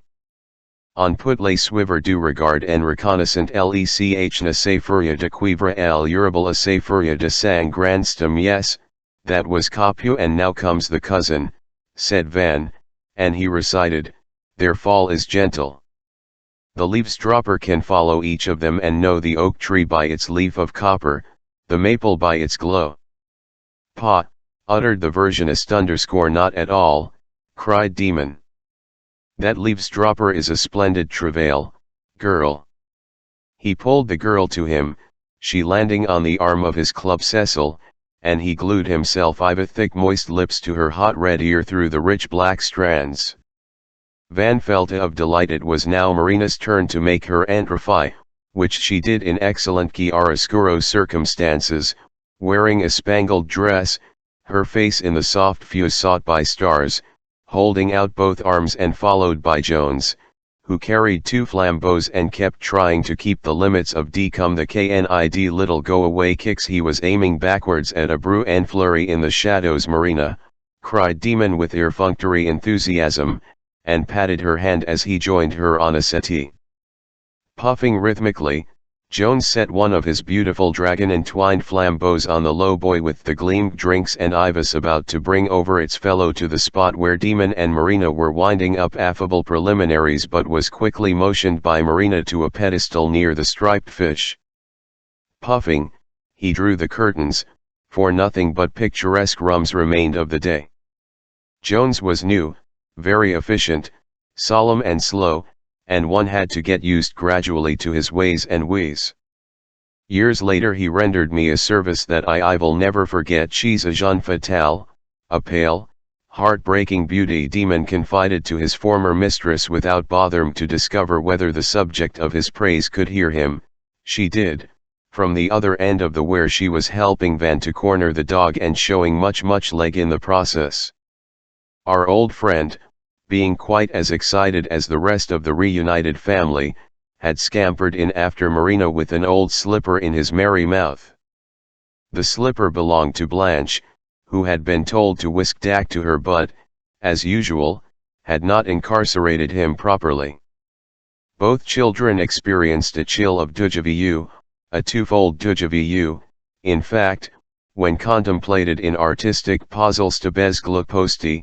Please, no silly things, especially devant les gens, said deeply flattered Marina, sounding the final S as her grand dames had done, and when the slow fish-mouthed footman had gone carrying away, supine, high-chested Dak and his poor plaything, she continued, really, in comparison to the local girls, to Grace Erminin, for example, or Cordula Dupre, Ada is a Turgenevian maiden, or even a Jane Austen miss. I'm Fanny Price, actually, commented Ada in the staircase scene, added Van.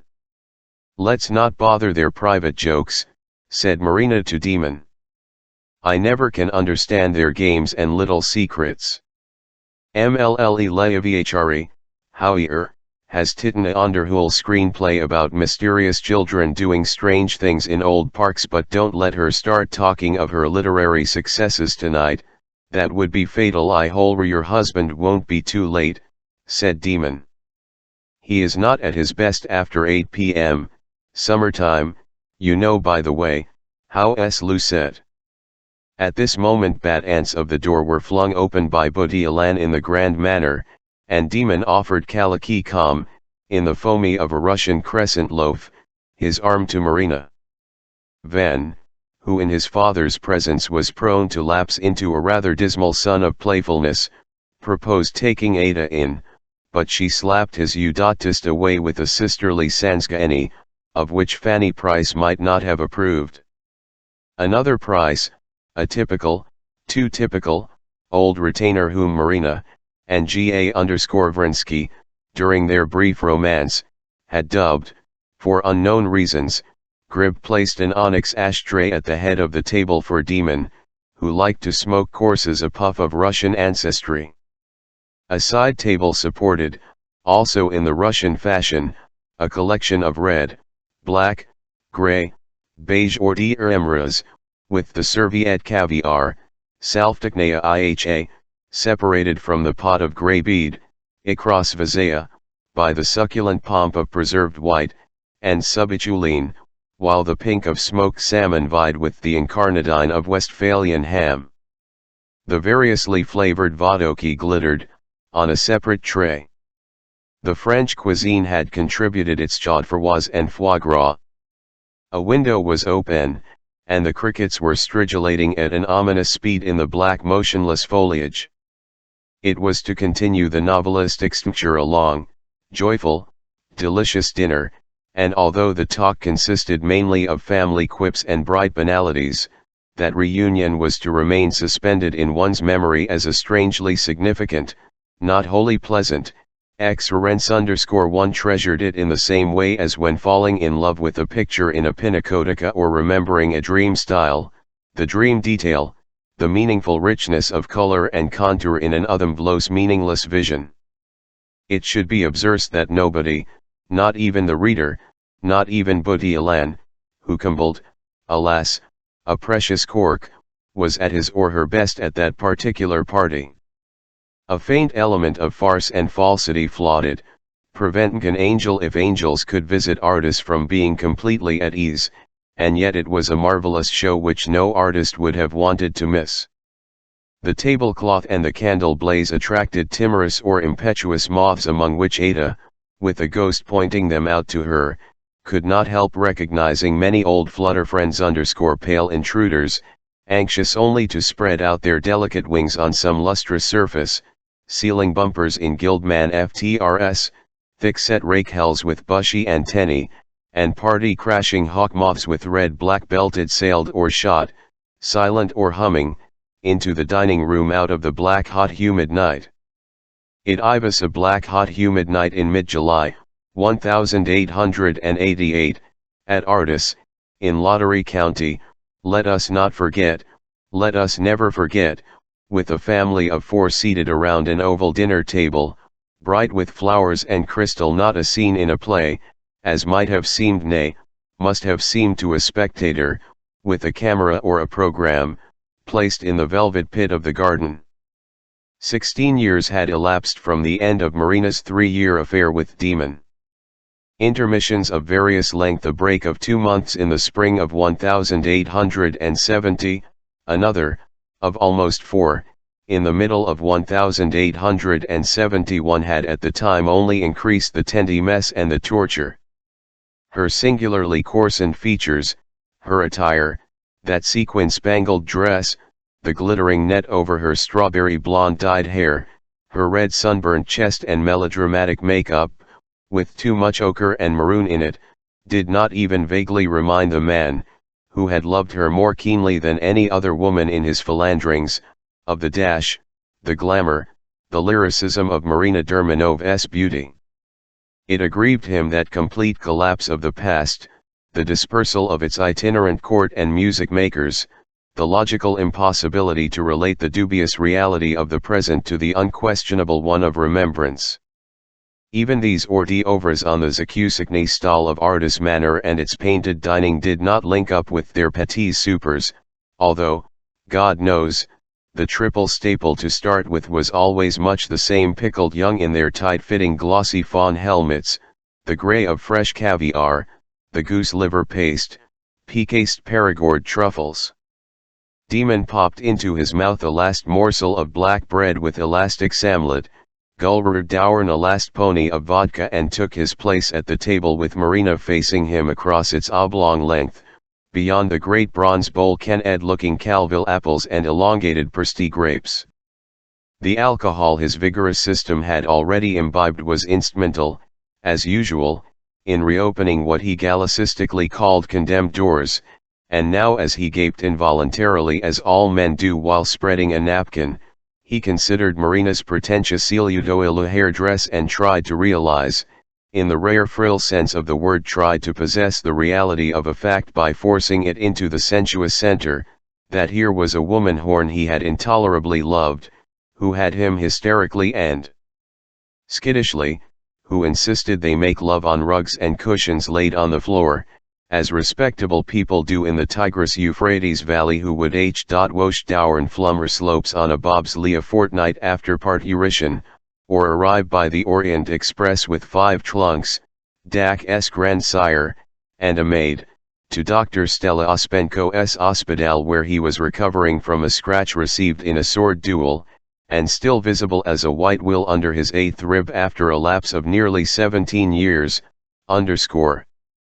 How strange that when one met after a long separation a chum or fat aunt whom one had fond of as a child, the unimpaired human ivamelth of the friendship was at once, but an old mistress. This never happened. The human part of one's affection seemed to be swept away with the dust of the inhuman passion. In a wholesale C-sharp ration of demolishment he looked at her and acknowledged the of the potage, but she, this rather thick-set woman, no doubt, but restive and sour-faced, glazed over, nose, forehead, and all, a son of brownish oil that she considered to be more Jovenizing than powder, was more of a stranger to him than Butialan had once caffied her in his arms, in a faint, out of a lottery villa and into a cab, after a quite final row, on the eve of her wedding. Marina, essentially a dummy in human disguise, experienced no such qualms, lacking as she did that third sight, individual, magically detailed imagination, which many otherwise ordinary and convenant may also possess, but without which memory, even that of a profound thinker or technician of genius, is, let us face it, a stereotype or a tear sheet. We do not to be hard on Marina, after all, her blood throbs in our wrists and temples, and many of our megrims are hers, not his. Yet we cannot condone the grossness of her soul. The man sitting at the head of the table and joined to her by a pair of cheerful youngsters, the juvenile, in movie parlance, on her right, the ingenue on her left, differed in no way from the same demon in much the same black jacket, minus the carnation he had evidently purloined from a vase Blanche had been told to bring from the gallery, who sat next to her at the Praslin, last Christmas. The dizzy chasm he felt every time he met her, that awful wonder of life with its extravagant jumble of geological faults, could not be bridged by what she accepted as a dotted line of humdrum encounters. Poor old demon, all her pillow mates being retired with that title, appeared before her like a harmless ghost, in the foyers of theatres between mirror and fan, or in the drawing rooms of common men's, or once in Lincoln Park, indicating an indigo buttock tape with his cane and not saluting her, according to the rules of the beau monde, because he was with a courtesan somewhere, out there back, much finther back, safely transformed by her screen-corrupted mind into a stale melodrama was her 3-year-long of hectically spaced love meetings with Demon, a torrid affair, the title of her only cinema hit, Passion in Palaces, The Palms and Larches, his utter devotion, his impossible temper, separations, reconciliations, blue trains, tears, treachery, terror, and insane sisters' threats, helpless, no doubt, but leaving their tiger marks on the of dreams, especially when dampness and dark affect one myth fever. And the shadow of retribution on the back wall, with ridiculous legal innuendos. All this was mere scenery, easily packed, hell and freighted away, and only very infrequently some reminder would come, say, in the trick work close-up of 2 left hands belonging to different sexes doing ivy hat. Marina could no longer recall, though only 4 years had elapsed, playing a Quatermains. Neither took piano lessons casting bunny shadows on a Ivel. Closer, warmer, but still wrong, measuring something? But ivy hat? Climbing a tree? The trunk of a tree? But where, when? Someday, she mused, one's past must be put in order. Retouched, retaken. Certain wipes and inserts will have to be made in the picture, senane telltale abrasions in the emulsion will have to be corrected, dissolves in the sequence discreetly combined with the trimming out of unwanted, embarrassing footage, and definite guarantees obtained, yes, someday before death with its clapstick closes the scene. Tonight she contented herself with the automatic ceremony of giving him what she remembered, more or less correctly, when planning the menu, as being his favorite food zelyonyashchi, a velvety green sorrel and spinach soup, containing slippery hard-boiled eggs and served with finger-burning, irresistibly soft, meat-filled or carrot-filled or cabbage-filled pierogi, thus pronounced, thus celebrated here, forever and ever. After that, she had decided, there would be sander, sudak, with boiled potatoes, hazel hen, ryobchiki, and that special asparagus, bazookanka, which does not produce Proust's after effect, as cookbooks say. Marina, murmured Demon at the close of the first course. Marina, he repeated louder.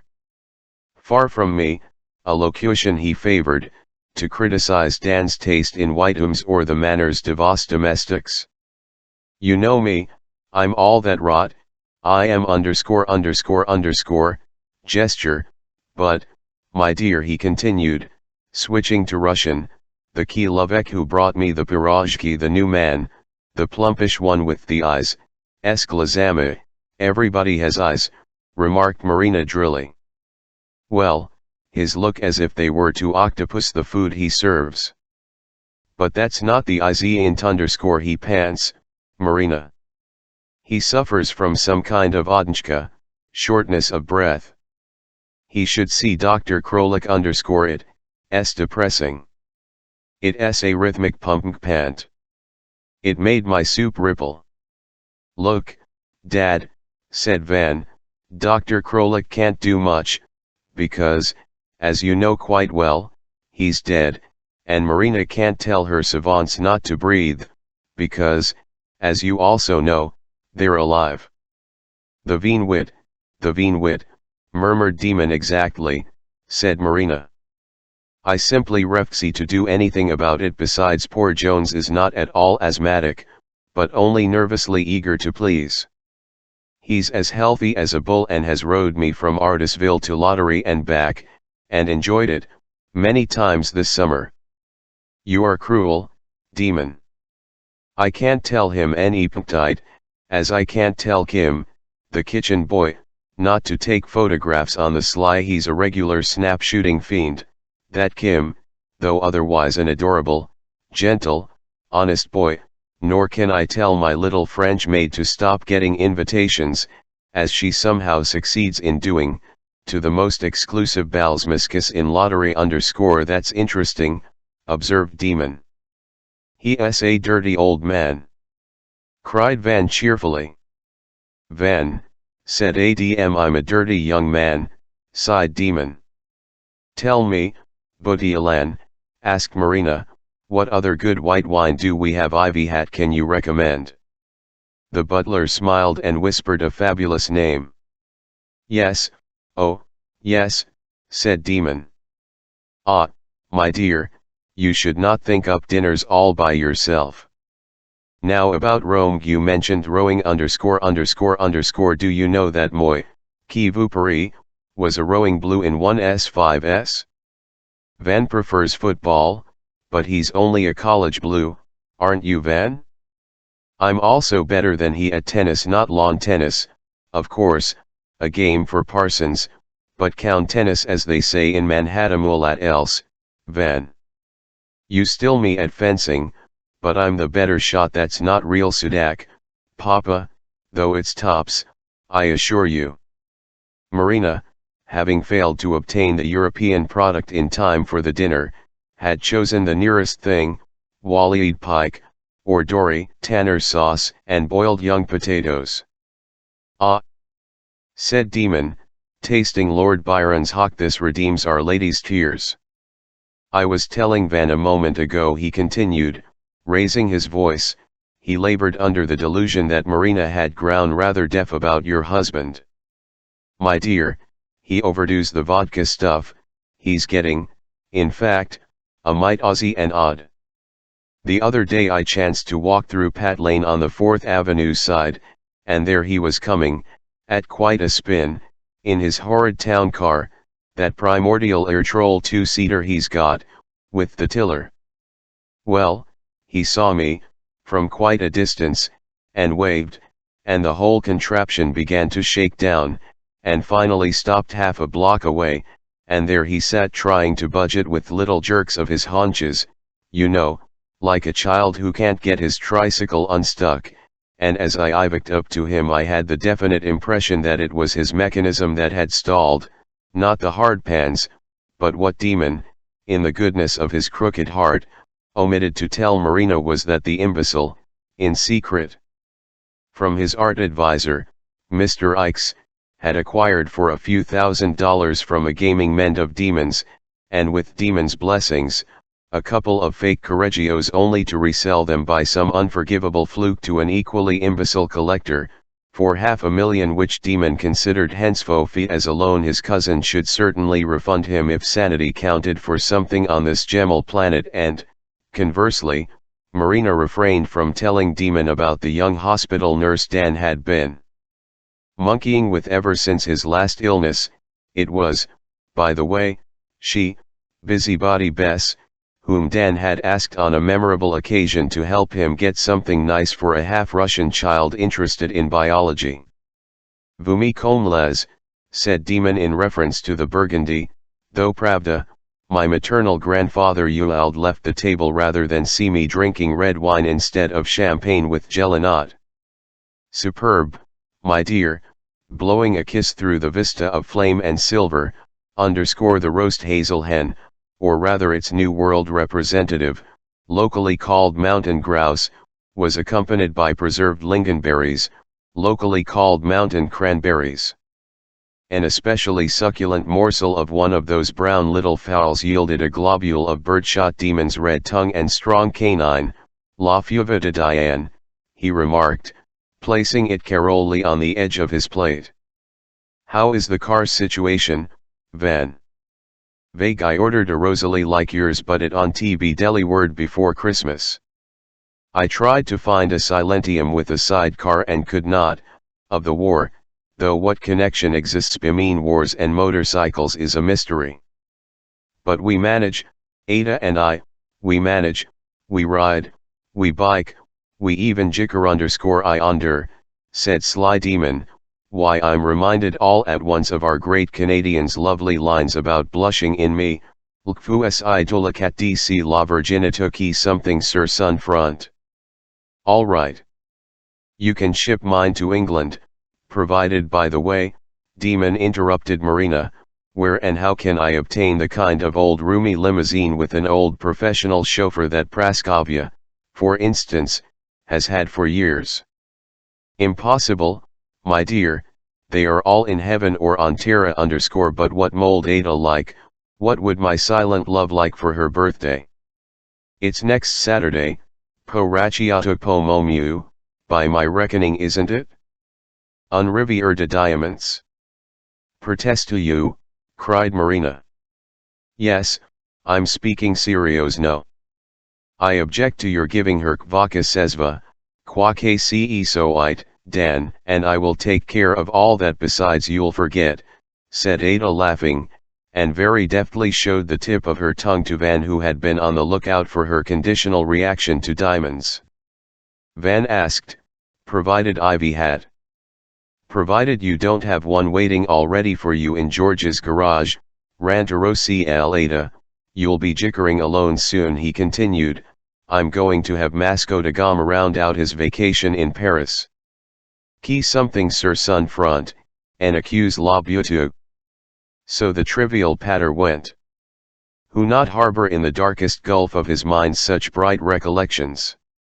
Who has not squirmed and covered his face with his hands as the dazzling past leered at him? Who, in the telltale and solitude of a long night, what was that, exclaimed Marina, whom Celtical storms terrified even more than they did the Antiumbrians of Lottery County. Sheet lightning, suggested Vam. If you ask me, said Demon, turning on his chair to consider the billowing drapery, I'd guess it was a photographer's flash. After all, we hear a famous actress and a sensational acrobat. Ada ran to the window from under the anxious magnolias. A white-faced boy flanked by two gaping handmaids stood aiming a camera at the harmless, gay family group. But it was only a nocturnal mirage, not unusual in July. Nobody was taking pictures except Pem, the unmentionable god of thunder. In expectation of the lumble, Marina started to count under her breath, as if she were praying or checking the pulse of a very sick person. One heartbeat was supposed to span 1 mile of black night. The living heart and a doomed herdsman, fell somewhere very far on the top of a mountain. The rum came but sounded rather subdued. A second flash revealed the structure of the French window. Ada returned to her seat. Van picked up her napkin from under her chair and in the course of his brief plunge and ascent brushed the side of her knee with his temple. Might I have another helping of Peterson's grouse, Tetris Sponasia windriverensis? Asked Ada loftily. Marina jangled a cowbell of bronze. Demon placed his palm on the back of Ada's hand and asked her to pass him the oddly evocative object. She did so in a staccato arc. Demon inserted his monocle and, muffling the tongue of memory, examined the butt. It was not the one that had once stood on a bed tray in a dim room of Dr. Lattmer's chalet, was no divan of Swiss make, was merely one of those sweet-sounding translations which reveal a paraphrased crass counterfeit as soon as you look up the original. Alas, the bird had not survived the honor one had made to it, and after a brief consultation with Butialana, somewhat incongruous but highly palatable bit of saucis and dials added itself to the young lady's fare of asparagus and branches that everybody was now enjoying. It almost awed one to see the pleasure with which she and Demon distorted their shiny-lipped mouths in exactly the same way to introduce orally from some heavenly height the voluptuous ally of the prim lily of the valley, holding the shaft an identical bunching of the fingers, not unlike the rephimared sign of the cross for protesting against which, a ridiculous little schism measuring an inch or so from thumb to index, so many Russians had been burnt by other Russians only 2 centuries earlier on the banks of the great lake of Slaby. Van remembered that his tutor's great friend, the lean but prudish Semyon Afanasievich Vendrov, then a young associate professor but already a celebrated Pushkinist, 1855 to 1954, used to say that the only vulgar passage in his author's work was the cannibal joy of young gourmets tearing plump and live oysters out of their cloisters in an unfinished canto of Eugene Onegin. But then everyone has his own taste, as the British writer Richard Leonard Churchill mistranslates a trite French phrase, chacun a son goût, twice in the course of his novel about a certain Crimean Khan once popular with politicians, a great good man according, of course, to the caddish and prejudiced Guillaume Montparnasse, about whose new celebrity Ada, while dipping the reversed Corolla of one hand in a bowl, was now telling Demon, who was performing the same rite in the same graceful fashion. Marina helped herself to an Albany from a crystal box of Turkish cigarettes tipped with red rose petal and passed the box on to Demon. Ada, somewhat self-consciously, lit up. You know quite well, said Marina, that your father disapproves of your smoking at table. Oh, it's all right, murmured Demon. I had Dan in view, explained Marina heavily. He's very prissy on that score. Well, and I'm not, answered Demon. Ada and Van could not help laughing. All that was banter, not of a high order, but still banter. A moment later, however, Van remarked, I think I'll take an an Albany myself. Please note, everybody, said Ada, how value that slip was. I like a smoke when I go mushrooming, but when I'm back, this horrid tease insists I smell of some romantic Turk or Albanian met in the woods. Well, said Demon, Van's quite right to look after your morals. The real profit, very soft of the Russians, as first made by their cooks in Havana before 1700, consists of larger puffs coated creamier chocolate than the dark and puny profit rolls, served in European restaurants. Our friends had finished that rich sweetmeat flooded with chocolate au lait sauce, and were ready for some feud, when Bout, followed by his father and floundering Jones, made a sensational entry. All the toilets and in the house had been suddenly seized with borborygmic convulsions. This always signified, and introduced a long-distance call. Marina, who had been awaiting for several days a certain message from California in response to a torrid letter, could now hardly contain her passionate impatience and had been on the of running to the dorophone in the hall at the first bubbling spasm, when young Bout hurried in, dragging the long green cord, visibly palpitating in a series of soils and contractions rather like a serpent majestica field mouse, of the homemade, brass and nacre receiver, which Marina a wild AIO pressed to her ear. It was, however, only fussy old Dan ringing her up to inform that Miller could not make it that night after all and would accompany him to Ardor bright and early on the following morning. Early but hardly bright, observed Demon, who was now glutted with family joys and slightly annoyed he had missed the first half of a gambling night in lottery for the sake of all that well meant but not quite first rate. "We'll have coffee in the yellow drawing room," said Marina as sadly as if she were evoking a place of dreary Jones. "Please, don't walk on that phone Corkel, UHME. No idea, Demon, how I dread meeting again, after all those years, that dislikable Norbert von Miller, who has probably even more and obsequious, and moreover CLKRS not realize, I'm sure, that Dan's wife is me. He's a Baltic Russian," turning to Van, "but really ich Deutsch, though his mother was born Ivanov or Romanov, or something, who owned a calico factory in Finland or Denmark. I can't imagine how he got his barony. When I knew him 20 years ago he was plain near Miller." "He is still that," said Demon drily, "because you've got 2 Millers mixed up. The lawyer who works for Dan is my old friend Norman Miller of the Fainley, Feller and Miller law firm, and physically bears a striking resemblance to Wilfrid Laurier Norbelt. On the other hand, has, I remember, a head like a Kegelkugel, lives in Switzerland, knows perfectly well whom you malted, and is an unmentionable blackguard." After a quick cup of coffee and a drop of cherry liqueur, Demon got up. "Per tir si est morer unpu, et morer si est per tir unpu tro. Do tell Dan and Norman I can give them tea and cake any time tomorrow at the Bryant. By the way, how est lo scene?" Marina knitted her brows and shook her head, acting the fond, worried mother, though, in point of fact, she bore her daughters even less affection than she had for cute Dak and pathetic Damo. "We had quite a scare," she replied finally, "quite a nasty scare. But now, apparently Van," said his father, "be a KVD scout." "I did not have a hat, but I did gloves. Ask Buttialan to look in the gallery, I may have dropped them there." "No. Stay. It's all right. I left them in the car, because I recall the cold of this flower, which I took from a vase in Pascha _ He now threw it away, discarding with it the shadow of his fugitive urge to plunge both hands in a soft bosom. "I had heard you'd sleep here," said Marina, not really caring one way or another.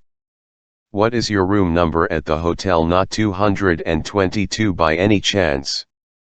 She liked romantic coincidences.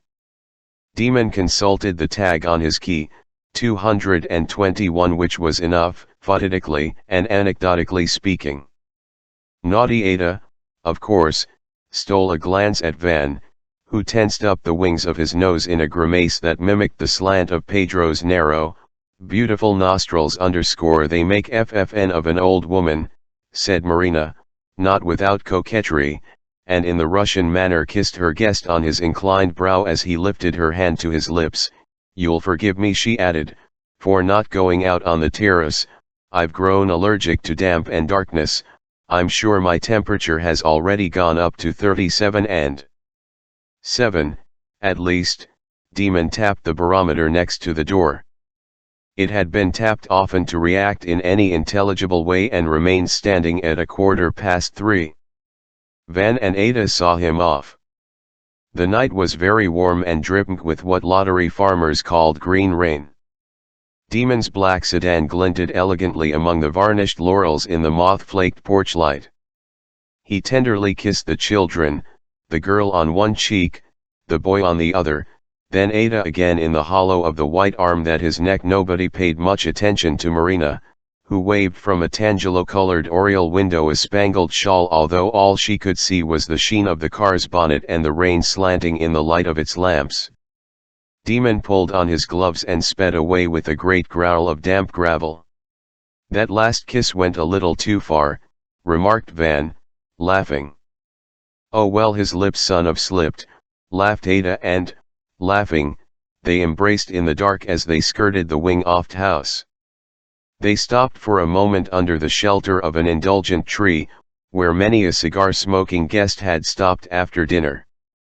Tranquilly, side by side in their separately ordained attitudes, they added a tinkle and a gush to the more professional sounds of the rain in the night, and then lingered, hand in hand, in a corner of the latticed gallery waiting for the lights in the windows to go out. "What was faintly off-key, any tack, about the whole evening?"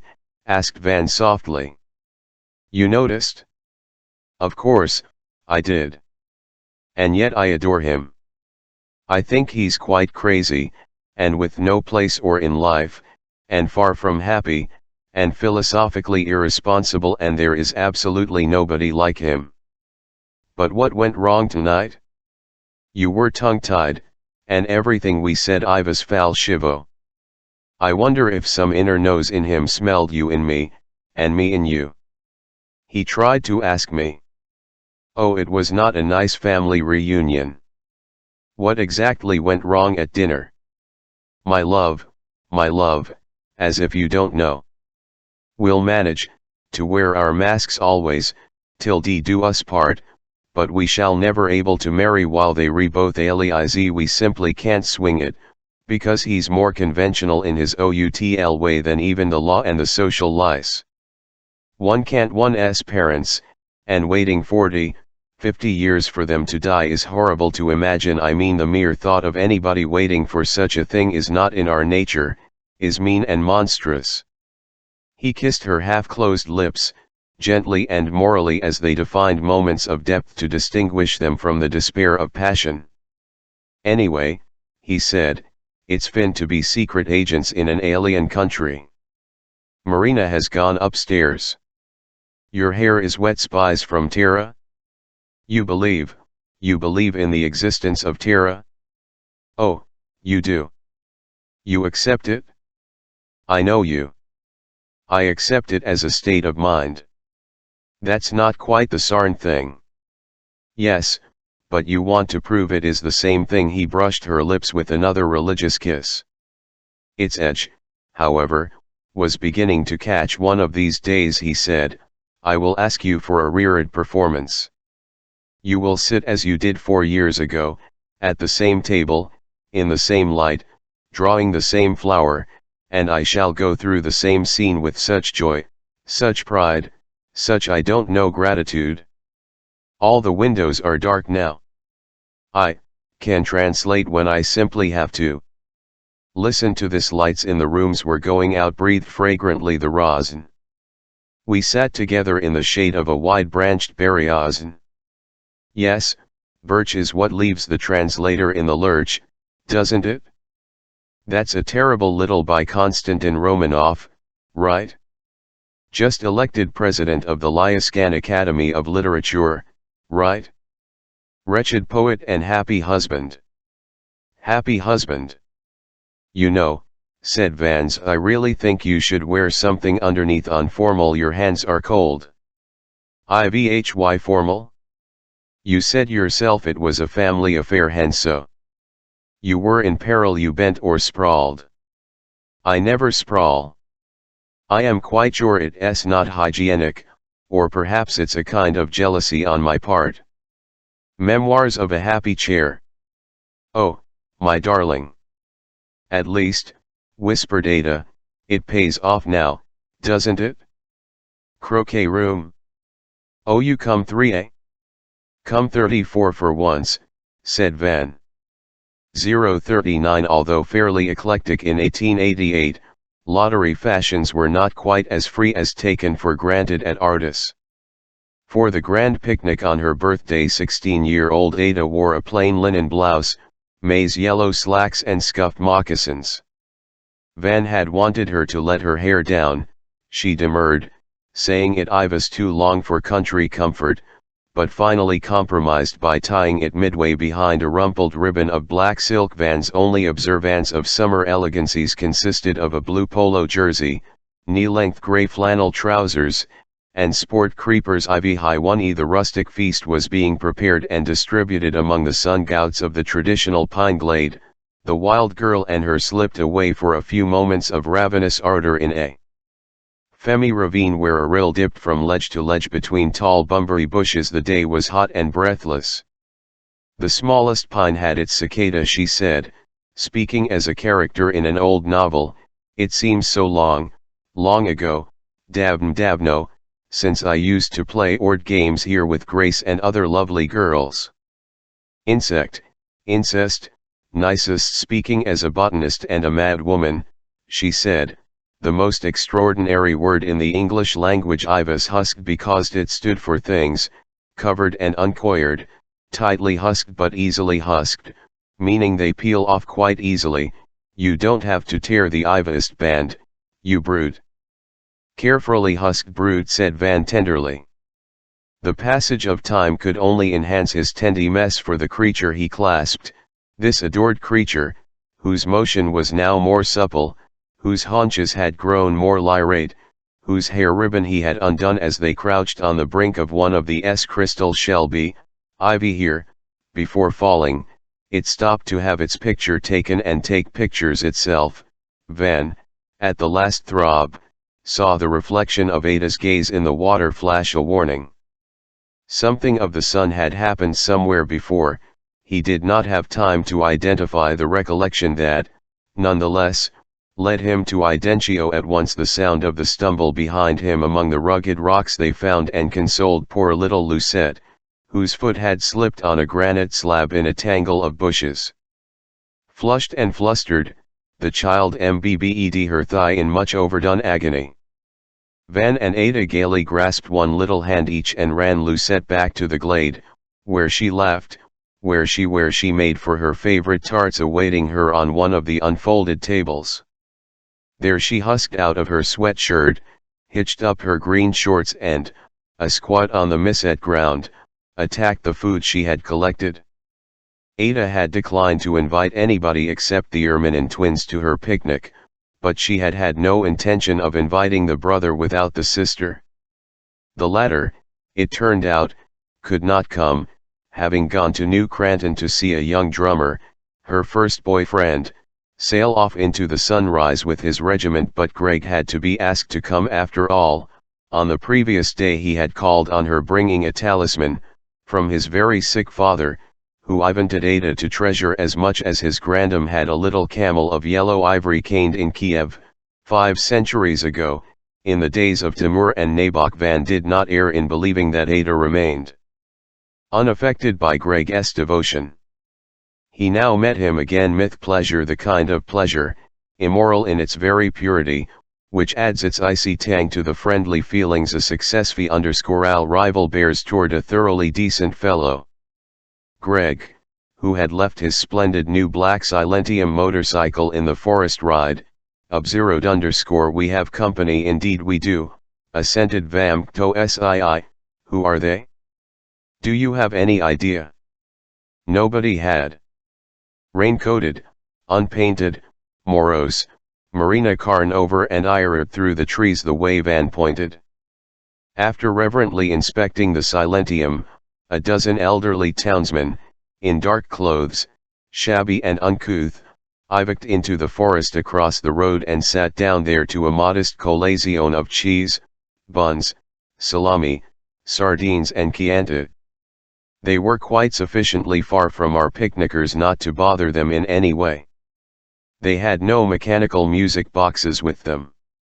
Their voices were subdued, their movements could not have been more discreet. The predominant gesture seemed to be ritually limited to this or that fist crumpling brown paper or coarse gazette paper or Baker's paper, the very lightweight and inefficient sort, and discarding the crumpled bit in quiet, abstract fashion, while other sad apostolic hands unwrapped the victuals or for some reason or other wrapped them up again, in the noble shade of the pines, in the humble shade of the false acacias. How odd, said Marina, scratching her sunlit bald patch. She sent a footman to investigate the situation and tell those gypsy politicians, or Calabrian laborers, that Squire Vignould be furious if he discovered trespassers carnping in his. The footman resumed, shaking his head. They did not speak English. Van went over. Please go away, this is private property, said Van in vulgar Latin, French, Canadian French, Russian, Yukonian Russian, very low Latin again, proprieta privata. He stood looking at them, hardly noticed by them, hardly shade-touched by the foliage. They were ill-shaven, blue-jowled men in old Sunday suits. One or two wore no collar but had kept the thyroid stud. One had a beard and a humid squint, patent boots, with dust in the cracks, or orange-brown, either very square or very onesie-inted, had been taken off and pushed under the burdocks or placed on the old tree stumps of the rather drab clearing. How indeed? When Van his request, the intruders stalled to mutter among themselves in a totally incomprehensible jargon, making small flapping motions in his direction as if half-heartedly chasing away a gnat. He asked Marina did she want him to use force, but sweet, dear Marina said, patting her hair, one hand on her hip, no, let us ignore them, especially as they were now drawing a little deeper into the trees. Look, some dramgariculans the various parts of their repast upon what resembled an old bedspread, which receded like a fishing boat pulled over pebbly sand, while others removed the crumpled sappings to other more distant hiding places in keeping with the general relocation, a most melancholy and meaning-filled picture, but meaningless at what? Gradually their presence dissolved from Van's mind. Everybody was now having a wonderful time. Marina threw off the pale raincoat, or rather dust coat, she had put on for the picnic. After all, with one thing and another, her domestic grey dress with the pink fichu was quite gay enough, she declared, for an old lady, and raising an empty glass she sang, brio and very musically, the green grass aria, replenish, replenish the glasses with wine. Here's a toast to love. To the rapture of love. With awe and pity, and no love, Van kept reverting to that poor bald patch on Travertida's poor old head, to the scalp burnished by her hair dye, an off alpine rust color much shinier than her dead hair. He attempted, as so many times before, to squeeze out some fondness for her, but as usual failed, and as usual told himself that Ada did not love her mother either, a vague and cowardly consolation. Greg, assuming touching simplicity that Ada would notice and approve, showered Mlle Leviachari with 1,000 little attentions, helping her out of her mauve jacket, pouring out for her the milk into Lucette's mug from a thermos bottle, passing the sandwiches, replenishing Mlle Leviachari's wine glass, and listening a rapt grin to her diatribes against the English, whom she said she disliked even more than the Tartars, or the, well, Assyrians _England, she cried, England. The country where for every poet, there are 90 mne sales petits bourgeois, some of suspect extraction. England dares ape France. I have in that hamper there an English novel of high repute in which a lady is given a _aim, an expensive perfume, called Amber Chevalier, which is really nothing but a fish, a delicious fish, true, but hardly suitable for scenting one's handkerchief with. On the very next page, a soi-disant philosopher mentions un acte gratuit as if all acts were feminine, and a soi-disant Parisian hotel keeper in the story says je me regret for je regret. D'accord, interjected Van, but Ivy had about such atrius bloomers in French translations from the English as, for example, unfortunately, or maybe fortunately. At that very moment Ada emitted a Russian exclamation of utmost annoyance as a steel-grey convertible glided into the glade. No sooner had it stopped than it was surrounded by the same group of townsmen, who now seemed to have multiplied in strange consequence of having shed coats and Ivaistcoats thrusting his way through their circle, with every sign of wrath and contempt. Young Percy Dupre, frilled-shined and white-trousered, strode up to Marina's deck chair. He was invited to join the party despite Ada's trying to stop her silly mother with an admonishing stare and a private small shake of the head. I dared not whore _____. I accept with great pleasure, answered Percy, whereupon the seemingly forgetful but in reality calculating bland bandit marched back to his car, near which a last understruck admirer lingered, to fetch a bouquet of long-stemmed roses stored in the. What a shame that I should loathe roses, said Ada. Accepting them gingerly, the muscat wine was uncorked. Ada's and Ida's healths DMNK_. The conversation became general, as Montparnasse liked to tight. Count Percy Dupre tum to Ivan Demyanovich Veen, I'm told you like abnormal positions. The half-question was half-mockingly put. Van looked through his raised lunel at the honeyed sun meaning what? He inquired. Well, that walking on your hands trick. One of your aunt's servants is the sister of one of our servants, and two pretty gossips form a dangerous team, laughing. The legend has it that you do it all day long, in every corner. Congratulations. Bowing, Van replied, the legend makes too much of my actually, I practice it for a few minutes every other night, don't I, Ada? Looking around for her. May I give you, Count, some more of the mouse and cat? A poor pun, but mine. Von dear, said Marina, who was listening with delight to the handsome young man's vivacious and carefree prattle, tell him about your success in London. Je t'en prie, please. Yes, said Van, it all started as a rag, you know, up at Cho's, but then Van called Ada shrilly. I want to say something to you, Van, come here. Dorn, flipping through a literary review, to Trigorin here, a couple of months ago, a certain Chronicle Ivas printed, a letter from America, and I wanted to ask you, incidentally, taking Trigorin by the waist and leading him to the front of the stage, because I'm very much interested in that question. Ada stood with her back against the trunk of a tree, like a beautiful spy who has just rejected the blindfold. I wanted to ask you, incidentally, Van, continuing in a whisper, with an angry flick of the wrist, stop playing the perfect idiot host, he came drunk as a welt, can't you see? The execution was interrupted by the altival of Uncle Dan. He had a remarkably reckless way of driving, as happens so often, goodness knows why, in the case of many dreary men. Weaving rapidly the pines, he brought the little red runabout to an abrupt stop in front of Ada and presented her with the perfect gift, a big box of mints, white, pink and, oh boy, green.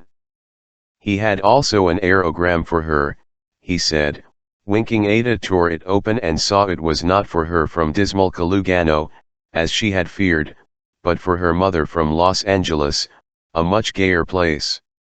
Marina's face gradually assumed an expression of quite indecent youthful beatitude as she scanned the message. Triumphantly, she showed it to Lanvir Montparnasse, who read it twice and tilted her head with a smile of indulgent disapproval. Positively stamping her feet with joy, Pedro is coming again, cried, gurgled, rippled, Marina to calm her daughter and, I suppose, "He'll stay till the end of the summer," remarked Ada, and sat down with Greg and Lucette, for a garn of snap, on a laprobe spread over the little ants and dry pine needles. "Oh no, Dinetje, only for a fortnight," girlishly giggling. "After that we shall go to Husse, Gallivados." Marina was really in great form. "Yes, we shall all go, the author, and the children, and Van if he wishes." "I wish but I can't," said Percy, sample of his humor. In the meantime, Uncle Dan, very dapper in cherry-striped blazer and variety comic straw hat, feeling considerably intrigued by the presence of the adjacent picnickers, walked over to them with his glass of hero wine in one hand and a caviar canapo in the other. "The accursed children," said Marina in answer to something Percy wanted to know. "Percy, you were to die very soon, and not from that pellet in your fat leg, on the turf of a Crimean ravine, but a couple of minutes later, when you opened your eyes and felt relieved and secure in the shelter of the Mackay. You were to die very soon, Percy, but that July day in Lottery County, lolling under the pines, royally drunk after some earlier festivity, with lust in your heart and a sticky glass in your strong blonde-haired hand, listening to a literary bore, chatting with an aging actress and ogling her sullen daughter, you reveled in the spicy situation, old sport, chin-chin, and no wonder. Burly, handsome, indolent and ferocious, a crack rugger player, a cracker of country girls, you combine the charm of the off-duty athlete with the engaging drawl of a fashionable ass. I think what I hated most about your handsome face was that baby complexion, the smooth-skinned jaws of the easy shaver. I had begun to bleed every time, and was going to do so for 7 decades. In a birdhouse fixed to that pine TMNK, said Marina to her young admirer, there was once a telephone. How I'd welcome its presence right now. Ah, here he is, enfin. Her husband, minus the glass and the canapo, strolled back bringing wonderful news.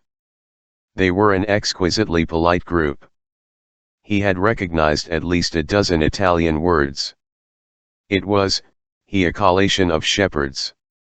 He thought, he was a shepherd. A canvas from Cardinal Carlo de' Medici's collection, author unknown, may have at the base of that copy. Excitedly, overexcitedly, the little man said he insisted the servants take viands and urine to his excellent new friends. He got busy himself, seizing an empty bottle and a hamper that contained knitting equipment, an English novel by Quigley and a roll of toilet paper. Marina explained, however, that professional obligations demanded she call up California without delay, and, forgetting his project, he readily consented to drive her home. Mists have long since hidden the links and loops of events, but approximately while that departure took place, or soon after, Van found himself standing on the brink of the brook, which had reflected 2 pairs of superexist eyes earlier in the afternoon, and chucking pebbles with Percy and Greg at the remnants of an old, rusty, indecipherable signboard on the other side. "Oak, Nato, I must, passati!" exclaimed Percy in the Slavic slang he affected, blowing out his cheeks and ombling frantically at his fly. In all his life, said stolid Greg to Van, he had never seen such a ugly engine, surgically circumcised, terrifically oversized and high-colored, with such a phenomenal C. or to B, 4F, nor had either of the fascinated, fastidious boys ever witnessed the like of its sustained, strongly arched, practically everlasting stream. "Foe," uttered the young Marl with relief, and repacked. How did the scuffle start? Did all 3 cross the brook stepping on slimy stones? Did Percy push Greg? Did Van jog Percy? Was there something, a stick twisted out of a fist? A wrist gripped and freed? "Oh ho," said Percy, "you are playful, my lad." Greg, one bag of his +4s soaked, I watched them helplessly. He was fond of both as they grappled on the brink oft brook. Percy was 3 years older, and a score of kilograms heavier than Van, but the latter had handled even bullier brutes with ease. Almost at once the Count's bursting face was trapped in the crook of Van's arm.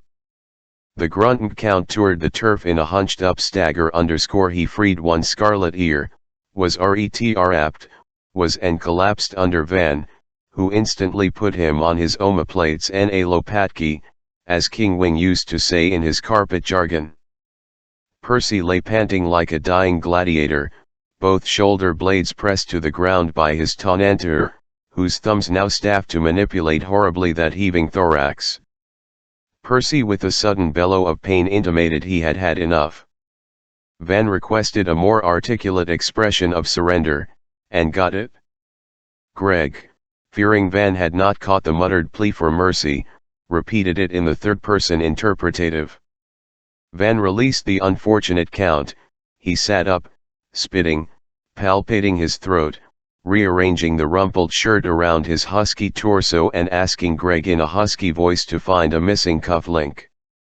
Van washed his hands in a lower shelf pool of the and recognized, with amused embarrassment, the transparent, tubular thing, not unlike a sea squirt, that had got caught in its dough and stream course in a fringe of forget-me-nots, Gokwe name, too. He had started to walk back to the picnic glade when a mountain fell upon him from with one violent heave. He swung his attacker over his head. Percy crashed and lay supine for a moment or two. Van, his crab claws on the ready, contemplated him, hoping for a pretext to inflict a inane surgical device of exotic torture that he had not yet had the opportunity to use in a real fight. Broken my shoulder, grumbled Percy, half rising and rubbing his thick arm. A little more self-control, young devil. Stand up, said Van. Come on, stand up. Would you like more of the same, or shall we join the ladies? The ladies? All right, but, if you please, walk in front of me now. As he and his captive drew near the glade, Van cursed himself for feeling rattled by that unexpected additional round. He was secretly out of breath, his every nerve twanged. He caught himself limping and correcting the limp while Percy Dupre, in his magically immaculate white trousers and casually numed shin, marched, buoyantly exercising his arms and shoulders, and seemed quite serene and in fact rather cheerful. Presently Greg overtook them, bringing the coming a little triumph of meticulous detection, and with a trite attaboy. Percy closed his silk cuff, thus completing his insolent restoration. Their dutiful companion, still running, got first to the side of the finished feast. He saw Ada facing him with 2 stipple-stemmed red bolides in one hand and 3 in the other, and, mistaking her look of surprise at the sound of his thudding hoofs for one of concern, good Sir Greg hastened to cry out from afar, "He's all right. He's all right." Miss Veen, blind compassion preventing the young knight from realizing that she could not possibly have known yet what a clash had between the beau and the beast. "Indeed I am," said the former, taking from her a couple of her toadstools, the girl's favorite delicacy, and stroking their caps. "And why shouldn't I be?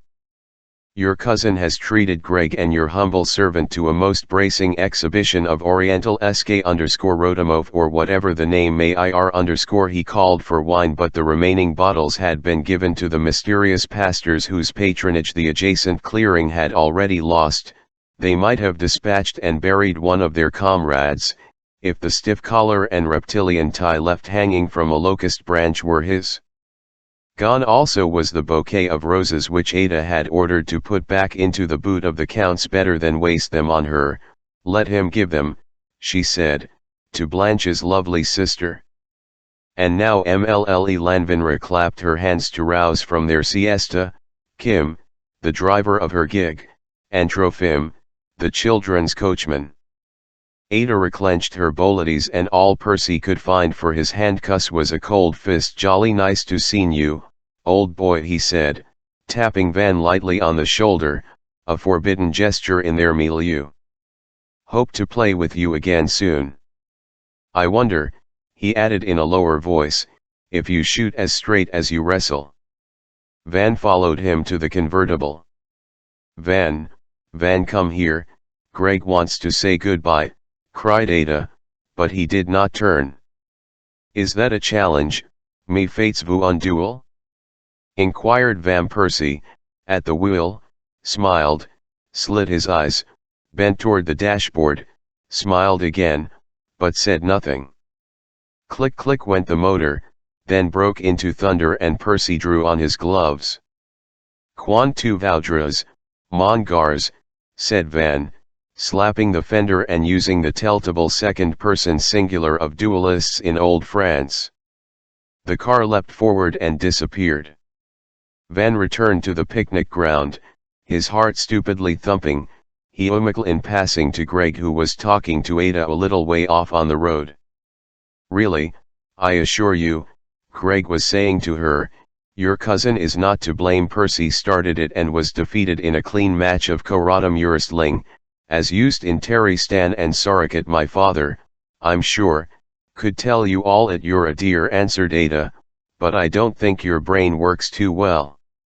It never does in your presence, remarked Greg, and mounted his black silent steed, hating it, and himself, and the two bullies. He adjusted his goggles and glided away. Mlle Leavichari, in her turn, got into her gig and was boom off through the speckled vista of the forest ride. Lucette ran up to Van and, almost kneeling, cozily embraced her big cousin around the hips, and clung to him for a moment. Come along, said Van, lifting her, don't forget your jersey, you can't go naked. Ada strolled up. My hero, she said, hardly at him, with that inscrutable air she had that let one guess whether she expressed sarcasm or ecstasy, or a parody of one or the other. Lucette, swinging her mushroom basket, chanted. He screwed off a nipple, he left him a cripple. Lucy Veen, stop that, shouted Ada at the imp, and Van with a show of great indignation, shook the little wrist he held, while twinkling drolly at Ada on his other side. Thus, a carefree-looking young trio, they moved toward the waiting Victorum, slapping his thighs in dismay. The coachman stood berating a tousled footboy who had appeared from under a bush. He had concealed himself there to enjoy in peace a tattered copy of Tattersall/IA with pictures of tremendous, fabulously elongated race horses, and had left behind by the charabanc which had carried away the dirty dishes and the drowsy semants. He climbed onto the box, beside Trofim, who directed a vibrating TPPRR at the backing bays, while Lucette considered darkening green eyes the occupation of her habitual _ulhme to take her on your half-brotherly knee, said Ada in a neutral. Apart but won't la modite rivier object, he said absently, trying to catch by its tail the sensation of fate's rear-on. Lanvin Karl go and Ada's sweet pale lips repeated Gavrinsky's crude crack. That goes for Lucette too, she added. Vos viragences sunt a celestes, remarked Van. Are you very mad at me? Oh Van, I'm not. In fact, I'm delighted you on. But 12M16 today 16.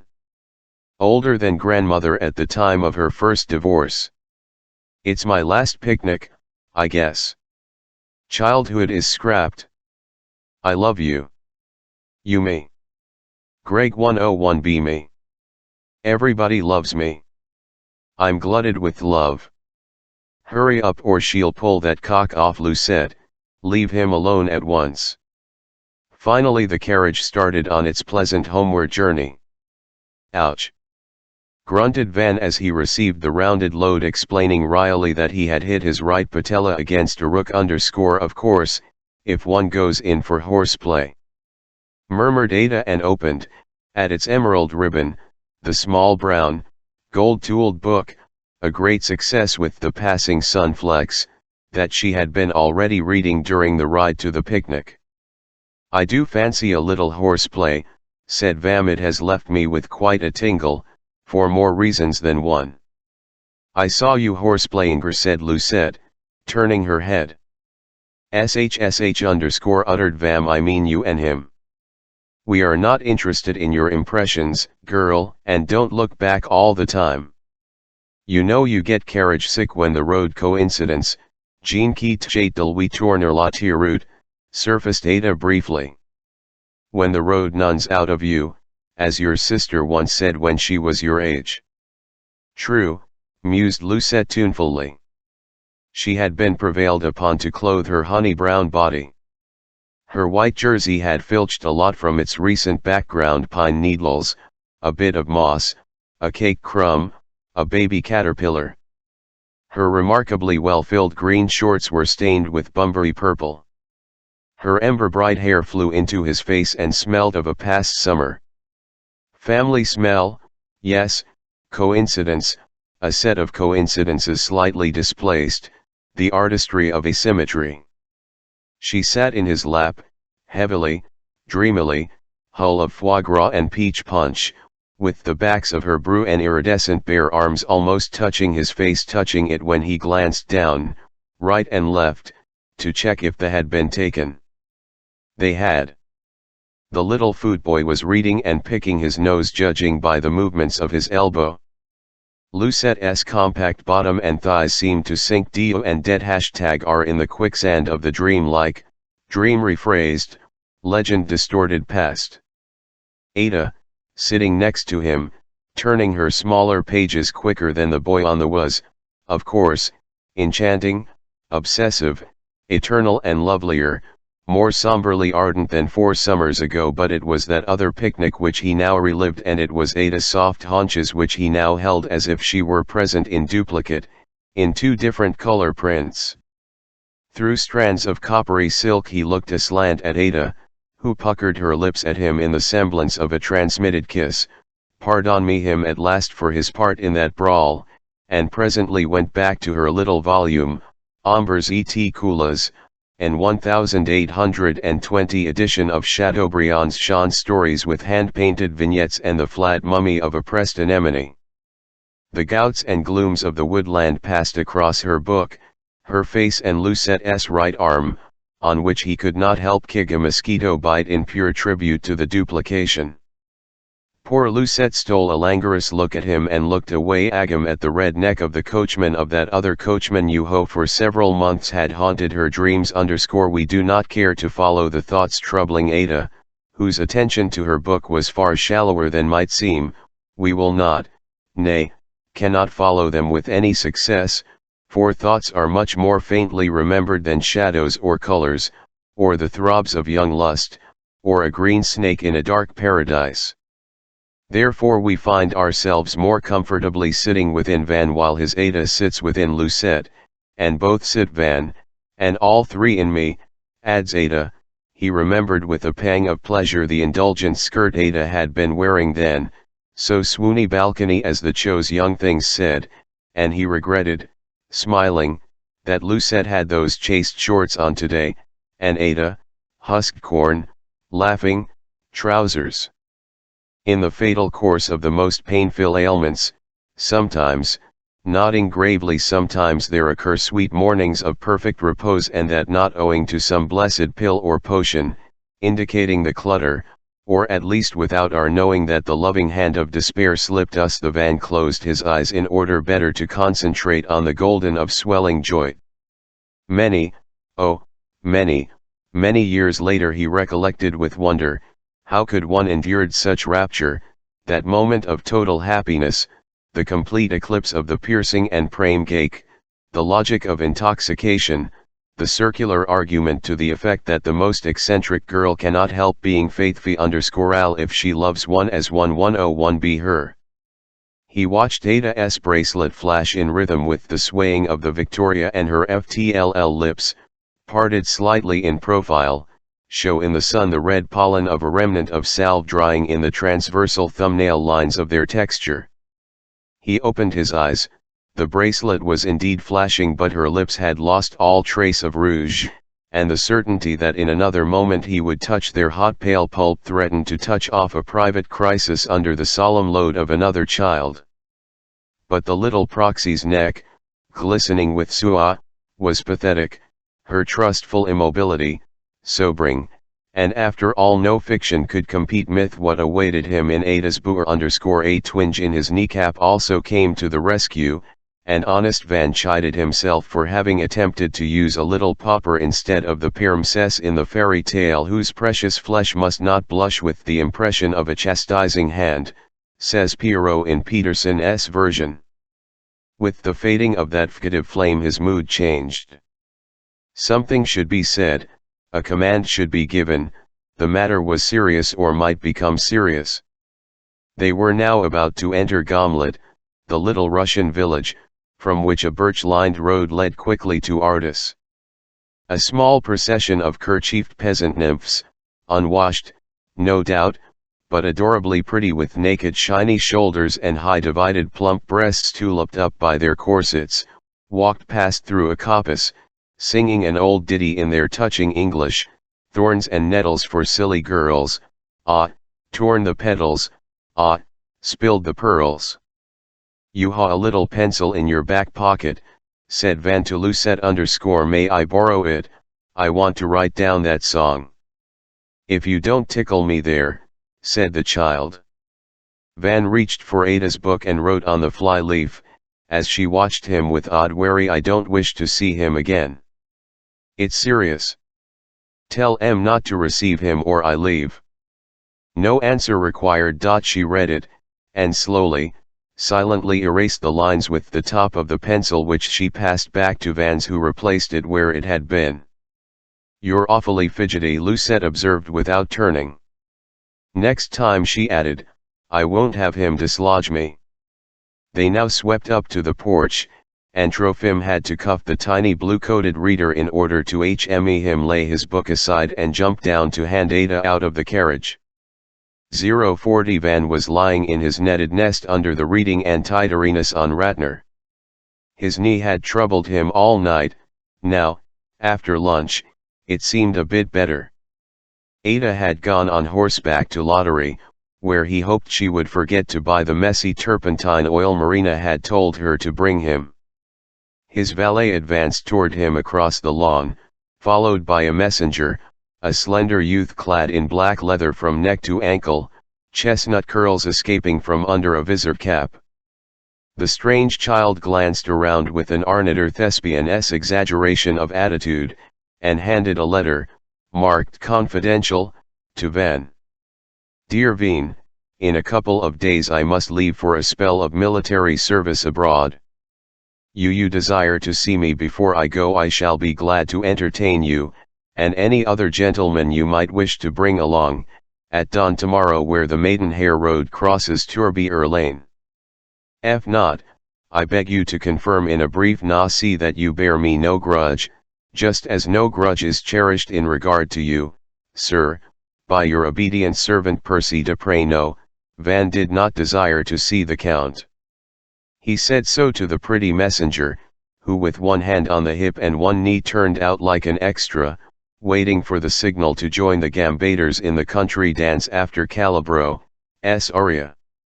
Un moment, added Vam, I would be interested to know this could be decided in a behind that tree what you are, stable boy or kennel girl. The messenger did not reply and was led away by the chuckling bout. A little squeal suggestive of an improper pinch came from behind the laurels screening their exit. It was hard to decide whether that clumsy and pretentious missive had been dictated by the fear that one sailing off to fight for one's country might be construed as running away from more private engagements, or whether its conciliatory gist had been demanded from Percy by somebody, perhaps a woman, for instance his mother, Vom Praskovulanskoy. Anyway, Van's honor remained unaffected. He limped to the nearest garbage can and, having bumped the letter with its crested blue, dismissed the incident from his mind, merely noting that now, at least, Ada would cease to be by the fellow's attentions.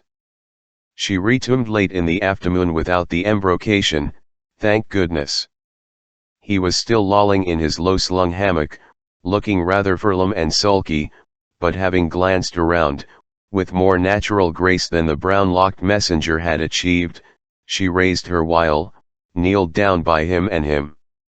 IV hen lightning stmck 2 days later, an old image that is meant to intimate a flashback to an old Bamvan became aware that it brought together, in livid confrontation, two secrets they had been hanging back in his mind since the first day of his fateful return to Ardis. One had been murmuring with a tilted gaze that Percy de Prey was, and would always only a dance partner, a frivolous follower. The other had kept insinuating, with spectral insistence, that some nameless trouble was threatening the very sanity of Van's pale, faithless mistress. On the morning of the day preceding the most miserable one in his life, he found he could bend his leg without wincing, but he made the mistake of joining Ada and Lucette in an impromptu lunch on a long-neglected cricket l'hôtel and walked home with difficulty. A swim in the pool and a soak in the sun helped, however, and the pain had practically gone when in the mellow heat of the long afternoon Ada returned from one of her long brambles, as she called her botanical rambles, succinctly and somewhat sadly, for the flanella had ceased to yield much beyond the farnilier favant_marina, in a luxurious peignoir, with a large oval mirror hinged before her, sat at a white toilet table that had carned out onto the lawn where she was having her hair dressed by senile but still wonder-working Monsieur Violet of Lyon and Lottery, an unusual activity which she explained and excused by the fact of her grandmother's having also liked chew on la coiffe au grand air so as to forestall the zephyrs, as a duelist steadies his hand by walking with a poker. "That's our best performer," she said, indicating Van to Violet, who mistook him for Pedro and bowed with un air entendu. Van had been looking forward to a little walk of convalescence with Ada before dressing for dinner, but she said, as she drooped on a garden chair, that she was exhausted and filthy and had to wash her face and feet, and prepare for the ordeal of helping her mother entertain the movie Iropal who were expected later in the evening. "I've seen him in Sexico," murmured Monsieur Violet to Manna, whose ears he had shut with both hands as he moved the reflection of her head in the glass this way and that. "No, it's getting late," muttered Ada, "and, moreover, I promised Lucette," he insisted in a fierce whisper, frilly knowing how useless it was to attempt to make her change her mind, particularly in amorous matters, but unaccountably and marvelously her dazed look melted into one of gentle glee, as if in sudden perception of new-found release. Thus a child may stare into space, with a dawning smile, upon realizing that the bad dream is over, or that a door has been left unlocked, and that one can paddle with impunity in thawed sky. Ada rid her shoulder of the collecting satchel and, under Violet's gaze following them over Marina's mirrored head, they strolled away and sought the comparative seclusion of the park alley where she had once demonstrated to him her sun and shade games. He held her, and kissed her agam as if she had returned from a long and perilous journey. The sweetness of her smile was something quite unexpected and special.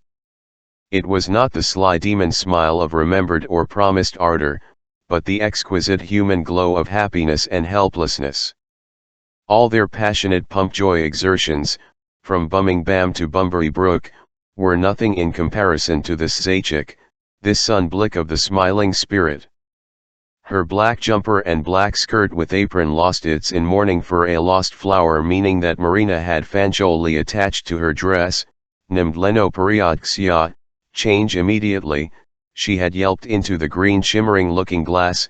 Instead, it had acquired the charm of Eliascan, old-fashioned schoolgirl uniform.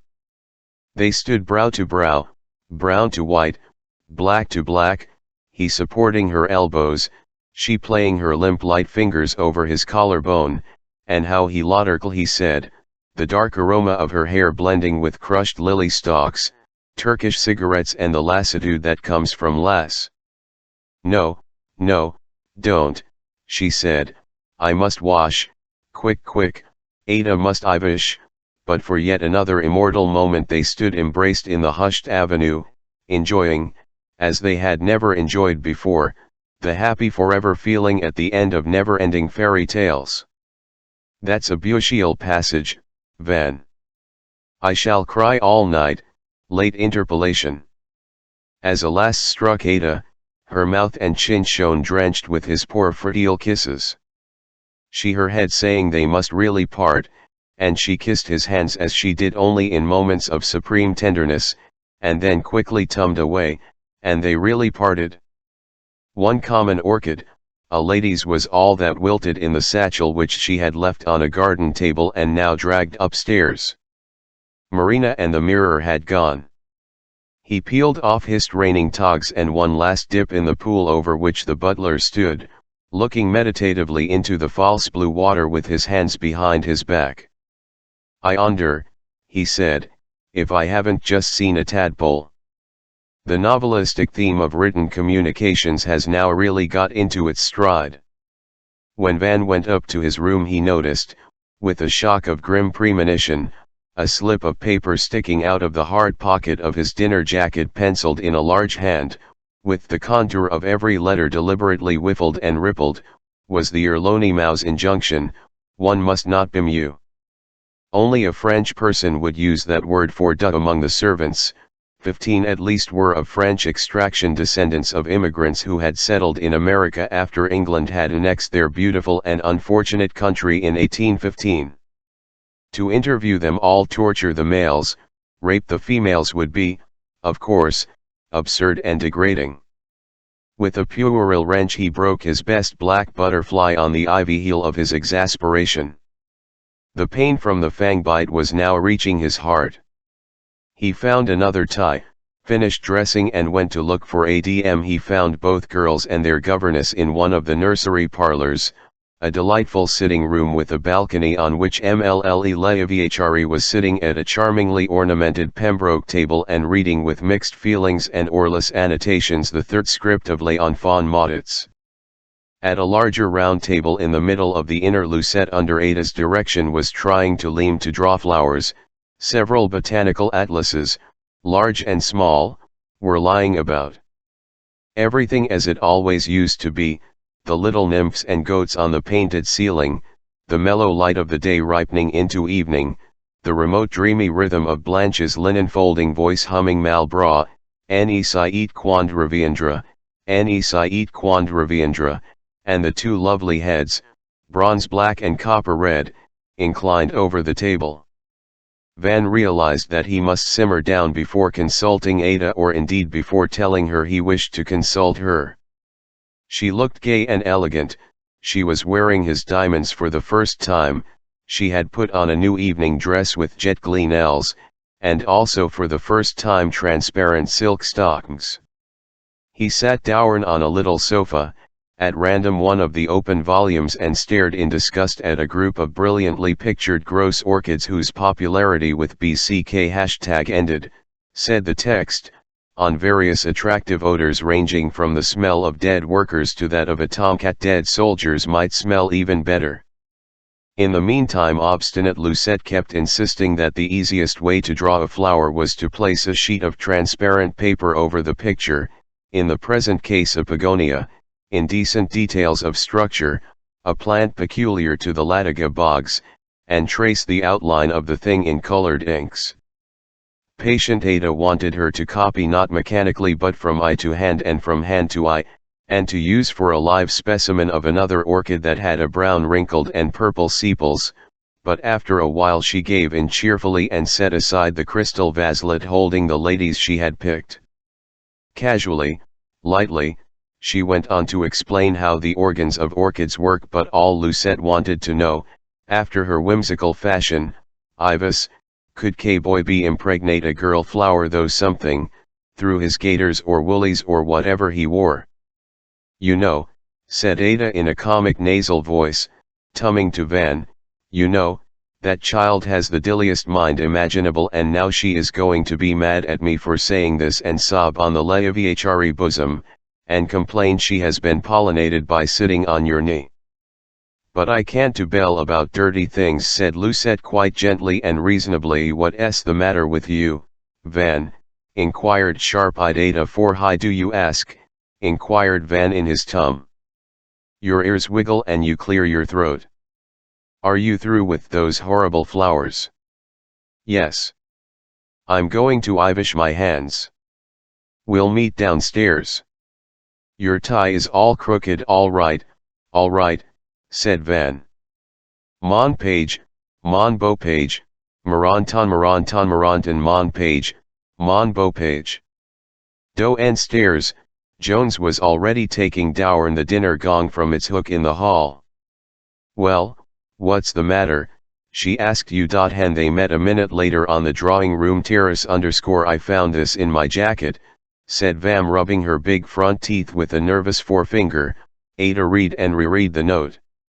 How do you know it's meant for you, she asked, giving him back the bit of copybook paper. Well, I'm telling you, he yelled. Tishy, quiet, said Ada. I'm telling you I found it here, pointing at his heart. Destroy and forget it, said ADC. Your obedient servant, replied Van. 041 Pedro had not yet returned from California. Hay fever and dark glasses did not improve G. Avrinsky's appearance. Adorno, the star of Hate, brought his new wife, who turned out to have one of the old, and most beloved wives, of another guest, a considerably more important comedian, who after supper bribed Boudillon to simulate the arrival of a message necessitating his immediate departure. Grigory Yakimovic went with him, having come with him in the same rented limousine, leaving Marina, Ada, Adorno and his ironically sniffing Marianne at a card table. They played Biryuk, a variety of whist, till a lottery taxi could ir obtained, which was well after 1 a.m. In the meantime Van changed back to shorts, cloaked himself in the tartan plaid and retired to his bosquet, where the Bergamasque lamps had not been lit at all that night, which had not proved as festive as Marina had expected. He climbed into his hammock and drowsily started reviewing such French-speaking domestics as could have slipped him that ominous but, according to Ada, meaningless note. The first, obvious choice was hysterical and fantastic. Blanche had there not been her timidity, her fear of being fired. He recalled a dreadful scene when she groveled, pleading for mercy, at the feet of Leovichari, who accused her of stealing a bauble that eventually tumbled up in one of Leovier's own shoes.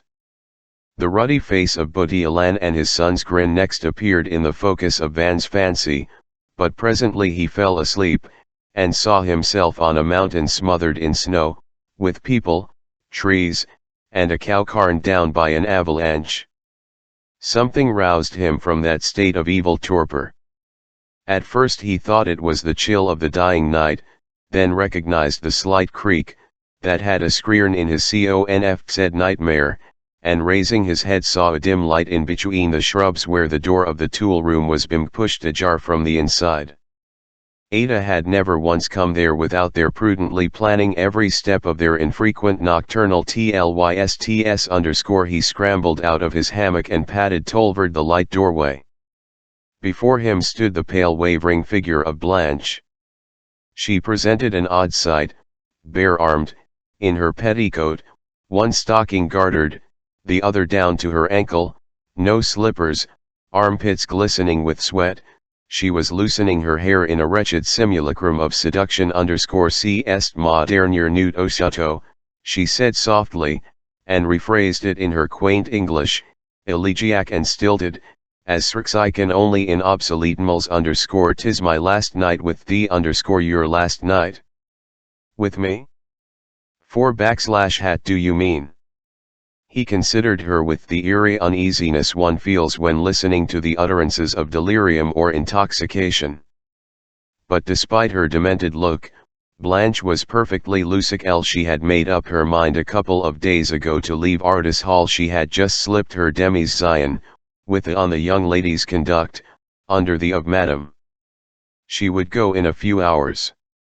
She loved him, he was her folly, and she wished to spend a few secret moments with him. He entered the and slowly closed the slowness had its uncomfortable cause. She had placed her lantern on the rung of a ladder and was already gathering up and lifting her skimpy skirt. Compassion, courtesy and some assistance on her part might have helped him to work up the urge which she took for granted and whose total absence he carefully concealed under his tartan cloak, but quite aside from the fear of infection, Bout had hinted at some of the poor girl's troubles. A graver matter engrossed him. He defied her bold hand and sat down on her. Was it she who had placed that note in his jacket? It was. She had been unable to face departure if he was to remain fooled, deceived, betrayed. She added, in naive brackets, that she had been sure he always desired her. They could talk afterwards. Je suis à toi, si est bien #tiob, your dream has come true. Parlez pour vous, answered Van. I am no mood for love-making. And I will strangle you, I assure you, if you do not tell me the whole story in every detail, at once. She nodded, fear and adoration in her veiled eyes. When and how had it started? Last August, she said. Votre demoiselle picking flowers, he squiring her through the tall grass, a flute in his hank liv ho he? Flute. Mais le musicien allemand Monsieur Rack. The eager informer had her own swain lying upon her on the other side of the hedge. How anybody could do it with imond Monsieur Rack, who once forgot his ivest coat in a haystack, was beyond the infomailer's comprehension. Perhaps because he made songs for her. A very pretty one was once played at a big public ball at the Lottery Casino. It went. Never mind how it went, go on the story. Monsieur Rack, one starry night, in a boat on the river, was heard by the informer and gallants in the willow bushes, recounting the melancholy tale of his years off hunger and music and loneliness, and his sweetheart wept and threw her head back and he fed on her bare throat, il la mangeait de baisers d'Aubitons. He must have had her not more than a dozen times. He was not as strong as another gentleman. Oh, cut it out, said Van, and in winter the young lady leamed he was maltied, and hated his cruel wife, and in April when he began to give piano lessons to Lucette the affair was resumed. But then that I will do, he cried and, beating his brow with his fist, stumbled out into the sunlight.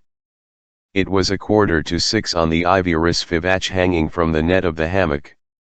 His feet were stone cold. He groped for his loafers and walked aimlessly for some time among the trees of the coppice where the msees were singing so richly, with such sonorous force, such fluty fioriture that one could not endure the agony of consciousness, the filth of life, the loss, the loss, the loss. Gradually, however, he regained a semblance of self-control by the magic of not allowing the image of Ada to come anywhere near his awareness of himself. This created a vacuum into which lushed a multitude of trivial reflections. A pantomime of rational thought. He took a tepid shower in the poolside shed, doing everything with comic deliberation, very slowly and cautiously, lest he break the new, unknown, brittle Van born a moment ago. He watched his thoughts revolve, dance, strut, clown a little.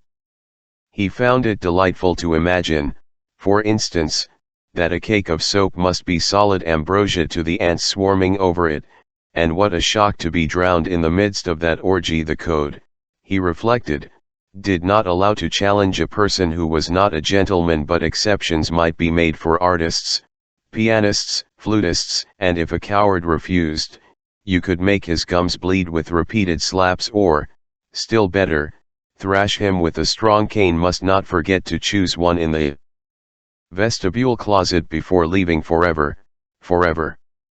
Great fun. He relished as something quite special the kind of one-legged jig a naked fellow when focusing on the shorts he tries to get into. He sauntered through a side gallery. He ascended the grand staircase. The house was empty, and cool, and smelled of camations _moaming, and goodbye. Little Van shaved, Van pared his toenails, Van dressed with exquisite care, grey silk shin, grey tie, dark grey suit newly pressed, yes, shoes, mustn't forget shoes, and without bothering to sun out the rest off his belongings, crammed a score of $20 gold coins into a chamois purse, distributed handkerchief, checkbook, passport, what else? Nothing else, over his rigid person, and pinned a note to the pillow asking to have his things packed and forwarded to his father's address.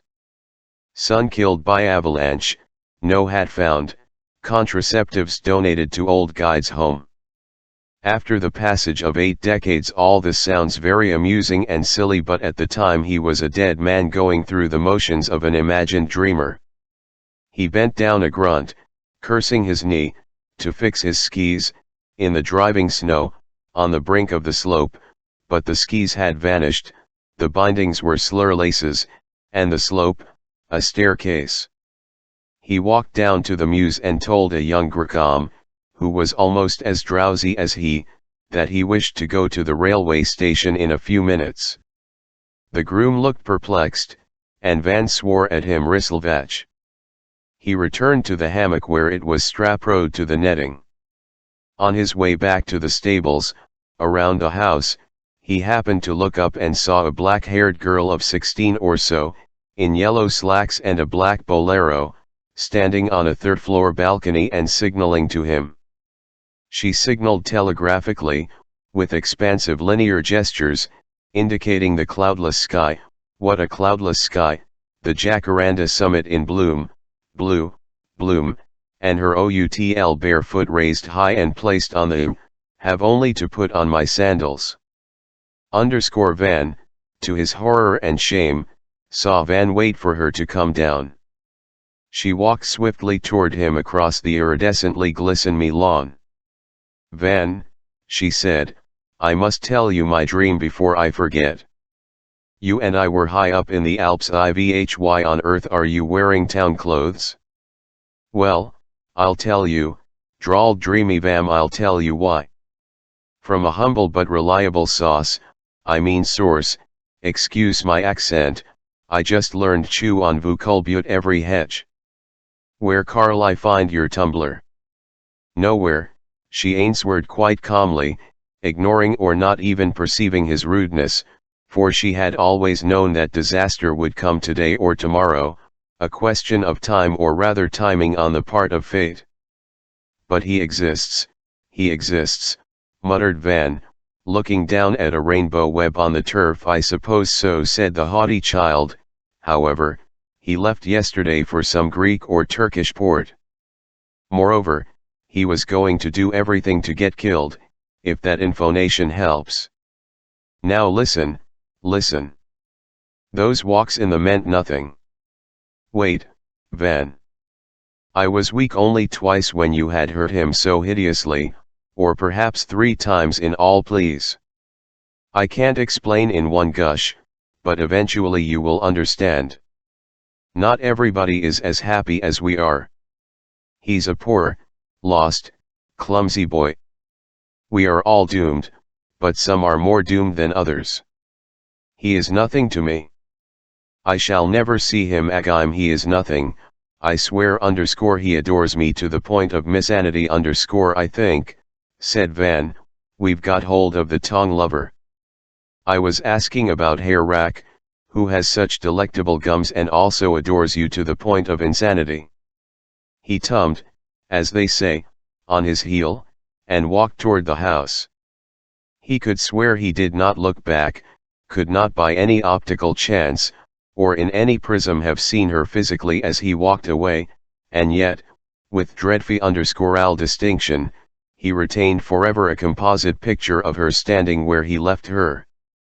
The picture which penetrated him, through an eye in the back of his head, through his vitreous spinal canal, and could never live do.n, never consisted of a selection and blend of such random images and expressions of hers that had affected him with a pang of intolerable remorse at various moments in the past. Tiffs between them had been very rare, very brief, but there had been enough of them to make up the enduring mosaic. There was the time she stood with her back against a tree trunk, facing a traitor's doom, the time he had refs to show her some silly chose snapshots of punt girls and had torn them up in fury and she had looked away knitting her brows and slitting her eyes at an invisible view in the window. Or that time she had hesitated, blinking, shaping a soundless word, him of a sudden revolt against her prudishness of speech, when he challenged her brusquely to find a rhyme to patio and she was not quite sure if he had in mind a certain foul word and if so what was its correct pronunciation. And whaps, worst of all, that time when she stood fiddling a bunch of ivoled flowers, a gentle half-smile hanging back quite neutrally in her eyes, her lips pursed, her head making imprecise little movements as if punctuating with self-directed secret decisions and silent clauses in some son of contract with herself, with him, with unknown parties hereinafter called comfortless, inutile, unjust, while he indulged in a brutal outburst triggered by her suggesting quite sweetly and casually, as she might suggest walking a little way on the edge of a bog to see if a certain orchid was out, that they visit the late Krolik's grave in a churchyard by which they were passing, and he had suddenly started to shout, "You know I abhor churchyards, I despise, I denounce death, dead bodies are burlesque, I refuse to stare at a stone under which a roly-poly old pole is rotting, let him feed his maggots in peace, the entomologies of death me cold, I detest, I despise too," he went on ranting. That way for a couple of minutes and then literally fell at her feet, kissing her feet, imploring her pardon, and for a little while longer she kept gazing at him pensively. Those were the fragments of the tessellation, and there were others, even more trivial, but in coming together the harmless parts made a lethal entity, and the girl in yellow slacks and black jacket, standing with her hands her back, slightly rocking her shoulders, leaning her back now closer now less closely against the tree. TMNK, and tossing her hair, a definite picture that he knew he had never seen in reality remained within him, more real than any actual memory. Mana, in kimono and curlers, stood sultated by servants before the porch, and Ivis asking questions that nobody seemed to answer. Van said, "I'm not eloping with your maid, Marina. It's an optical illusion. Her reasons for leaving you do not concern me. There's a bit of business I had been putting off like a but now must attend to before going to Paris. Ada is causing me a lot of orly," said Marina with a downcast frown and a Russian wobble of the cheeks. "Please come back as you can. You have such a influence upon her. Au revoir." "I'm very cross with everybody." Holding up her robe she ascended the Izerch steps. The tame silver dragon on her back had an anteater's tongue, according to her eldest daughter, a scientist. What did PC or mother know about PS and RS?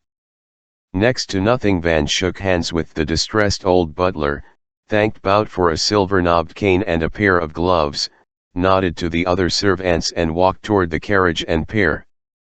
Blanche, standing by in a long grey skirt and straw hat, with her cheap valise painted mahogany red and secured with a criss-crossing cord, exactly like a young lady setting out to teach school in a Wild West movie.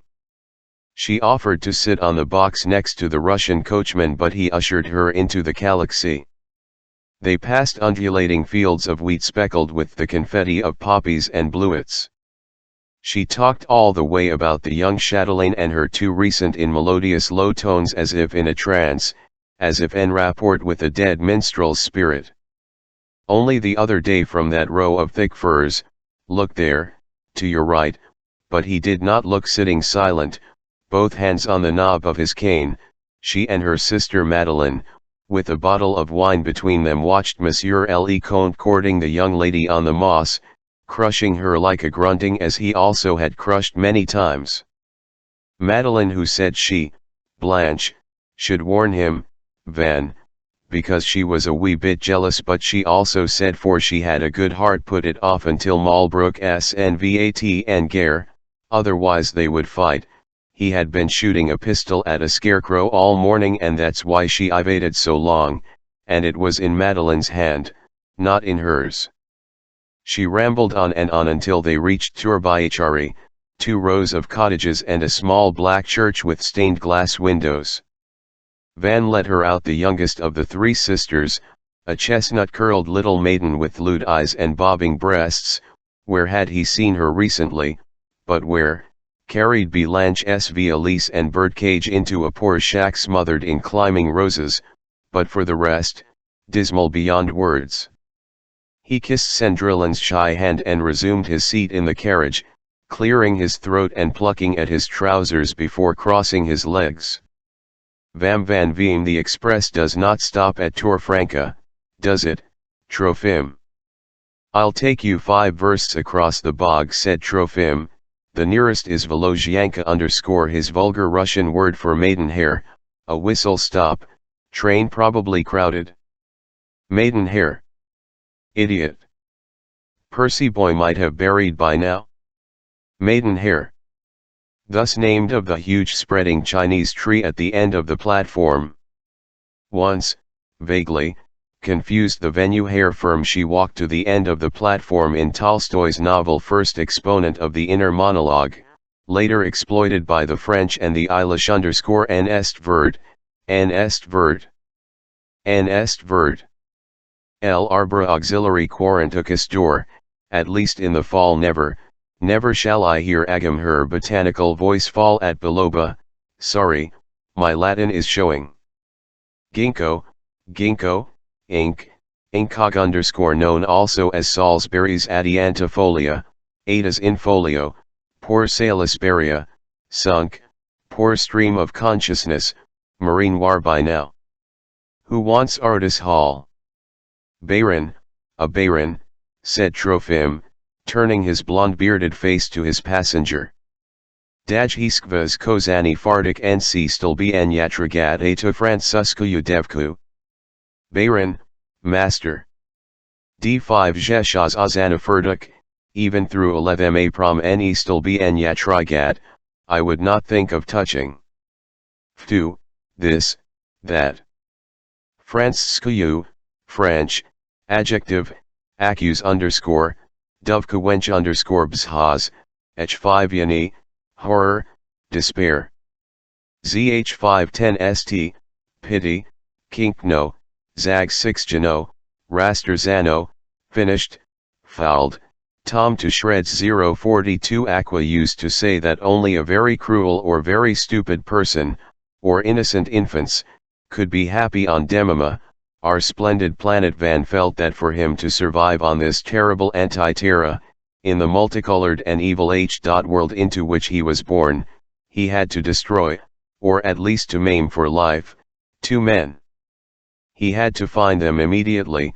Delay itself might impair his power of survival. The rapture of their destruction would not mend his heart, but would certainly rinse his brain. The 2 men were in 2 different spots, and neither spot represented an exact location, a definite street number, an identifiable billet. He hoped to punish them in an honorable way, if fate helped. He was not prepared for the comically exaggerated zeal fate was to display in leading him on and then muscling in to become an agent. First, he decided to go to Kalugano to settle accounts with Heldrak. Out of sheer misery he fell asleep in a comber of a compartment, full of alien legs and voices, in the crack express tearing non at 100 miles per hour _ he dozed till noon and got off at Lataga, where after an incalculably long wait he took another, even more jerky and crowded train. As he was pushing his unsteady way through one kafeter after another, cursing under his breath the window gazers who did not draw in their bottoms to let him pass, and hopelessly seeking a comfortable nook in one of the first-class cars consisting of 4-seat compartments, he saw Cordula and her mother facing each other on the window side. The 2 other places were by a stout, elderly gentleman in ATL old-fashioned brown wig with a middle parting and a bespectacled boy in a sailor suit sitting next to Cordula, who was in the act of offering him 1/2 of her chocolate bar. Van entered, moved by a sudden very bright thought, but Cordula's mother did not recognize him at once. and the flurry of reintroductions combined a lurch of the train caused Van to step on the prunella shot of the elderly passenger, who uttered a sharp cry and said, indistinctly but not impolitely, "Spare my gout, or take care or out, young man." "I do not like being addressed as young man," Van told the invalid in a completely uncalled for, brutal burst-off voice. "Has he huff you, Grandpa?" inquired the little boy. "He has," said Grandpa, "but I did not mean to offend anybody by my cry of anguish." "Hen anguish should civil," continued Van, while the better Van in him tugged at his sleeve, aghast and ashamed. "Cordula said the old actress, with the same apropos with which she once picked up and fondled a fireman's cat that had strayed into fast colors in the middle of her best speech, "Why don't you go with this angry young demon to the tea-car?" "I think I'll take my 39 Ivinks now. What's wrong?" asked Cordula as they settled down in the very roomy and rococo crumberter, as Kalugano College students used to call it in the 80s and 90s. "Everything," replied Van, "but what makes you ask?" "Well, we know Dr. Platonov slightly, and there was absolutely no reason for you to be so abominably rude to the dear old ma'am." "I apologize," said Van. "Let us order the traditional tem." "Another queer thing," said Cordula, "is that you actually noticed me today. 2 months ago you snubbed me. You had changed. You had grown lovely and languorous. You are even lovelier now. Cordula is no longer a verm. Tell me, do you happen to have Percy Dupre's address? I mean, we all know he's invading Tartary, but where could a letter reach him? I don't care to ask your Snoopy aunt to forward anything. I dare say the Frasers have it. I'll find out. But where is Van going? Where shall I find Van?" "At home, 5 Park Lane, in a day or two. Just now I'm going to Kalugano _ that's a gruesome place." "Girl. Man. Do you know Kalugano? Dentist. Best hotel? Concert hall? My cousin's music teacher." She shook her Sean curls. "No, she went there very seldom. Twice to a concert in a pine forest she had not been, or that Ada music lessons." "How was Ada?" "Lucette," he said, "Lucette takes or piano lessons." "Okay. Let's dismiss Kalugano _ these crumpets are very poor relatives of the chose ones." "You're right, Jai de Ennuyes. But you can make me forget them. Tell me something to distract me, though you distract me as it is, un petit topinambour, as the Teuton said in the story. Tell me your affairs of the heart." She was not a bright little girl, but she was a loquacious and really quite exciting little girl. He started to caress her under the table, but she gently removed his hand, whispering women's as whimsically as another girl had done in some other dream. He cleared his throat loudly and ordered half a bottle of cognac, having the waiter open it in his presence as Demon advised. She talked on, and he lost the thread of her discourse, or rather it got enmeshed in the rapid landscape, which his gaze followed over her shoulder, with a sudden ravine recording what Jack said when his IV phoned, or a lone tree in a clover field impersonating abandoned John, or a romantic stream running down a cliff and reflecting her brief bright affair with Marquis Quizquizina _ a pine forest fizzled out and factory chimneys replaced it. The train clattered past a roundhouse, and slowed down, groaning. A hideous station darkened the day. "Good Lord," cried Van, "that's my stop." He put money on the table, kissed Cordula's willing lips and made for the exit. Upon reaching the vestibule he glanced back at her with a wave of the glove he held and crashed into somebody who had stooped to pick up a bag. "On est pagui at a CE point," observed the latter, a burly military man with a reddish mustache and a staff captain's insignia. Van brushed past him, and when both had come down on the platform, Glove slappered him smartly across the face. The captain picked up his cap and lunged at the white-faced, black-haired young fop. Simultaneously Van felt somebody embrace him from behind in well-meant but unfair restraint. Not bothering to turn his head, he abolished the invisible busybody with a light piston blow delivered by the left elbow, while he sent the captain staggering back into his 01VN luggage with one crack of the right hand. By now free show amateurs had gathered around them, so, breaking their circle, Van took his man by the arm and marched him into the waiting room. A comically gloomy porter with a copiously bleeding nose came in after them, carrying the captain's 3 bags, one of them under his arm. Cubistic labels of remote and fabulous places color-blotted the newer of the valises. Visiting cards were exchanged. "Demon's son," grunted Captain Tapper, of Wild Violet Lodge, Colugano_Coffix, said Van. "I'll put up, I guess, at the Majestic. If not, a note will be left for your second or seconds." "You'll have to get me one. I can't very well ask the concierge to do it." Ivy High 1E. Speaking thus, Van chose a $20 piece from a palmful of gold, and gave it with a grin to the damaged old porter. "Yellow cotton," Van added, "up each nostril. Sorry, chum."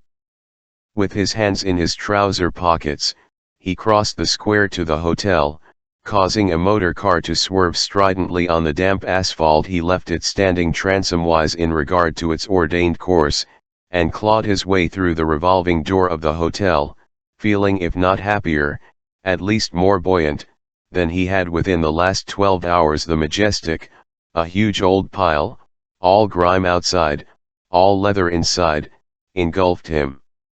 He asked for a room with a bath, was told all were booked by a convention of contractors, tipped the desk clerk in the invincible Veen manner, and got a passable suite of 3 rooms with a mahogany-paneled bathtub, an ancient rocking chair, a mechanical piano and a purple canopy over a double bed.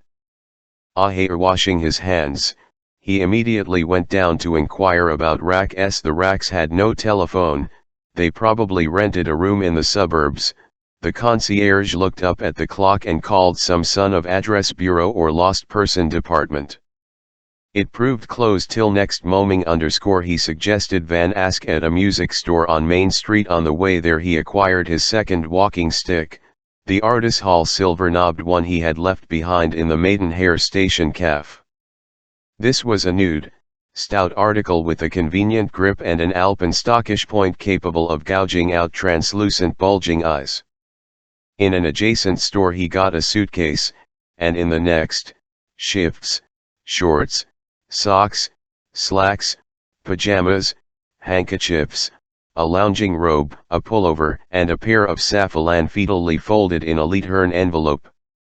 His purchases were put into the suitcase and sent at once to the hotel. He was about to enter the music shop when he remembered with a start that he had not left any message for Tapper's seconds, so he retraced his steps. He found them sitting in the lounge and requested them to settle matters rapidly. He had more important business than that. "Ne grubit secondantum, never be rude to seconds," said Demon's voice in his mind. Amvin Bertfoot, a lieutenant in the guards, was blond and flabby, moist pink lips and a foot-long cigarette holder. Johnny Rafin, ESQ, was small, dark and dapper and wore blue suede shoes with a dreadful tan suit. Bertfoot disappeared, leaving Van to work out details with Johnny, who, though loyally eager to assist Van, could not conceal that his help belonged to Van's adversary. The captain was a first-rate shot, Johnny said, and member of the Dury Country Club. Bloodthirsty brutishness did not come with his Britishness, but his military and academic standing demanded he defend his honor. He was an expert on maps, horses, horticulture. He was a wealthy landlord.